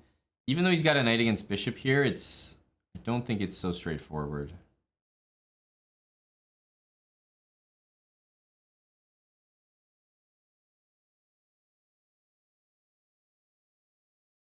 g5, g3.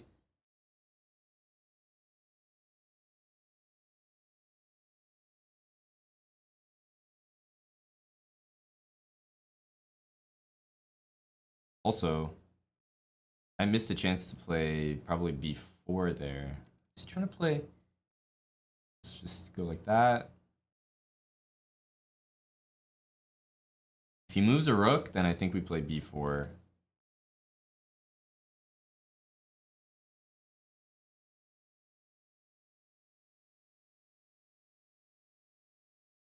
Not only this, but bishop b5 looks key.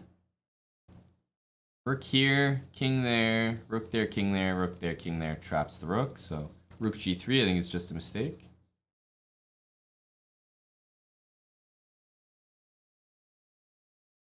Yeah, rook g2 makes more sense.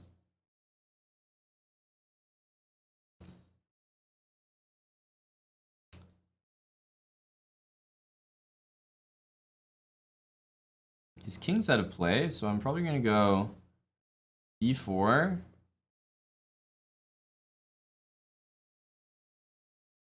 Trade, trade.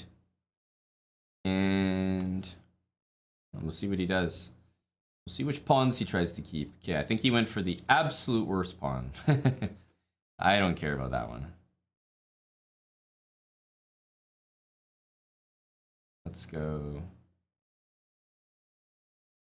here. Very tricky. If rook there, I have rook here. He's not going to like that. Oh, he's not going to like rook c7 from me. Oh, buddy. Yeah, that's a very, very, very, very, very, very, very, very uncomfortable move for him to deal with. I think he's just lost now. Rook behind the pawn. King up. He's just dead now. You can go here. I mean, it doesn't really matter if the pawn advances. Like, it's not doing anything. The rook defending from the side is definitely one of the most useless positions that it could be in.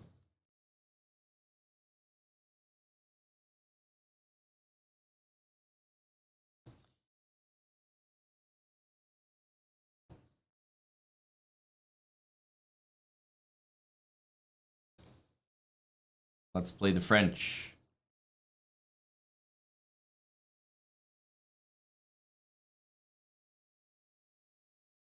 Let's play the French. Hey, Goriel. What's up, BJH? Basil the third. Thanks for 26 months, Basil. If h4, h5, bishop a6 next.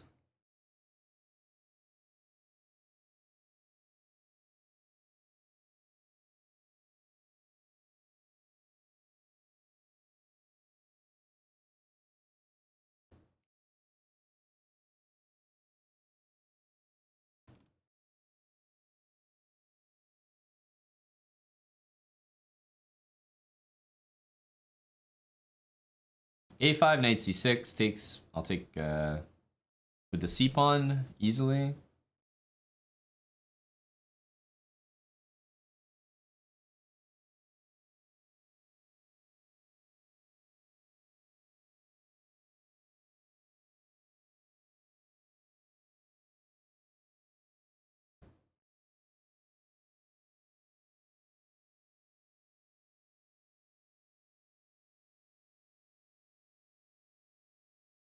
Okay, if f4, oh, okay, that move is a little weird.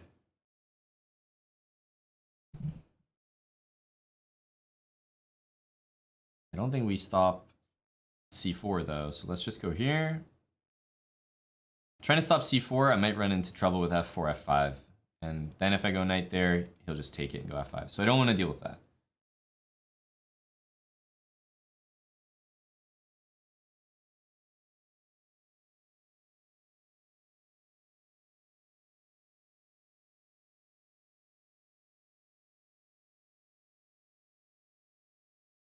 I'm not scared of that move. I want to play c5 next.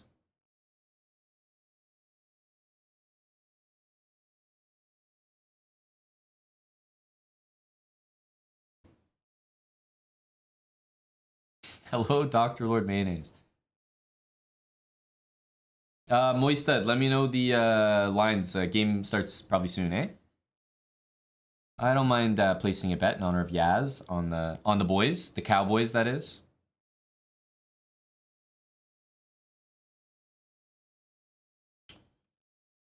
I gotta let this happen.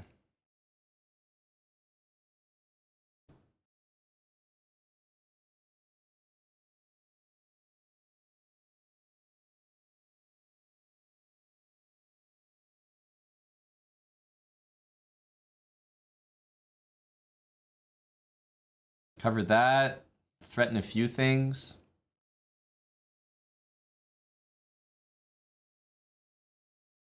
If this, then knight f5 and castle, and we are Gucci gang.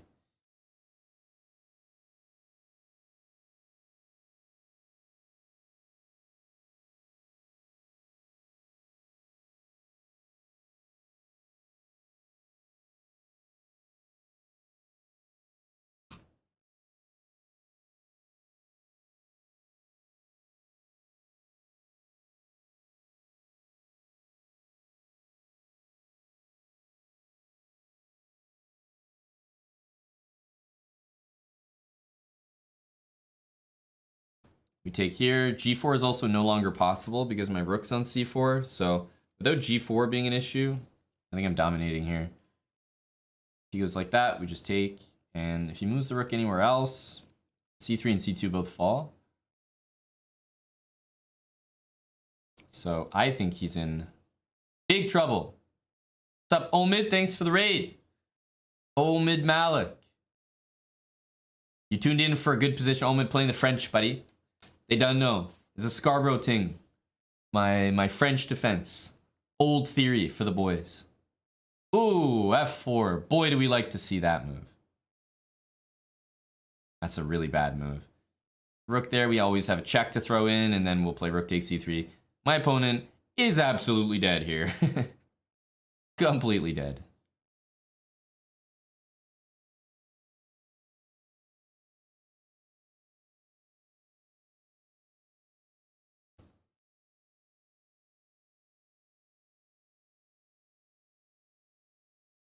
Queen takes h5 not only makes no threats, but after queen here, you can't even go to that square because of knight to g3. Get him out of here.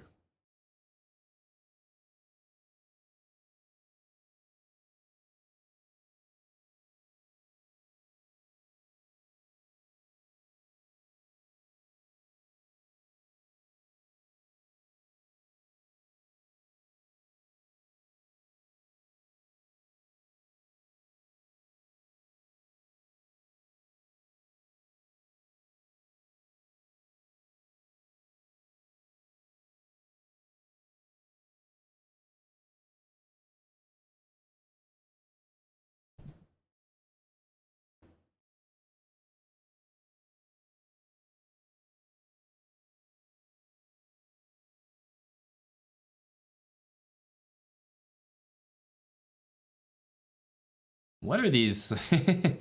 Yeah, I swear he plays in such a funny way.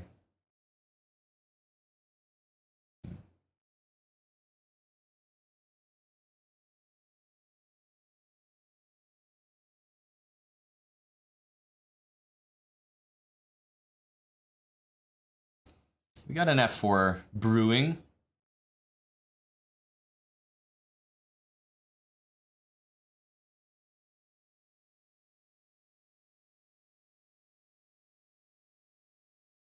Just start with f3. Nice and easy.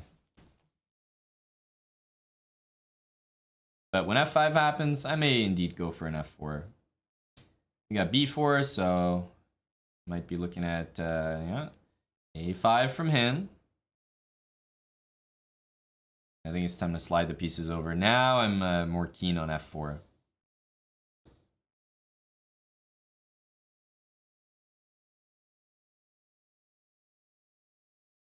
If I see b6, then say hello to knight c6 soon. That move looks like it's offering me a pawn. But if I go here, I think he wants queen b6. Would be a typical response.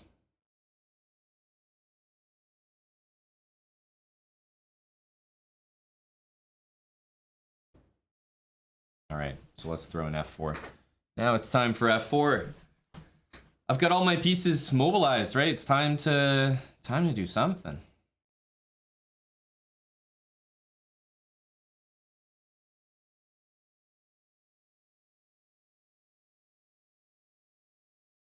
Okay, maybe f5 next. Yeah, we gotta send it. There's knight g3, but we gotta go here. We gotta go.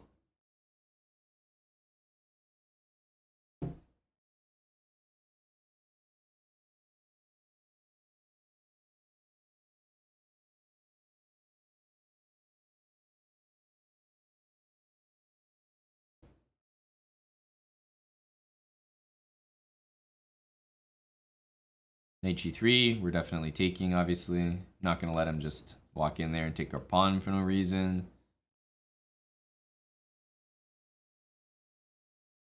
Okay, here.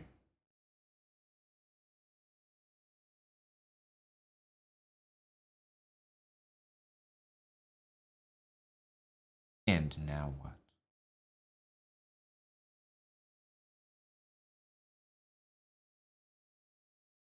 Let's play slowly. Bring the pieces.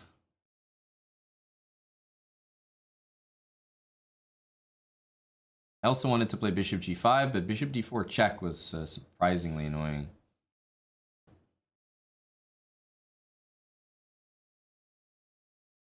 Okay.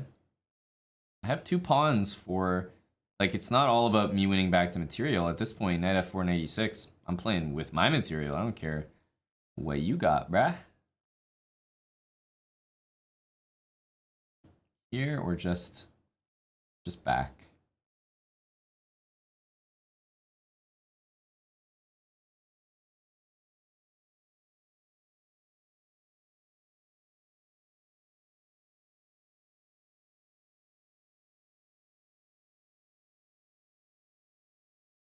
Let's keep the queens on the board.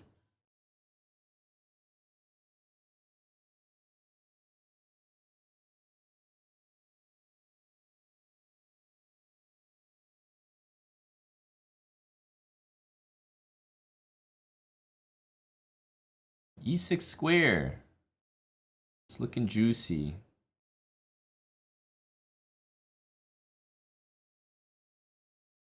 Definitely wish I did not play the move I played there.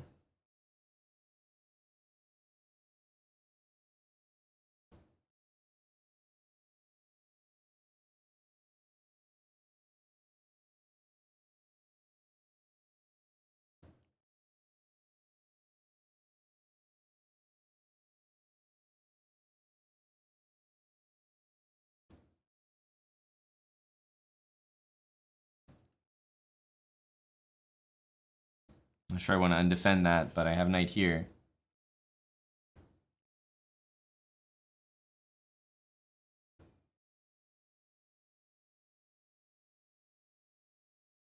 Very key to take this.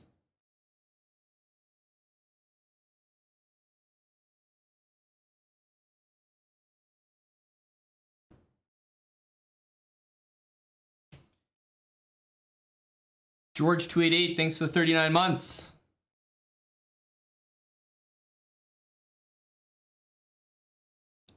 I know how to keep Dr. Lord Mayonnaise here, Gory. It's to keep playing the French. That's what causes the lads to pipe up in chat. So we have to keep people here, keep people energized by playing the French. Keep the viewer retention up, the engagement high. People see the French, they get tilted. You know, understandable, understandable.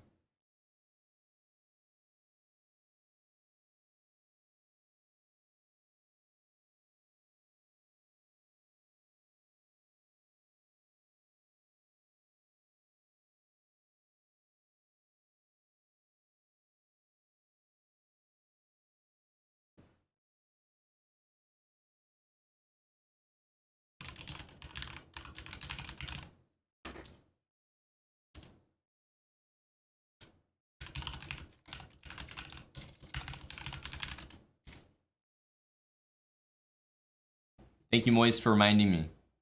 Gotta get some Cowboys bucks in. Me and the boys. Big cow, big boys. All right, G4. Yikes.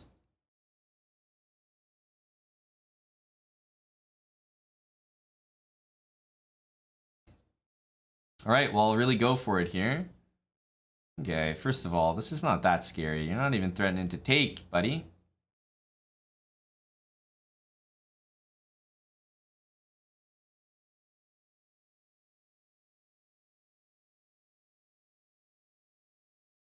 I can go knight here in long castle. That's one idea.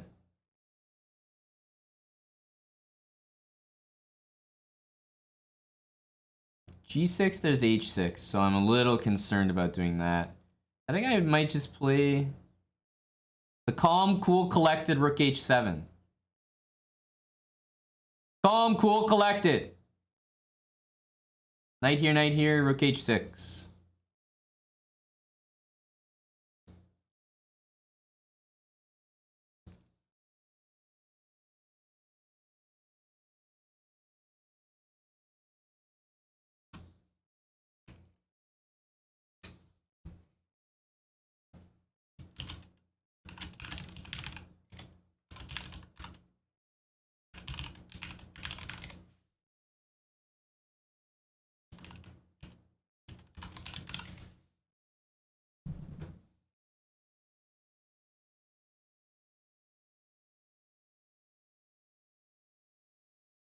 Here.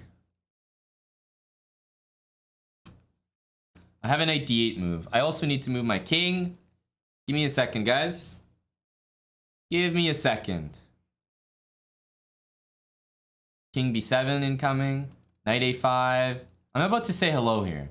It might not look like it, but I am about to say hello.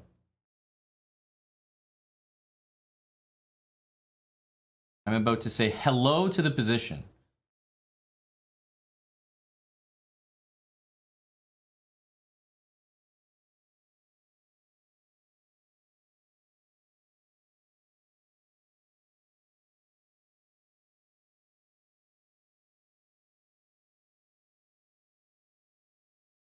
It might not be clear right now, but I am in the process of saying hello. Also, g6. I can play g6 here.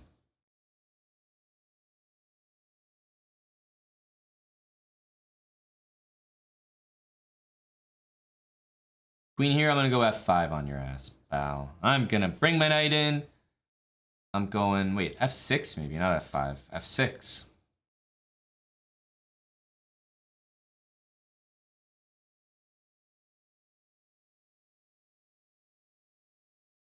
I'm about to say hello. You won't like me when I say hello.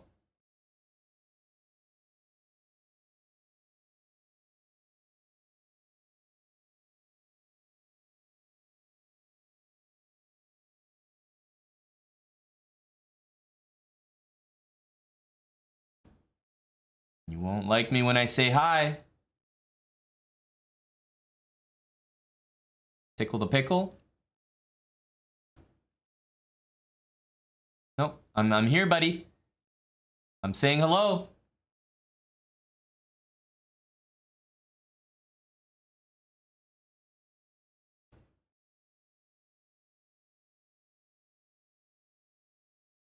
Rook f5 is coming.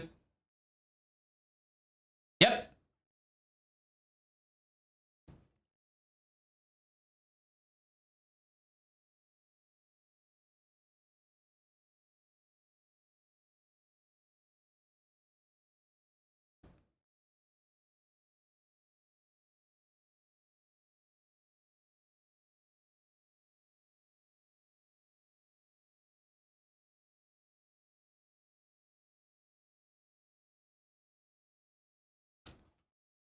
Damn it. Damn it. Damn it.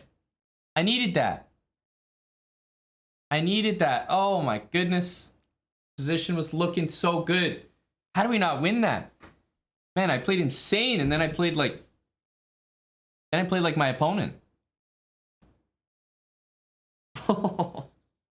We stopped saying hi. That was the problem.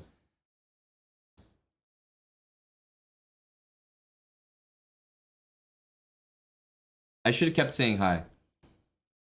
My own fault. My own fault. A disturbing L. Also, what is this line I keep getting into? This sucks for me. This is not good. Holy cow, this is bad. I keep ending up in this position.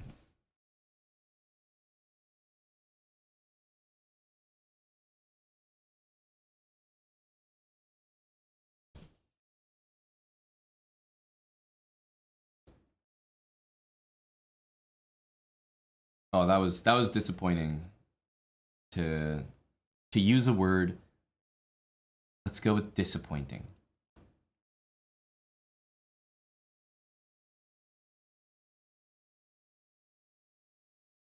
I don't know how he defended that, honestly. Straight up, I don't know.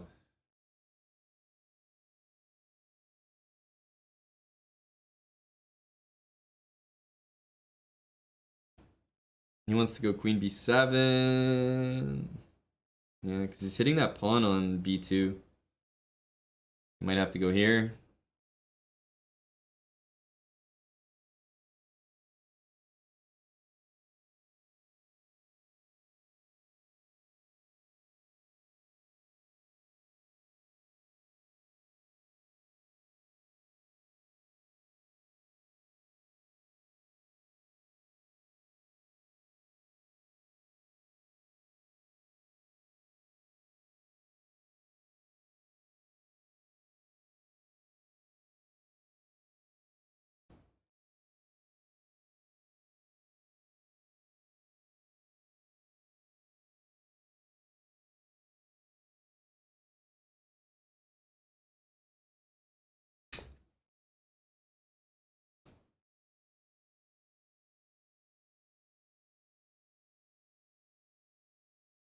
Takes, takes. I have knight d7, and if he plays f6, then the e-pawn is loose in every line.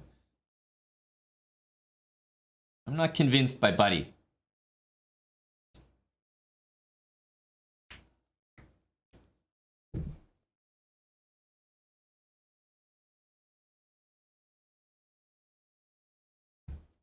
Queen takes, we take, knight takes. Wow, this guy's insane. He wants to take here? This guy's a major beast.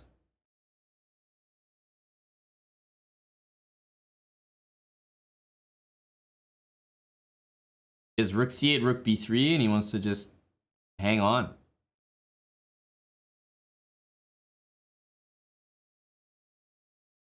What to do?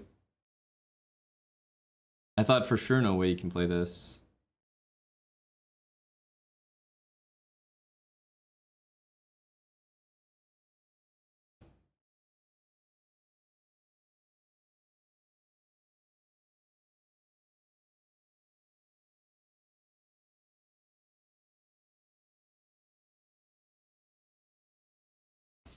I don't love that, but king h1 is such a strange move to play.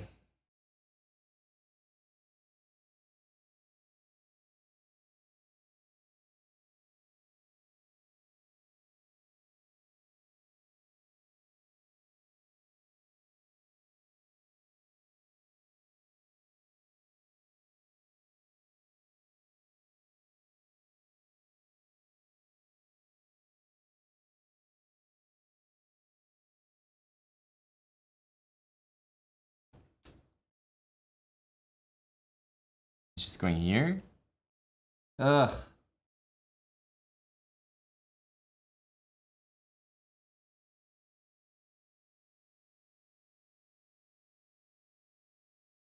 Oof.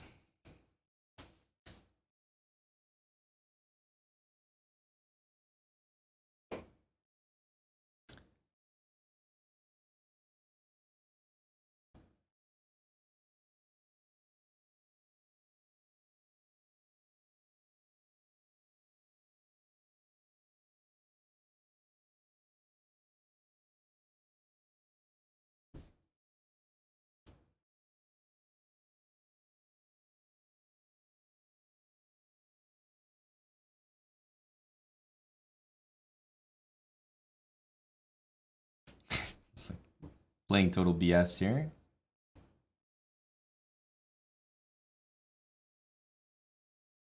What the hell is he doing, by the way? Can't believe he had the pizzazz to play that.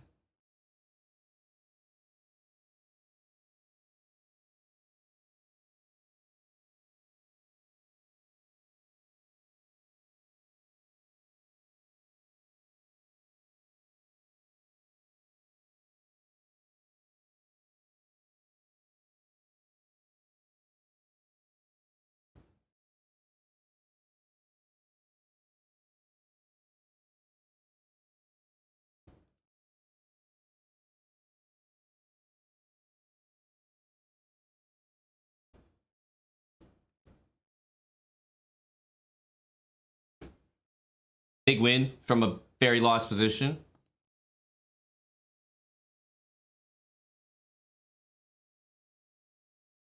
I have to keep playing the French.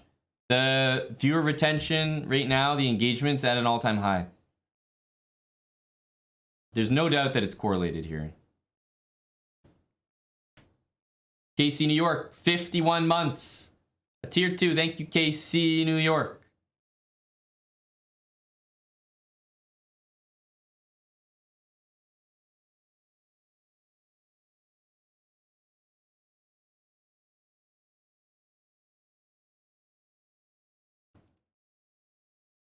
Okay, let's just do it. Let's just do it.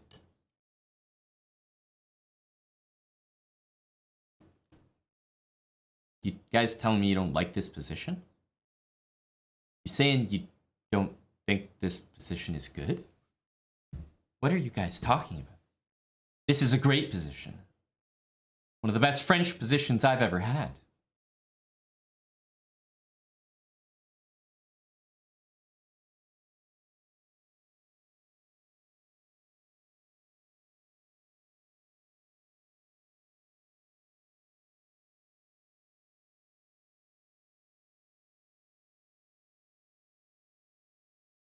Knight here, queen here, we're gonna long castle. We have to deal with knight h7, but it is okay.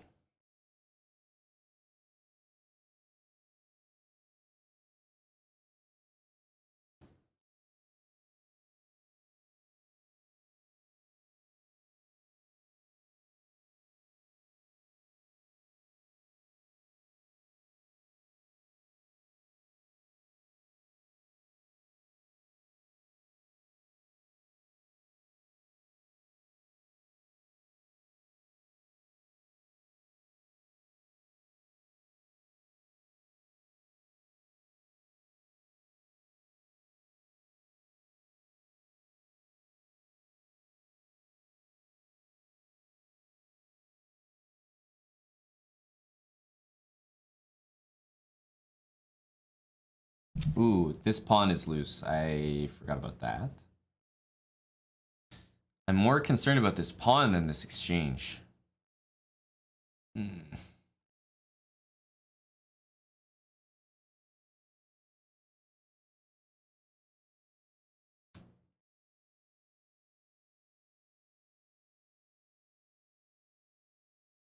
It's the e6 pawn I need.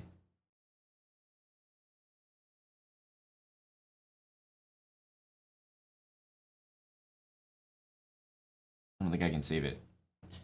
I don't think I can save it.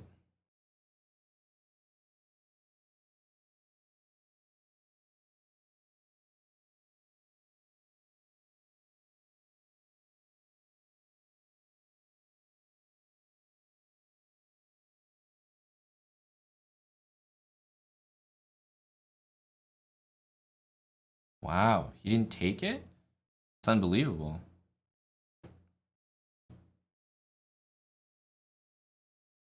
I'm glad he saw something. Like I sure as hell didn't. I'm glad he saw something there. Must have been scary. Woo.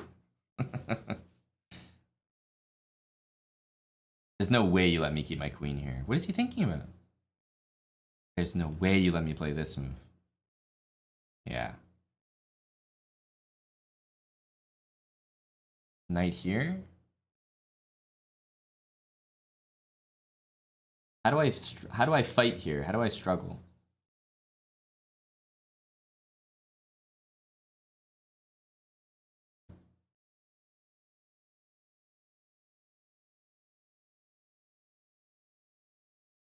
This is how I fight. This is how I fight. On the C file.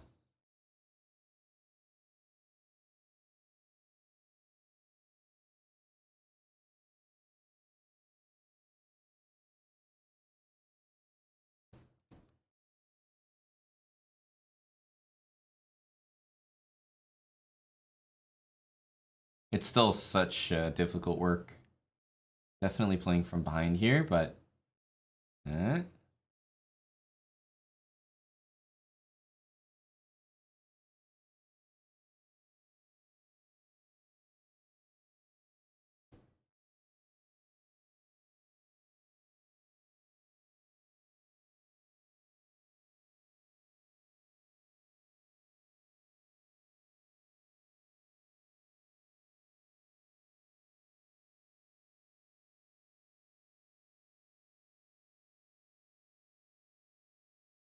That's mate. Let's go ahead and threaten that for the boys. Ah.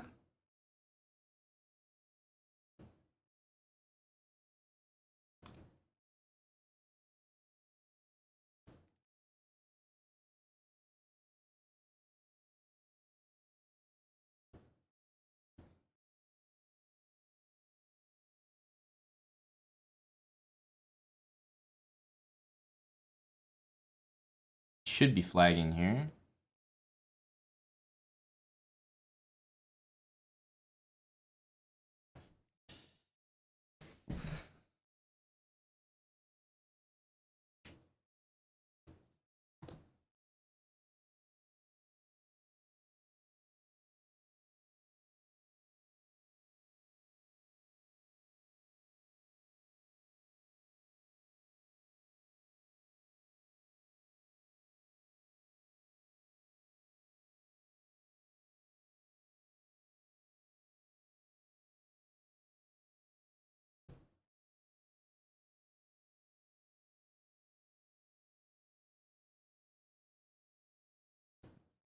we're claiming that that should not be there. That's pretty much all we've got to claim.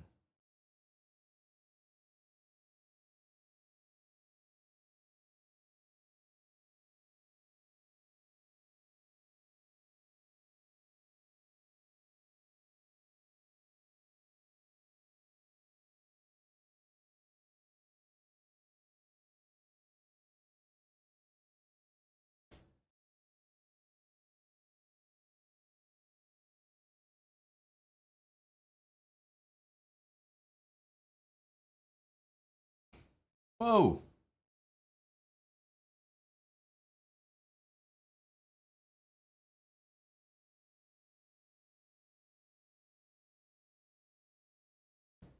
D6.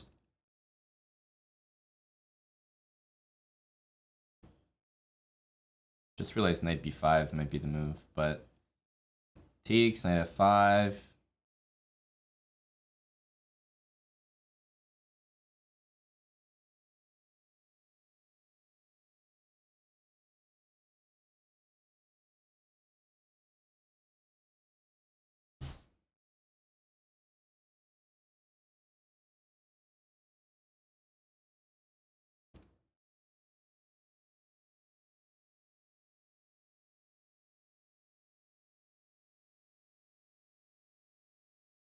There's no bishop f8, so I feel like we're at least okay here. We can clamp down on that square on d5.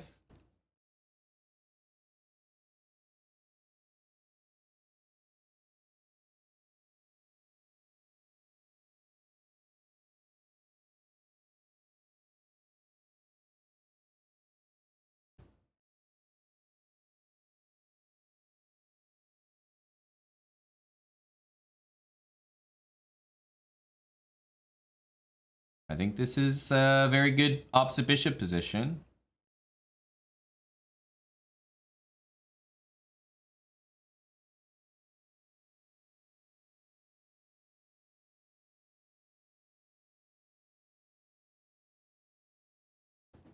Play c3.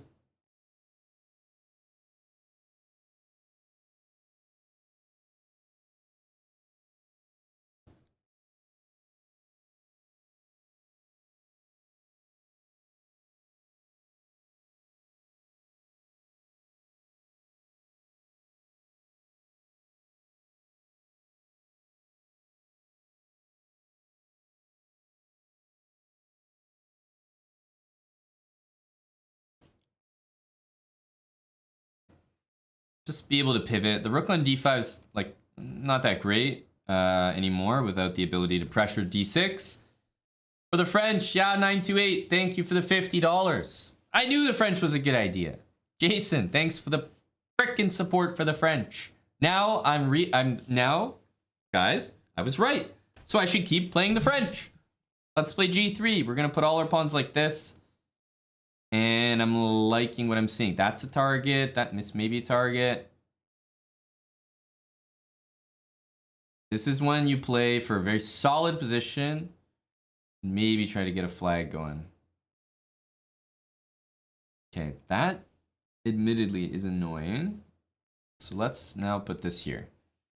And that's going to tie his rook down. If the king goes up, bishop c4 follows. So that should tie his rook permanently to that pawn.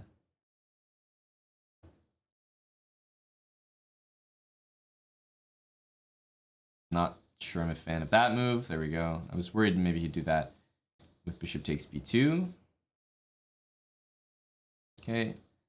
At least now I'm covering this. And I can bring my king to g2 to cover that idea.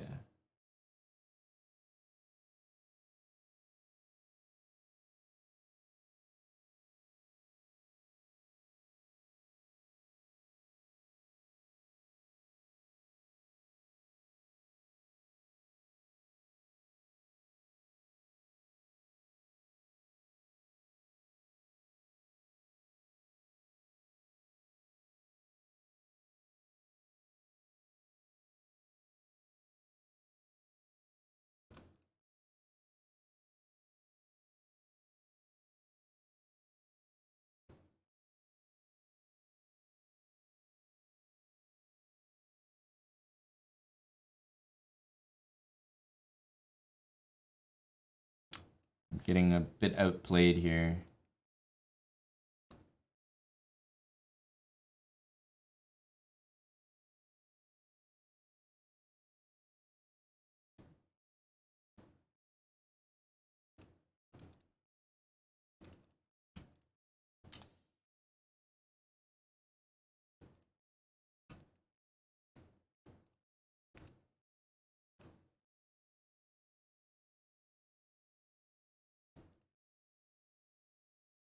He just doesn't have the speed, because if he did, that would be a win. Lord X, thanks for the Prime sub. All right, we're playing the French again. You guys know, one of the greatest openings in chess.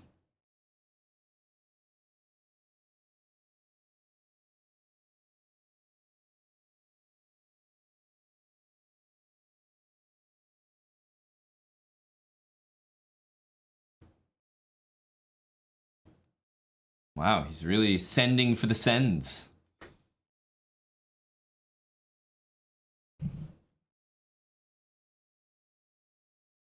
Just castle this way.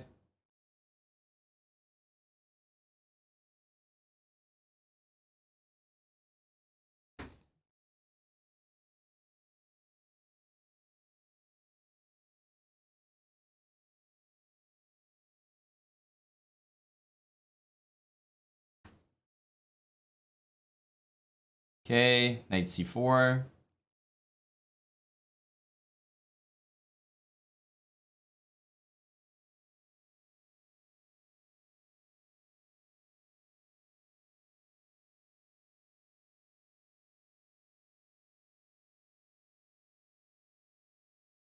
That move kind of annoys me. I think I'm going to play a5 to stop that. Also fix that as a weakness for every single endgame from now on. And perhaps f6. Get f6 in.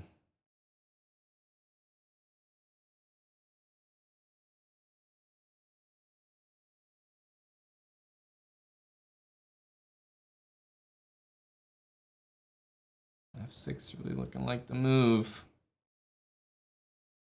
Helpful Alchemist, or Hopeful Alchemist, thanks for the 17 months, by the way.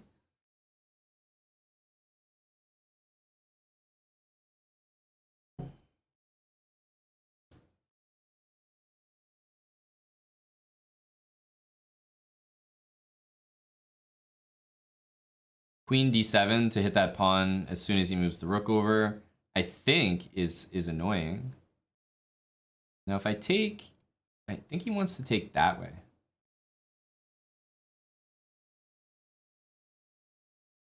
Let's go here.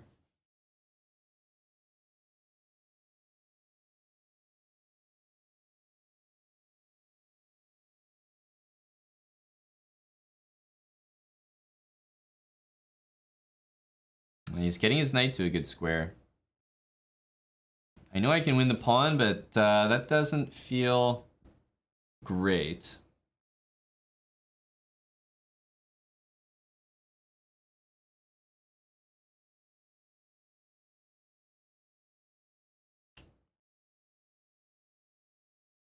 Let's throw it in though, see how he reacts. Oh, I think that's better, right? Because now I actually threaten this. Can't allow that. That's a really bad move. I thought he was going to go queen d2. Because now if he goes back, I can get back to c4. So I basically got this pawn for free. I think I make it back to the c4 square. And if I do, that's got to be good for me. Knight g6 will just be sliding our rook to e8. Nice and simple. That's way too good for me if he lets it happen.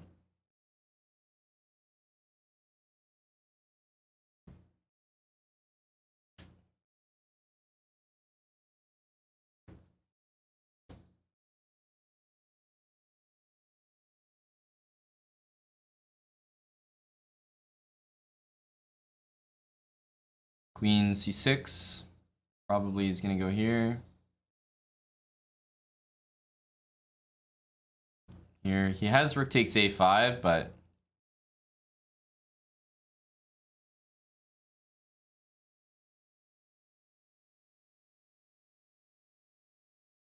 Might just make my life easier.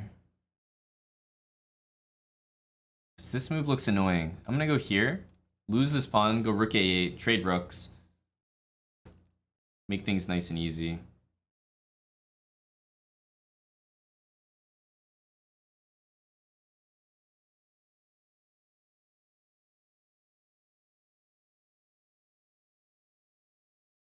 Rook b5, knight c3.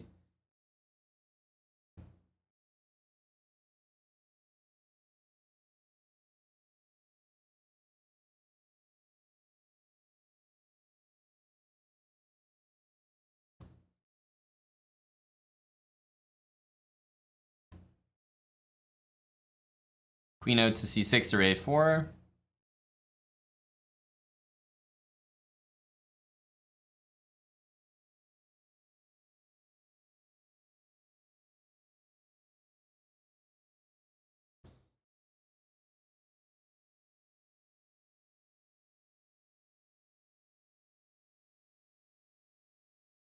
d4, rook g3.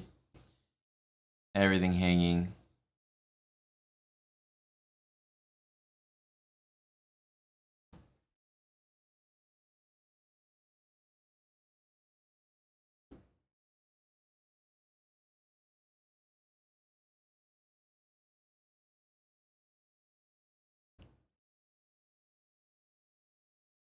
Okay, let's try to play d4. Bishop f5. Straight away. Beast. By castle, there's bishop d3. So I guess I need to play that.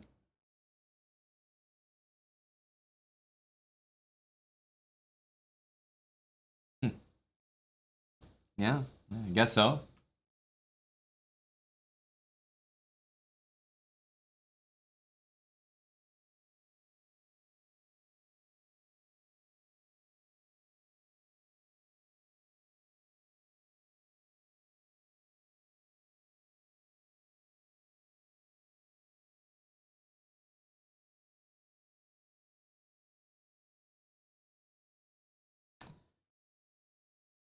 Uh,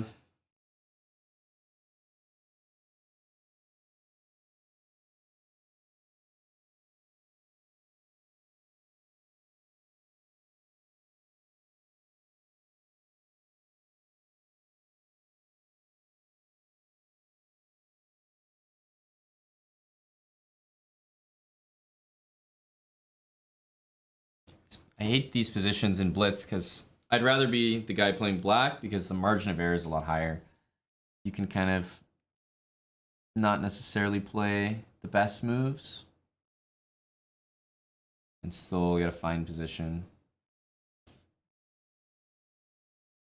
Yeah, like this, it's just so easy for black to target this pawn. I want to move the knight to get my bishop out, but I can't. Annoying. Annoying. And the way to play as white is often very loose.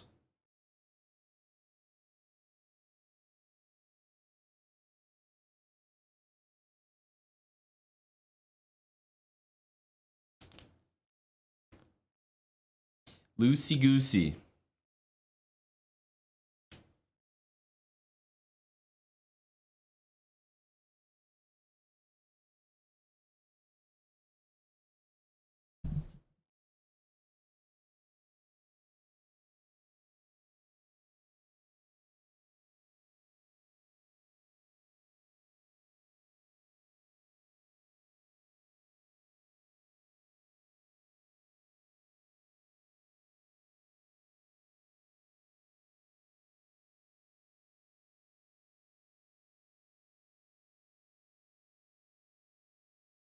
He's way up on time, and I really don't like my position, so if he wants to take a draw, sure. But I suspect he will not.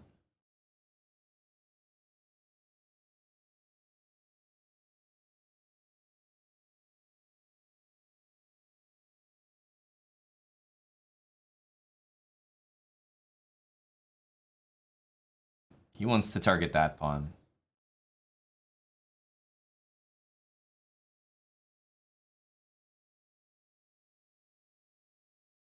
I need h3, king h2. Let's pawn's also... It's so hard to defend this damn center. Covering b4. My pieces do a decent job right now. Covering what they need to cover.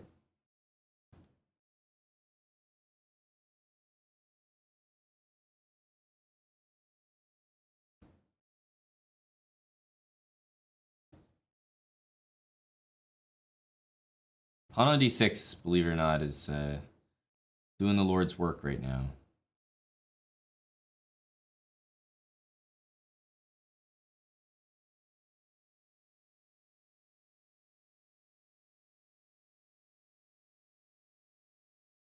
My knight, hero piece, wow. He really decides to give that up.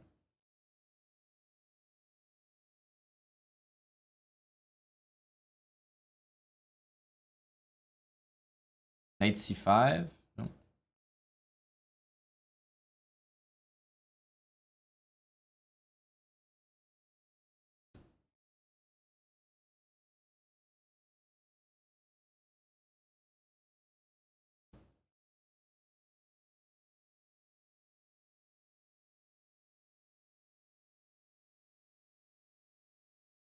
Bishop b4 take.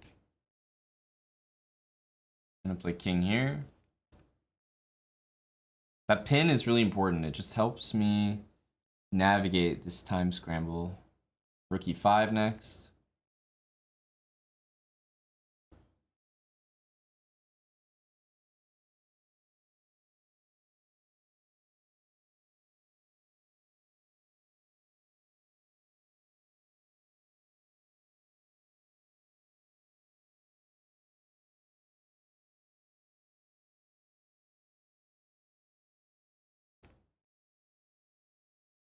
See what a difference that made?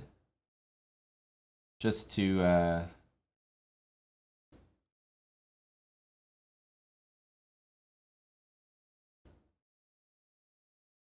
get those pieces off the board.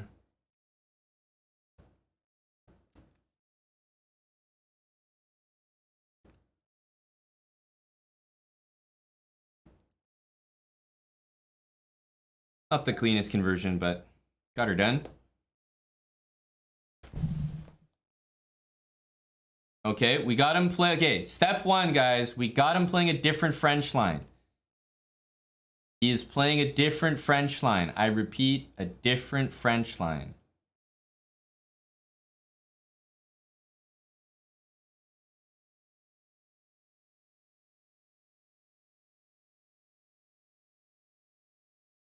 That must be a dub.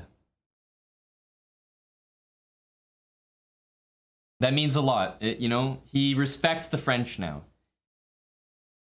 He had to change the variation up. Unexpected RL. Unexpected. Is that Rocket League energy? Thanks, buddy. Thanks for the sub. Okay. Queen back.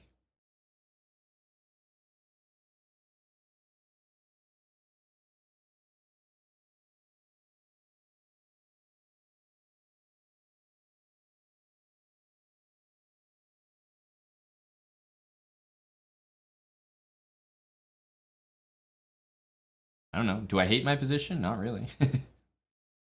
Doesn't look that bad.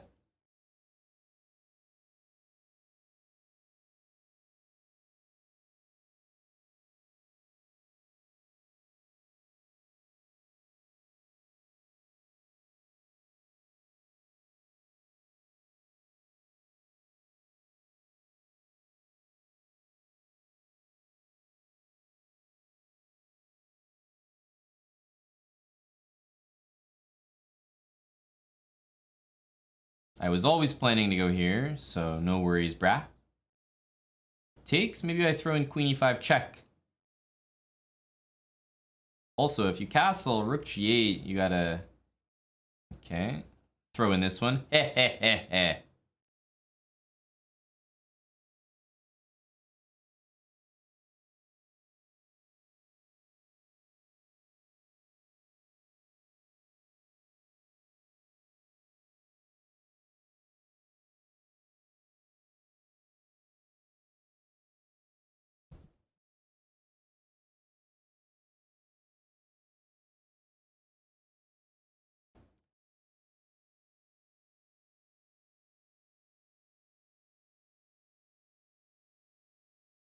think he wants queen c2 next.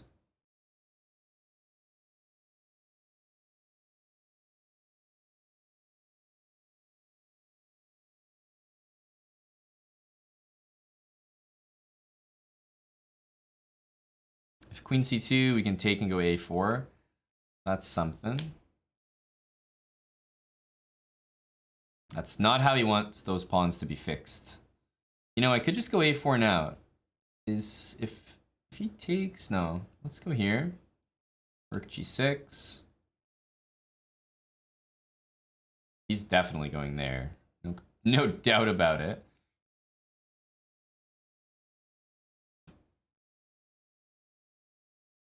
No doubt about it, eh? Yeah, I wish that wasn't happening to me, but it is.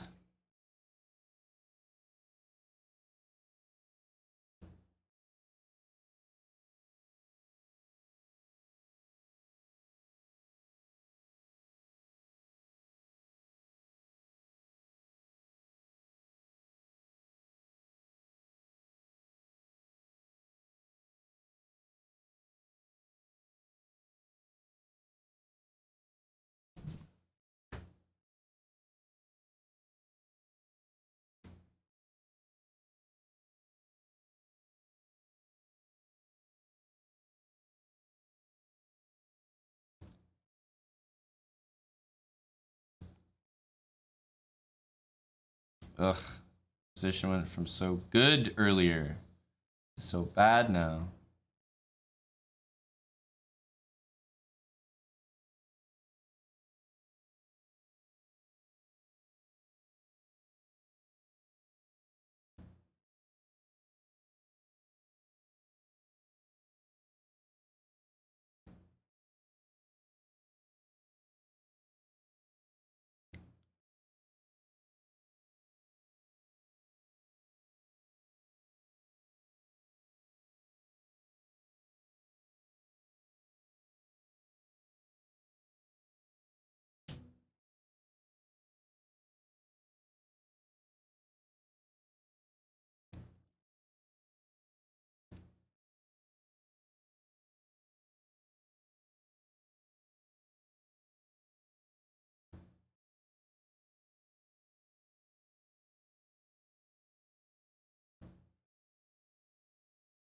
I'm letting this pawn go, but I think I can catch it with this rook if necessary.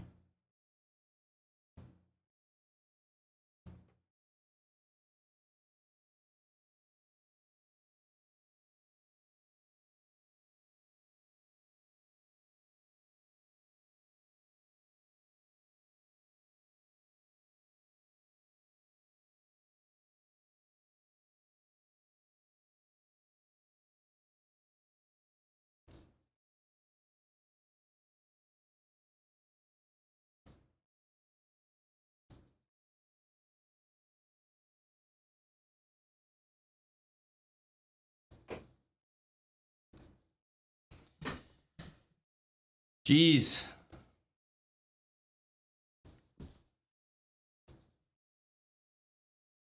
French guys, what can I say? Tremendous opening. Great opening, the French. Love it.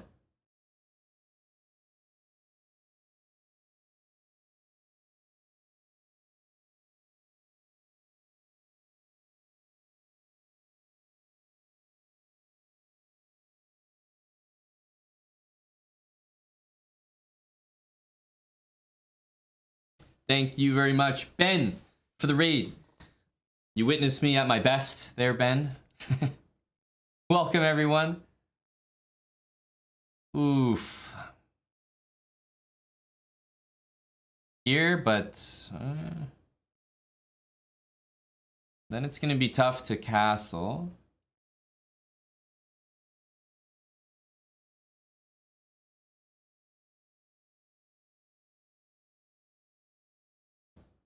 Let's go here.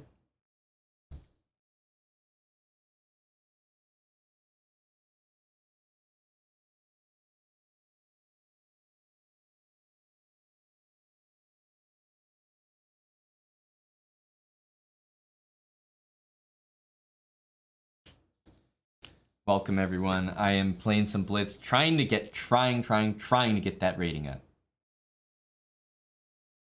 As you guys know, it's a grind. Pawn takes c5, knight takes. Oh, he wants to play this. Okay, let's play the very, very suspicious pawn e4.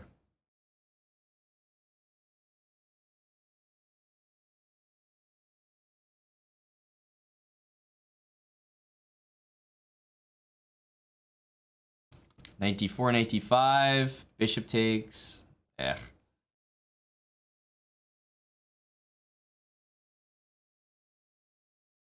Yuck. This is the wrong kind of stuff.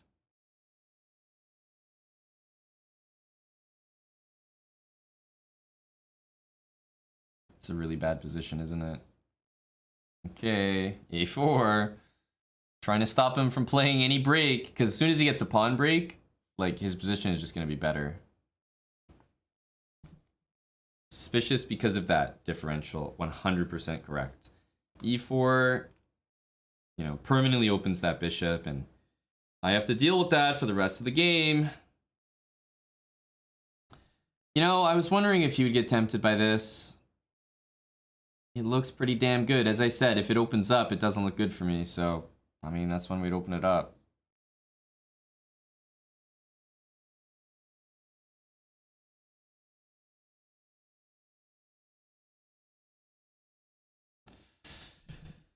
Jeez, that's frustrating.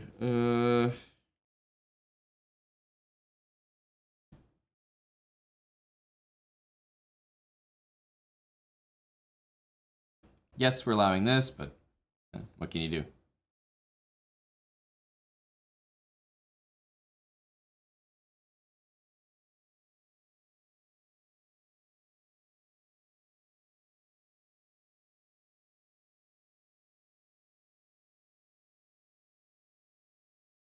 I'm down on time, so I'm definitely gonna just try to take the material that's presented to me. I think he's gonna go e3.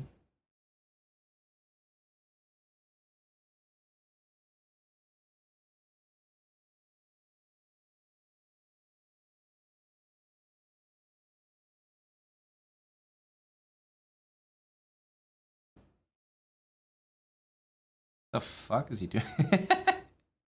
What?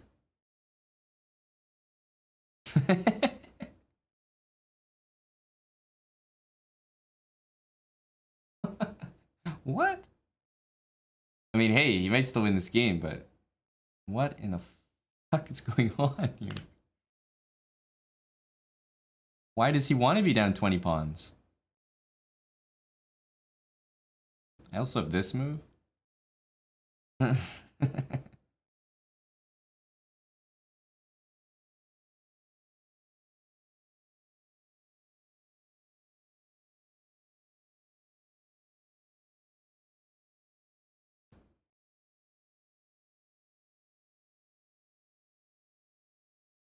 What is he doing?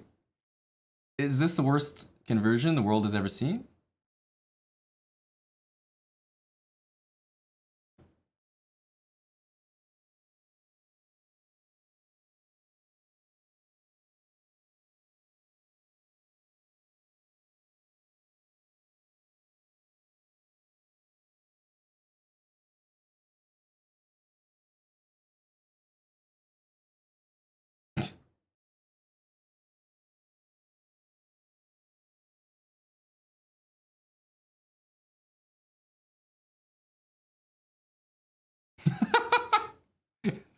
Someone want to explain to me what the fuck just happened?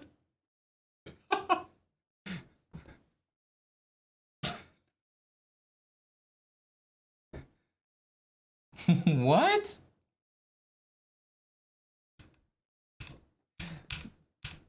Buddy saw this position. First of all, he definitely trolled here by playing f5, f3, and then just, yeah, ripping it. So he already maybe messed up, but then d5. B5. You know, it's like, whoa. I can tell you guys. I will tell you guys. Seriously. Right here. Okay, here, the position is 0.4 on the engine. 0.4, 0.5. All right, F5, maybe not the best move. F3 was good by me. You know, it's +1-ish. Now, here, you know, it's +3.5, getting to +4. Understandable. He kind of let it slip a little bit. After this move, and this move, it is +11. +11. Whoa! +11. Big time pawn moves. Big time pawn thrusts.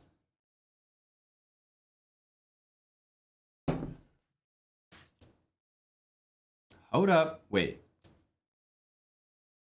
All right. Well, that was a long match, right? 18 games. That's not bad. That's not bad. Also, where did we start today? We started maybe 2,700, maybe even just below 2,700. So we gained about 80 points. That's not bad either. 80 blitz points. That'll get us up there, a little closer to that 2,900. I know it's no 2,900 on the spot, but 80 points is not easy to come by. That's right. All the subs, please mount your high horse and chuckle at the mere thought of an ad. Floral Green, appreciate the 23 months. Almost 2 years with us, Floral. JTD viewer, appreciate the 3 months with Prime. It is Moistad.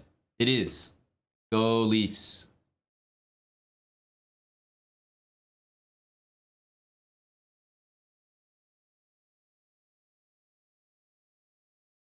Welcome everyone from the raid as well.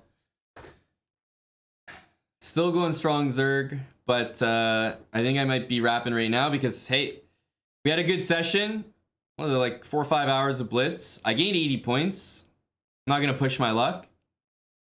Not going to push my luck. Going to probably end and raid. Eric has one more day of chess tomorrow, 12 Eastern time. So make sure to come back tomorrow. 12 Eastern, we'll have the cams up. This is who he's playing, by the way. Hare Krishna, Abdusatora, which will probably be a very exciting game, and Grandelius. But Abdusatorov is a very talented player. If anyone watched or followed the Olympiad, you'll know what I mean. So, should be pretty exciting to get a game in against him. Exciting to watch. We are going to send the raid off. Guys, I'm done for now. It's 9 p.m. I gotta be up tomorrow for commentary. Okay, so see you then, 12 Eastern. I'm gonna send the raid off. 2. Bad chess. Good vibes. Pretty much the same concept as this stream. Okay. I know there's football on tonight. NFL Sunday. Have a good one, everyone. Go Leafs. I'm out. And I will see you guys tomorrow. John Curtis, thanks for the raid. Don't worry, I'm going to send the raid elsewhere. You guys are just going to get passed along the carousel of Twitch. Bye for now, guys. See you tomorrow, 12 Eastern. Show up a little bit earlier. I'll have the stream on 11:30. Bye.